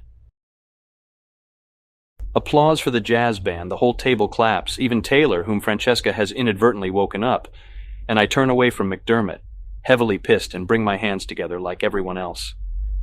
Karen and Libby walk up to the table, and Libby says, Karen's got to go to Atlanta tomorrow. Vogue shoot. We have to leave. Someone gets the check, and McDermott puts it on his gold Amex card, which conclusively proves that he's high on coke, since he's a famous tightwad. Outside it's muggy, and there's a faint drizzle, almost like a mist. Lightning, but no thunder. I trail McDermott, hoping to confront him, almost bumping into someone in a wheelchair who I remember rolling up to the ropes when we first arrived, and the guy's still sitting there, wheels moving up, then backing away, up then back on the pavement, totally ignored by the doormen. McDermott, I call. What are you doing? Give me your drugs. He turns facing me and breaks into this weird jig, twirling around. Then just as abruptly he stops and walks over to a black woman and child who are sitting in the doorway of the closed deli next to Nell's, and predictably she's begging for food, a predictable cardboard sign at her feet. It's hard to tell if the kid, 6 or 7, is black or not, even if it's really hers, since the light outside Nell's is too bright, really unflattering, and tends to make everyone's skin look the same yellowish, washed-out color.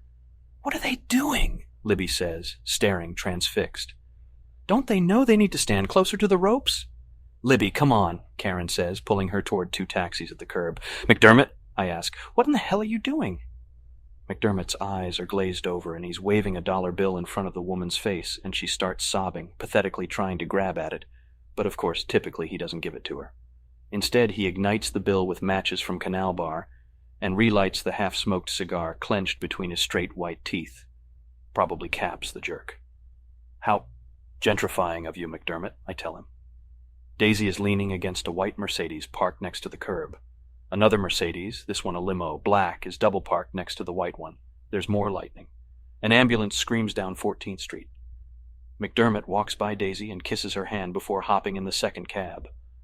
I'm left standing in front of the crying black woman, Daisy staring. Jesus, I mutter, then, here.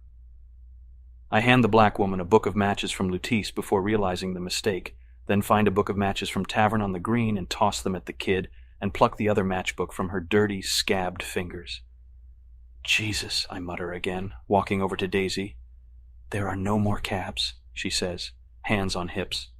Another flash of lightning causes her to jerk her head around, whining, Where's the photographers? Who's taking the pictures? Taxi! I whistle, trying to wave down a passing cab. Another bolt of lighting rips across the sky above Zeckendorf Towers, and Daisy squeals, Where's the photographer? Patrick, tell them to stop. She's confused, her head moving left, right, behind, left, right. She lowers her sunglasses. Oh my God, I mutter, my voice building to a shout. It's lightning. Not a photographer. Lightning. Oh, right, I'm supposed to believe you. You said Gorbachev was downstairs, she says accusingly. I don't believe you. I think the press is here. Jesus, here's a cab. Hey, taxi. I whistle at an oncoming cab that has just turned off 8th Avenue, but someone taps my shoulder, and when I turn around, Bethany, a girl I dated at Harvard and who I was subsequently dumped by, is standing in front of me wearing a lace-embroidered sweater and viscose crepe trousers by Christian Lacroix, an open white umbrella in one hand.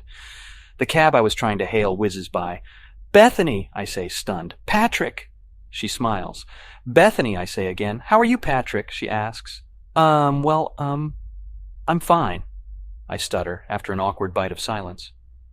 And you? Really well, thanks, she says. You know... Well, were you in there? I ask. Yeah, I was. She nods, then. It's good to see you. Are you living here? I ask, gulping. In Manhattan? Yes, she smiles. I'm working at Millbank Tweed. Oh, well, great. I look back over at Daisy, and I'm suddenly angry, remembering the lunch in Cambridge at Quarters, where Bethany, her arm in a sling, a faint bruise above her cheek, ended it all. Then, just as suddenly, I'm thinking, my hair. Oh, God, my hair. And I can feel the drizzle ruining it. Well, I gotta go. You're at P&P, right? She asks, then, you look great. Spotting another cab approaching, I back away. Yeah, well, you know. Let's have lunch, she calls out. What could be more fun? I say, unsure. The cab has noticed Daisy and stopped. I'll call you, she says. Whatever, I say. Some black guy has opened the cab door for Daisy, and she steps in daintily, and the black guy holds it open for me, too, while I get in, waving, nodding to Bethany. Tip, mister, the black guy asks. From you and the pretty lady? Yeah, I growl, trying to check my hair in the cab driver's rearview mirror. Here's a tip. Get a real job, you dumb fucking nigger. Then I slam the door myself and tell the cab driver to take us to the Upper West Side. Didn't you think it was interesting in that movie tonight how they were spies but they weren't spies? Daisy asks. And you can drop her off in Harlem, I tell the driver. I'm in my bathroom, shirtless in front of the Oro Bueno mirror, debating whether to take a shower and wash my hair since it looks shitty due to the rain. Tentatively, I smooth some mousse into it, then run a comb over the mousse. Daisy sits in the Louis Montoni brass and chrome chair by the futon, spooning macadamia brittle Haagen-Dazs ice cream into her mouth. She's wearing only a lace bra and a garter belt from Bloomingdale's. You know, she calls out, my ex-boyfriend Fiddler, at the party earlier tonight, he couldn't understand what I was doing there with a yuppie. I'm not really listening, but while staring at my hair, I manage, Oh, really? He said, she laughs. He said you gave him bad vibes. I sigh, then make a muscle. That's too bad. She shrugs and offhandedly admits. He used to do a lot of cocaine. He used to beat me up. I suddenly start paying attention until she says, But he never touched my face. I walk into the bedroom and start undressing. You think I'm dumb, don't you? She asks, staring at me, her legs, tan and aerobicized, slung over one of the chair's arms. What? I slip my shoes off, then bend down to pick them up. You think I'm dumb, she says. You think all models are dumb. No, I say, trying to contain my laughter. I really don't. You do, she insists. I can tell. I think you are. I stand there, my voice trailing off. Yes? She's grinning, waiting. I think you are totally brilliant and incredibly... Brilliant, I say in monotone. That's nice. She smiles serenely, licking the spoon. You have, well, a tender quality about you. Thanks. I take my pants off and fold them neatly, hanging them along with the shirt and tie over a black steel Philippe Starck clothes hanger. You know, the other day I caught my maid stealing a piece of bran toast from my wastebasket in the kitchen. Daisy takes this in, then asks, why? I pause, staring at her flat, well-defined stomach. Her torso is completely tan and muscular, so is mine. Because she said she was hungry. Daisy sighs and licks the spoon thoughtfully. You think my hair looks okay? I'm still standing there in just my Calvin Klein jockey shorts, hard-on bulging, and a $50 pair of Armani socks. Yeah, she shrugs. Sure. I sit on the edge of the futon and peel off the socks. I beat up a girl today who was asking people on the street for money. I pause, then measure each of the following words carefully. She was young and seemed frightened and had a sign that explained she was lost in New York and had a child, though I didn't see it. And she needed money for food or something, for a bus ticket to Iowa. I think it was Iowa, and I stop for a moment, balling the socks up, then unballing them. Daisy stares at me blankly for a minute before asking, and then? I pause, distracted, and then stand up. Before walking into the bathroom, I mutter, and then I beat the living shit out of her. I open the medicine cabinet for a condom, and as I re-enter the bedroom, say, she had misspelled disabled. I mean, that's not the reason I did what I did, but, you know. I shrug. She was too ugly to rape. Daisy stands up, placing the spoon next to the Haagen-Dazs carton on the Gilbert Road-designed nightstand. I point. No, put it in the carton. Oh, sorry, she says. She admires a Palizzetti vase while I slip on the condom. I get on top of her and we have sex, and lying beneath me she is only a shape, even with all the halogen lamps burning. Later, we are lying on opposite sides of the bed. I touch her shoulder. I think you should go home, I say. She opens her eyes, scratches her neck. I think I might hurt you, I tell her. I don't think I can control myself. She looks over at me and shrugs. Okay, sure. Then she starts to get dressed. I don't want to get too involved anyway, she says. I think something bad is going to happen, I tell her. She pulls her panties on, then checks her hair in the Nabolvev mirror, and nods. I understand. After she's dressed and minutes of pure, hard silence have passed, I say, not unhopefully, you don't want to get hurt, do you? She buttons up the top of her dress and sighs without looking over at me. That's why I'm leaving. I say, I think I'm losing it. Paul Owen.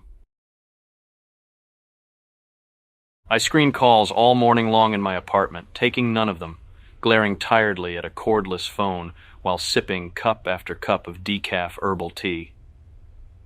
Afterwards, I went to the gym where I worked out for 2 hours. Then I had lunch at the health bar and could barely eat half of an endive with carrot dressing salad I ordered. I stopped at Barney's on my way back from an abandoned loft building I had rented a unit in somewhere around Hell's Kitchen. I had a facial. I played squash with Brewster Whipple at the Yale Club, and from there made reservations for 8 o'clock under the name Marcus Halberstam at Texarkana, where I'm going to meet Paul Owen for dinner. I choose Texarkana because I know that a lot of people I have dealings with are not going to be eating there tonight. Plus, I'm in the mood for their chili-wrapped pork and 1 or 2 Dixie beers. It's June, and I'm wearing a 2-button linen suit, a cotton shirt, a silk tie, and leather wingtips, all by Armani. Outside Texarkana, a cheerful black bum motions for me, explaining that he's Bob Hope's younger brother, No Hope. He holds out a styrofoam coffee cup. I think this is funny, so I give him a quarter. I'm 20 minutes late. From an open window on 10th Street, I can hear the last strains of A Day in the Life by the Beatles. The bar in Texarkana is empty, and in the dining area only 4 or 5 tables have people at them. Owen is at a booth in the back, complaining bitterly to the waiter, grilling him, demanding to know the exact reasons why they are out of the crawfish gumbo tonight. The waiter, a not bad-looking faggot, is at a loss and helplessly lisps an excuse. Owen is in no mood for pleasantries, but then neither am I.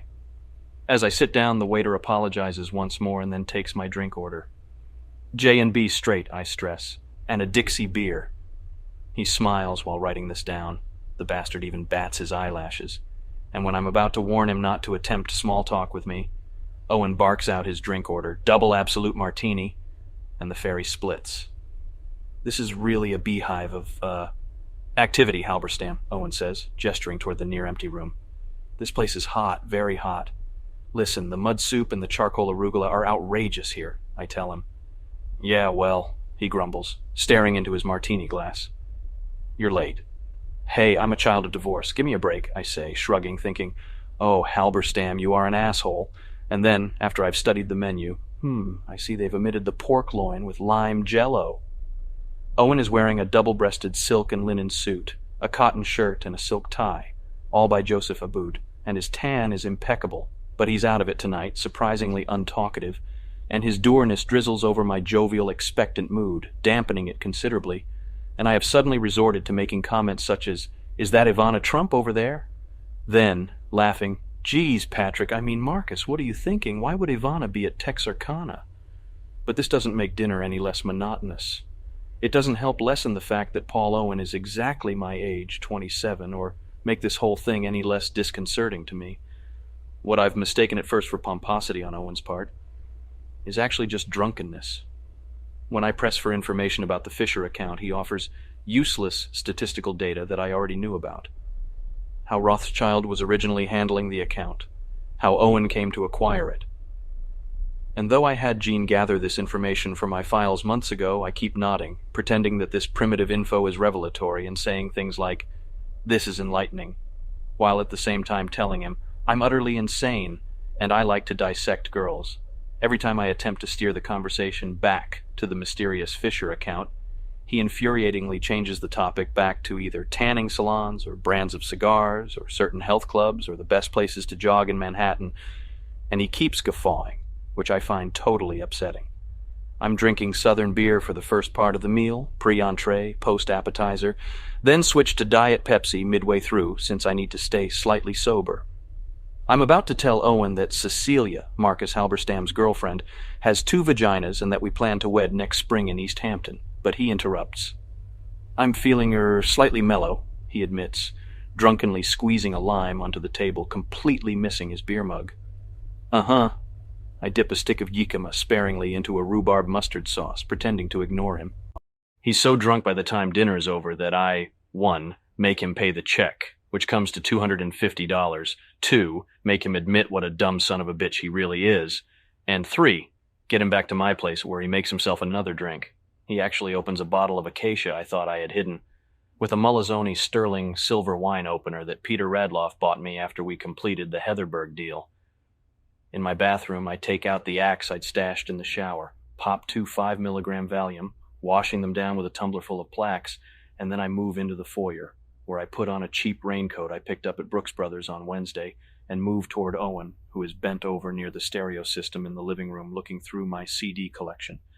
All the lights in the apartment on. The Venetian blinds closed. He straightens up and walks slowly backward, sipping from his wine glass, taking in the apartment, until he seats himself in a white aluminum folding chair I bought at the Conran's Memorial Day sale weeks ago.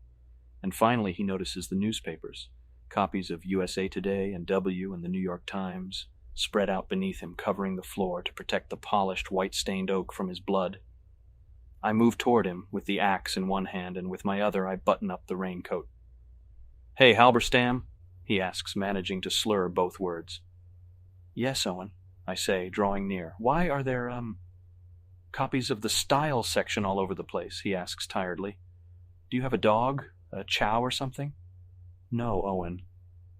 I move slowly around the chair until I'm facing him, standing directly in his line of vision, and he's so drunk he can't even focus in on the axe. He doesn't even notice once I've raised it high above my head, or when I change my mind and lower it to my waist, almost holding it as if it's a baseball bat, and I'm about to swing at an oncoming ball, which happens to be Owen's head.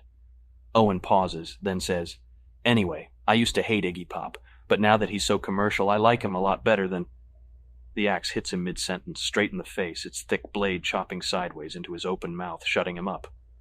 Paul's eyes look up at me, then involuntarily roll back into his head, then back at me. And suddenly his hands are trying to grab at the handle, but the shock of the blow has sapped his strength. There's no blood at first, no sound either, except for the newspapers under Paul's kicking feet, rustling, tearing. Blood starts to slowly pour out of the sides of his mouth shortly after the first chop, and when I pull the axe out, almost yanking Owen out of the chair by his head, and strike him again in the face, splitting it open, his arms flailing at nothing, blood sprays out in twin brownish geysers, staining my raincoat. This is accompanied by a horrible momentary hissing noise actually coming from the wounds in Paul's skull, places where bone and flesh no longer connect. And this is followed by a rude farting noise caused by a section of his brain, which due to pressure forces itself out, pink and glistening, through the wounds in his face. He falls to the floor in agony, his face just gray and bloody, except for one of his eyes, which is blinking uncontrollably. His mouth is a twisted red-pink jumble of teeth and meat and jawbone. His tongue hangs out of an open gash on the side of his cheek, connected only by what looks like a thick purple string. I scream at him only once. "Fucking stupid bastard! Fucking bastard!" I stand there waiting, staring up at the crack above the arnica that the superintendent hasn't fixed yet. It takes Paul 5 minutes to finally die. Another 30 to stop bleeding. I take a cab to Owen's apartment on the Upper East Side, and on the ride across Central Park in the dead of this stifling June night, in the back of the taxi, it hits me that I'm still wearing the bloody raincoat. At his apartment, I let myself in with the keys I took from the corpse's pocket, and once inside, I douse the coat with lighter fluid and burn it in the fireplace. The living room is very spare, minimalist.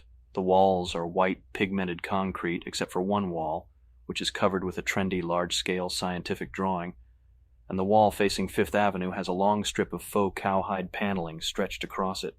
A black leather couch sits beneath it.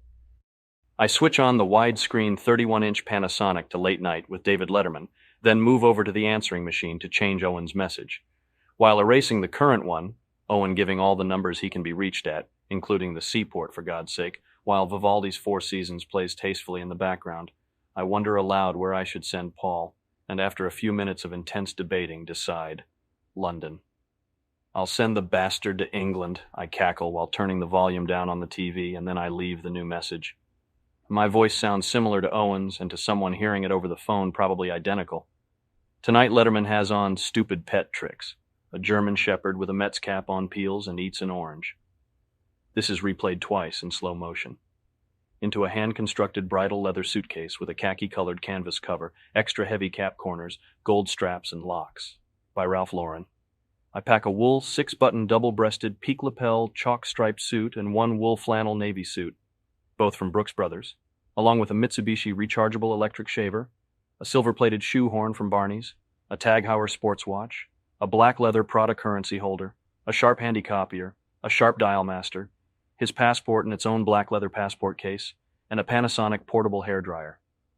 I also steal for myself a Toshiba portable compact disc player with one of the discs from the original cast recording of Les Miserables still in it.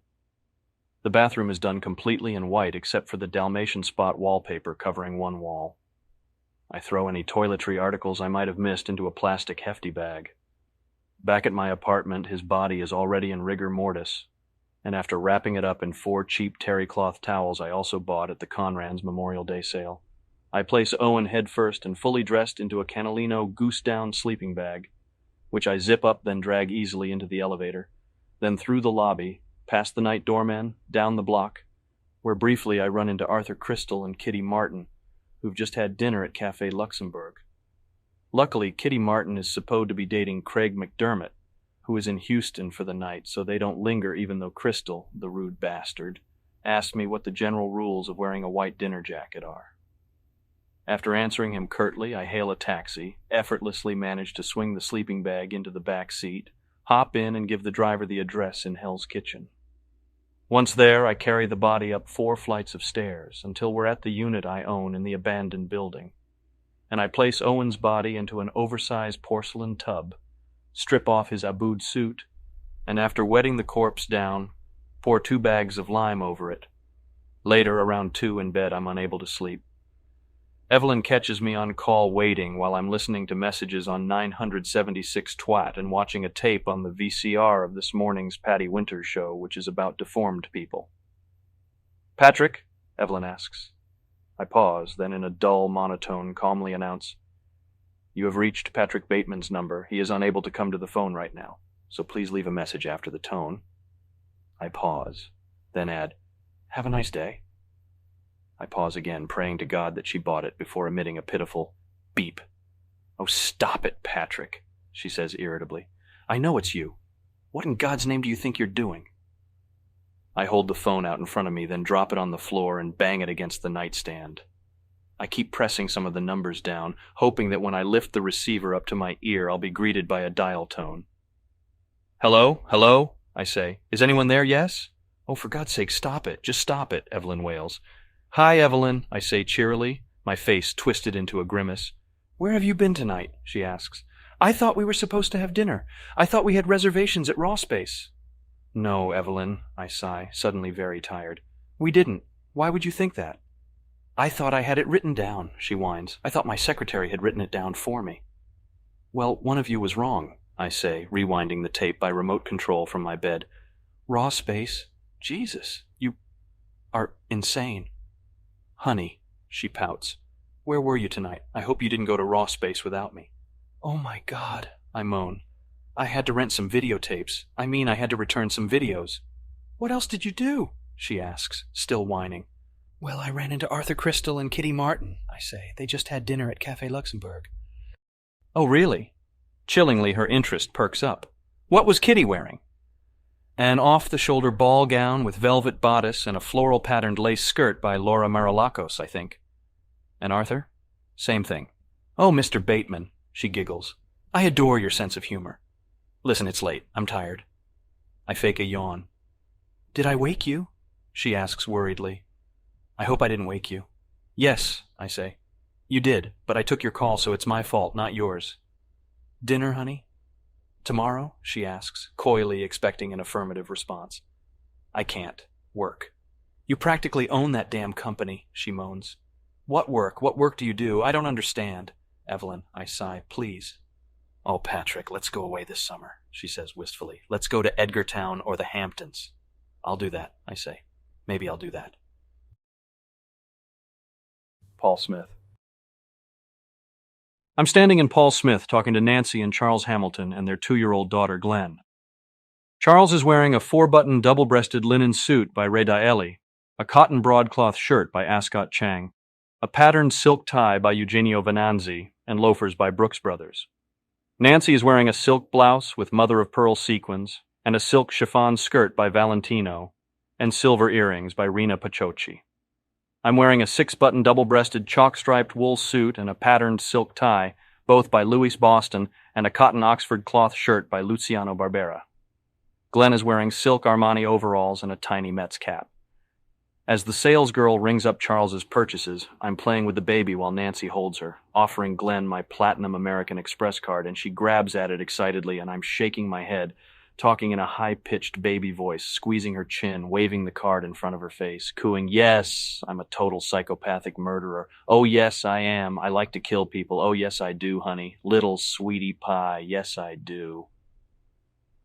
After the office today, I played squash with Ricky Hendricks, then had drinks with Stephen Jenkins at Flutie's, and I'm supposed to meet Bonnie Abbott for dinner at Pooncakes, the new Bishop Sullivan restaurant in Gramercy Park, at 8 o'clock.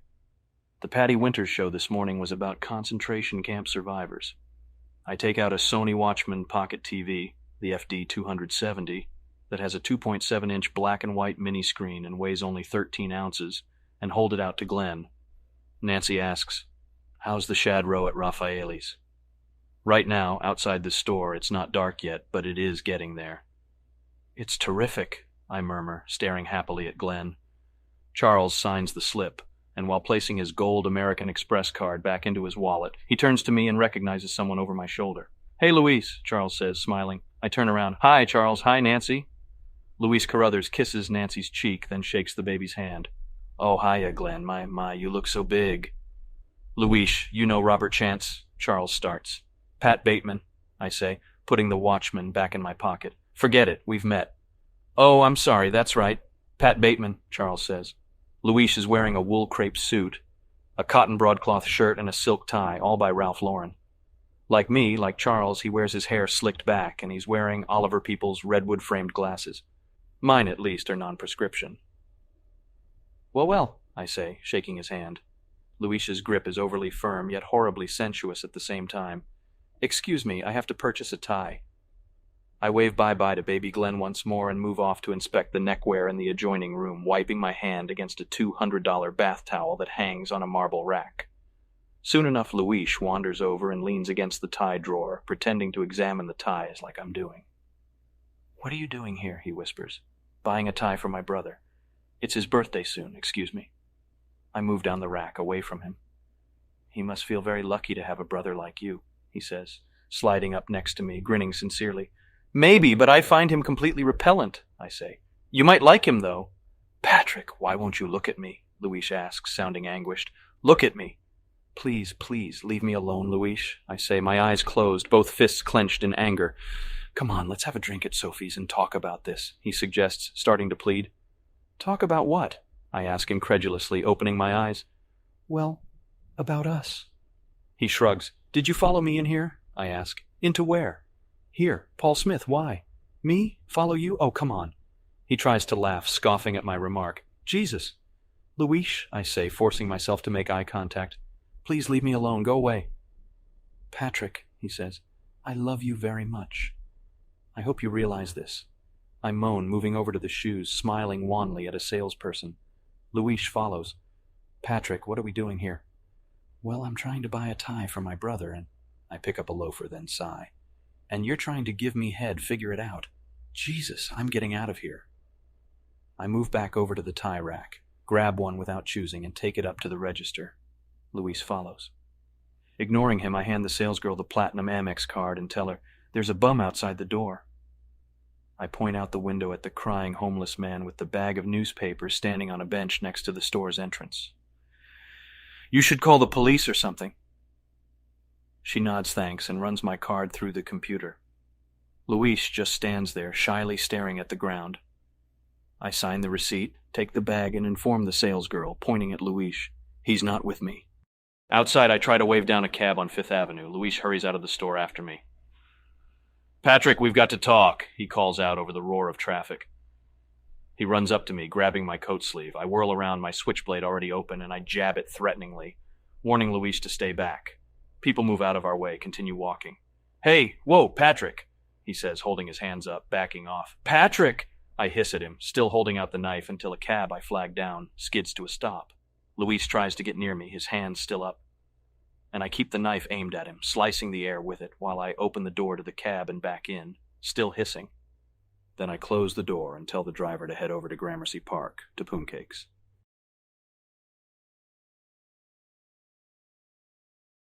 Birthday Brothers. I spend all day thinking about what kind of table my brother Sean and I will be seated at tonight in the Quilted Giraffe. Since it's his birthday and he happens to be in the city, my father's accountant, Charles Conroy, and the trustee of his estate, Nicholas Lee, both called last week and mutually suggested that it would be in everyone's best interest to use this date as an excuse to find out what Sean's doing with his life and perhaps to ask a pertinent question or two. And though both of these men know I despise Sean and that the feeling is unambiguously reciprocated, it would be a good idea to get him to come to dinner, and as a lure, as bait in case he refuses, by mentioning not lightly that something bad has happened. I was on a conference call to Conroy and Lee last Wednesday afternoon. "Something bad? Like what?" I asked, trying to concentrate on the numbers sliding across my monitor while simultaneously waving Jean away even though she was holding a sheaf of papers I was supposed to sign. "That all Michelob breweries in the Northeast are closing?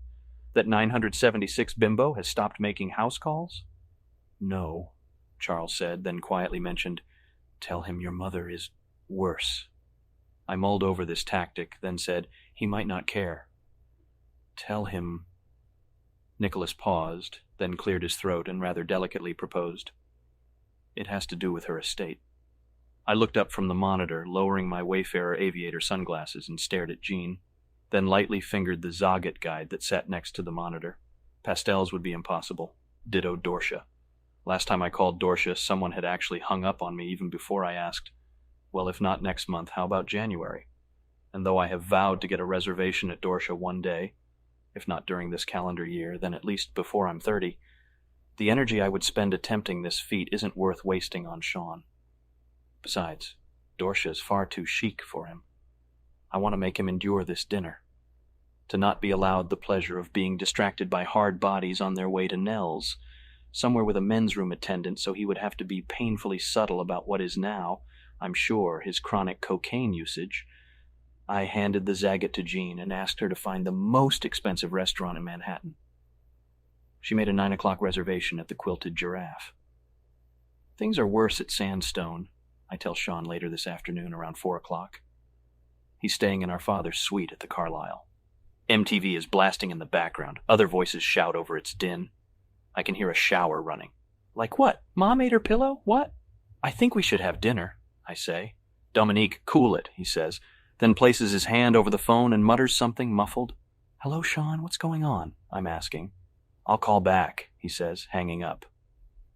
I happen to like the tie I bought Sean at Paul Smith last week, and I've decided not to give it to him, though the idea of the asshole, say, hanging himself with it pleases me greatly. In fact, I decide to wear it to the Quilted Giraffe tonight. Instead of the tie, I'm going to bring him a Casio QD1 150 quick dialer combination wristwatch, calculator, and data bank. It dials touch-tone phones sonically when held up to a mouthpiece, and it stores up to 50 names and numbers. I start laughing while putting this useless gift back into its box, thinking to myself that Sean doesn't even have 50 acquaintances. He couldn't even name 50 people. The Patty Winters show this morning was about salad bars. Sean calls at 5 from the racket club and tells me to meet him at Dorsia tonight. He just talked to Bryn, the owner, and reserved a table at 9. My mind is a mess. I don't know what to think or how to feel. The Patty Winters show this morning was about salad bars. Later, Dorsia, 9:30. Sean is half an hour late. The maitre d' refuses to seat me until my brother arrives. My worst fear, a reality. A prime booth across from the bar sits there, empty, waiting for Sean to grace it with his presence. My rage is controlled, barely, by a Xanax and an Absolute on the rocks. While taking a piss in the men's room, I stare into a thin, web-like crack above the urinal's handle and think to myself that if I were to disappear into that crack, say somehow miniaturize and slip into it, the odds are good that no one would notice I was gone. No. One would care. In fact, some, if they noticed my absence, might feel an odd, indefinable sense of relief. This is true. The world is better off with some people gone. Our lives are not all interconnected. That theory is a crock. Some people truly do not need to be here. In fact, one of them, my brother, Sean, is sitting in the booth he reserved when I come out of the men's room after I've phoned the apartment and checked for messages. Evelyn's suicidal. Courtney wants to buy a chow. Louise suggests dinner on Thursday. Sean is already chain-smoking, and I'm thinking to myself, damn, why didn't I request a table in the non-smoking section? He's shaking hands with the maitre d' as I walk over, but doesn't even bother to introduce us. I sit down and nod. Sean nods too, having already ordered a bottle of Cristal, knowing that I'm paying, also knowing, I'm sure, that I know he doesn't drink champagne. Sean, who is now 23, went to Europe last fall, or at least this is what Charles Conroy said Sean told him, and though Charles did receive a substantial bill from the Plaza Athene, the signature on the receipts didn't match Sean's, and no one really seemed to know how long Sean was actually in France, or even if he had spent real time there. Afterwards, he bummed around, then re-enrolled at Camden for about 3 weeks. Now he's in Manhattan before flying to either Palm Beach or New Orleans. Predictably tonight, he's alternately moody and insistently arrogant. He has also, I've just noticed, started to pluck his eyebrows. He no longer has only one. The overwhelming urge I have to mention this to him is quelled only by squeezing my hand into a fist so tightly that I break the skin on the palm of my hand, and the biceps of my left arm bulges, then rips through the cloth of the linen Armani shirt I have on. "So you like this place?" he asks, grinning. "My favorite," I joke through clenched teeth. "Let's order," he says, not looking at me, waving to a hardbody who brings over 2 menus and a wine list, while smiling appreciatively at Sean, who in turn ignores her totally. I open the menu and, damn it, it's not prix-fixe, which means that Sean orders the lobster with caviar and peach ravioli as an appetizer, and the blackened lobster with strawberry sauce as an entree, the 2 most expensive items on the menu. I order the quail sashimi with grilled brioche and the baby soft-shell crabs with grape jelly. A hardbody opens the bottle of Cristal and pours it into crystal tumblers, which I guess is supposed to be cool. After she leaves, Sean notices me staring at him in a vaguely disapproving manner. "What?" he asks. "Nothing," I say. "What is it, Patrick?" He spaces the words out obnoxiously. Lobster to start with, and for an entree? What do you want me to order, the Pringle potato chip appetizer? 2 lobsters? These matchbooks are slightly larger than the lobster they serve here, he says. Besides, I'm not that hungry. Even more of a reason. I'll fax you an apology. Still, Sean. Rock and roll. I know, rock and roll. Deal with it, right? I say, holding up a hand while sipping the champagne. I wonder if it's not too late to ask one of the waitresses to bring a piece of cake over here with a candle in it. Just to embarrass the shit out of him. To put the little bastard in his place. But instead, I put the glass down and ask, listen, so, oh Jesus. I breathe in, then force out, what did you do today? Played squash with Richard Lindquist. He shrugs contemptuously. Bought a tuxedo. Nicholas Lee and Charles Conroy want to know if you're going to the Hamptons this summer. Not if I can help it, he says, shrugging.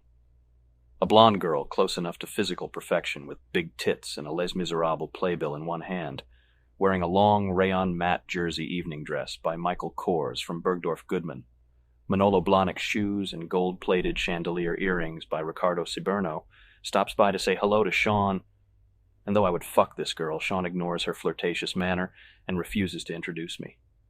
During this encounter, Sean is completely rude. Yet the girl leaves smiling, raising a gloved hand. We'll be at Mortimer's. Later. He nods, staring at my water glass, then waves down a waiter and orders a scotch straight. Who was that? I ask. Some babe who went to Stevens. Where did you meet her? Playing pool at MK? He shrugs. Is she a DuPont? I ask. Why, do you want her number? No, I just wanted to know if she's a DuPont. She might be, I don't know.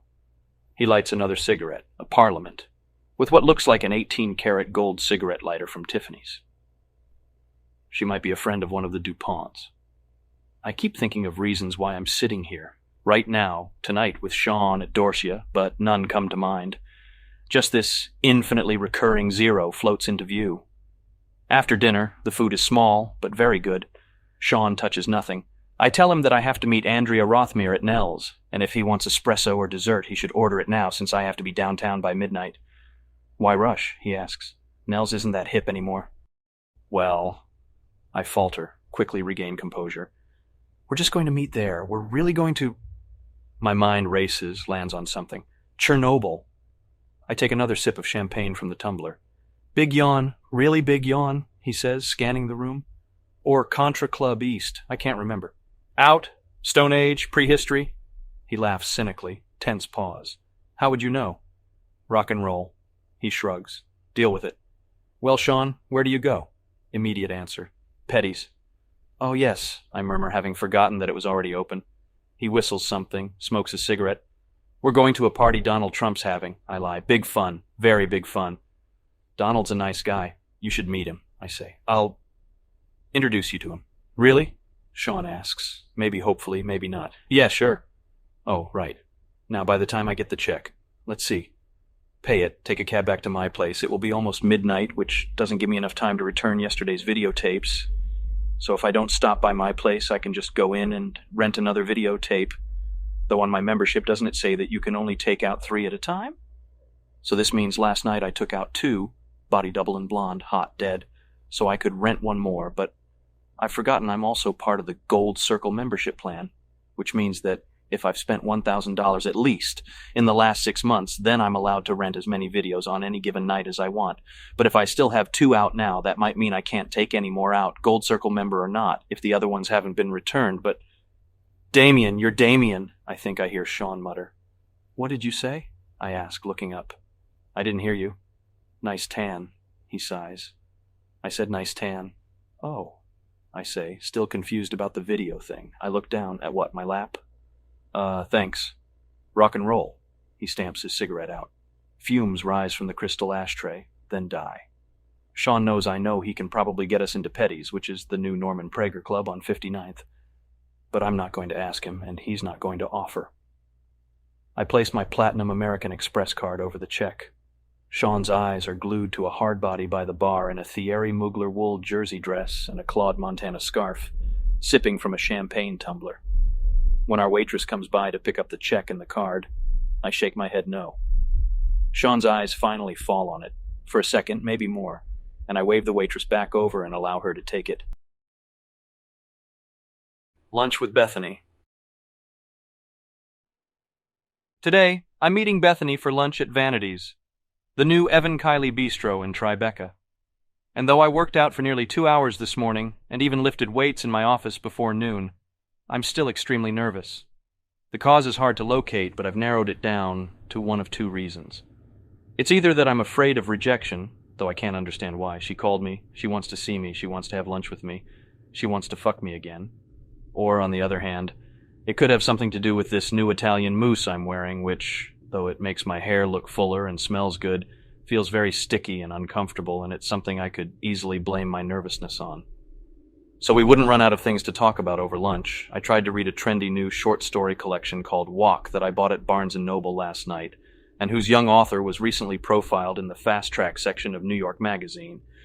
But every story started off with the line, "When the moon hits your eye like a big pizza pie," and I had to put this slim volume back into my bookshelf and drink a J&B on the rocks, followed by 2 Xanax to recover from the effort.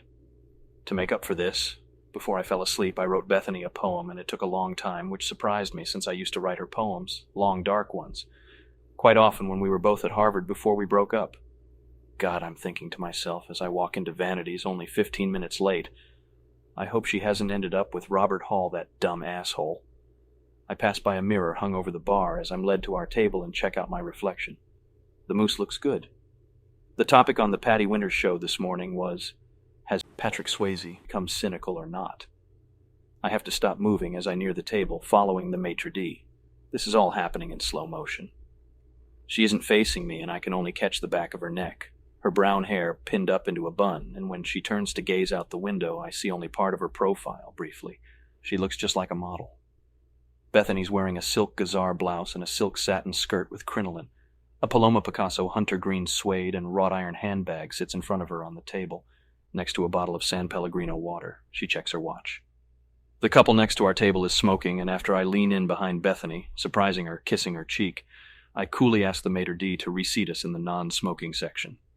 I'm suave, but loud enough for the nicotine addicts to hear me and hopefully feel a slight twinge of embarrassment about their filthy habit. "Well?" I ask, standing there, arms crossed, tapping my foot impatiently. "I'm afraid there is no non-smoking section, sir," the maitre d' informs me. I stop tapping my foot and slowly scan the restaurant, the bistro, wondering how my hair really looks, and suddenly I wish I had switched mousses, because since I last saw my hair seconds ago, it feels different, as if its shape was somehow altered on the walk from bar to table. A pang of nausea that I'm unable to stifle washes warmly over me. But since I'm really dreaming all this, I'm able to ask. "So you say there's no non-smoking section, is this correct?" "Yes, sir." The maitre d', younger than myself, faggy, innocent, an actor no doubt, adds, "I'm sorry." "Well, this is very interesting. I can accept this." I reach into my back pocket for my gazelle skin wallet and press a 20 into the maitre d's uncertain fist. He looks at the bill, confused, then murmurs, "Thank you," and walks away as if in a daze. "No, thank you," I call out and take my seat across from Bethany, nodding courteously to the couple next to us, and though I try to ignore her for as long as etiquette allows, I can't. Bethany looks absolutely stunning, just like a model. Everything's murky. I'm on edge, feverish, romantic notions. "Didn't you smoke at Harvard?" is the first thing she says. "Cigars," I say. "Only cigars." "Oh," she says. "But I quit that," I lie, breathing in hard, squeezing my hands together. "That's good," she nods. "Listen, did you have any trouble getting reservations?" I ask, and I am fucking shaking. I put my hands on the table like a fool, hoping that under her watchful gaze they will stop trembling. "You don't need reservations here, Patrick," she says soothingly, reaching out a hand, covering one of mine with hers. "Calm down, you look like a wild man." "I'm calm," I say, breathing in hard, trying to smile, and then, involuntarily, unable to stop myself, ask, "How's my hair?" "Your hair is fine," she says. "Shh, it's okay." "All right, I am all right." I try to smile again, but I'm sure it looks just like a grimace. After a short pause, she comments, "That's a nice suit, Henry Stewart?" "No," I say, insulted, touching its lapel. "Garrick Anderson." "It's very nice," she says, and then genuinely concerned. Are you okay, Patrick? You just twitched. Listen, I'm frazzled. I just got back from Washington. I took the Trump shuttle this morning, I tell her, unable to make eye contact, all in a rush. It was delightful. The service, really fabulous. I need a drink. She smiles, amused, studying me in a shrewd way. Was it? She asks. Not totally, I sense, without smugness. Yes. I can't really look at her, and it takes immense effort to unfold the napkin, lay it across my lap, reposition it correctly, busy myself with the wine glass, praying for a waiter, the ensuing silence causing the loudest possible sound. So, did you watch the Patty Winters show this morning? No, I was out jogging, she says, leaning in. It was about Michael J. Fox, right? No, I correct her. It was about Patrick Swayze. Oh, really? She asks. Then, it's hard to keep track. You're sure? Yes, Patrick Swayze. I'm positive. How was it? Well, it was very interesting, I tell her, breathing in air. It was almost like a debate about whether he's gotten cynical or not. Do you think he has? She asks, still smiling. Well, no, I'm not sure, I start nervously. It's an interesting question. It wasn't explored fully enough. I mean, after Dirty Dancing, I wouldn't think so, but with Tiger Warsaw, I don't know, I might be crazy, but I thought I detected some bitterness, I'm not sure.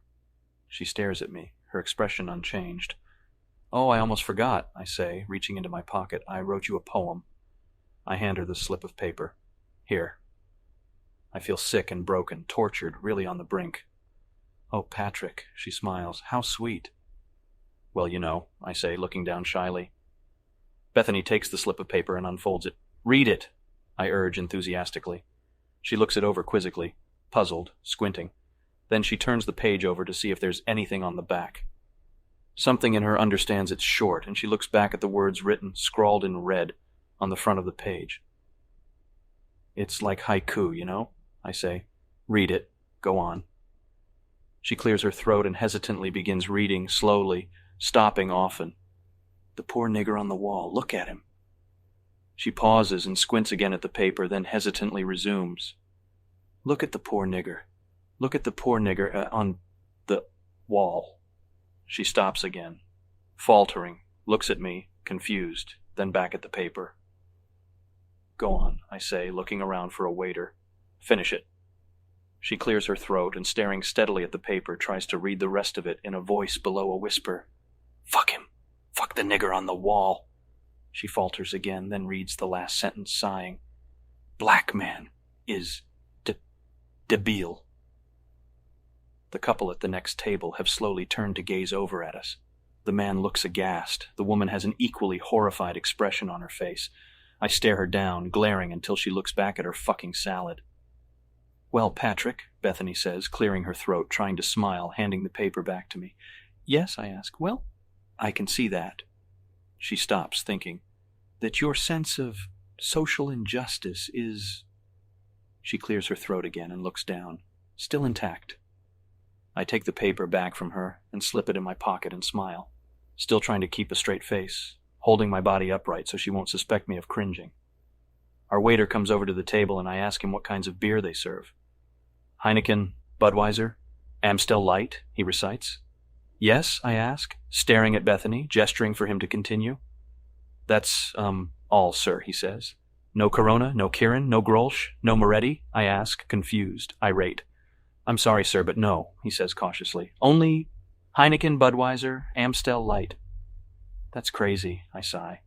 I'll have a J&B on the rocks. No, an absolute martini. No, a J&B straight up. And I'll have another San Pellegrino, Bethany says. I'll have the same thing, I quickly add, my leg jerking up, then down uncontrollably beneath the table. Okay, would you like to hear the specials? He asks. By all means, I spit out, then calming down, smile reassuringly at Bethany. You're sure? He laughs.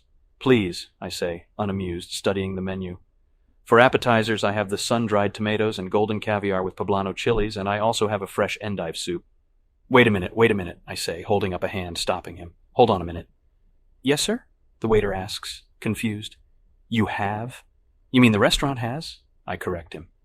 You don't have any sun-dried tomatoes? The restaurant does. You don't have the poblano chilies? The restaurant does. Just, clarify. The waiter, stunned, looks at Bethany, who handles the situation deftly by asking him, So how is the endive soup served? Cold, the waiter says, not fully recovered from my outburst, sensing he's dealing with someone very, very on edge. He stops again, uncertain. Go on, I urge. Please go on. It's served cold, he starts again. And for entrees we have monkfish with mango slices and red snapper sandwich on brioche with maple syrup and... He checks his pad again. Cotton. Sounds delicious. Cotton, I say, rubbing my hands together eagerly. Bethany? I'll have the ceviche with leeks and sorrel, Bethany says, and the endive with walnut dressing. Sir? The waiter asks tentatively. I'll have... I stop, scan the menu quickly. I'll have the squid with pine nuts, and can I have a slice of goat cheese of chèvre? I glance over at Bethany to see if she flinches at my mispronunciation. With that and some salsa on the side. The waiter nods, leaves. We're left alone. Well, she smiles, then notices the table slightly shaking. What's wrong with your leg? My leg? Oh. I look down at it, then back at her. It's the music. I like the music a lot, the music that's playing. What is it, she asks, tilting her head, trying to catch a refrain of the New Age muzak coming from the speakers hooked to the ceiling over the bar. I think it's Belinda Carlisle, I guess. I'm not sure. But, she starts, then stops. Oh, forget it. But what? But I don't hear any singing. She smiles, looks down demurely. I hold my leg still and pretend to listen. But it's one of her songs, I say, then lamely add, I think it's called Heaven is a Place on Earth. You know it. Listen, she says. Have you gone to any concerts lately? No, I say, wishing she hadn't brought this, of all topics, up. I don't like live music. Live music? She asks, intrigued, sipping San Pellegrino water. Yeah, you know, like a band, I explain, sensing from her expression that I'm saying totally the wrong things. Oh, I forgot, I did see you two. How were they? She asks. I liked the new CD a lot. They were great, just totally great, just totally... I pause, unsure of what to say. Bethany raises her eyebrows quizzically, wanting to know more. Just totally Irish? I've heard they're quite good live, she says, and her own voice has a light musical lilt to it. Who else do you like? Oh, you know, I say, completely stuck. The Kingsmen, Louie, that sort of stuff. Gosh, Patrick, she says, looking at every part of my face. What? I panic, immediately touching my hair. Too much mousse? You don't like the Kingsmen? No, she laughs. I just don't remember you being so tan back at school. I had a tan then, didn't I? I ask. I mean, I wasn't Casper the Ghost or anything, was I? I put my elbow on the table and flex my biceps, asking her to squeeze the muscle. After she touches it, reluctantly, I resume my questions. Was I really not that tan at Harvard? I ask mock-worriedly, but worriedly. No, she laughs. You were definitely the George Hamilton of the class of '84. Thanks, I say, pleased. The waiter brings our drinks, 2 bottles of San Pellegrino water, scene 2. So, you're at Mill, on the water? Taffeta? What is it? I ask. Her body, her skin tone seem firm and rosy. Millbank Tweed, she says. That's where I am. Well, I say, squeezing a lime into my glass. That's just wonderful. Law school really paid off? And you're at P&P? She asks. Yes, I say. She nods, pauses, wants to say something, debates whether she should, then asks, all in a matter of seconds, but doesn't your family own... I don't want to talk about this, I say, cutting her off, but yes, Bethany, yes. And you still work at P&P, she asks. Each syllable is spaced so that it bursts, booming sonically into my head. Yes, I say, looking furtively around the room, but... She's confused. Didn't your father... Yes, of course, I say, interrupting. Have you had the focaccia at Poon Cakes? Patrick. Yes? What's wrong? I just don't want to talk about... I stop. About work. Why not? Because I hate it, I say. Now listen, have you tried Poon Cakes yet? I think Miller underrated it. Patrick, she says slowly, if you're so uptight about work, why don't you just quit? You don't have to work. Because, I say, staring directly at her, I want to fit in. After a long pause, she smiles. I see. There's another pause. This one I break. Just look at it as, well, a new approach to business, I say. How? She stalls. Sensible. She stalls again. How, practical? Lunch is alternately a burden, a puzzle that needs to be solved, an obstacle, and then it floats effortlessly into the realm of relief, and I'm able to give a skillful performance. My overriding intelligence tunes in and lets me know that it can sense how much she wants me. But I hold back, uncommitted. She's also holding back, but flirting nonetheless. She has made a promise by asking me to lunch, and I panic once the squid is served, certain that I will never recover unless it's fulfilled. Other men notice her as they pass by our table. Sometimes I coolly bring my voice down to a whisper. I'm hearing things. Noise, mysterious sounds inside my head. Her mouth opens, closes, swallows liquid, smiles, takes me in like a magnet covered with lipstick, mentions something involving fax machines. Twice. I finally order a J&B on the rocks, then a cognac. She has mint coconut sorbet. I touch, hold her hand across the table, more than a friend. Sun pours into vanities. The restaurant empties out. It nears 3. She orders a glass of Chardonnay, then another, then the check. She has relaxed, but something happens.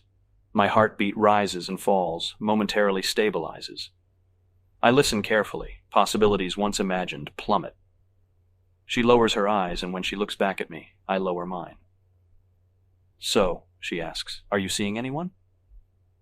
"My life is essentially uncomplicated," I say thoughtfully, caught off guard. "What does that mean?" she asks. I take a sip of cognac and smile secretly to myself, teasing her, dashing her hopes, her dreams of being reunited.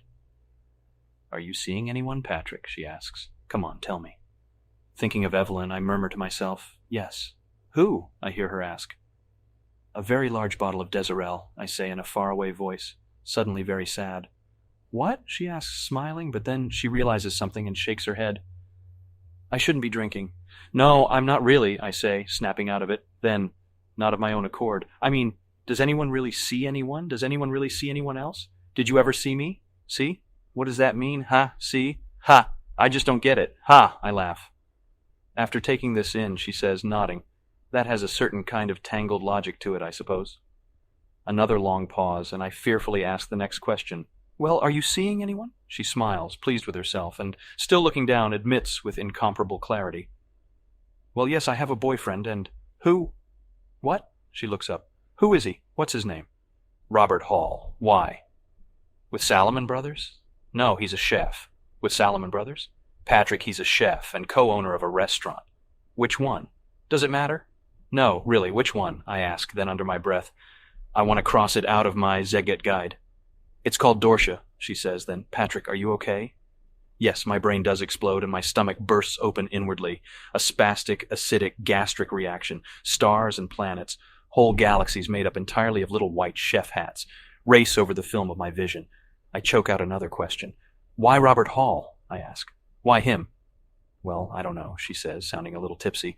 "I guess it has to do with being 27 and, yeah, so am I. So is half of Manhattan. So what?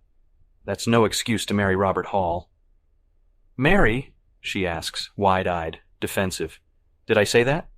Didn't you say marry?" "No, I didn't, but who knows?" She shrugs. "We might." Terrific. "As I was saying, Patrick," she glares at me, but in a playful way that makes me sick, "I think you know that, well, time is running out. That biological clock just won't stop ticking," she says, and I'm thinking, my God, it took only 2 glasses of Chardonnay to get her to admit this? Christ, what a lightweight. "I want to have children." "With Robert Hall?" I ask, incredulous. "You might as well do it with Captain Lou Albano, for Christ's sakes." "I just don't get you, Bethany." She touches her napkin, looking down and then out onto the sidewalk where waiters are setting up tables for dinner. I watch them too. "Why do I sense hostility on your part, Patrick?" she asks softly, then sips her wine. "Maybe because I'm hostile," I spit out. "Maybe because you sense this." "Jesus, Patrick," she says, searching my face, genuinely upset. "I thought you and Robert were friends." "What?" I ask. I'm confused. "Weren't you and Robert friends?" I pause, doubtful. "Were we?" "Yes, Patrick, you were." Robert Hall, Robert Hall, Robert Hall," I mutter to myself, trying to remember. "Scholarship student? President of our senior class?" I think about it a second longer, then add, "Weak chin?" "No, Patrick," she says. "The other Robert Hall." "I'm confusing him with the other Robert Hall?" I ask. "Yes, Patrick," she says, exasperated. Inwardly cringing, I close my eyes and sigh.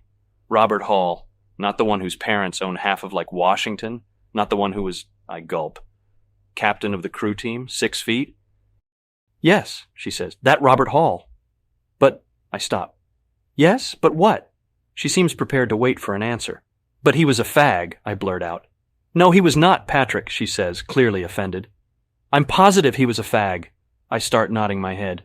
Why are you so positive, she asks, not amused. Because he used to let frat guys, not the ones in my house, like, gang bang him at parties and tie him up and stuff. At least, that's what I've heard, I say sincerely. And then, more humiliated than I have ever been in my entire life, I confess. Listen, Bethany, he offered me a blowjob once in the, civics section of the library. Oh my God, she gasps, disgusted. Where's the check? Didn't Robert Hall get kicked out for doing his thesis on Babar? Or something like Babar, I ask. Babar the elephant, oh Jesus, French elephant? What are you talking about? Listen to me, I say. Didn't he go to business school at Kellogg, at Northwestern, right? He dropped out, she says without looking at me. Listen, I touch her hand. She flinches and pulls back. I try to smile. Robert Hall's not a fag. I can assure you of that, she says a tad too smugly. How can anyone get indignant over Robert Hall? Instead of saying, oh yeah, you dumb sorry bitch, I say soothingly. I'm sure you can. Then, tell me about him. I want to know how things stand with the two of you. And then, smiling, furious, full of rage, I apologize.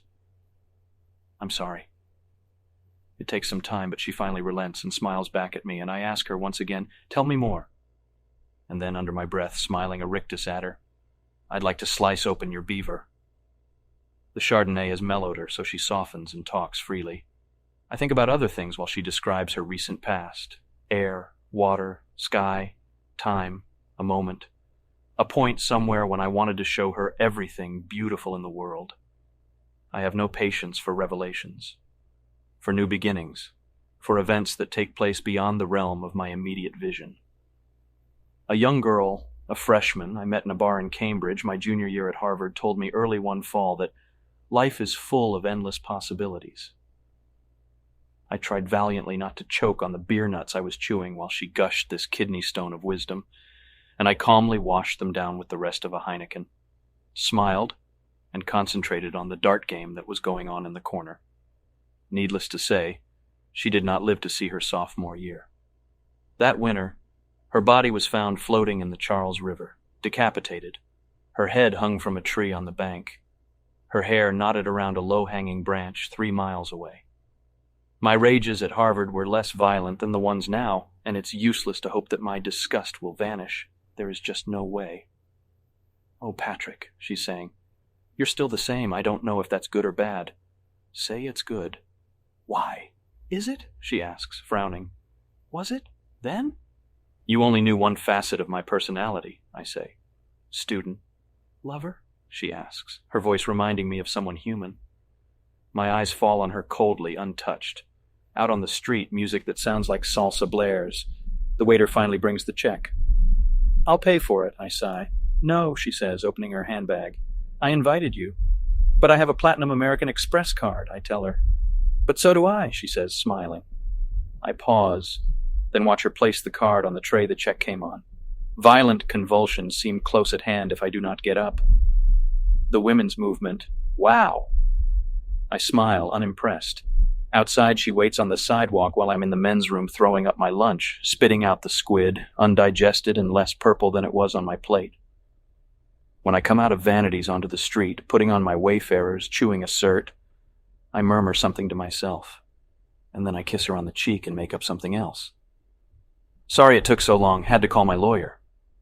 Oh? She acts concerned, the dumb bitch. Just a friend of mine. I shrug. Bobby Chambers, he's in prison. Some friends of his, well mainly me, are trying to remount his defense, I say with another shrug, then changing the subject. Listen. Yes? She asks, smiling. It's late. I don't want to go back to the office, I say, checking my Rolex. The sun, setting, glints off it, momentarily blinding her. Why don't you come up to my place? What? She laughs. Why don't you come up to my place? I suggest again. Patrick. She laughs suggestively. Are you serious? I have a bottle of Puy Fuis, chilled, huh? I say, arching my eyebrows. Listen, that line might have worked at Harvard, but... She laughs, then continues. We're older now and... She stops. And what? I ask. I shouldn't have had that wine at lunch, she says again. We start walking. It's 100 degrees outside, impossible to breathe. It's not day, it's not night. The sky seems yellow. I hand a beggar on the corner of Duane and Greenwich $1 just to impress her. Listen, come over, I say again, almost whining. Come on over. I can't, she says. The air conditioning in my office is broken, but I can't. I'd like to, but I can't. Oh, come on, I say, grabbing her shoulders, giving them a good-natured squeeze. Patrick, I have to be back at the office, she groans, protesting weakly. But you'll be sweltering in there, I point out. I have no choice. Come on. Then trying to entice her. I have a 1940s Durgan Gorham 4-piece sterling silver tea and coffee set I'd like to show you. I can't, she laughs, putting on her sunglasses. Bethany, I say, warning her. Listen, she says, relenting. I'll buy you a Dove bar. Have a Dove bar instead. I'm appalled. Do you know how many grams of fat, of sodium, are in the chocolate covering alone? I gasp, mock horrified. Come on, she says. You don't need to worry about that. No, you come on, I say, walking in front of her for a little while so she won't sense any aggressiveness on my part. Listen, come by for a drink, and then we'll walk over to Dorsia and I'll meet Robert, okay? I turn around, still walking, but backward now. Please? Patrick, she says, you're begging. I really want to show you that Durgan Gorham tea set. I pause. Please? I pause again. It cost me $3,500. She stops walking because I stop, looks down, and when she looks back up her brow, both cheeks are damp with a layer of perspiration, a fine sheen. She's hot. She sighs, smiling to herself. She looks at her watch. Well? I ask. If I did, she starts. Yes? I ask, stretching the word out. If I did, I have to make a phone call. No, negative, I say, waving down a cab. Call from my place. Patrick, she protests, there's a phone right over there. Let's go now, I say. There's a taxi. In the cab heading toward the Upper West Side, she says, I shouldn't have had that wine. Are you drunk? No, she says, fanning herself with a playbill from Les Miserables someone left in the back seat of the cab, which isn't air-conditioned, and even with both windows open, she keeps fanning herself. Just slightly tipsy. We both laugh for no reason, and she leans into me, then realizes something and pulls back. You have a doorman, right? She asks suspiciously. Yes. I smile, turned on by her unawareness of just how close to peril she really is. Inside my apartment. She moves into the living room area, nodding her head approvingly, murmuring, Very nice, Mr. Bateman, very nice. Meanwhile, I'm locking the door, making sure it's bolted shut. Then I move over to the bar and pour some J&B into a glass while she runs her hand over the Wurlitzer jukebox, inspecting it. I've started growling to myself, and my hands are shaking so badly I decide to forego any ice, and then I'm in the living room, standing behind her while she looks up at the David Annika that's hung above the fireplace. She cocks her head, studying it. Then she starts giggling and looks at me, puzzled, then back at the Annika, still laughing. I don't ask what's wrong. I could care less. Downing the drink in a single gulp, I move over to the Anaholian white oak armoire where I keep a brand new nail gun I bought last week at a hardware store near my office in Wall Street. After I've slipped on a pair of black leather gloves, I make sure the nail gun is loaded. Patrick? Bethany asks, still giggling. Yes, I say, then. Darling? Who hung the Annika? She asks. You like it? I ask. It's fine, but...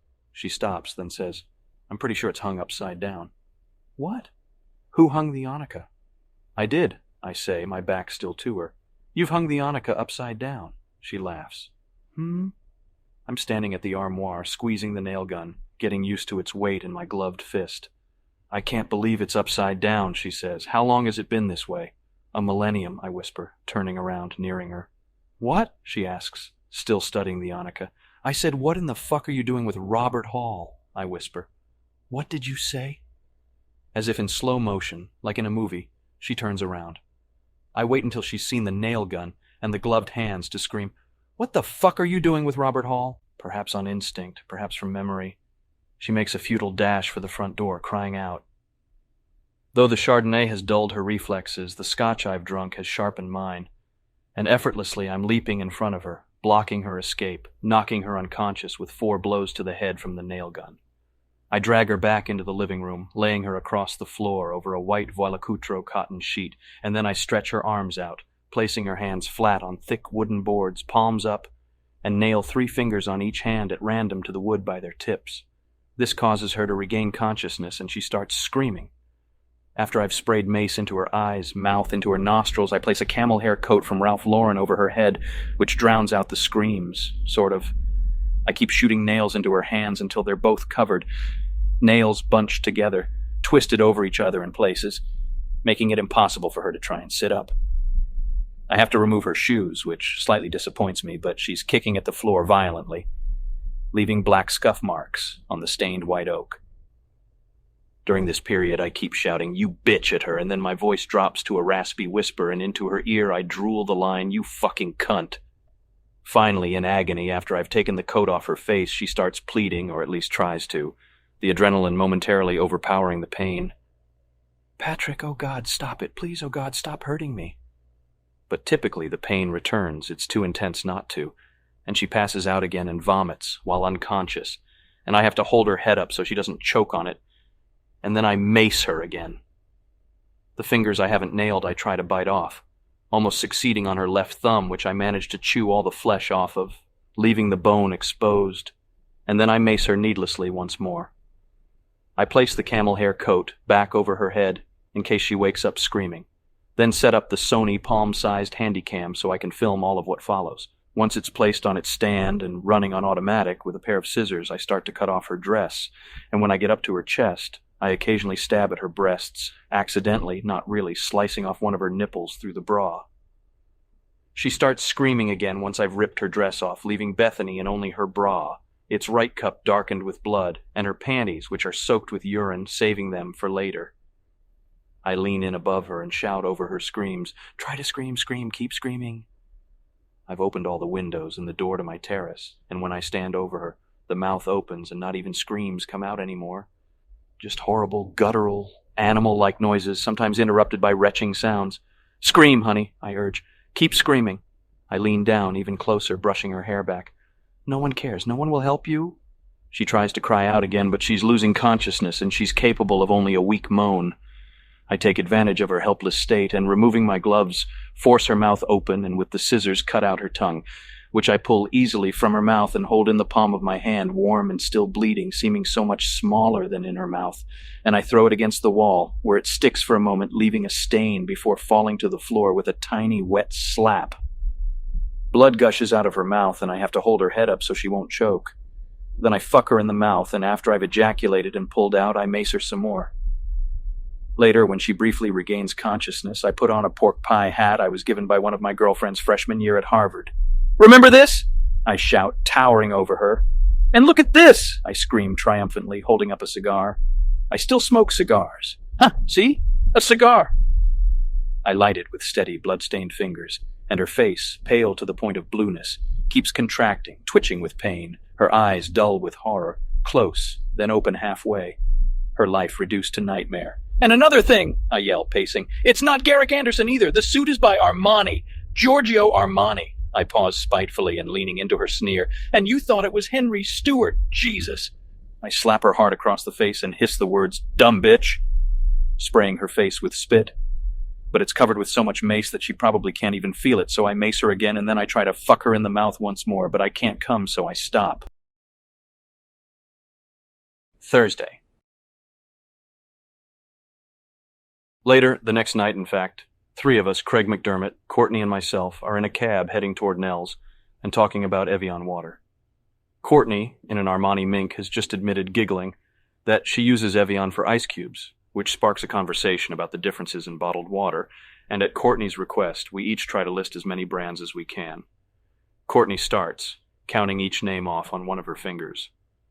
"Well, there's Sparcel, Perrier, San Pellegrino, Poland Spring, Calistoga." She stops, stuck, and looks over at McDermott for help.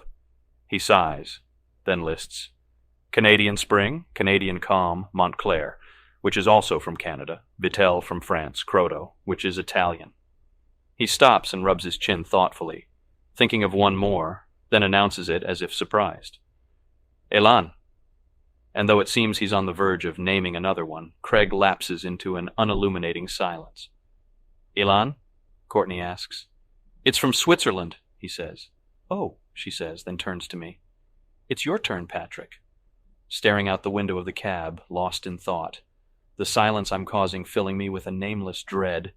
Numbly, by rote, I list the following. You forgot Alpenwasser down under Shat, which is from Lebanon, Kubal, and Cold Springs. I said that one already, Courtney cuts in accusingly. No, I say, you said Poland Spring. Is that right? Courtney murmurs, then tugging at McDermott's overcoat. Is he right, Craig? Probably. McDermott shrugs. I guess. You must also remember that one should always buy mineral water in glass bottles. You shouldn't buy it in plastic ones, I say, ominously, then wait for one of them to ask me why. Why? Courtney's voice is tinged with actual interest. Because it oxidizes, I explain. You want it to be crisp, with no aftertaste. After a long, confused, Courtney-like pause, McDermott admits, staring out the window. He's right. I really don't understand the differences in water, Courtney murmurs. She's sitting between McDermott and myself in the back of the cab, and under the mink has on a wool twill suit by Givenchy, tights by Calvin Klein, and shoes by Warren Susan Allen Edmonds. Earlier in this same cab, when I touched the mink suggestively, with no intent other than to check its quality, and she could sense this, Courtney quietly asked me if I had a breath mint. I said nothing. What do you mean? McDermott inquires solemnly. Well, she says, I mean, what's really the difference between something like spring water and natural water, for instance? Or, I mean, is there one? Courtney, natural water is any water from an underground source. Craig sighs, still staring out the window. Mineral content hasn't been changed, although the water may have been disinfected or filtered. McDermott is wearing a wool tuxedo with notched lapels by Gianni Versace, and he reeks of Xerius. I momentarily break out of my conscious inertia to explain further. And in spring water, minerals may have been added or removed, and it's usually filtered, not processed. I pause. 75% of all bottled water in America is actually spring water. I pause again, then ask the cab, Did anyone know that? A long, soulless pause follows, and then Courtney asks another question, this one only half finished. The differences between distilled and purified water is... I'm not really listening to any of this conversation, not even to myself, because I'm thinking of ways to get rid of Bethany's body, or at least debating whether or not I should keep it in my apartment another day or so. If I decide to get rid of it tonight, I can easily stuff what's left of her into a hefty garbage bag and leave it in the stairwell. Or I can exert the extra effort and drag it into the street, leaving it with the rest of the trash on the curb. I could even take it to the apartment in Hell's Kitchen and pour lime over it, smoke a cigar, and watch it dissolve while listening to my Walkman. But I want to keep the men's bodies separate from the women's, and besides, I also want to watch Blood Hungry, the videotape I rented this afternoon. Its ad line reads, Some clowns make you laugh, but Bobo will make you die, and then he'll eat your body. And a midnight trip to Hell's Kitchen. Even without a stop at Bellevue's, for a small bite to eat wouldn't give me enough time. Bethany's bones and most of her intestines and flesh will probably get dumped into the incinerator down the hall from my apartment. Courtney, McDermott, and I have just left a Morgan Stanley party that took place near the seaport at the tip of Manhattan in a new club called Gold Card, which seemed like a vast city of its own, and where I ran into Walter Rhodes, a total Canadian, whom I haven't seen since Exeter, and who also, like McDermott, reeked of Xerius. And I actually told him, listen, I'm trying to stay away from people. I'm avoiding even speaking to them. And then I asked to be excused, only slightly stunned. Walter said, sure, I understand. I'm wearing a 6-button double-breasted wool crepe tuxedo with pleated trousers and a silk grosgrain bow tie, all by Valentino. Luis Carruthers is in Atlanta for the week. I did a line of coke with Herbert Gittes at Gold Card, and before McDermott hailed this cab to head for Nell's, I took a Halcyon to get rid of the edge from the cocaine, but it hasn't sunk in yet. Courtney seems attracted to McDermott, and since her ChemBank card wasn't functioning tonight, at least not at the automated teller we stopped at, the reason being she uses it too often to cut lines of coke with, though she would never admit this. Cocaine residue has at various times fucked up my card also, and McDermott's was working. She bypassed mine in favor of his, which means, knowing Courtney, that she wants to fuck McDermott. But it doesn't really matter. Even though I'm more handsome than Craig, we both look pretty much the same. Talking animals were the topic of this morning's Patty Winters show. An octopus was floating in a makeshift aquarium with a microphone attached to one of its tentacles, and it kept asking, or so its trainer, who was positive that mollusks have vocal cords, assured us, for cheese. I watched, vaguely transfixed, until I started to sob. A beggar dressed as a Hawaiian frets over a garbage can on the darkened corner of 8th and 10th. With distilled or purified water, McDermott is saying, most of the minerals have been removed, the water has been boiled, and the steam condensed into purified water. Whereas distilled water has a flat taste and it's usually not for drinking. I find myself yawning. And mineral water? Courtney asks. It's not defined by the... McDermott and I start simultaneously. Go ahead, I say, yawning again, causing Courtney to yawn also. No, you go ahead, he says apathetically. It's not defined by the FDA, I tell her. It has no chemicals or salts or sugars or caffeine. And sparkling water gets its fizz from carbon dioxide, right? She asks. Yes. Both McDermott and I nod, staring straight ahead. I knew that, she says hesitantly. And by the tone of her voice, I can sense, without looking over, that she probably smiles when she says this. But only buy naturally sparkling water, I caution, because that means the carbon dioxide content is in the water at its source. Club soda and seltzer, for example, are artificially carbonated, McDermott explains. White Rock Seltzer is an exception, I mention, nonplussed by McDermott's ridiculous incessant one-upmanship. Ramlosa sparkling mineral water is also very good.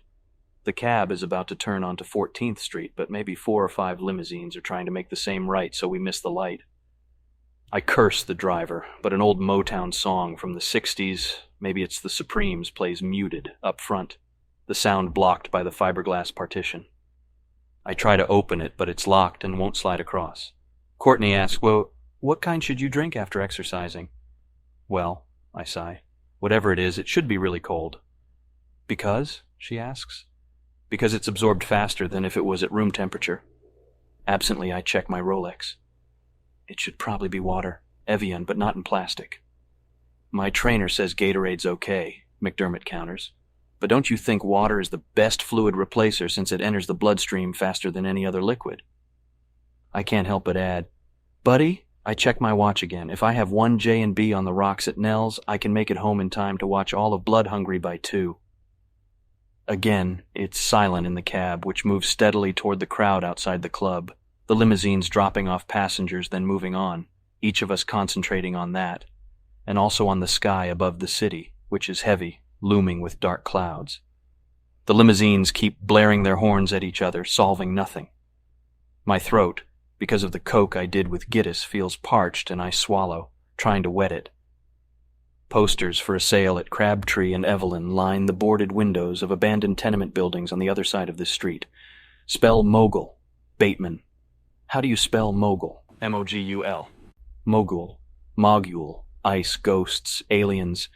I don't like Evian, McDermott says somewhat sadly. It's too sweet. He looks so miserable when he admits this that it moves me to agree. Glancing over at him in the darkness of the cab, realizing he's probably going to end up in bed with Courtney tonight, I feel an instantaneous moment of pity for him. Yes, McDermott, I say slowly. Evian is too sweet. Earlier, there was so much of Bethany's blood pooled on the floor that I could make out my reflection in it while I reached for one of my cordless phones, and I watched myself make a haircut appointment at Gio's. Courtney breaks my trance by admitting, I was afraid to try Pellegrino for the first time. She looks over at me nervously, expecting me to... What, agree? Then at McDermott, who offers her a wan, tight smile. But once I did, it was fine. How courageous, I murmur, yawning again. The cab inching its way toward Nell's, then, raising my voice, Listen, does anyone know of a device you can hook up to your phone to simulate that call waiting sound? Back at my place, I stand over Bethany's body, sipping a drink contemplatively, studying its condition. Both eyelids are open halfway, and her lower teeth look as if they're jutting out since her lips have been torn, actually bitten off. Earlier in the day, I had sawed off her left arm, which is what finally killed her, and right now I pick it up, holding it by the bone that protrudes from where her hand used to be. I have no idea where it is now. The freezer, the closet, clenching it in my fist like a pipe, flesh and muscle still clinging to it, though a lot of it has been hacked or gnawed off, and I bring it down on her head. It takes very few blows, 5 or 6 at most, to smash her jaw open completely, and only 2 more for her face to cave in on itself. Whitney Houston. Whitney Houston burst onto the music scene in 1985 with her self-titled LP, which had 4 number-1 hit singles on it, including The Greatest Love of All, You Give Good Love, and Saving All My Love for You. Plus, it won a Grammy Award for Best Pop Vocal Performance by a female and 2 American Music Awards, one for Best Rhythm and Blues Single, and another for Best Rhythm and Blues Video. She was also cited as Best New Artist of the Year by Billboard and by Rolling Stone magazine. With all this hype, one might expect the album to be an anticlimactic, lackluster affair, but the surprise is that Whitney Houston, Arista, is one of the warmest, most complex, and altogether satisfying rhythm and blues records of the decade, and Whitney herself has a voice that defies belief. From the elegant, beautiful photo of her on the cover of the album, in a gown by Giovanni Demora, and its fairly sexy counterpart on the back in a bathing suit by Norma Kamali, one knows that this isn't going to be a blandly professional affair. The record is smooth but intense, and Whitney's voice leaps across so many boundaries and is so versatile, though she's mainly a jazz singer, that it's hard to take in the album on a first listening. But you won't want to, you'll want to savor it over many. It opens with You Give Good Love and Thinking About You, both produced and arranged by Kashif. And they emanate warm, lush jazz arrangements, but with a contemporary synthesized beat, and though they're both really good songs, the album doesn't get kicking until Someone for Me, which was produced by Jermaine Jackson, where Whitney sings longingly against a jazz disco background. And the difference between her longing and the sprightliness of the song is very moving. The ballad Saving All My Love for You is the sexiest, most romantic song on the record. It also has a killer saxophone solo by Tom Scott, and one can hear the influences of 60s girl group pop in it. It was co-written by Jerry Goffin. But the 60s girl groups were never this emotional or sexy, or as well produced as this song is. Nobody Loves Me Like You Do is a glorious duet with Jermaine Jackson, who also produced it, and just one example of how sophisticated lyrically this album is. The last thing it suffers from is a paucity of decent lyrics, which is what usually happens when a singer doesn't write her own material and has to have her producer choose it. But Whitney and company have picked well here. The dance single, How Will I Know, my vote for Best Dance Song of the 1980s, is a joyous ode to a girl's nervousness about whether another guy is interested in her. It's got a great keyboard riff, and it's the only track on the album produced by wunderkind producer Narada Michael Walden. My own personal favorite ballad, aside from The Greatest Love of All, her crowning achievement, is All at Once, which is about how a young woman realizes all at once her lover is fading away from her, and it's accompanied by a gorgeous string arrangement. Even though nothing on the album sounds like filler, the only track that might come close is Take Good Care of My Heart, another duet with Jermaine Jackson. The problem is that it strays from the album's jazz roots and seems too influenced by 1980s dance music. But Whitney's talent is restored with the overwhelming The Greatest Love of All, one of the best, most powerful songs ever written about self-preservation and dignity. From the first line, Michael Masser and Linda Creed are credited as the writers, to the last, it's a state-of-the-art ballad about believing in yourself. It's a powerful statement, and one that Whitney sings with a grandeur that approaches the sublime. Its universal message crosses all boundaries and instills one with the hope that it's not too late for us to better ourselves, to act kinder. Since it's impossible in the world we live in to empathize with others, we can always empathize with ourselves. It's an important message, crucial really, and it's beautifully stated on this album. Her second effort, Whitney, Arista 1987, had 4 number-1 singles, I Want to Dance with Somebody, So Emotional, Didn't We Almost Have It All, and Where Do Broken Hearts Go, and was mostly produced by Narada Michael Walden, and though it's not as serious an effort as Whitney Houston, it's hardly a victim of sophomore slump. It starts off with the bouncy, danceable, I Want to Dance with Somebody Who Loves Me, which is in the same vein as the last album's irrepressible How Will I Know. This is followed by the sensuous, just the lonely talking again, and it reflects the serious jazz influence that permeated the first album, and one can also sense a newfound artistic maturity in Whitney's voice. She did all the vocal arrangements on this album, And this is all very evident on Love Will Save the Day, which is the most ambitious song Whitney's yet performed.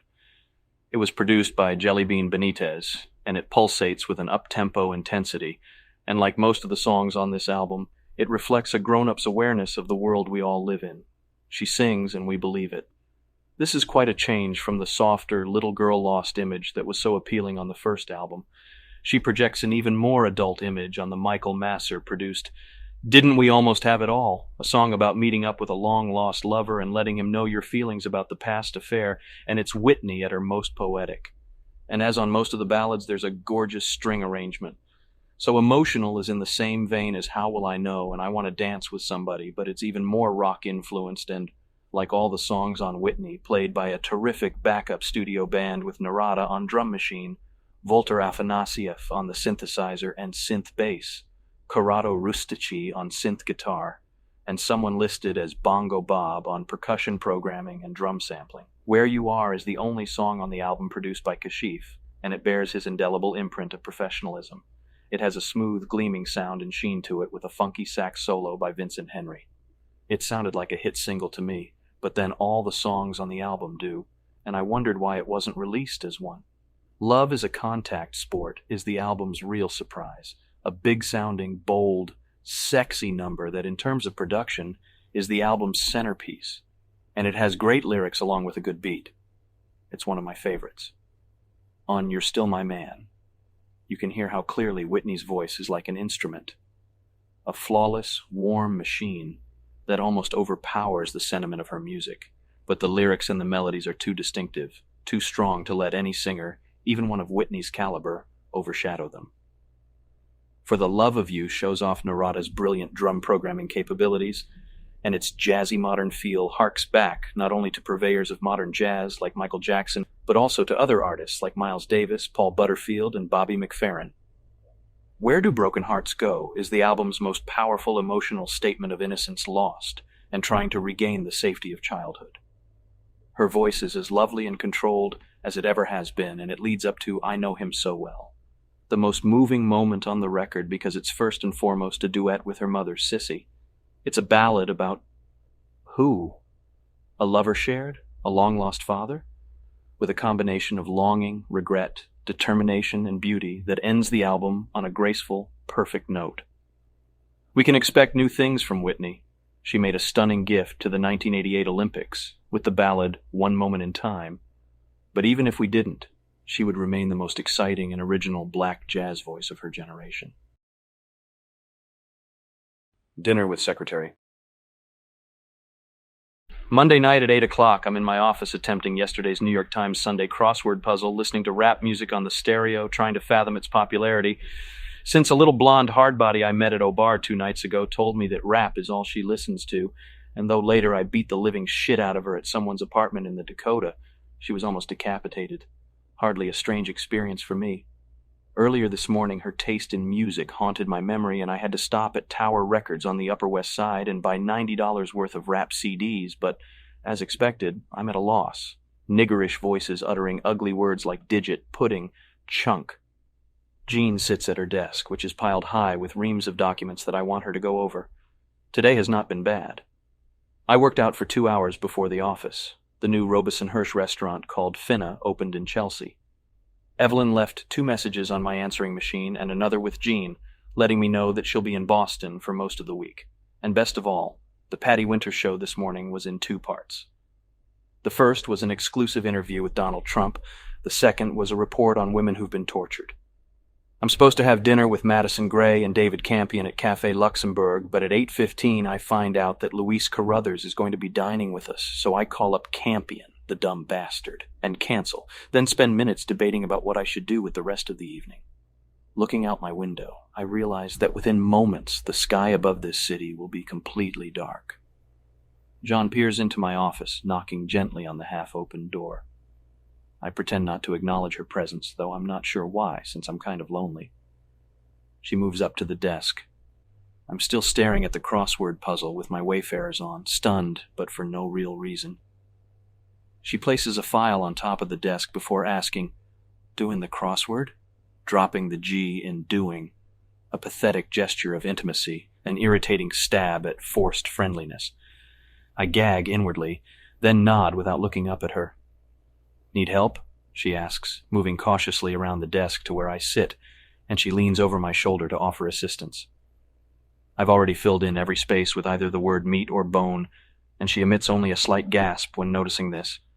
And when she sees the pile of number 2 pencils I've snapped in half lying on my desk, she dutifully picks them up and walks out of the room. "Jean," I call. "Yes, Patrick?" She re-enters the office, trying to downplay her eagerness. "Would you like to accompany me to dinner?" I ask, still staring at the crossword, gingerly erasing the M in one of the many meats I've filled the puzzle with. "That is, if you're not doing anything."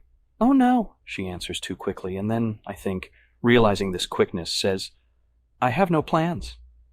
"Well, isn't this a coincidence?" I ask, looking up, lowering my wayfarers.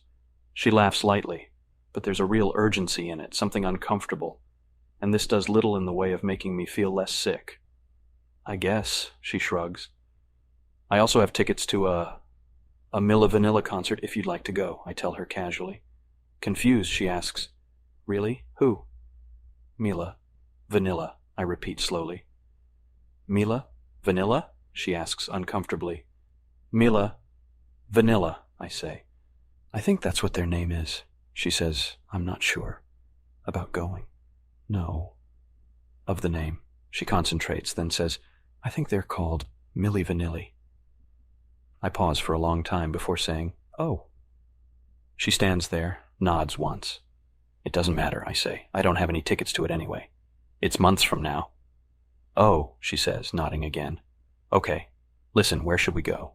I lean back and pull my Zagat from the desk's top drawer. She pauses, afraid of what to say, taking my question as a test she needs to pass. And then, unsure she's chosen the right answer, offers, "Anywhere you want?" No, I smile, leafing through the booklet. "How about anywhere you want?" "Oh, Patrick," she sighs, "I can't make this decision." "No, come on," I urge. "Anywhere you want." "Oh, I can't." Helplessly, she sighs again. "I don't know." "Come on," I urge her. "Where do you want to go? Anywhere you want. Just say it. I can get us in anywhere." She thinks about it for a long time, and then, sensing her time is running out, timidly asks, trying to impress me, "What about Dorsia?" I stop looking through the Zagat guide, and without glancing up, smiling tightly, stomach dropping, I silently ask myself, do I really want to say no? Do I really want to say I can't possibly get us in? Is that what I'm really prepared to do? Is that what I really want to do? "So," I say, placing the book down, then nervously opening it up again to find the number. "Dorsia's where Jean wants to go." "Oh, I don't know," she says, confused. "No, we'll go anywhere you want." "Dorsia is fine," I say casually, picking up the phone, and with a trembling finger very quickly dial the 7 dreaded numbers, trying to remain cool. Instead of the busy signal I'm expecting, the phone actually rings at Dorsia, and after 2 rings, the same harassed voice I've grown accustomed to for the past 3 months answers, shouting out, "Dorsia, yes?" The room behind the voice, a deafening hum. "Yes, can you take 2 tonight? Oh, let's say in around 20 minutes, I ask, checking my Rolex, offering Jean a wink. She seems impressed. "We are totally booked," the maitre d' shouts out smugly. "Oh, really?" I say, trying to look pleased, on the verge of vomiting. "That's great." "I said we are totally booked," he shouts. 2 at 9, I say. "Perfect." "There are no tables available tonight," the maitre d', unflappable, drones. "The waiting list is also totally booked," he hangs up. "See you then." I hang up too, and with a smile that tries its best to express pleasure at her choice, I find myself fighting for breath, every muscle tensed sharply. Jean is wearing a wool jersey and flannel dress by Calvin Klein, an alligator belt with a silver buckle by Barry Kieselstein cord, silver earrings and clear stockings also by Calvin Klein. She stands there in front of the desk, confused. "Yes?" I ask, walking over to the coat rack. "You're dressed." "Okay." She pauses. "You didn't give them a name," she says softly. I think about this while putting on my Armani jacket and while re-knotting my Armani silk tie, and without stammering I tell her, "They know me." While the maitre d' seats a couple, who I'm pretty sure are Kate Spencer and Jason Lauder, Jean and I move up to his podium, where the reservation book lies open, names absurdly legible, and leaning over it casually, I spot the only name for 2 at 9, without a line drawn through it, which happens to be, oh Jesus, Schrott's. I sigh, and tapping my foot, my mind racing, I try to concoct some kind of feasible plan.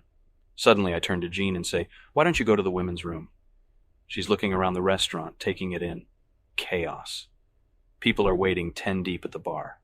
The maitre d' seats the couple at a table in the middle of the room. Sylvester Stallone and a bimbo sit in the front booth that Sean and I sat in just weeks before, much to my sickened amazement. And his bodyguards are piled into the booth next to that. And the owner of Petty's, Norman Prager, lounges in the third. Jean turns her head to me and shouts, "What?" over the din.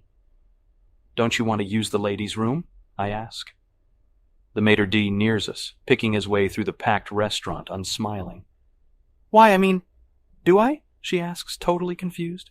"Just go," I hiss, desperately squeezing her arm. "But I don't need to go, Patrick," she protests. "Oh, Christ," I mutter. Now it's too late anyway. The maitre d' walks up to the podium and inspects the book, takes a phone call, hangs up in a matter of seconds, then looks us over, not exactly displeased. The maitre d' is at least 50 and has a ponytail. I clear my throat twice to get his full attention, make some kind of lame eye contact. "Yes?" he asks as if harassed. I give him a dignified expression before sighing inside. "Reservations at 9. I gulp. "For 2? Yes? He asks suspiciously, drawing the word out.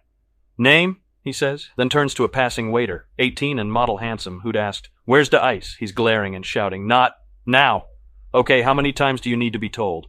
The waiter shrugs humbly, and then the maitre d' points off toward the bar. "The ice is over there." He turns back to us, and I'm genuinely frightened. "Name," he commands. And I'm thinking, of all the fucking names, why this one? Schrott's. Oh God, Mr. and Mrs. Schrott's. My face, I'm sure, is ashen, and I say the name mechanically, but the maitre d' is too busy to not buy it, and I don't even bother to face Jean, who I'm sure is totally bewildered by my behavior as we're led to the Schrott's table, which I'm sure probably sucks, though I'm relieved anyway. Menus already lie on the table, but I'm so nervous the words and even the prices look like hieroglyphics, and I'm completely at a loss. A waiter takes our drink order, the same one who couldn't locate the ice, and I find myself saying things without listening to Jean, like, "Protecting the ozone layer is a really cool idea," and telling knock-knock jokes. I smile, fixing it on my face in another country, and it takes no time at all. Minutes, really. The waiter doesn't even get a chance to tell us about the specials, for me to notice the tall, handsome couple by the podium conferring with the maitre d'. And after sighing very deeply, light-headed, stammering, I mention to Jean, "Something bad is happening." She looks up from the menu and puts down the iceless drink she's been sipping. "Why? What's wrong?" The maitre d' is glaring over at us, at me, from across the room as he leads the couple toward our table. If the couple had been short, dumpy, excessively Jewish, I could have kept this table, even without the aid of a 50. But this couple looks like they've just strolled out of a Ralph Lauren ad. And though Jean and I do too, and so does the rest of the whole goddamn restaurant, the man is wearing a tuxedo and the girl, a totally fuckable babe, is covered with jewels. This is reality, and as my loathsome brother Sean would say, I have to deal with it. The maitre d' now stands at the table, hands clasped behind his back, unamused, and after a long pause asks, "Mr. and Mrs. Schrott's? Yes?" I play it cool. He just stares. This is accompanied by an abnormal silence. His ponytail, gray and oily, hangs like some kind of malignancy below his collar. "You know," I finally say, somewhat suavely, "I happen to know the chef." He continues staring. So, no doubt, does the couple behind him. After another long pause, for no real reason, I ask, "Is he in Aspen?" This is getting nowhere. I sigh and turn to Jean, who looks completely mystified. "Let's go, okay?" She nods dumbly. Humiliated, I take Jean's hand and we get up. She's slower than I, brushing past the maitre d' and the couple, and make our way back through the crowded restaurant, and then we're outside, and I'm utterly devastated and murmuring robotically to myself, "I should have known better, I should have known better, I should." But Jean skips down the street, laughing, pulling me along, and when I finally notice her unexpected mirth, between giggles she lets out, "That was so funny." And then, squeezing my clenched fist, she lets me know, "Your sense of humor is so spontaneous." Shaken, walking stiffly by her side, ignoring her, I ask myself, where to now? And in seconds come up with an answer, Arcadia, toward which I find myself guiding us. After someone who I think is Hamilton Conway mistakes me for someone named Ted Owen, and asks if I can get him into Petty's tonight. I tell him I'll see what I can do, then turn what's left of my attention to Jean, who sits across from me in the near-empty dining room of Arcadia. After he leaves, only 5 of the restaurant's tables have people at them. I've ordered a J&B on the rocks. Jean's sipping a glass of white wine and talking about how what she really wants to do is get into merchant banking, and I'm thinking, dare to dream. Someone else, Frederick Dibble, stops by and congratulates me on the Larson account and then has the nerve to say, "Talk to you later, Saul." But I'm in a daze, millions of miles away, and Jean doesn't notice. She's talking about a new novel she's been reading by some young author. Its cover I've seen, slathered with neon. Its subject, lofty suffering. Accidentally, I think she's talking about something else, and I find myself saying, without really looking over at her, "You need a tough skin to survive in this city." She flushes, seems embarrassed, and takes another sip of the wine, which is a nice Sauvignon Blanc. "You seem distant," she says. "What?" I ask, blinking. "I said you seem distant," she says. "No," I sigh. "I'm still my same kooky self." "That's good." She smiles. Am I dreaming this? Relieved. "So listen," I say, trying to focus in on her. "What do you really want to do with your life?" Then, remembering how she was droning on about a career in merchant banking, I add, "Just briefly, summarize." Then I add, "And don't tell me you enjoy working with children, okay?" "Well, I'd like to travel," she says. "And maybe go back to school, but I really don't know." She pauses thoughtfully and announces, sincerely, "I'm at a point in my life where there seems to be a lot of possibilities, but I'm so, I don't know, unsure. I think it's also important for people to realize their limitations." Then out of the blue I ask, "Do you have a boyfriend?" She smiles shyly, blushes, and then says, "No, not really." "Interesting," I murmur. "I've opened my menu, and I'm studying tonight's prix-fixe dinner." "Are you seeing anyone?" she ventures timidly. "I mean, seriously?" I decide on the pilot fish with tulips and cinnamon, evading the question by sighing. I just want to have a meaningful relationship with someone special. And before she's allowed to respond, I ask her what she's going to order. "I think the mahi-mahi," she says, and then squinting at the menu, "with ginger." "I'm having the pilot fish," I say. "I'm developing a taste for them." "For pilot fish," I say, nodding. Later, after a mediocre dinner, a bottle of expensive California Cabernet Sauvignon, and a creme brulee that we share, I order a glass of $50 port, and Jean sips a decaffeinated espresso, and when she asks where the restaurant got its name, I tell her, and I don't make anything ridiculous up, though I'm tempted just to see if she'd believe it anyway. Sitting across from Jean right now in the darkness of Arcadia, it's very easy to believe that she would swallow any kind of misinformation I push her way, the crush she has on me rendering her powerless, and I find this lack of defense oddly unerotic. I could even explain my pro-apartheid stance and have her find reasons why she too should share them and invest large sums of money in racist corporations that... Arcadia was an ancient region in Peloponnesus, Greece, which was founded in 370 BC, and it was completely surrounded by mountains. Its chief city was Megalopolis, which was also the center of political activity and the capital of the Arcadian Confederacy. I take a sip of the port, which is thick, strong, expensive. It was destroyed during the Greek War of Independence. I pause again. Pan was worshipped originally in Arcadia. Do you know who Pan was? Never taking her eyes off me, she nods. His revels were very similar to those of Bacchus, I tell her. He frolicked with nymphs at night, but he also liked to frighten travelers during the day, hence the word panic. Blah, blah, blah.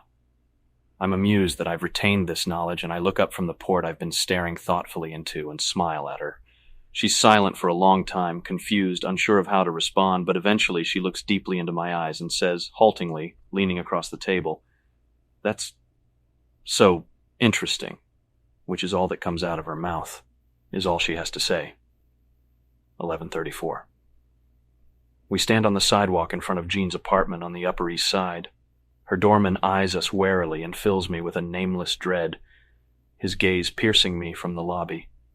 A curtain of stars, miles of them, are scattered, glowing across the sky, and their multitude humbles me, which I have a hard time tolerating. She shrugs and nods after I say something about forms of anxiety. It's as if her mind is having a hard time communicating with her mouth. as if she is searching for a rational analysis of who I am, which is, of course, an impossibility. There is no key.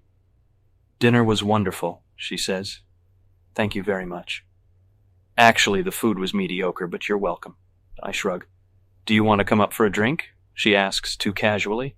And even though I'm critical of her approach, it doesn't necessarily mean that I don't want to go up. But something stops me, something quells the bloodlust. The doorman, the way the lobby is lit, her lipstick. Plus, I'm beginning to think that pornography is so much less complicated than actual sex, and because of this lack of complication, so much more pleasurable. Do you have any peyote? I ask. She pauses, confused. What? Just a joke, I say. Then, listen, I want to watch David Letterman, so... I pause, unsure as to why I'm lingering. I should go. You can watch it.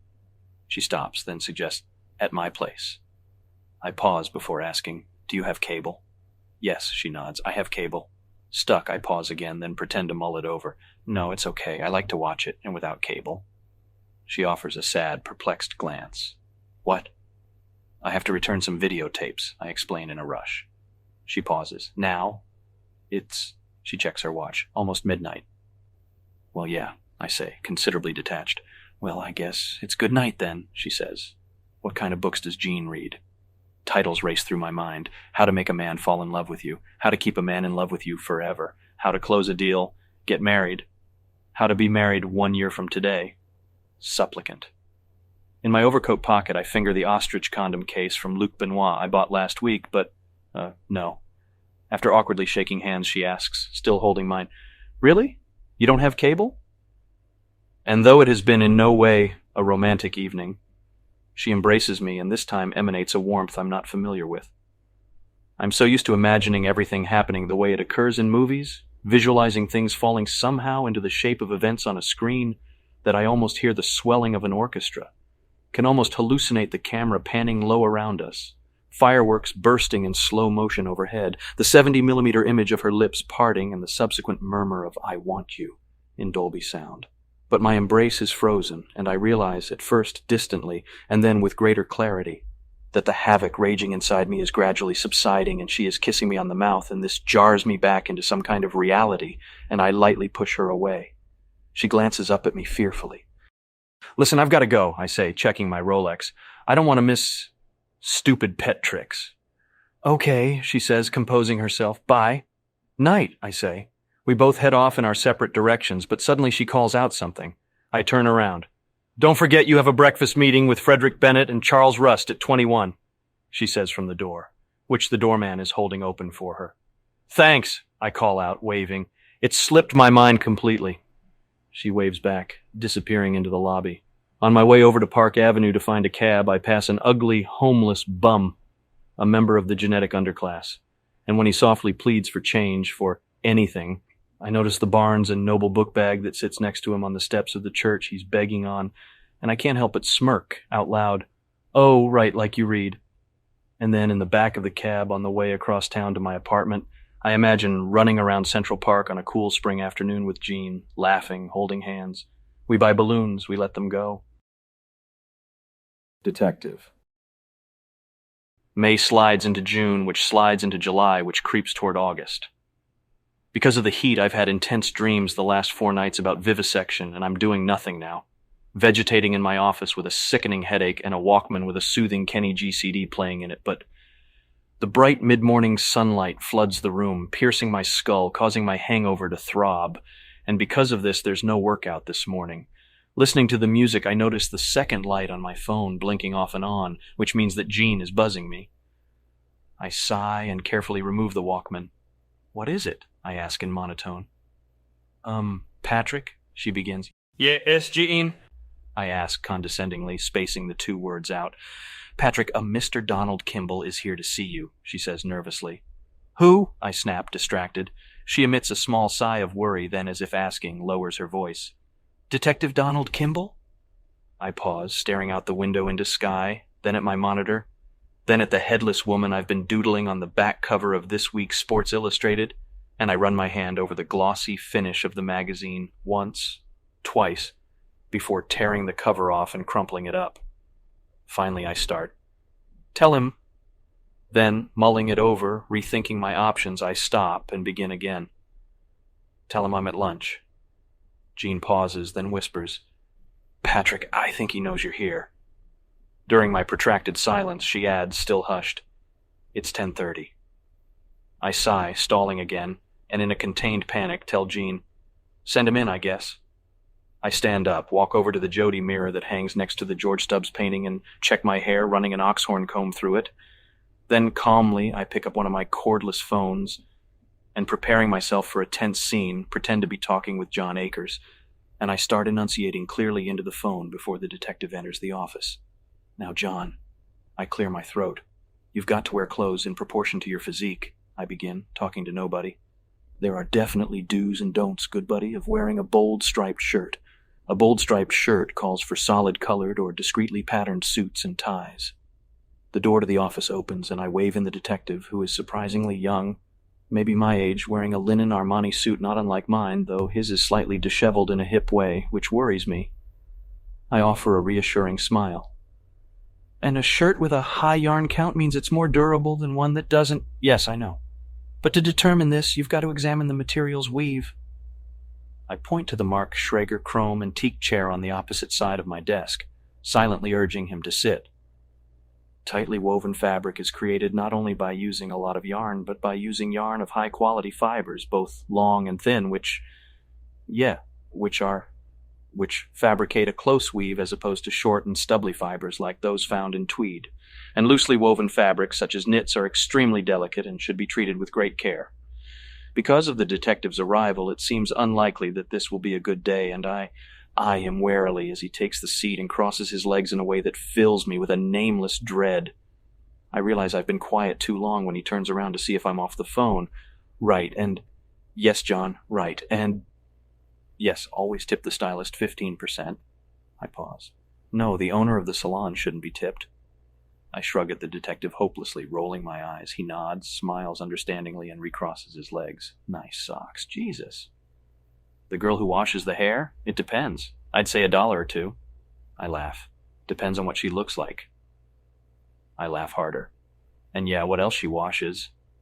I pause again, then say, Listen, John, I've got to go. T. Boone Pickens just walked in. I pause, grinning like an idiot, then laugh. Just joking. Another pause. No, don't tip the owner of the salon.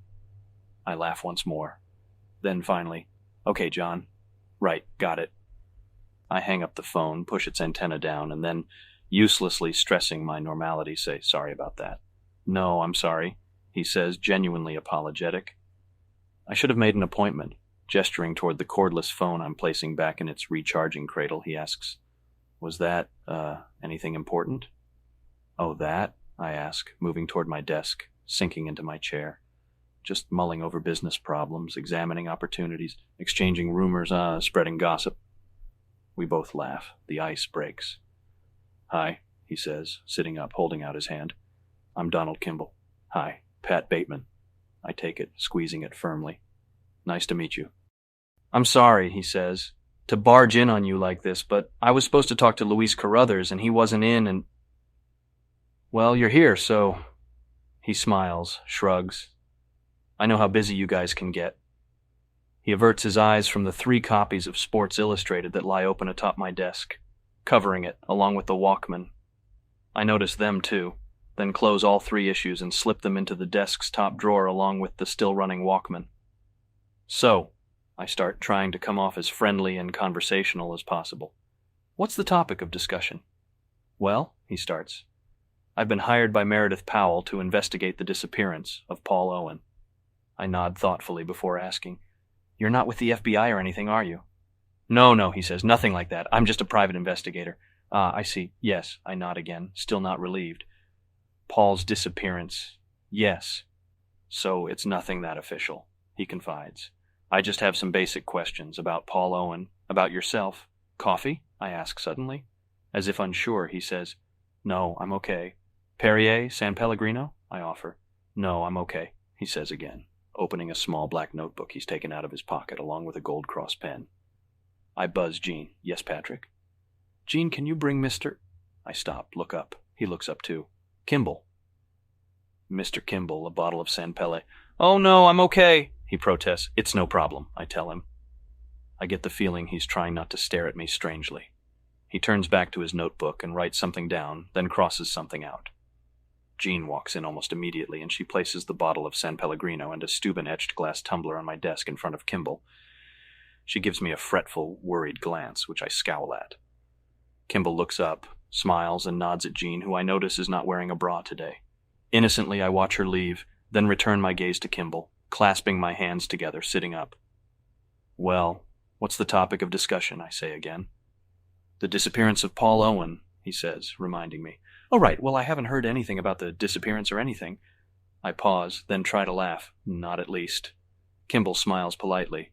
"I think his family wants this kept quiet." Understandable. I nod at the untouched glass and bottle, and then look up at him.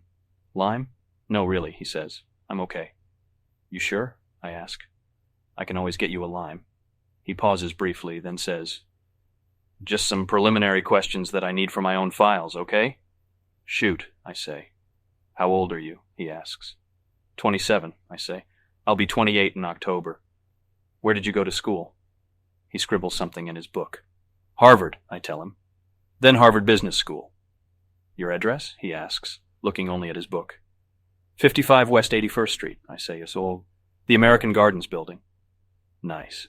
He looks up, impressed. "Very nice." "Thanks." I smile, flattered. "Doesn't Tom Cruise live there?" he asks. "Yep." I squeeze the bridge of my nose. Suddenly I have to close my eyes tightly. I hear him speak. "Pardon me, but are you okay?" Opening my eyes, both of them tearing, I say, "Why do you ask?"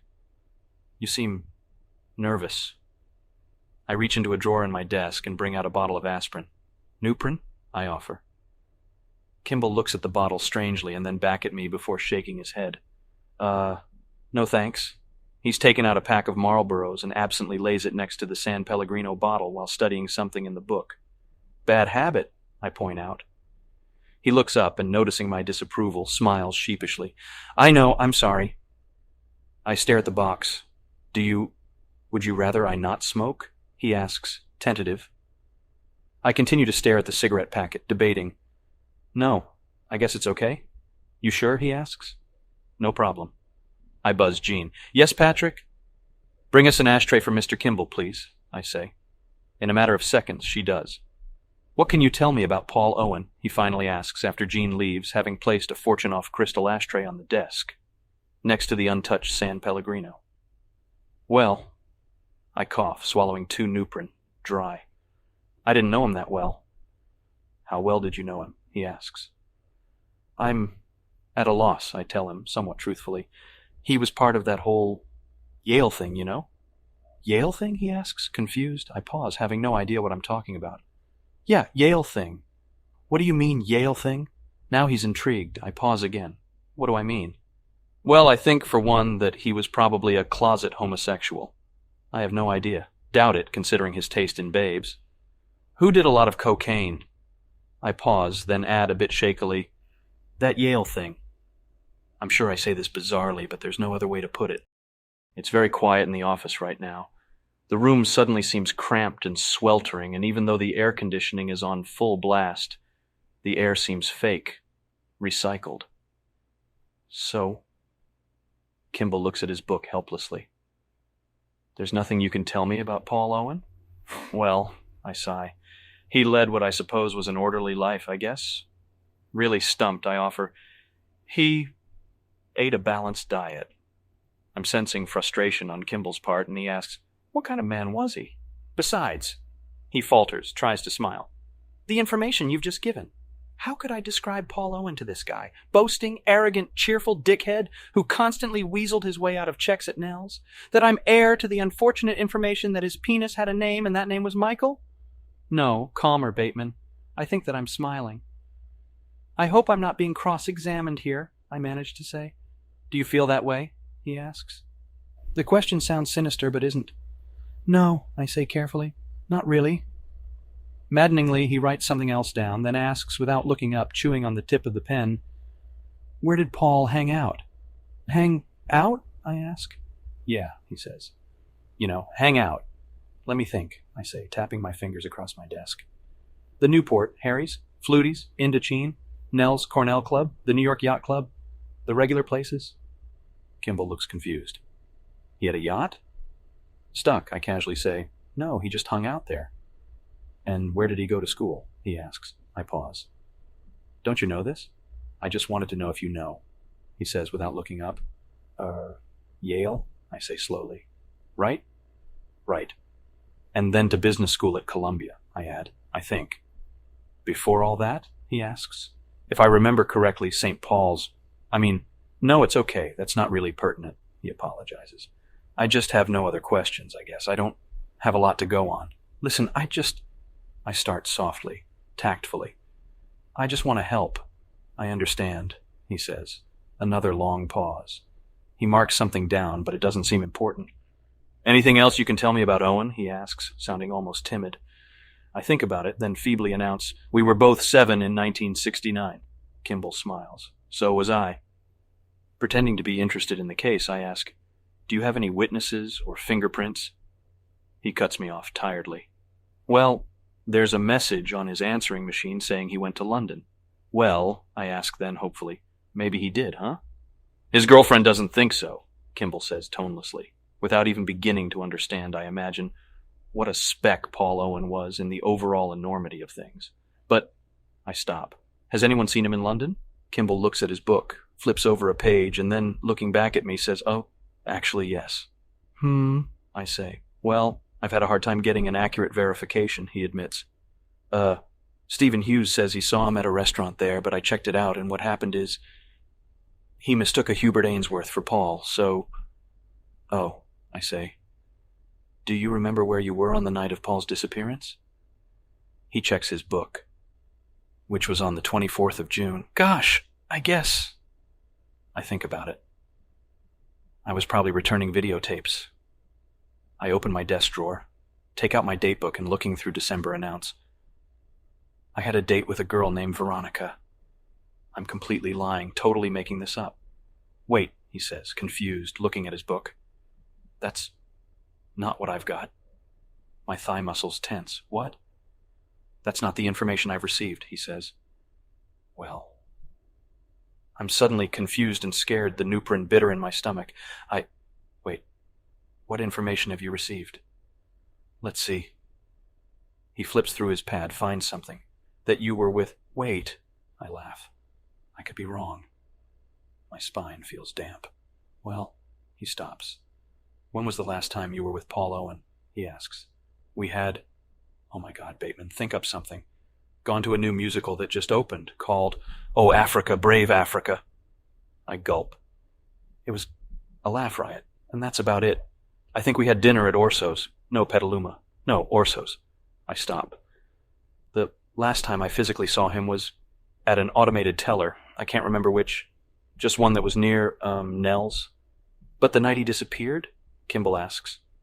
I'm not really sure, I say. I think maybe you've got your dates mixed up, he says, glancing at his book. But how? I ask. Where do you place Paul that night? According to his date book, and this was verified by his secretary, he had dinner with Marcus Halberstam, he says. And, I ask, I've questioned him. Marcus? Yes, and he denies it, Kimball says, though at first he couldn't be sure. But Marcus denied it? Yes.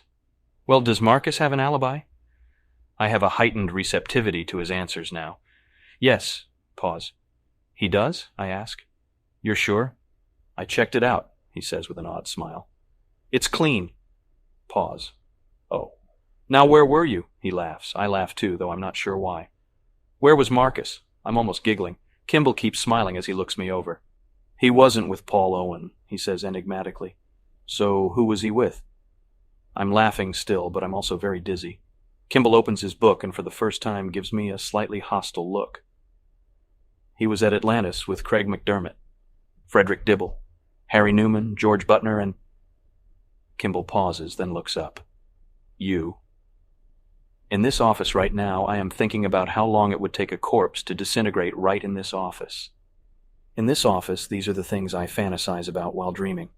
Eating ribs at Red, Hot and Blue in Washington, D.C. If I should switch shampoos. What really is the best dry beer? Is Bill Robinson an overrated designer? What's wrong with IBM? Ultimate luxury, is the term playing hardball an adverb? The fragile piece of Assisi. Electric light, the epitome of luxury, of ultimate luxury. The bastard's wearing the same damn Armani linen suit I've got on. How easy it would be to scare the living wits out of this fucking guy. Kimball is utterly unaware of how truly vacant I am. There is no evidence of animate life in this office, yet still he takes notes. By the time you finish reading this sentence, a Boeing jetliner will take off or land somewhere in the world. I would like a Pilsner Urquell. Oh, right, I say. Of course. We had wanted Paul Owen to come, I say, nodding my head as if just realizing something. But he said he had plans. Then, lamely, I guess I had dinner with Victoria the following night. Listen, like I said, I was just hired by Meredith. He sighs, closing his book. Tentatively, I ask, did you know that Meredith Powell is dating Brock Thompson? He shrugs, sighs. I don't know about that. All I know is that Paul Owen owes her supposedly a lot of money. Oh? I say, nodding. Really? Personally, he says, confiding. I think the guy went a little nutso. Split town for a while. Maybe he did go to London. Sightseeing, drinking, whatever. Anyway, I'm pretty sure he'll turn up sooner or later. I nod slowly, hoping to look suitably bewildered. Was he involved at all, do you think, in, say, occultism or Satan worship? Kimball asks seriously. What? I know it sounds like a lame question, but in New Jersey last month, I don't know if you've heard about this, but a young stockbroker was recently arrested and charged with murdering a young Chicano girl and performing voodoo rituals with, well, various body parts. Yikes, I exclaim. And I mean... He smiles sheepishly again. Have you heard anything about this? Did the guy deny doing it? I ask, tingling. Right, Kimball nods. That was an interesting case, I managed to say. Even though the guy says he's innocent, he still thinks he's Inca, the bird god or something, Kimball says, scrunching his features up. We both laugh out loud about this. No, I finally say. Paul wasn't into that. He followed a balanced diet and... Yeah, I know, and was into that whole Yale thing, Kimball finishes tiredly. There's a long pause that I think might be the longest one so far. Have you consulted a psychic? I ask. No. He shakes his head in a way that suggests he's considered it. Oh, who cares? Had his apartment been burglarized? I ask. No, it actually hadn't, he says. Toiletries were missing. A suit was gone. So was some luggage. That's it. Do you suspect foul play? Can't say, he says, but like I told you, I wouldn't be surprised if he's just hiding out someplace. I mean, no one's dealing with a homicide squad yet or anything, right? I ask. No, not yet. As I said, we're not sure, but... He stops, looks dejected. Basically, no one has seen or heard anything. That's so typical, isn't it? I ask. It's just strange, he agrees, staring out the window, lost. One day someone's walking around, going to work, alive, and then... Kimball stops, fails to complete the sentence. Nothing, I sigh, nodding. People just disappear, he says. The earth just opens up and swallows people, I say, somewhat sadly, checking my Rolex. Eerie. Kimball yawns, stretching. Really eerie. Ominous. I nod my agreement. It's just, he sighs, exasperated. Futile. I pause, unsure of what to say, and come up with, futility is hard to deal with. I'm thinking about nothing. It's silent in the office. To break it, I point out a book on top of the desk next to the San Pellegrino bottle, The Art of the Deal by Donald Trump. Have you read it? I ask Kimball. No, he sighs, but politely asks, is it any good? It's very good, I say, nodding. Listen, he sighs again. I've taken up enough of your time. He pockets the Marlboros. I have a lunch meeting with Cliff Huxtable at the Four Seasons in 20 minutes anyway, I lie, standing up. I have to go too. Isn't the Four Seasons a little far uptown? He looks concerned, also getting up. I mean, aren't you going to be late? No, I stall. There's one, down here. Oh, really? He asks. I didn't know that. Yes, I say, leading him to the door. It's very good. Listen, he says, turning to face me.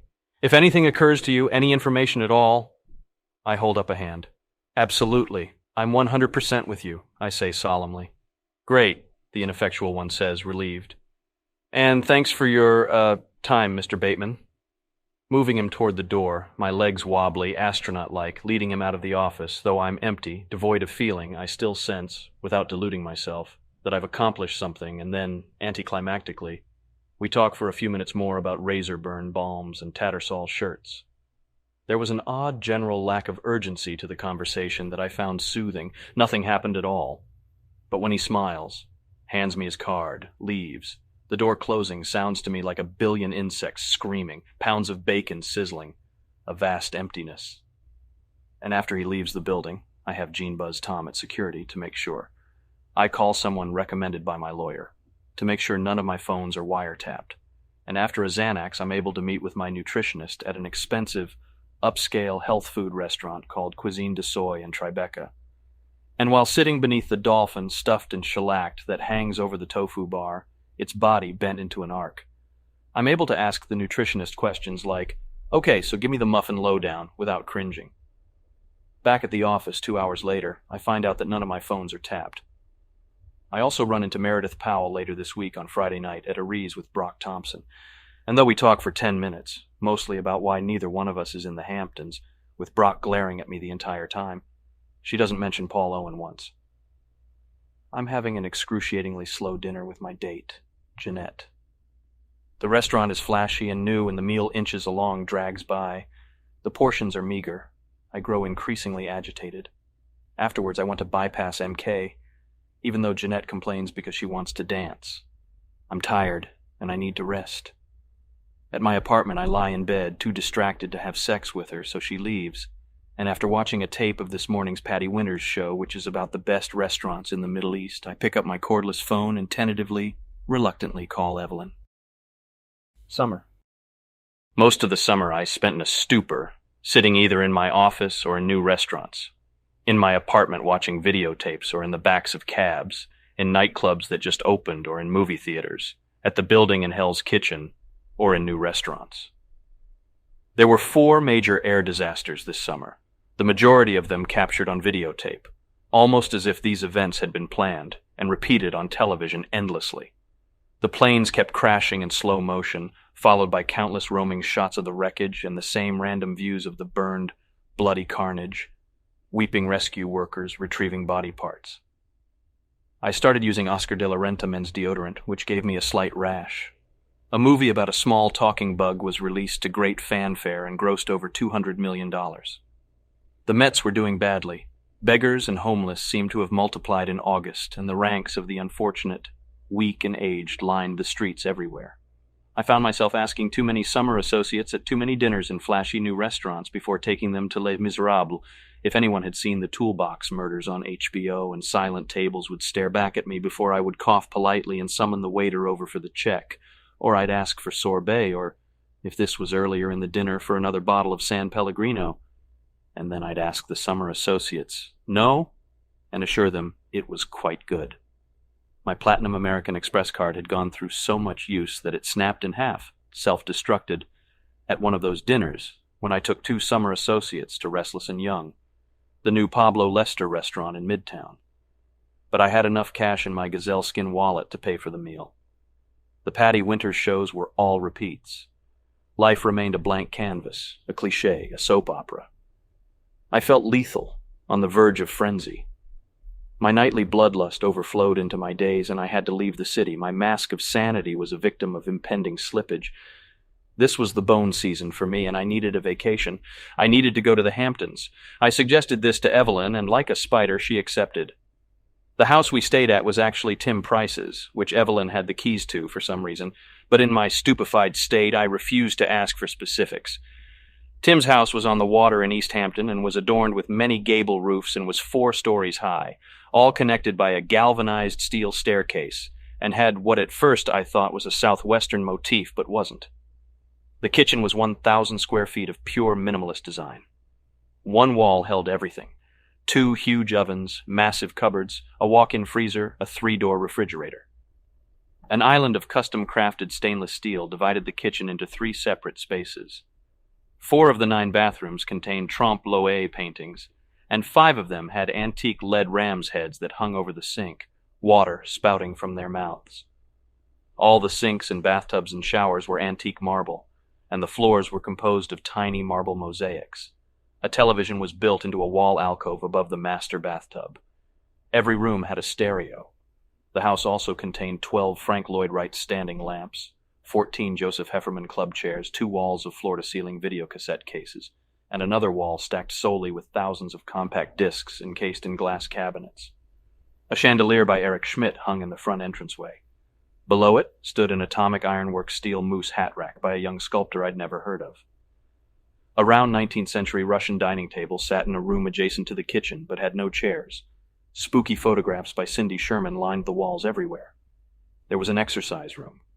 There were 8 walk-in closets, 5 VCRs, a Noguchi glass, and walnut dining table, a hall table by Mark Schaffer, and a fax machine. There was a topiary tree in the master bedroom next to a Louis XVI window bench. An Eric Fischl painting hung over one of the marble fireplaces. There was a tennis court. There were 2 saunas and an indoor jacuzzi in a small guest house that sat by the pool, which was black-bottomed. There were stone columns in odd places. I really tried to make things work the weeks we were out there. Evelyn and I rode bicycles and jogged and played tennis. We talked about going to the south of France or to Scotland. We talked about driving through Germany and visiting unspoiled opera houses. We went windsurfing.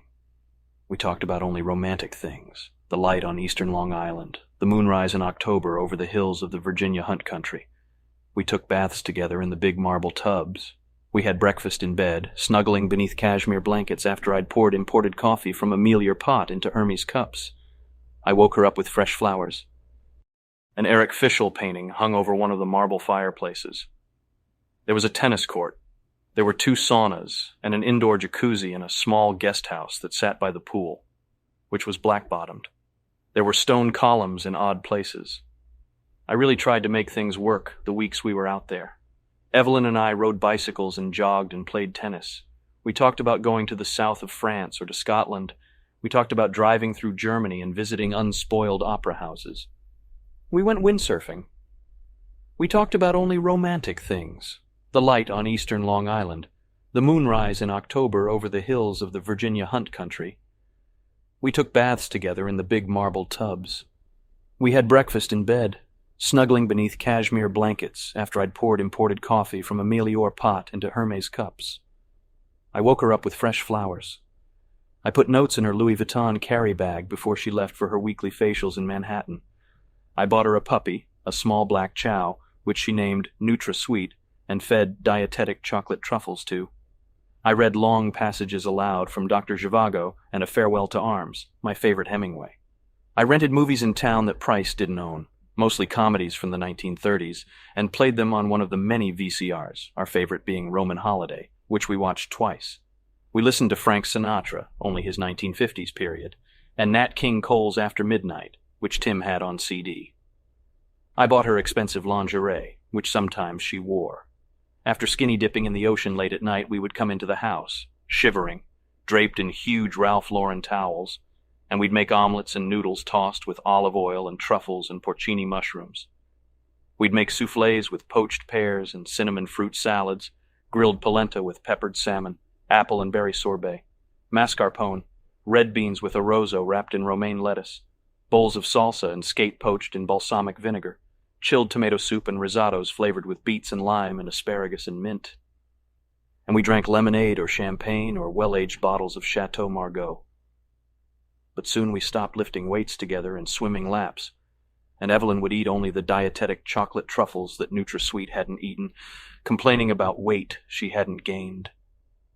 Some nights I would find myself roaming the beaches, digging up baby crabs and eating handfuls of sand. This was in the middle of the night when the sky was so clear I could see the entire solar system, and the sand, lit by it, seemed almost lunar in scale. I even dragged a beached jellyfish back to the house and microwaved it early one morning, pre-dawn, while Evelyn slept, and what I didn't eat of it, I fed to the chow.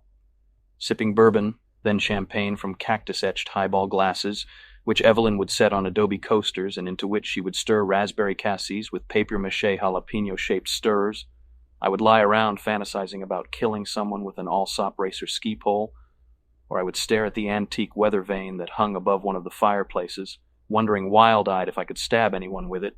Then I'd complain aloud, whether Evelyn was in the room or not, that we should have made reservations at Dick Loudon's Stratford Inn instead.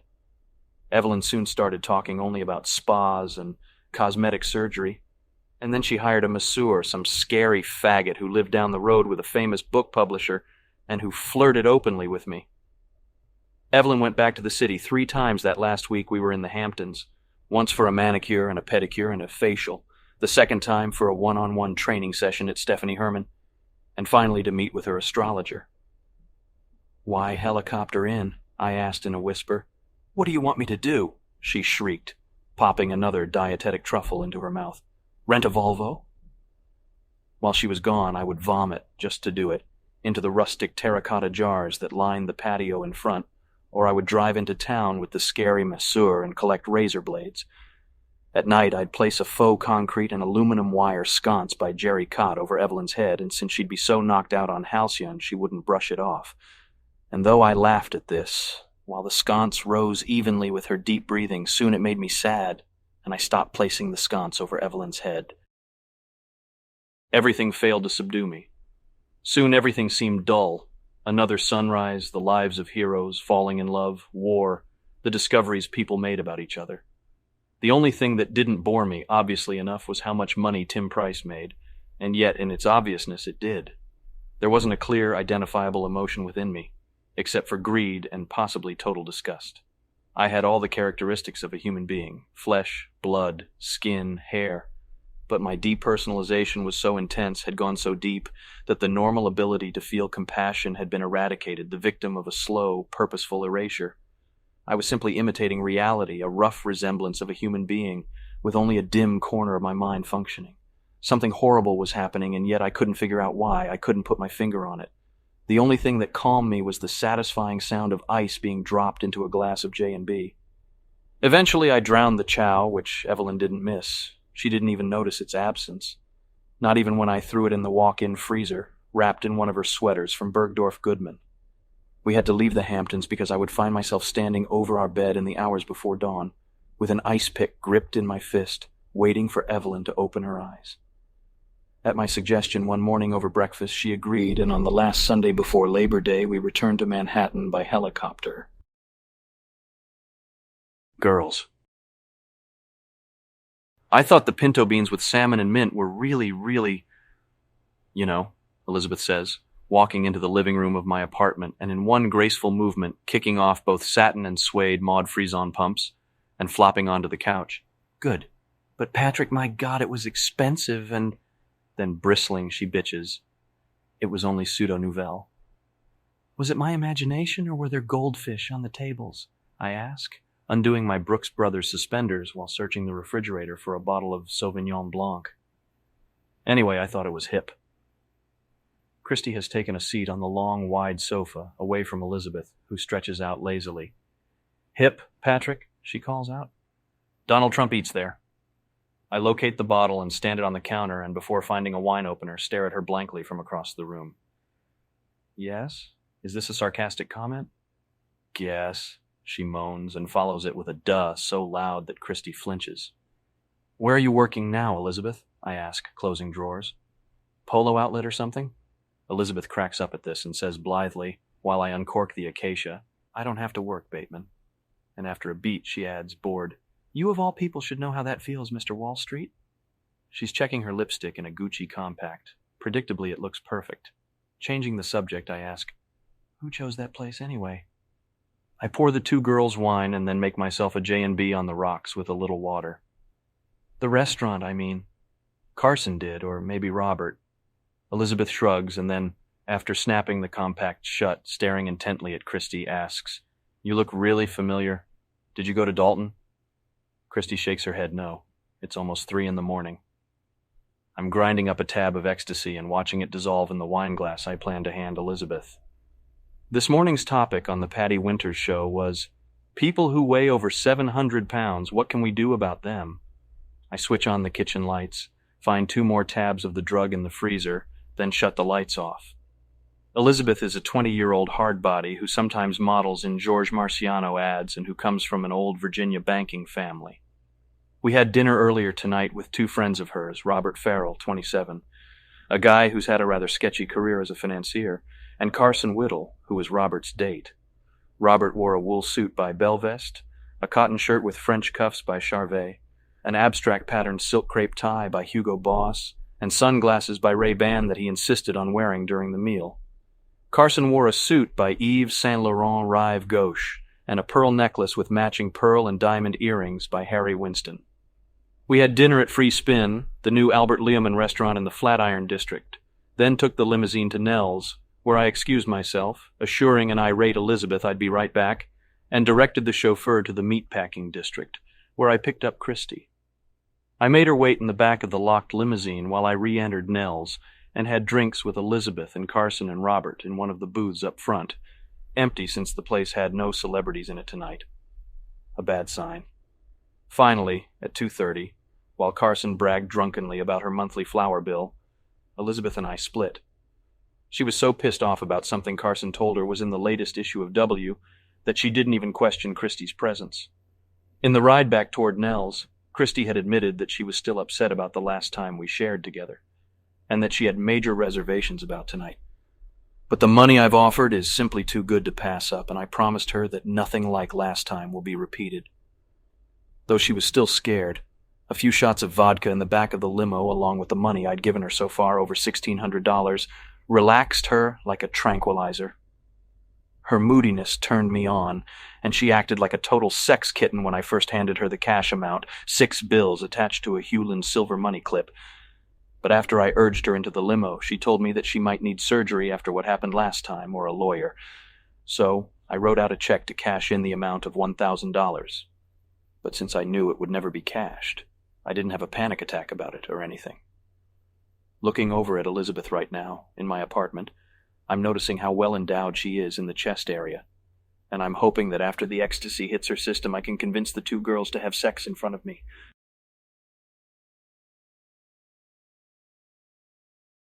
Elizabeth is asking Christy if she's ever met some asshole named Spicy, or been to O'Bar. Christy is shaking her head. I hand Elizabeth the ecstasy-laden Sauvignon Blanc, while she stares at Christy like she was from Neptune, and after recovering from Christy's admission, she yawns. Anyway, O'Bar sucks now. It's terrible. I went to a birthday party there for Malcolm Forbes. Oh my God, please. She downs the wine, grimacing. I take a seat in one of the chrome and oak Sots-ass chairs, and reach over to the ice bucket that sits on the glass-top coffee table, adjusting the bottle of wine in order to chill it better. Immediately, Elizabeth makes a move for it, pouring herself another glass. I dissolve 2 more tabs of the ecstasy in the bottle before bringing it into the living room. A sullen Christy sips her untainted wine cautiously and tries not to stare at the floor. She still seems scared, and finding the silence unbearable or incriminating, she asks Elizabeth where she met me. Oh, God, Elizabeth starts, moaning as if she falsely remembered something embarrassing. I met Patrick at, oh God, the Kentucky Derby in 86. No, 87, and... She turns to me. You were hanging out with that bimbo Allison something? Stool? Poole, honey, I reply calmly. Allison Poole. Yeah, that was her name, she says, then with unmasked sarcasm. Hot number. What do you mean by that? I ask, offended. She was a hot number. Elizabeth turns to Christy and unfortunately says, if you had an American Express card, she'd give you a blowjob. And I'm hoping to God that Christy doesn't look over at Elizabeth confused and say, but we don't take credit cards. To make sure this doesn't happen, I bellow, oh, bullshit, but good-naturedly. Listen, Elizabeth tells Christy, holding her hand out like a fag offering gossipy information. This girl worked at a tanning salon and in the same sentence, without changing tone, what do you do? After a long silence, Christy turning redder and even more scared, I say, she's my cousin. Slowly, Elizabeth takes this in and says, uh-huh. After another long silence, I say, she's from France. Elizabeth looks at me skeptically like I'm completely crazy, but chooses not to pursue this line of questioning and asks instead, where's your phone? I've got to call Harley. I move over to the kitchen and bring the cordless phone to her, pulling up its antenna. She dials a number and, while waiting for someone to answer, stares at Christy. Where do you summer? She asks. Southampton. Christy looks at me and then back at Elizabeth and quietly says, no. Oh, God, Elizabeth wails. It's his machine. Elizabeth, I point at my Rolex. It's 3 a.m. He's a goddamn drug dealer, she says, exasperated. These are his peak hours. Don't tell him you're here, I warn. Why would I? She asks. Distracted, she reaches for her wine and downs another full glass and makes a face. This tastes weird. She checks the label, then shrugs. Harley, it's me. I need your services. Translate that any way you'd like. I'm at... She looks over at me. "You're at Marcus Halberstam's," I whisper. "Who?" Leaning in, she grins mischievously. "Marcus Halberstam," I whisper again. "I want the number, idiot." She waves me away and continues. "Anyway, I'm at Mark Hammerstein's and I'll try you later, and if I don't see you at Canal Bar tomorrow night, I'm going to sick my hairdresser on you. Bon voyage." "How do I hang this thing up?" she asks, even though she expertly pushes the antenna down and presses the off button, tossing the phone onto the Schrager chair that I've moved next to the jukebox. "See?" I smile. "You did it." 20 minutes later, Elizabeth is squirming on the couch, and I'm trying to coerce her into having sex with Christy in front of me. What started out as a casual suggestion is now at the forefront of my brain, and I'm insistent. Christy stares impassively at a stain I hadn't noticed on the white oak floor, her wine mostly untouched. "But I'm not a lesbian," Elizabeth protests again, giggling. "I'm not into girls." "Is this a firm no?" I ask, staring at her glass, then at the near-empty bottle of wine. "Why'd you think I'd be into that?" she asks. Because of the ecstasy, the question is flirtatious, and she seems genuinely interested. Her foot is rubbing against my thigh. I've moved over to the couch, sitting between the two girls, and I'm massaging one of her calves. "Well, you went to Sarah Lawrence for one thing," I tell her. "You never know." "Those are Sarah Lawrence guys, Patrick," she points out, giggling, rubbing harder, causing friction, heat, everything. "Well, I'm sorry," I admit. "I don't usually deal with a lot of guys who wear pantyhose on the street." "Patrick, you went to Harvard, oh God, I'm so drunk. Anyway, listen, wait." She pauses, takes a deep breath, mumbles an unintelligible remark about feeling bizarre. Then, after closing her eyes, opens them and asks, "Do you have any Coke?" I'm staring at her glass, noticing that the dissolved ecstasy has slightly changed the color of the wine. She follows my gaze and takes a gulp of it, as if it were some kind of elixir that could soothe her increasing agitation. She leans her head back, woozily, on one of the pillows on the couch. "Or Halcyon. I'd take a Halcyon." "Listen, I would just like to see the two of you get it on," I say innocently. "What's wrong with that? It's totally disease-free." "Patrick," she laughs. "You're a lunatic." "Come on," I urge. "Don't you find Christy attractive?" "Let's not get lewd," she says, but the drug is kicking in and I can sense that she's excited but doesn't want to be. I'm in no mood to have lewd conversation. "Come on," I say. "I think it would be a turn-on." "Does he do this all the time?" Elizabeth asks Christy. I look over at Christy. Christy shrugs, non-committal, and studies the back of a compact disc before setting it on the table next to the stereo. "Are you telling me you've never gotten it on with a girl?" I ask, touching a black stocking, then beneath it a leg. "But I'm not a lesbian," she stresses. "And no, I never have." "Never?" I ask, arching my eyebrows. "Well, there's always a first time." "You're making me feel weird," Elizabeth moans, losing control of her facial features. "I'm not," I say, shocked. Elizabeth is making out with Christy, both of them naked on my bed, all the lights in the room burning, while I sit in the Louis Montoni chair by the side of the futon, watching them very closely, occasionally repositioning their bodies. Now I make Elizabeth lie on her back and hold both legs up, open, spreading them as wide as possible, and then I push Christy's head down and make her lap at her cunt. Not suck on it, but lap at it, like a thirsty dog, while fingering the clit. Then, with her other hand, she sticks 2 fingers into the open, wet cunt, while her tongue replaces the fingers, and then she takes the dripping fingers she's fucked Elizabeth's cunt with and forces them into Elizabeth's mouth, making her suck on them. Then I have Christy lie on top of Elizabeth and make her suck and bite at Elizabeth's full, swollen tits, which Elizabeth is also squeezing. And then I tell the two of them to kiss each other, hard, and Elizabeth takes the tongue that's been licking at her own small pink cunt into her mouth hungrily, like an animal, and uncontrollably they start humping each other, pressing their cunts together, Elizabeth moaning loudly, wrapping her legs around Christy's hips, bucking up against her. Christy's legs spread in such a way that from behind I can see her cunt, wet and spread, and above it, her hairless pink asshole.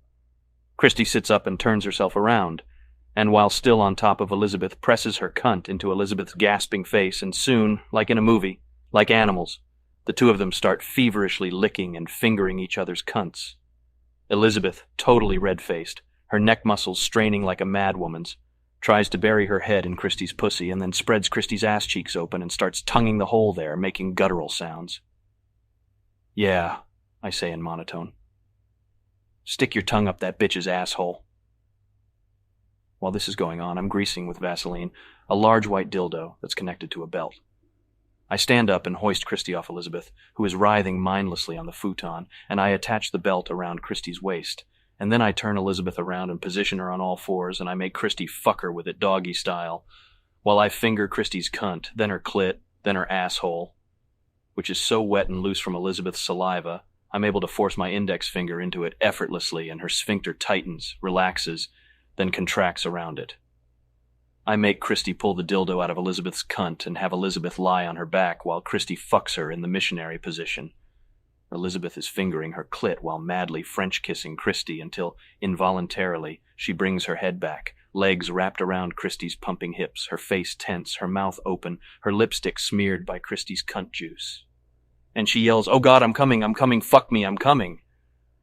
Because I told both of them to let me know when they had orgasms and to be very vocal about it. Soon it's Christy's turn, and Elizabeth eagerly straps on the dildo and fucks Christy's cunt with it, while I spread Elizabeth's asshole and tongue it, and soon she pushes me away and starts fingering herself desperately. Then Christy puts the dildo on again, and she fucks Elizabeth in the ass with it while Elizabeth fingers her clit, bucking her ass up against the dildo, grunting until she has another orgasm. After pulling the dildo from her ass, I make Elizabeth suck on it before she straps it on again, and while Christy lies on her back, Elizabeth pushes it easily into her cunt. During this, I lick Christy's tits and suck hard on each nipple until both of them are red and stiff. I keep fingering them to make sure they stay that way. During this, Christy has kept on a pair of thigh-high suede boots from Henry Bendel that I've made her wear. Elizabeth, naked, running from the bedroom, blood already on her, is moving with difficulty, and she screams out something garbled. My orgasm had been prolonged and its release was intense, and my knees are weak. I'm naked too, shouting, "You bitch, you piece of bitch trash," at her, and since most of the blood is coming from her feet, she slips, manages to get up, and I strike out at her with the already wet butcher knife that I'm gripping in my right hand, clumsily, slashing her neck from behind, severing something, some veins. When I strike out a second time while she's trying to escape, heading for the door, blood shoots even into the living room, across the apartment, splattering against the tempered glass and the laminated oak panels in the kitchen. She tries to run forward, but I've cut her jugular, and it's spraying everywhere, blinding both of us momentarily, and I'm leaping at her in a final attempt to finish her off. She turns to face me, her features twisted in anguish, and her legs give out after I punch her in the stomach, and she hits the floor, and I slide in next to her. After I've stabbed her 5 or 6 times, the blood spurting out in jets, I'm leaning over to inhale its perfume. Her muscles stiffen, become rigid, and she goes into her death throes. Her throat becomes flooded with dark red blood, and she thrashes around as if tied up, but she isn't, and I have to hold her down. Her mouth fills with blood that cascades over the sides of her cheeks, over her chin. Her body, shaking spasmodically, resembles what I imagine an epileptic goes through in a fit, and I hold down her head, rubbing my dick, stiff, covered with blood, across her choking face until she's motionless. Back in my bedroom, Christy lies on the futon, tied to the legs of the bed, bound up with rope, her arms above her head, ripped pages from last month's Vanity Fair stuffed into her mouth. Jumper cables hooked up to a battery are clipped to both breasts, turning them brown. I had been dropping lit matches from Le Relais onto her belly, and Elizabeth, delirious and probably overdosing on the ecstasy, had been helping before I turned on her and chewed at one of her nipples until I couldn't control myself and bit it off, swallowing. For the first time, I noticed just how small and delicately structured Christy was. I start kneading her breasts with a pair of pliers, then I'm mashing them up. Things are moving fast, I'm making hissing noises. She spits out the pages from the magazine, tries to bite my hand. I laugh when she dies. Before she does, she starts crying. Then her eyes roll back in some kind of horrible dream state. In the morning, for some reason, Christy's battered hands are swollen to the size of footballs. The fingers are indistinguishable from the rest of her hand, and the smell coming from her burnt corpse is jolting, and I have to open the Venetian blinds, which are spattered with burnt fat from when Christy's breasts burst apart, electrocuting her, and then the windows, to air out the room. Her eyes are wide open and glazed over, and her mouth is lipless and black, and there's also a black pit where her vagina should be, though I don't remember doing anything to it, and her lungs are visible beneath the charred ribs. What is left of Elizabeth's body lies crumpled in the corner of the living room. She's missing her right arm and chunks of her right leg. Her left hand, chopped off at the wrist, lies clenched on top of the island in the kitchen, in its own small pool of blood. Her head sits on the kitchen table and its blood-soaked face, even with both eyes scooped out and a pair of Alain Mickley sunglasses over the holes, looks like it's frowning. I get very tired looking at it, and though I didn't get any sleep last night and I'm utterly spent, I still have a lunch appointment at Odeon with Jem Davies and Alana Burton at 1. That's very important to me, and I have to debate.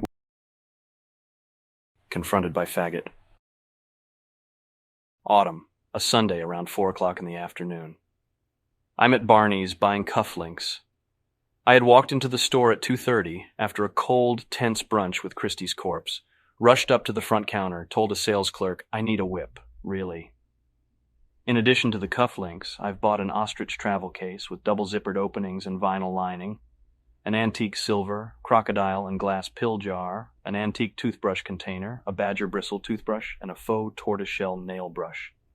Dinner last night? At Splash. Not much to remember. A watery Bellini, soggy arugula salad, a sullen waitress. Afterwards, I watched a repeat of an old Patty Winters show that I found on what I originally thought was a videotape of the torture and subsequent murder of 2 escort girls from last spring. The topic was tips on how your pet can become a movie star. Right now, I'm in the middle of purchasing a belt, not for myself, as well as 3 $90 ties, 10 handkerchiefs, a $400 robe, and 2 pairs of Ralph Lauren pajamas. And I'm having it all mailed to my apartment except for the handkerchiefs, which I'm having monogrammed then sent to P&P. I've already made somewhat of a scene in the ladies' shoe department and, embarrassingly, was chased out by a distressed salesperson. At first, it's only a sense of vague uneasiness, and I'm unsure of its cause, but then it feels, though I can't be positive, as if I'm being followed, as if someone has been tracking me throughout Barney's. Luis Carruthers is, I suppose, incognito. He's wearing some kind of jaguar print silk evening jacket, deerskin gloves, a felt hat, aviator sunglasses, and he's hiding behind a column, pretending to inspect a row of ties, and gracelessly he gives me a sidelong glance. Leaning down, I sign something, a bill, I think, and fleetingly Luis's presence forces me to consider that maybe a life connected to this city, to Manhattan, to my job, is not a good idea, and suddenly I imagine Luis at some horrible party, drinking a nice dry rose, fags clustered around a baby grand show tunes. Now he's holding a flower. Now he has a feather boa draped around his neck. Now the pianist bangs out something from Les Mis, darling. Patrick, is that you? I hear a tentative voice inquire. Like a smash cut from a horror movie, a jump zoom. Luis Carruthers appears, suddenly, without warning, from behind his column, slinking and jumping at the same time, if that's possible. I smile at the salesgirl, then awkwardly move away from him and over to a display case of suspenders in dire need of a Xanax, a Valium, a Halcyon, a Froz fruit, anything. I can't look at him, but I sense he's moved closer to me. His voice confirms it. Patrick? Hello? Closing my eyes, I move a hand up to my face and mutter under my breath, Don't make me say it, Luis. Patrick? He says, feigning innocence. What do you mean? A hideous pause, then, Patrick, why aren't you looking at me? I'm ignoring you, Luis. I breathe in, calming myself by checking the price tag on an Armani button-up sweater. Can't you tell I'm ignoring you? Patrick, can't we just talk? He asks, almost whining. Patrick, look at me. After another sharp intake of breath, sighing, I admit, there is nothing to talk. We can't go on like this. He impatiently cuts me off. I can't go on like this, I mutter. I start walking away from him. He follows, insistent. Anyway, he says once we've reached the other side of the store, where I pretend to look through a row of silk ties, but everything's blurry. You'll be glad to know that I'm transferring out of state. Something rises off me, and I'm able to ask, but still without looking at him, where? Oh, a different branch, he says, sounding remarkably relaxed. Probably due to the fact that I actually inquired about the move. In Arizona. Terrific, I murmur. Don't you want to know why? He asks. No, not really. Because of you, he says. Don't say that, I plead. Because of you, he says again. You are sick, I tell him. If I'm sick, it's because of you, he says too casually, checking his nails. Because of you, I am sick, and I will not get better. You have distorted this obsession of yours way out of proportion. Way out of proportion, I say, then move over to another aisle. But I know you have the same feelings I do, Luis says, trailing me. And I know that just because... He lowers his voice and shrugs. Just because you won't admit certain feelings you have doesn't mean you don't have them. What are you trying to say? I hiss. That I know you feel the same way I do. Dramatically, he whips off his sunglasses as if to prove a point. You have reached an inaccurate conclusion, I choke. You are obviously unsound. Why? He asks. Is it so wrong to love you, Patrick? Oh, my God. To want you? To want to be with you? He asks. Is that so wrong? I can feel him staring helplessly into me, that he's near total emotional collapse. After he finishes, except for a long silence, I have no answer. Finally, I counter this by hissing, "What is this continuing inability you have to evaluate this situation rationally?" I pause. Huh? I lift my head up from the sweaters, the ties, whatever, and glance at Luis. In that instant, he smiles, relieved that I'm acknowledging his presence. But the smile soon becomes fractured, and in the dark inner recesses of his fag mind, he realizes something and starts crying. When I calmly walk over to a column so I can hide behind it, he follows and roughly grabs my shoulder, spinning me around so I'm facing him, Luis blotting out reality. At the same time, I ask Luis to go away. He sobs, "Oh God, Patrick, why don't you like me?" And then, unfortunately, he falls to the floor at my feet. "Get up," I mutter, standing there. "Get up." "Why can't we be together?" he sobs, pounding his fist on the floor. "Because don't." I look around the store quickly to make sure no one is listening. He reaches for my knee. I brush his hand away. "Find you sexually attractive," I whisper loudly, staring down at him.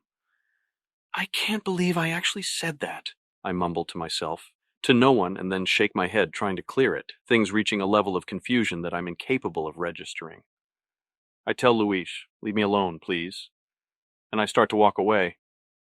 Unable to grasp this request, Luis grabs at the hem of my Armani silk cloth trench coat and, still lying on the floor, cries out, "Please, Patrick, please don't leave me." "Listen to me," I tell him, kneeling down, trying to haul Luis up off the floor. But this causes him to shout out something garbled, which turns into a wail that rises and reaches a crescendo that catches the attention of a Barney security guard standing by the store's front entrance, who starts making his way over. "Look what you've done," I whisper desperately. "Get up! Get up! Is everything okay?" The security guard, a big black guy, is looking down at us. "Yes, thank you," I say, glaring at Luis. "Everything's fine."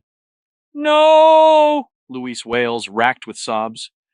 "Yes," I reiterate, looking up at the guard. "You sure?" the guard asks. Smiling professionally, I tell him, "Please just give us a minute. We need some privacy." I turn back to Luis. "Now come on, Luis, get up. You're slobbering." I look back up at the security guard and mouth, holding up a hand while nodding, "Just a minute, please." The security guard nods unsurely and moves hesitantly back to his post.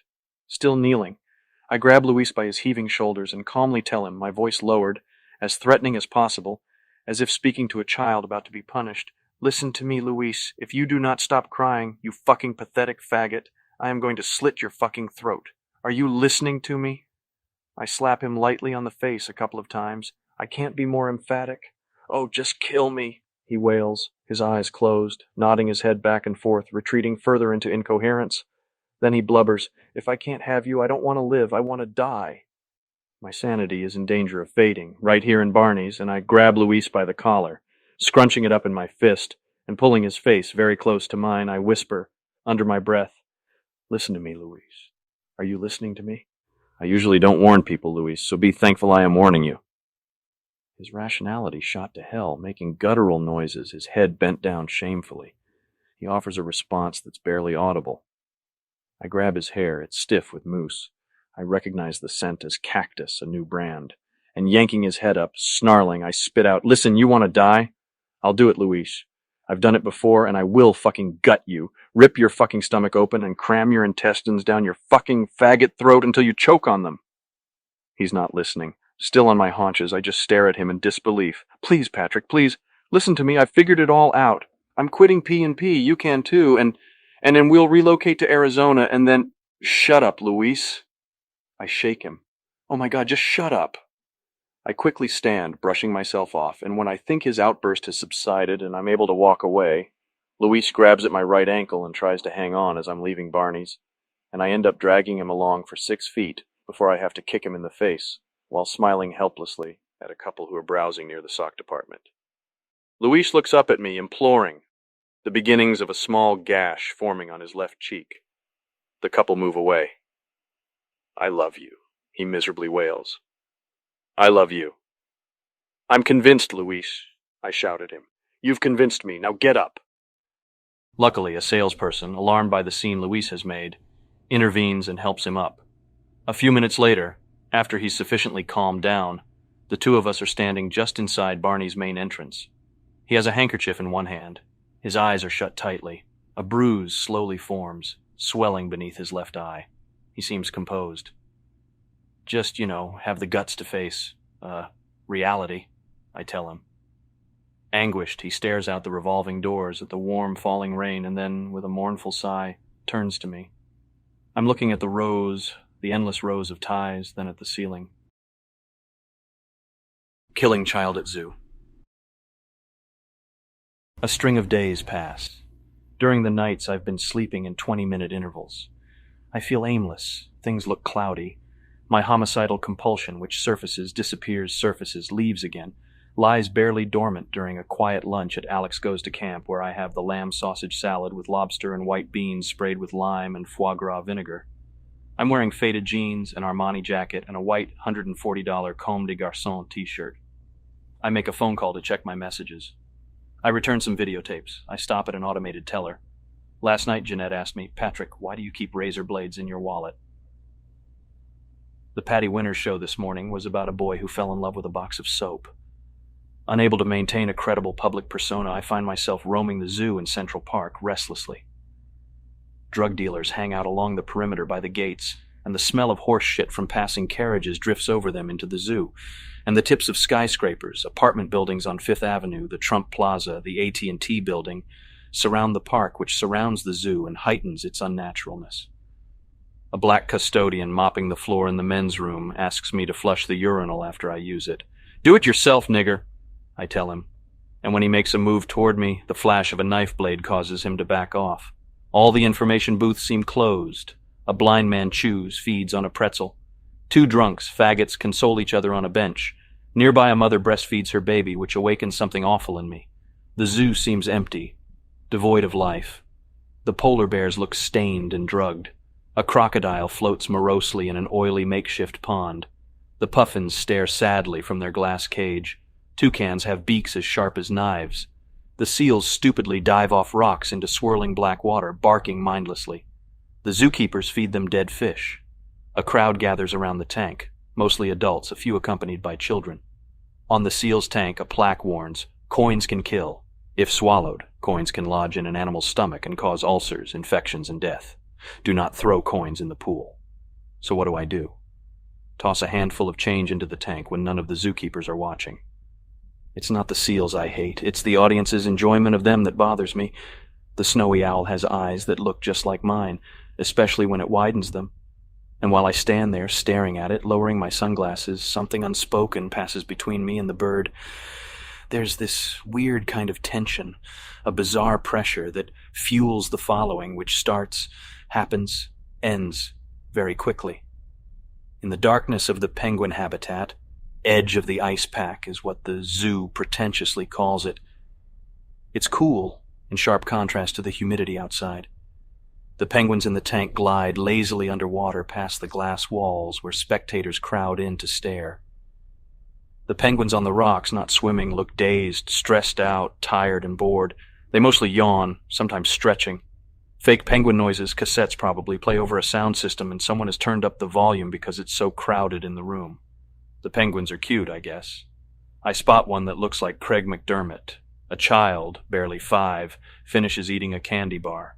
His mother tells him to throw the wrapper away, then resumes talking to another woman, who is with a child around the same age, the three of them staring into the dirty blueness of the penguin habitat. The first child moves toward the trash can, located in a dim corner in the back of the room, that I am now crouching behind. He stands on tiptoes, carefully throwing the wrapper into the trash. I whisper something. The child spots me and just stands there, away from the crowd, slightly scared, but also dumbly fascinated. I stare back. "Would you like a cookie?" I ask, reaching into my pocket.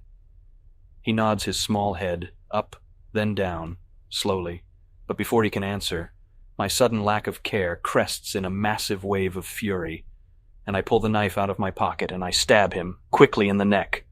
Bewildered, he backs into the trash can, gurgling like an infant, unable to scream or cry out because of the blood that starts spurting out of the wound in his throat. Though I'd like to watch this child die, I push him down behind the garbage can, then casually mingle in with the rest of the crowd and touch the shoulder of a pretty girl. And smiling, I point to a penguin preparing to make a dive. Behind me, if one were to look closely, one could see the child's feet kicking in back of the trash can. I keep an eye on the child's mother, who after a while notices her son's absence and starts scanning the crowd. I touch the girl's shoulder again, and she smiles at me and shrugs apologetically, but I can't figure out why.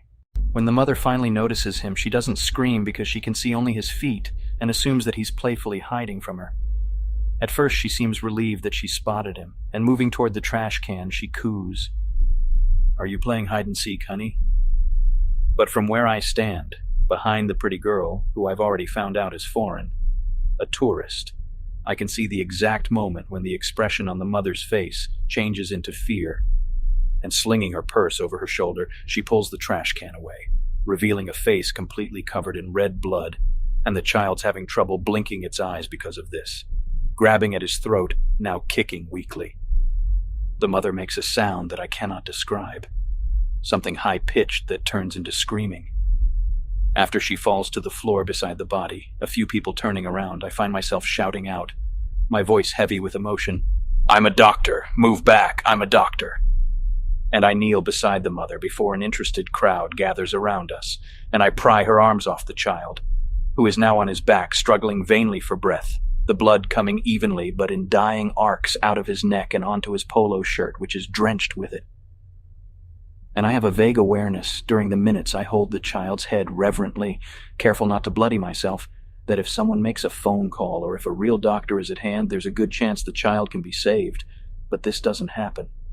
Instead, I hold it mindlessly while the mother, homely, Jewish-looking, overweight, pitifully trying to appear stylish in designer jeans and an unsightly leaf-patterned black wool sweater, shrieks, "Do something, do something, do something," the two of us ignoring the chaos, the people who start screaming around us, concentrating only on the dying child. Though I am satisfied at first by my actions, I'm suddenly jolted with a mournful despair at how useless, how extraordinarily painless it is to take a child's life. This thing before me, small and twisted and bloody, has no real history, no worthwhile past. Nothing is really lost.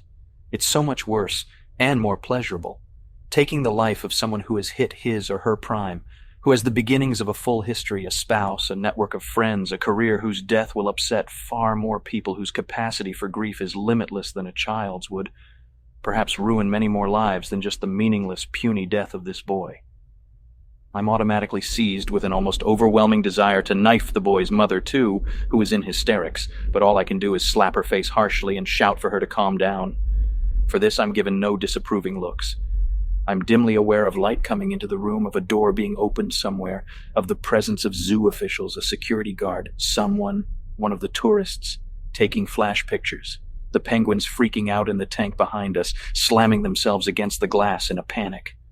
A cop pushes me away, even though I tell him I'm a physician. Someone drags the boy outside, lays him on the ground and removes his shirt. The boy gasps, dies. The mother has to be restrained. I feel empty, hardly hear it all. But even the arrival of the police seems an insufficient reason to move, and I stand with the crowd outside the penguin habitat, with dozens of others, taking a long time to slowly blend in and then back away, until finally I'm walking down Fifth Avenue, surprised by how little blood has stained my jacket. And I stop in a bookstore and buy a book, and then at a Dove Bar stand on the corner of 56th Street, where I buy a Dove Bar, a coconut one, and I imagine a hole widening in the sun, and for some reason this breaks the tension I started feeling when I first noticed the snowy owl's eyes, and then when it recurred after the boy was dragged out of the penguin habitat, and I walked away. my hand soaked with blood, uncaught. Girls. My appearances in the office the last month or so have been sporadic, to say the least. All I seem to want to do now is work out, lifting weights mostly, and secure reservations at new restaurants I've already been to, then cancel them. My apartment reeks of rotten fruit, though actually the smell is caused by what I scooped out of Christie's head and poured into a Marco glass bowl that sits on a counter near the entranceway. The head itself lies covered with brain pulp, hollow and eyeless, in the corner of the living room beneath the piano, and I plan to use it as a jack-o'-lantern on Halloween. Because of the stench, I decide to use Paul Owen's apartment for a little tryst I've planned for tonight. I've had the premises scanned for surveillance devices. Disappointingly, there were none. Someone I talked to through my lawyer tells me that Donald Kimball, the private investigator, has heard that Owen really is in London, that someone spotted him twice in the lobby of Claridge's, once each at a tailor on Savile Row and at a trendy new restaurant in Chelsea. Kimball flew over 2 nights ago, which means no one is keeping watch over the apartment anymore, and the keys I stole from Owen still function, so I was able to bring the tools, a power drill, a bottle of acid, the nail gun, knives, a Bic lighter, over there after lunch. I hire 2 escort girls from a reputable, if somewhat sleazy, private establishment I've never used before, charging them on Owen's gold American Express card, which, I suppose because everyone thinks Owen is now in London, no one has put a trace on, though there is one on his Platinum Amex. The Patty Winters show today was, ironically I thought, about Princess Di's beauty tips. Midnight. The conversation I have with the 2 girls, both very young, blonde hard bodies with big tits, is brief, since I'm having a difficult time containing my disordered self. "You live in a palace, mister," one of the girls, Tori, says in a baby's voice, awed by Owen's ridiculous-looking condo. "It's a real palace." Annoyed, I shoot her a glance. It's not that nice. While making drinks from Owen's well-stocked bar, I mention to both of them that I work on Wall Street at Pierce & Pierce. Neither seems particularly interested. Again, I find myself hearing a voice, one of theirs, asking if that's a shoe store.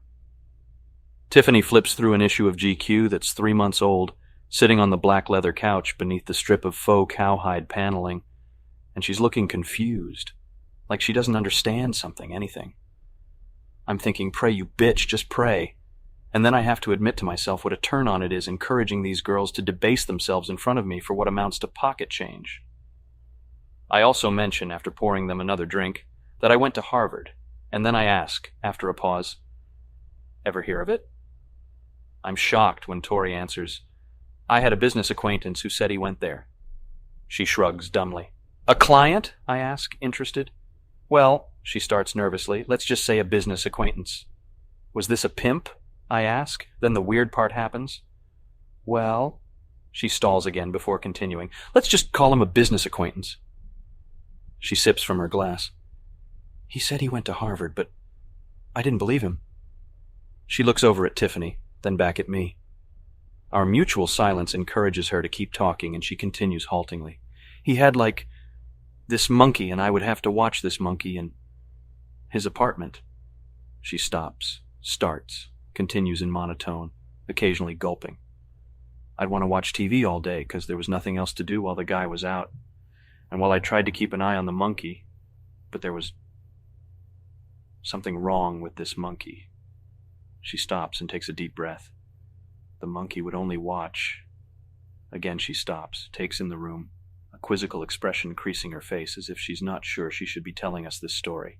If we, me and the other bitch, should be privy to this information. And I brace myself for something shocking, something revelatory, a connection. "It would only watch," she sighs, then in a sudden rush admits, "the Oprah Winfrey Show, and that's all it would watch. The guy had tapes and tapes of it, and he had made all of them for this monkey." Now she looks over at me imploringly as if she's losing her mind here, right now in Owen's apartment, and wants me to, verify it? With the commercials edited out. One time I tried to turn the channel, turn one of the tapes off. If I wanted to watch a soap instead or something.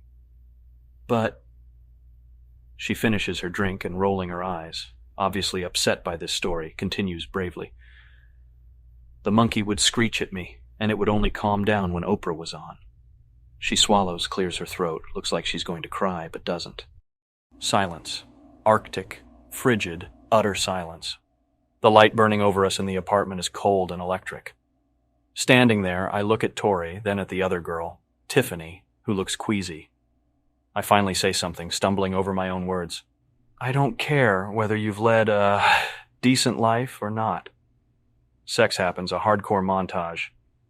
After I shave Tori's pussy, she lies on her back on Paul's futon and spreads her legs while I finger her and suck it off, sometimes licking her asshole. Then Tiffany sucks my cock. Her tongue is hot and wet, and she keeps flicking it over the head, irritating me, while I call her a nasty whore, a bitch, fucking one of them with a condom, while the other sucks my balls, lapping at them. I stare at the Angelus silk screen print hanging over the bed, and I'm thinking about pools of blood, geysers of the stuff. Sometimes it's very quiet in the room, except for the wet sounds my cock makes, slipping in and out of one of the girls' vaginas. Tiffany and I take turns eating Tori's hairless cunt and asshole. The two of them come, yelling simultaneously in a 69 position. Once their cunts are wet enough, I bring out a dildo and let the two of them play with it. Tori spreads her legs and fingers her own clit, while Tiffany fucks her with the huge, greased dildo, Tori urging Tiffany to fuck her cunt harder with it until finally, gasping, she comes. Again, I make the two of them eat each other out, but it starts failing to turn me on. All I can think about is blood and what their blood will look like, and though Tori knows what to do, how to eat pussy, it doesn't subdue me. And I push her away from Tiffany's cunt and start licking and biting at the pink, soft, wet cuntness, while Tori spreads her ass and sits on Tiffany's face while fingering her own clit. Tiffany hungrily tongues her pussy, wet and glistening, and Tori reaches down and squeezes Tiffany's big, firm tits. I'm biting hard, gnawing at Tiffany's cunt, and she starts tensing up. Relax, I say soothingly. She starts squealing, trying to pull away, and finally she screams as my teeth rip into her flesh. Tori thinks Tiffany is coming and grinds her own cunt harder onto Tiffany's mouth, smothering her screams, but when I look up at Tori, blood covering my face, meat and pubic hair hanging from my mouth, blood pumping from Tiffany's torn cunt onto the comforter, I can feel her sudden rush of horror. I use mace to blind both of them momentarily, and then I knock them unconscious with the butt of the nail gun.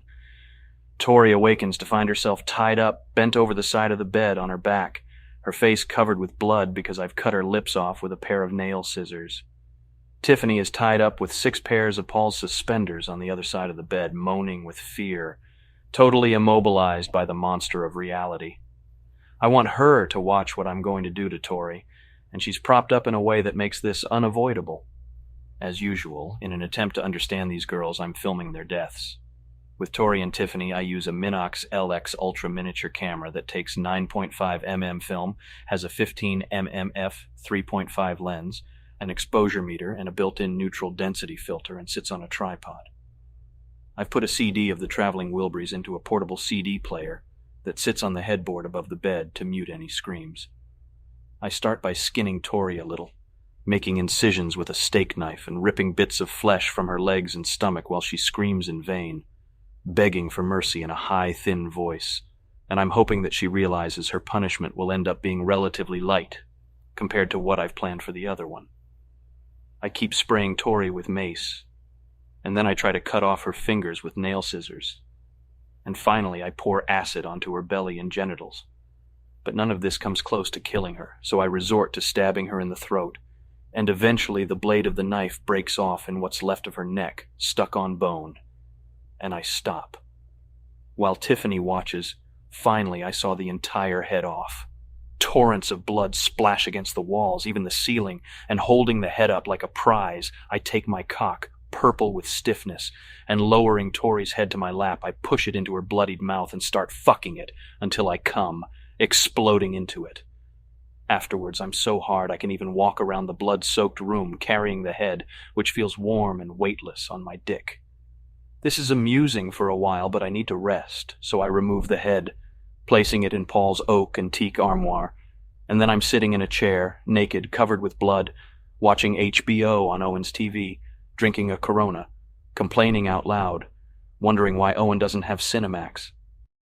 Later, now, I'm telling Tiffany, "I'll let you go, shh," and I'm stroking her face, which is slick, owing to tears and mace, gently, and it burns me that she actually looks up hopefully for a moment before she sees the lit match I'm holding in my hand, that I've torn from a matchbook I picked up in the bar at Paleo's, where I was having drinks with Robert Farrell and Robert Prechter last Friday. And I lower it to her eyes, which she instinctively closes, singeing both eyelashes and brows.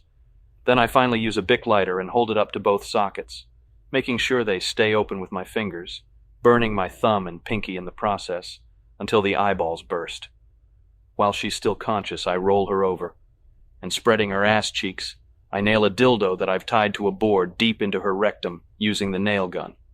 Then, turning her over again, her body weak with fear, I cut all the flesh off around her mouth, and using the power drill with a detachable, massive head, I widen that hole while she shakes, protesting, and once I'm satisfied with the size of the hole I've created, her mouth open as wide as possible, a reddish-black tunnel of twisted tongue and loosened teeth, I force my hand down, deep into her throat, until it disappears up to my wrist.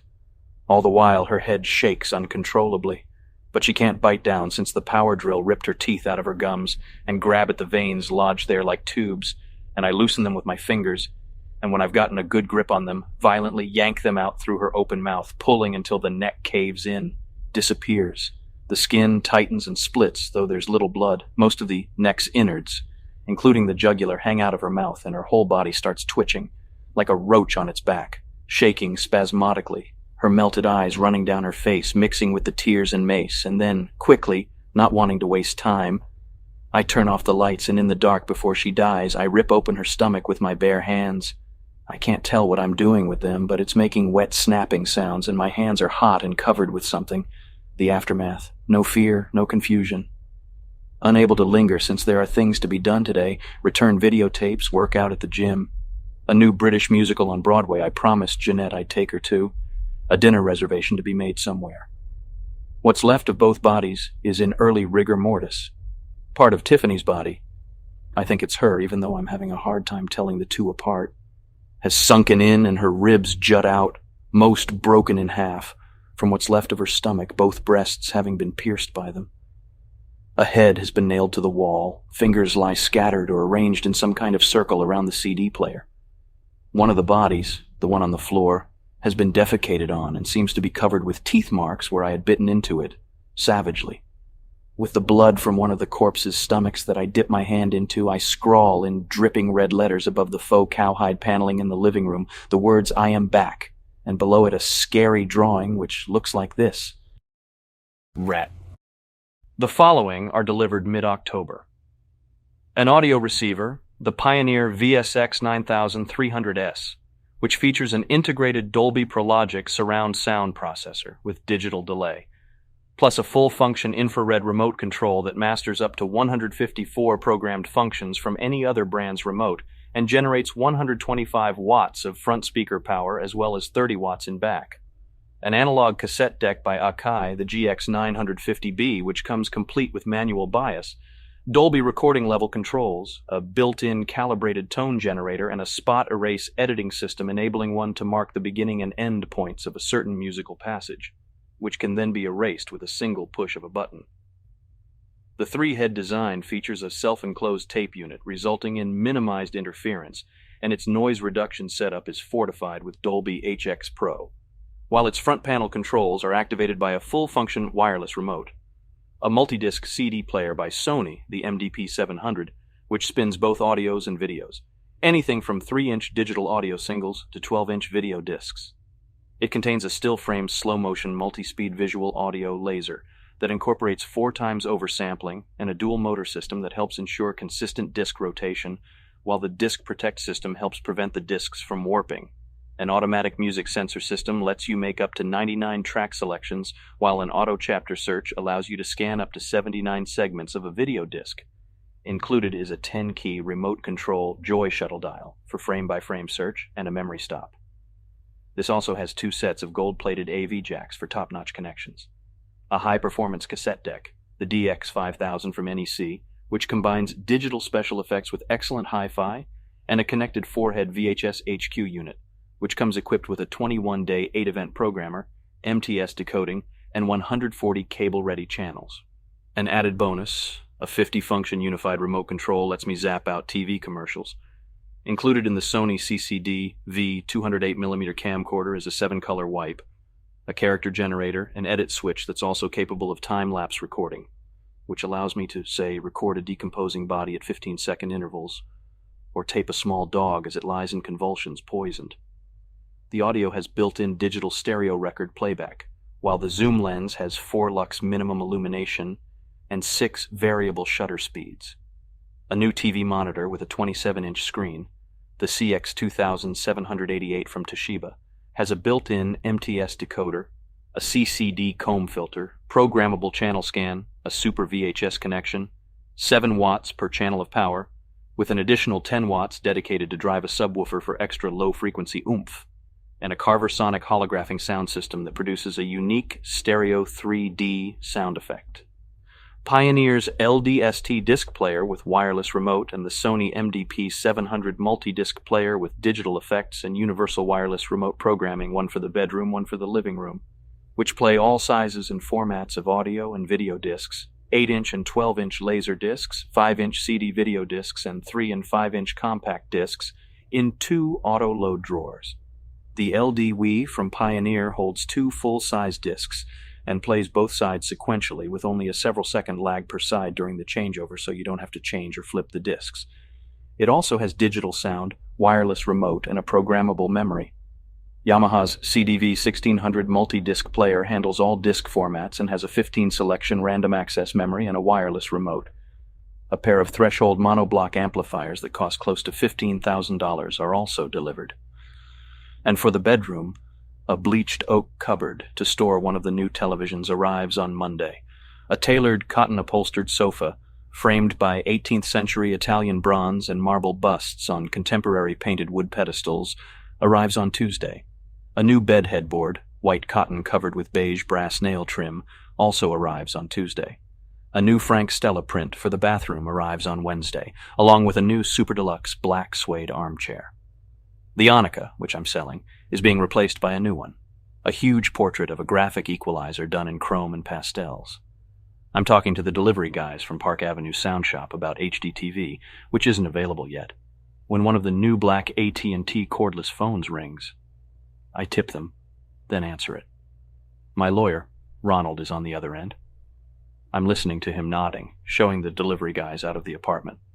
Then I say, "The bill is $300, Ronald. We only had coffee." A long pause, during which I hear a bizarre sloshing sound coming from the bathroom. Walking cautiously toward it, cordless phone still in hand, I tell Ronald, "But yes, wait. But I am. But we only had espresso." Then I'm peering into the bathroom. Perched on the seat of the toilet is a large wet rat that has, I'm assuming, come up out of it. It sits on the rim of the toilet bowl, shaking itself dry, before it jumps tentatively to the floor.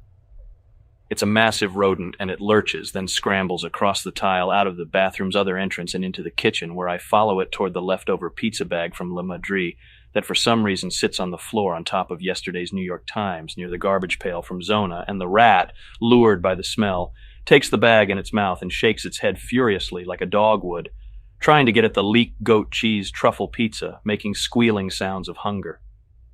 I'm on a lot of Halcyon at this point, so the rat doesn't bother me as much as I suppose it should. To catch the rat, I buy an extra-large mousetrap at a hardware store on Amsterdam. I also decide to spend the night at my family's suite in the Carlisle. The only cheese I have in the apartment is a wedge of brie in the refrigerator, and before leaving I place the entire slice, it's a really big rat, along with a sun-dried tomato and a sprinkling of dill, delicately on the trap, setting it. But when I come back the following morning, because of the rat's size, the trap hasn't killed it. The rat just lies there, stuck, squeaking, thrashing its tail, which is a horrible, oily, translucent pink, as long as a pencil and twice as thick. And it makes a slapping sound every time it hits against the white oak floor. Using a dustpan, which it takes me over a fucking hour to find, I corner the injured rat just as it frees itself from the trap, and I pick the thing up, sending it into a panic, making it squeal even louder, hissing at me, baring its sharp yellow rat fangs, and dump it into a Bergdorf Goodman hat box. But then the thing claws its way out, and I have to keep it in the sink, a board, heavy with unused cookbooks, covering it, and even then it almost escapes. While I sit in the kitchen thinking of ways to torture girls with this animal, unsurprisingly I come up with a lot, making a list that includes, unrelated to the rat, cutting open both breasts and deflating them along with stringing barbed wire tightly around their heads.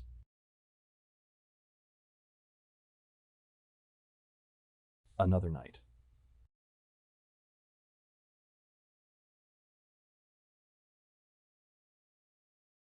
McDermott and I are supposed to have dinner tonight at 1500, and he calls me around 6:30, 40 minutes before our actual reservation. He couldn't get us in at any other time except for 6:10 or 9, which is when the restaurant closes. It serves Californian cuisine, and its seating times are an affectation carried over from that state. And though I'm in the middle of flossing my teeth, all of my cordless phones lie by the sink in the bathroom, and I'm able to pick the right one up on the second ring. So far I'm wearing black Armani trousers, a white Armani shirt, a red and black Armani tie. McDermott lets me know that Hamlin wants to come with us. I'm hungry. There's a pause. So? I ask, straightening my tie. Okay. So? McDermott sighs. Hamlin doesn't want to go to 1500. Why not? I turn off the tap in the sink. He was there last night. So, what are you, McDermott, trying to tell me? That we're going someplace else, he says. Where? I ask cautiously. Alex Goes to Camp is where Hamlin suggested, he says. Hold on. I'm plaxing. After swishing the anti-plaque formula around in my mouth and inspecting my hairline in the mirror, I spit out the plaques. Veto, bypass. I went there last week. I know, so did I, McDermott says. Besides, it's cheap. So where do we go instead? Didn't Hamlin have a fucking backup? I growl, irritated. No. Call him back and get one, I say, walking out of the bathroom. I seem to have misplaced my Zagat. Do you want to hold or should I call you back? He asks. Call me back, bozo. We hang up. Minutes pass. The phone rings. I don't bother screening it. It's McDermott again. Well? I ask. Hamlin doesn't have a backup and he wants to invite Luis Carruthers, and what I want to know is, does this mean Courtney's coming? McDermott asks. Luis cannot come, I say. Why not? He just can't. I ask, why does he want Luis to come? There's a pause. Hold on, McDermott says. He's on the other line. I'll ask him. Who? A flash of panic. Luis? Hamlin. While holding, I move into the kitchen, over to the refrigerator, and take out a bottle of Perrier. I'm looking for a glass when I hear a click. Listen, I say when McDermott gets back on the line. I don't want to see Luis or Courtney, so, dissuade them or something. Use your charm. Be charming. Hamlin has to have dinner with a client from Texas, and I cut him off. Wait, this has nothing to do with Luis. Let Hamlin take the fag out himself. Hamlin wants Carruthers to come because Hamlin is supposed to be dealing with the Panasonic case, but Carruthers knows a lot more about it, and that's why he wants Carruthers to come, McDermott explains. I pause while taking this in. If Luis comes, I'll kill him. I swear to God I'll kill him. I'll fucking kill him. Geez, Bateman, McDermott murmurs, concerned. You're a real humanitarian. A sage. No, just... I start, confused, irritated. Just sensible. I just want to know if Luis comes. Does this mean that Courtney will come too? He wonders again. Tell Hamlin to invite. Oh shit, I don't know. I stop. Tell Hamlin to have dinner with the Texas guy alone. I stop again, realizing something. Wait a minute, does this mean Hamlin will take us out? I mean, pay for it, since it's a business dinner? Sometimes I think you're very smart, Bateman, McDermott says. Other times... Oh shit, what the hell am I saying? I ask myself out loud, annoyed. You and I can have a goddamn business dinner together. Jesus. I'm not going, that's it. I'm not going. Not even if Luis doesn't come? He asks. No, nope. Why not? He whines. We have reservations at 1500. I have to watch The Cosby Show. Oh, tape it for Christ's sakes, you ass. Wait, I've realized something else. Do you think Hamlin will... I pause awkwardly. Have some drugs, perhaps? For the Texan? What does Bateman think? McDermott asks, the jaded asshole. I'm thinking about it. I'm thinking about this. After a pause, McDermott says, tick-tock, tick-tock, in sing-song. We're getting nowhere. Of course Hamlin is going to be carrying. Get Hamlin, have him. Get him on three-way, I sputter, checking my Rolex. Hurry, maybe we can talk him into 1500. Okay, McDermott says. Hold on. There are 4 clicking noises, and then I hear Hamlin saying, Bateman, is it okay to wear Argyle socks with a business suit? He's attempting a joke, but it fails to amuse me. Sighing inwardly, my eyes closed, I answer, impatient, Not really, Hamlin. They're too sporty. They interfere with the business image. You can wear them with casual suits, tweeds, whatever. Now, Hamlin, Bateman, and then he says, thank you. Luis cannot come, I tell him. And you're welcome. No prob, he says. The Texan's not coming anyway. Why not, I ask. Hey, you'll go to CBGB's, I hear that's pretty new wave. Lifestyle difference, Hamlin explains. The Texan is not accepted until Monday. I quickly, and quite nimbly I might add, rearranged my hectic schedule, a sick father, a forest fire, an excuse. How does that take care of Luis? I ask suspiciously. Luis is having dinner with the Texan tonight, which saves me a whole lot of trouble, partner. I'm seeing him at Smith and Walensky on Monday, Hamlin says, pleased with himself. So, everything is okay. Wait, McDermott asks tentatively. Does this mean that Courtney isn't coming? We have missed or are going to miss our reservations at 1500, I point out. Besides, Hamlin, you went there last night, huh? Yeah, he says. It's got passable carpaccio, decent Ren, okay sorbets. But let's go somewhere else and, then go on the search for the, perfect body, gentlemen. Sounds good, I say, amused that Hamlin, for once, has the right idea. But what is Cindy going to say about this? Cindy has to go to a charity thing at the plaza, something. That's the Trump Plaza, I note absently, while finally opening the Perrier bottle. Yeah, the Trump Plaza, he says. Something about trees near the library, money for trees or a bush of some kind, he says, unsure. Plants beats me. So where to? McDermott asks. Who cancels 1500? I ask. You do, McDermott says. Oh, McDermott, I moan. Just do it. Wait, Hamlin says. Let's decide where we're going first. Agreed. McDermott, the parliamentarian. I am fanatically opposed to anywhere not on the Upper West or Upper East side of this city, I say. Bellini's? Hamlin suggests. Nope. Can't smoke cigars there, McDermott and I say at the same time. Cross that one out, Hamlin says. Gandango? He suggests. Possibility, I murmur, mulling it over. Trump eats there. Zeus Bar? One of them asks. Make a reservation, says the other. Wait, I tell them. I'm thinking. Bateman, Hamlin warns. I'm toying with the idea, I say. Bateman. Wait, let me toy for a minute. I'm really too irritated to be dealing with this right now, McDermott says. Why don't we just forget this shit and bash some Japs, Hamlin suggests, then find the perfect body. Not a bad idea, actually, I shrug. Decent combo. What do you want to do, Bateman? McDermott asks. Thinking about it, thousands of miles away, I answer, I want to... Yes, they both ask expectantly. I want to pulverize a woman's face with a large, heavy brick. Besides that, Hamlin moans impatiently. Okay, fine, I say, snapping out of it. Zeus Bar. You sure, right? Zeus Bar? Hamlin concludes he hopes.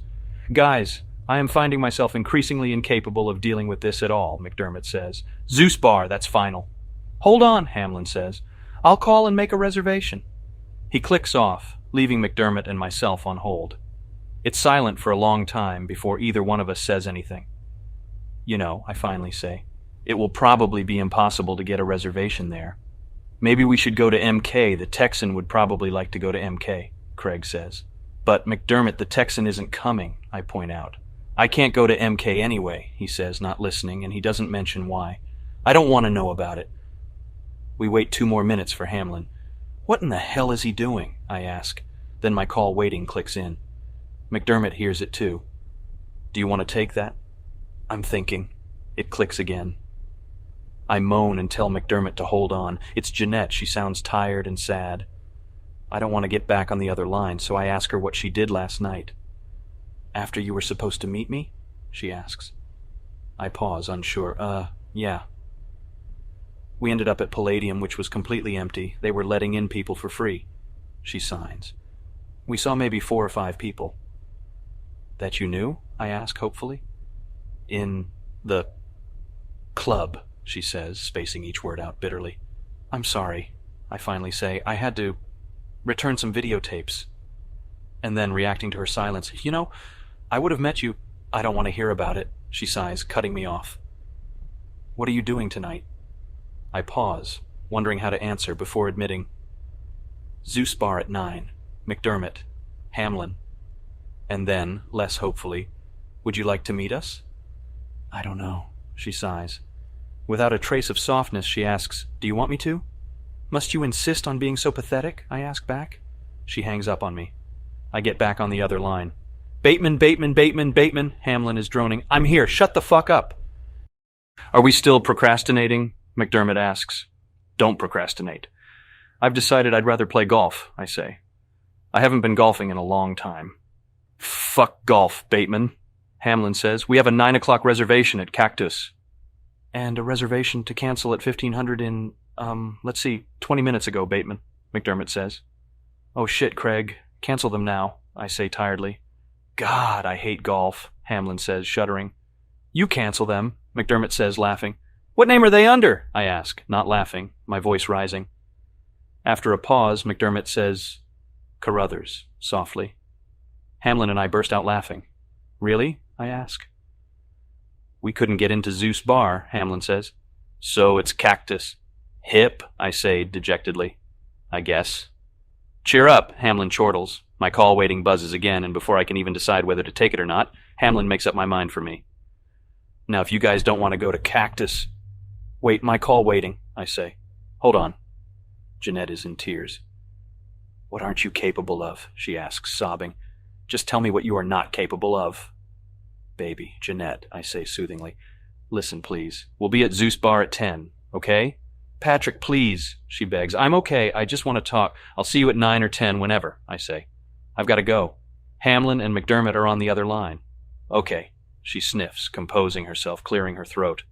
I'll see you there. I'm really I click back onto the other line.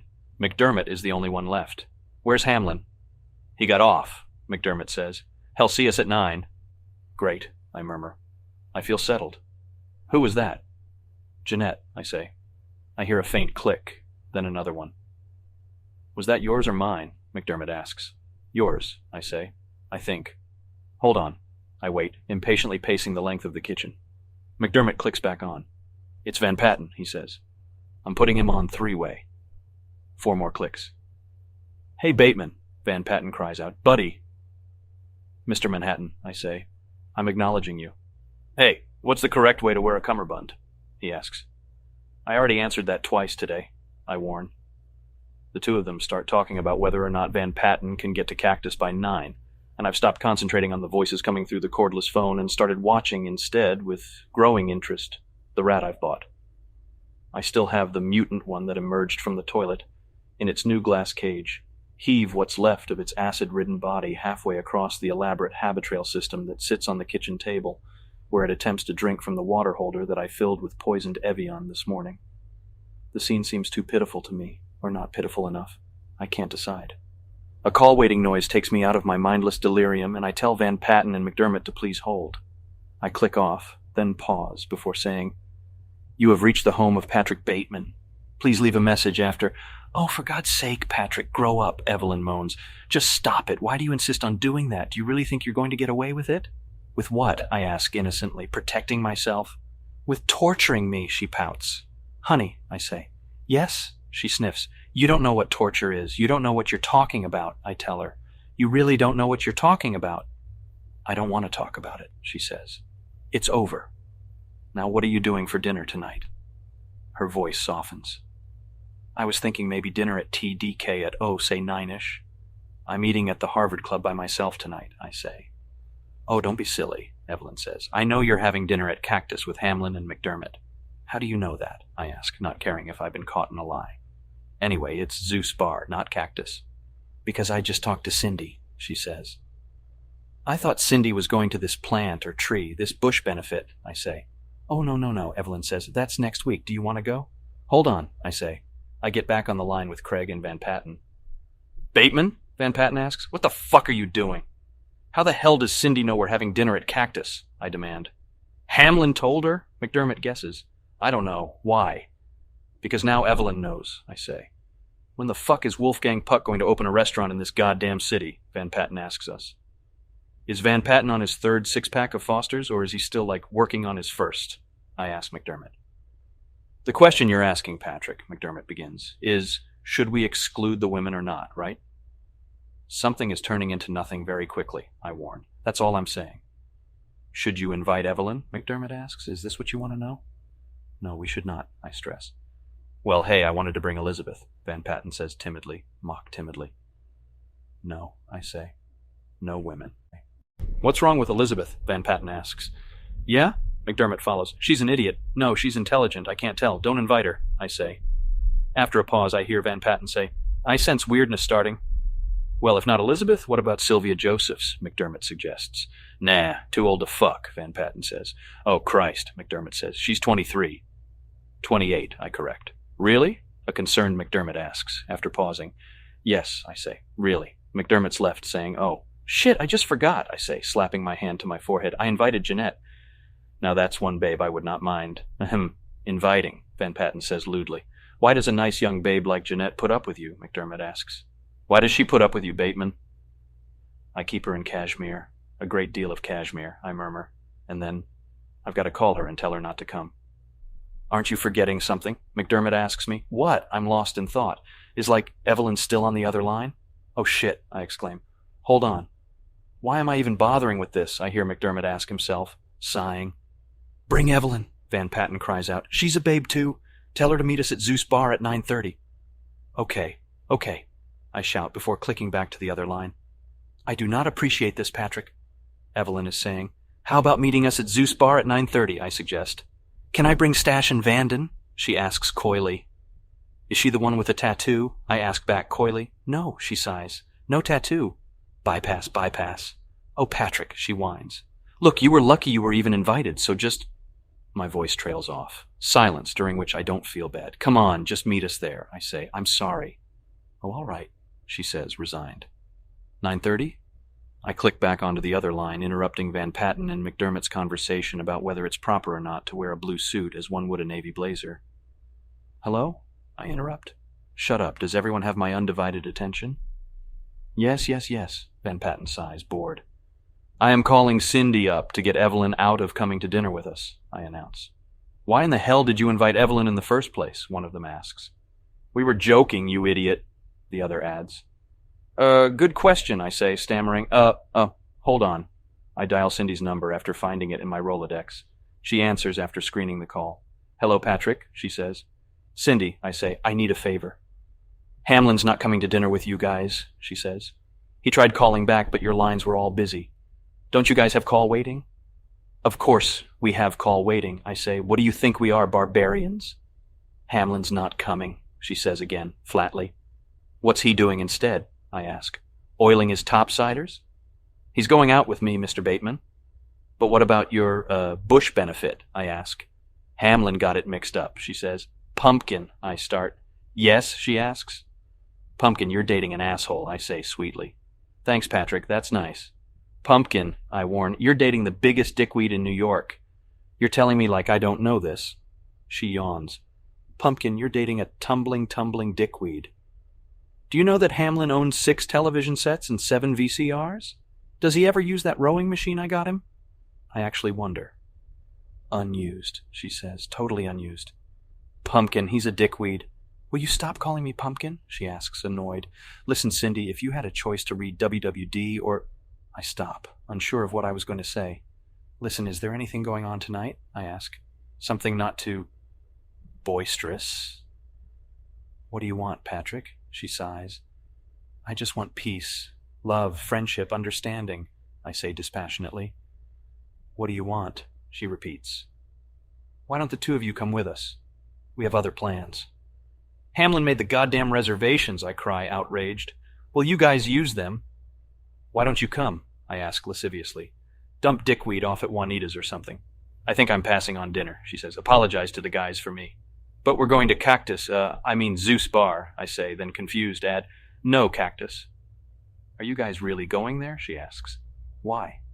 Conventional wisdom has it that it is no longer the in-place to dine, she says. But Hamlin made the fucking reservation, I cry out. Did he make reservations there? She asks, bemused. Centuries ago, I shout. Listen, she says, I'm getting dressed. I'm not at all happy about this, I say. Don't worry, she says, and then hangs up. I get back on the other line. Bateman, I know this sounds like an impossibility, McDermott says, but the void is actually widening. I am not into Mexican, Van Patten states, but wait, we're not having Mexican, are we? I say, am I confused? Aren't we going to Zeus Bar? No, moron, McDermott spits. We couldn't get into Zeus Bar. Cactus at 9. But I don't want Mexican, Van Patten says. But you, Van Patten, made the reservation, McDermott hollers. I don't either, I say suddenly. Why Mexican? It's not Mexican, McDermott says, exasperated. It's something called Nouvelle Mexicana. Tapas or some other south of the border thing, something like that. Hold on, my call waiting. He clicks off, leaving Van Patten and myself on the line. Bateman, Van Patten sighs. My euphoria is quickly subsiding. What are you talking about? I'm actually trying to remember where I told Jeanette and Evelyn to meet us. Let's change the reservation, he suggests. I think about it, then suspiciously ask, where to? 1969, he says, tempting me. 1969. I would like to go there, I admit. What should we do? He asks. I think about it. Make a reservation, quick. Okay, for 3, 5, how many? 5 or 6, I guess. Okay, hold. Just as he clicks off, McDermott gets back on. Where's Van Patten? He asks.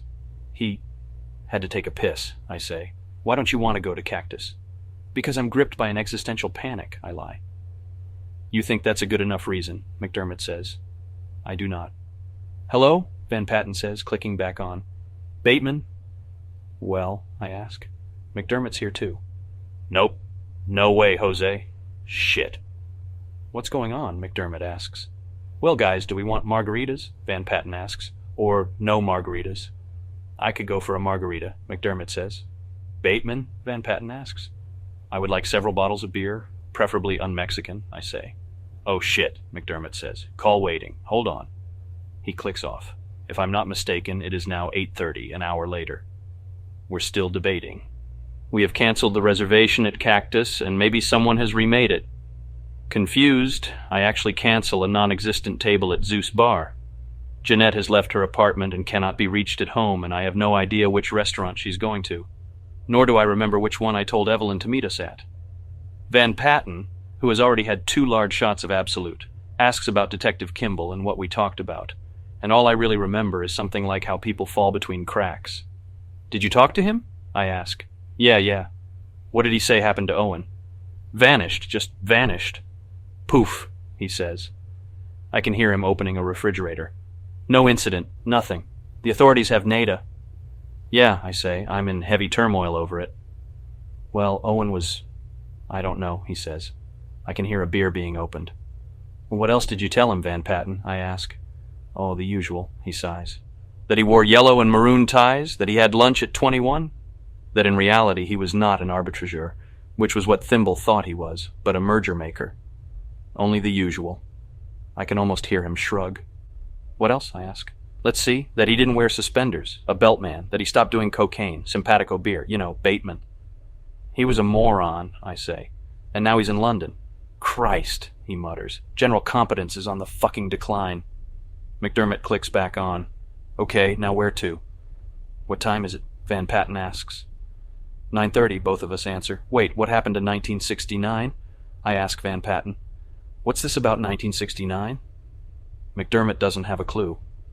I don't remember, I say. Closed. No reservations, Van Patten reminds me. Can we get back to 1500? I ask. 1500 is now closed, McDermott shouts. The kitchen is closed. The restaurant is closed. It's over. We have to go to Cactus. Silence. Hello, are you guys there? He hollers, losing it. Bouncy as a beach ball, Van Patten says. I laugh. If you guys think this is funny, McDermott warns. Oh yeah, what? What are you going to do? I ask. Guys, it's just that I am apprehensive about failure in terms of securing a table before, midnight. Are you sure about 1500? I ask. That seems really bizarre. That suggestion is moot, McDermott screams. Why, you may ask? Because they are closed. Because they are closed, they have stopped taking reservations. Are you following this? Hey, no sweat, babe, Van Patten says coolly. We'll go to Cactus. We have a reservation there in 10, no 15 minutes ago, McDermott says. But I canceled them, I thought, I say, taking another Xanax. I remade them, McDermott says. You are indispensable, I tell him in monotone. I can be there by 10, McDermott says. By the time I stop at my automated teller, I can be there by 10:15, Van Patten says slowly, counting the minutes. Does anyone have any idea that Jeanette and Evelyn are meeting us at Zeus Bar where we do not have a reservation? Has this passed through anyone's mind? I ask, doubting it. But Zeus Bar is closed, and besides that, we canceled a reservation we didn't even have there, McDermott says, trying to stay calm. But I think I told Jeanette and Evelyn to meet us there, I say, bringing my fingers up to my mouth, horrified by this possibility. After a pause, McDermott asks, "Do you want to get into trouble? Are you asking for it or something?" "My call waiting," I say. "Oh my God, what time is it? My call waiting." "It's got to be one of the girls," Van Patten says gleefully. "Hold on," I croak. "Good luck," I hear Van Patten say before I click off. "Hello?" I ask meekly. "You have reached the—" "It's me!" Evelyn shouts, the noise in the background almost drowning her out. "Oh, hi," I say casually. "What's going on?" "Patrick, what are you doing at home?" "Where are you?" I ask good-naturedly. "I am at Cactus," she hisses. "What are you doing there?" I ask. "You said you'd meet me here, that is what," she says. "I confirmed your reservations." "Oh God, I'm sorry," I say. "I forgot to tell you." "Forgot to tell me what?" "To tell you that we aren't," I gulp, "going there." I close my eyes. "Who in the hell is Jeanette?" she hisses calmly. "Well, aren't you guys having fun?" I ask, ignoring her question. "No, we are not." "Why not?" I ask. "We'll be there. Soon." "Because this whole thing feels, gee, I don't know, inappropriate?" she screams. "Listen, I'll call you right back. I'm about to pretend to take the number down." "You won't be able to," Evelyn says, her voice tense and lowered. "Why not?" "The phone strike's over," I joke, sort of. "Because Jeanette is behind me and wants to use it," Evelyn says. I pause for a very long time. "Pat, Rick?" "Evelyn, let it slide. I'm leaving right now. We'll all be there shortly, I promise." "Oh my God!" I click back to the other line. Guys, someone fucked up. I fucked up. You fucked up. I don't know," I say in a total panic. "What's wrong?" one of them asks. "Jeanette and Evelyn are at Cactus," I say. "Oh boy." Van Patten cracks up. "You know, guys, it's not beyond my capacity to drive a lead pipe repeatedly into a girl's vagina," I tell Van Patten and McDermott. Then add, after a silence I mistake for shock, finally on their parts an acute perception of my cruelty, but compassionately. "We all know about your lead pipe, Bateman," McDermott says. "Stop bragging." "Is he like trying to tell us he has a big dick?" Van Patten asks Craig. "Gee, I'm not sure," McDermott says. "Is that what you're trying to tell us, Bateman?" I pause before answering. Well, no, not exactly." My call waiting buzzes. "Fine, I'm officially jealous," McDermott wisecracks. "Now where? Christ, what time is it?" It doesn't really matter. My mind has already gone numb. I'm so hungry now that I'm eating oat bran cereal out of a box. My call waiting buzzes again. "Maybe we can get some drugs." Call Hamlin. "Jesus, you can't walk into a bathroom in this city without coming out with a gram, so don't worry." "Anyone hear about Bell South's cellular deal?" "Spuds McKenzie is on the Patty Winters show tomorrow."